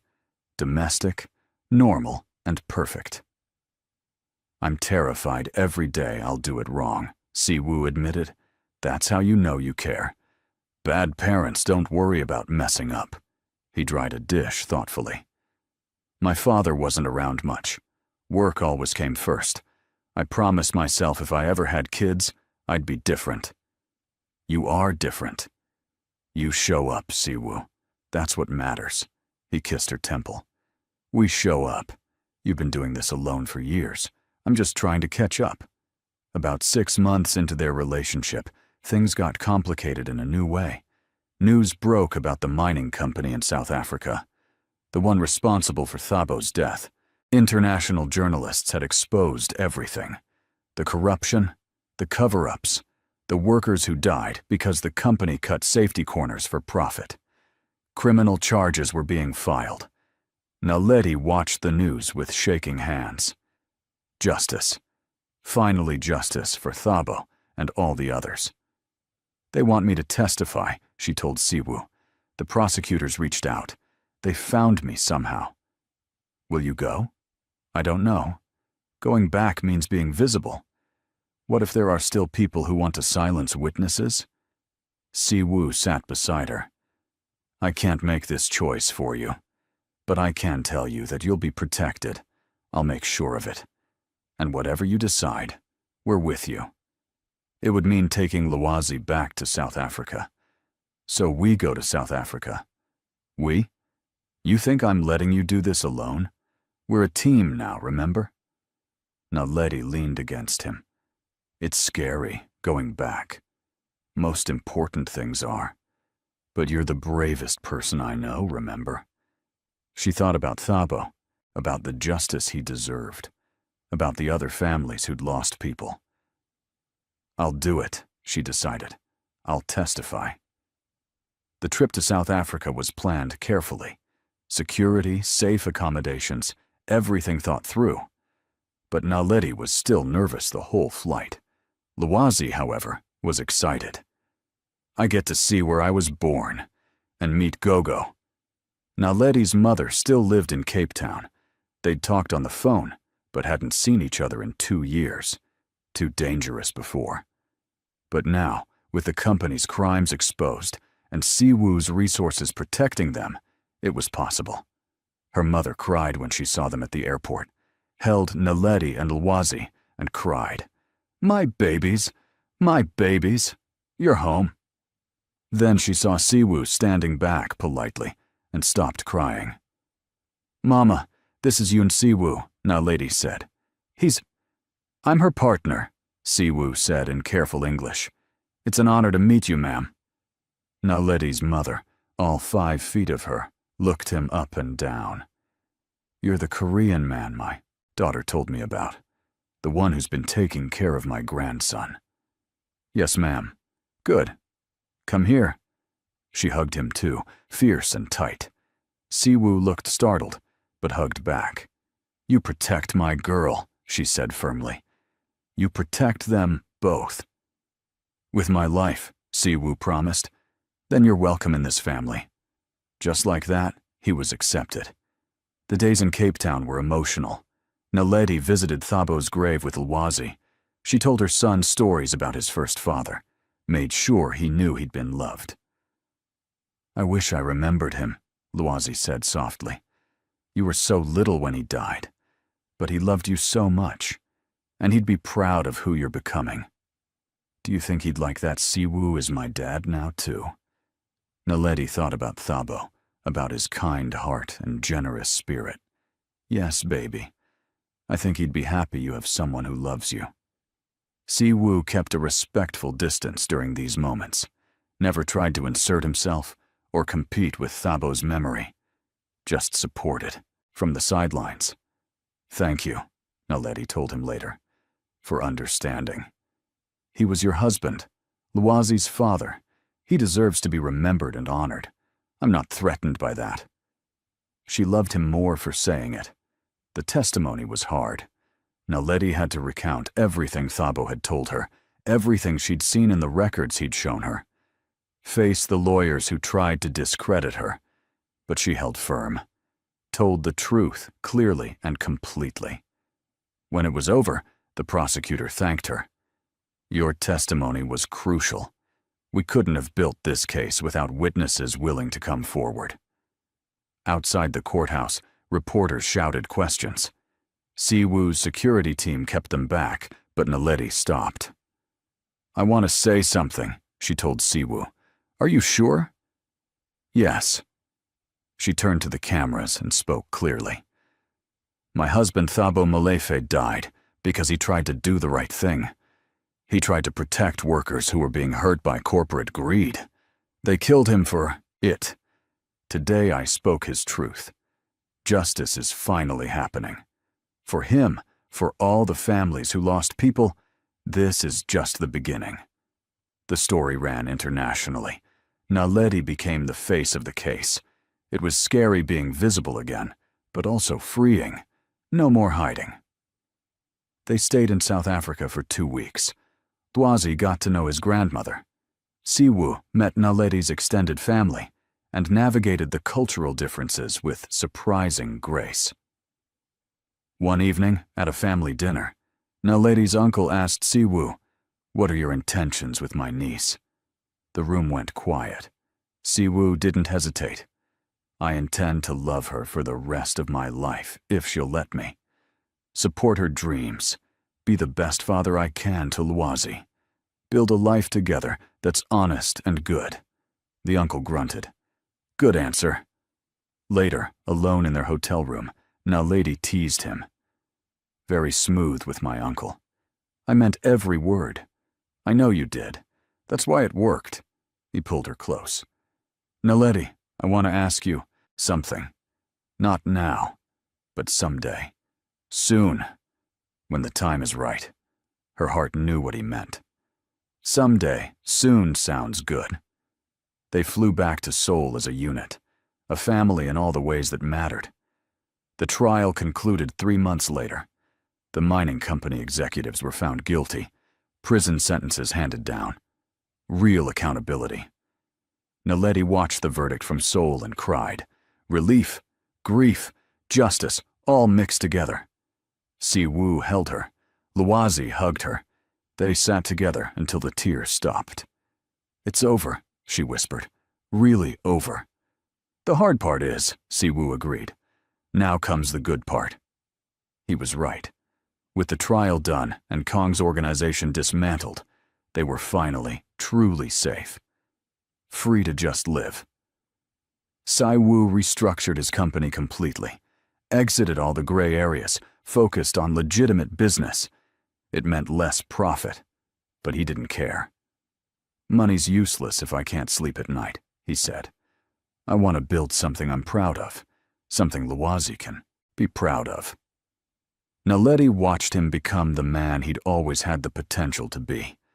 It was beautiful. 1 year after that first dinner, Si-woo planned something special.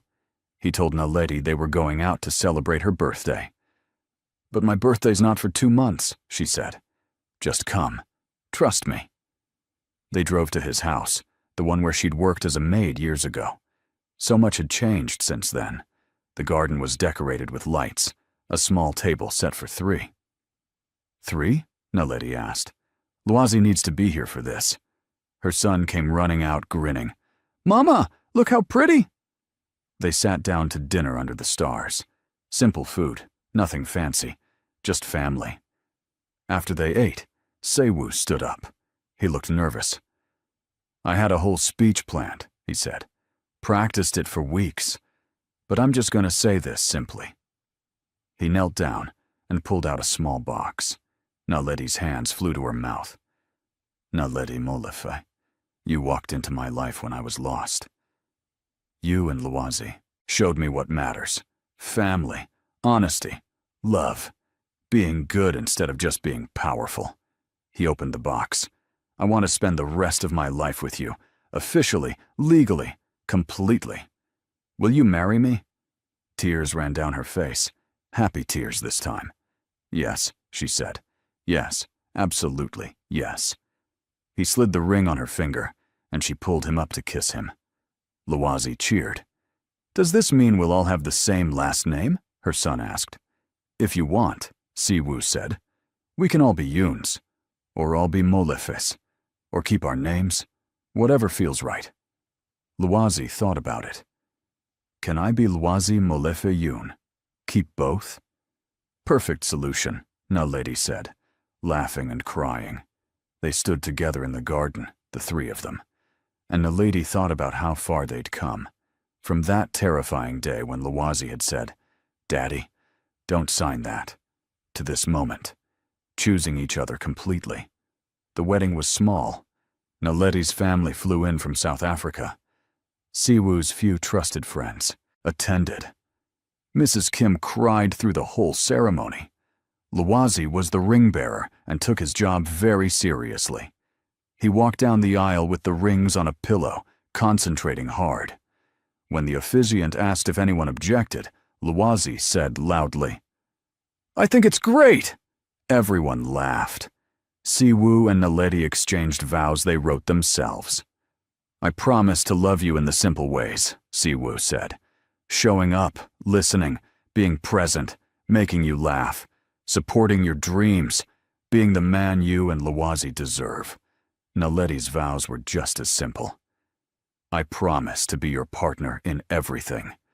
To call you out when you're wrong and celebrate when you're right. To build a life with you that's honest and good and full of love." They kissed as husband and wife, and the small crowd cheered. At the reception, Luozi gave a speech. He'd insisted on it. "My first dad died when I was little," he said into the microphone. "Someone had to lift him up to reach it. I don't remember him, but Mama says he was good. Now I have a second dad who's also good. Some kids have one dad. I have 2. One in my heart and one here with me. I'm very lucky." There wasn't a dry eye in the room. Life after the wedding was beautifully normal. They moved into Si-woo's house together. Luozi got his own room and decorated it with books and puzzles. Naledi set up a home office where she could work. Si-woo cut back his hours at the company. promoted people he trusted to leadership positions, made space in his life for what mattered. Breakfast together every morning, dinner as a family every night, weekends exploring Seoul or just staying home. Simple routines that meant everything. One evening, about 6 months after the wedding, they were all in the living room, Luazi doing homework, Siwoo reading reports, Naledi working on a consulting project. Luazi looked up suddenly. "We're happy, aren't we?" Naledi smiled. "Yes, baby. We're very happy." "Good. I just wanted to make sure everyone knew." Siwoo set down his papers and went to sit by Luazi. "You know what? We should celebrate being happy." "How?" "Ice cream run. Right now. All of us." "It's 8 o'clock on a Tuesday," Naledi pointed out.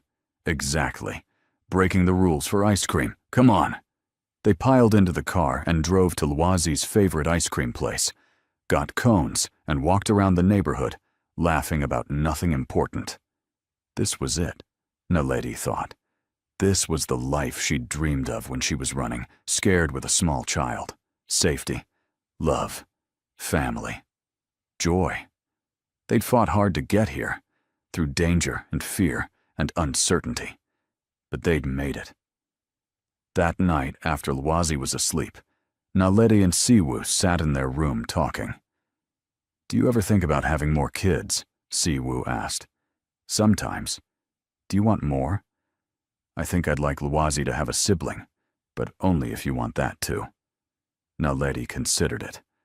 "Let's see what happens. No pressure, no plans. Just be open to it." "I like that approach." She curled against him. "We're really doing this, aren't we? The whole life together thing. We really are. Having second thoughts?" "Not even a little bit." He kissed her head. "Good, because you're stuck with me now." Best decision I ever made. They fell asleep wrapped around each other, safe and loved.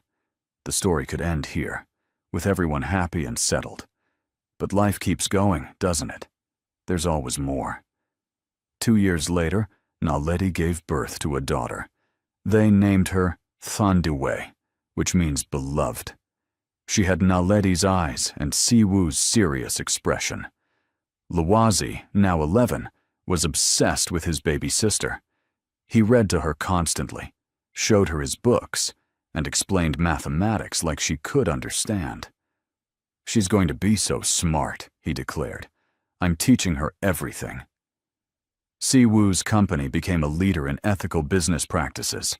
Other corporations studied how he'd transitioned from questionable methods to complete legitimacy, without losing competitiveness. He was invited to speak at conferences and share his story. He always gave the same message. Change is possible. It's hard and sometimes costly, but possible. And it's worth it. Naledi ran her own consulting firm now, helped companies optimize their operations, and taught mathematics online to students all over the world. She'd found a way to use her gifts that mattered. Sometimes, late at night, she'd think about how it all started. Her working as a maid, invisible and scared. Luazi notices butterfly wings, everything that came after. "What are you thinking about?" Siwoo would ask. How one sentence changed everything.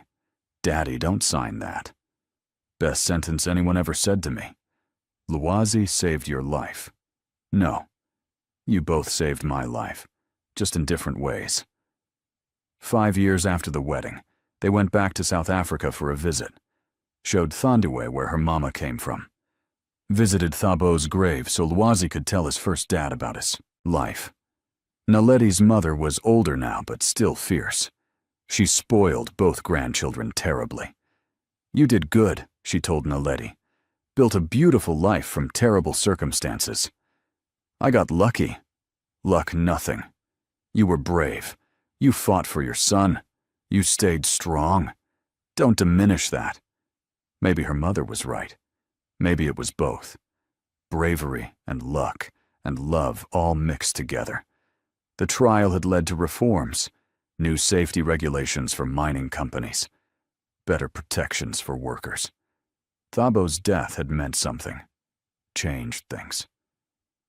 He'd be proud of you, Siwoo said at the grave. I hope so. He would be. You honored his sacrifice by fighting for justice, and you built a good life for Luwazi. That's what any parent wants. They stood there together, paying respects to the man who'd come before, who'd made it possible for Luwazi to exist. Before you go, I need you to do something. If this story touched you, if you felt something real, hit that subscribe button. Right now. Share this with someone who needs to hear that second chances are real, that families come in all forms, that love can grow in the most unexpected places. Don't just watch, be part of this community. Subscribe, and let's share more stories that matter. Back in Seoul, life continued its beautiful routine. Luwazi started high school, brilliant as ever, but also learning to be a regular kid. Made friends, played sports badly but enthusiastically, had crushes he told his mama about. Thandiwe grew into a curious, fearless little girl who kept everyone on their toes. And Siwoo and Naledi grew together, through challenges and joys and the ordinary moments that make up a life.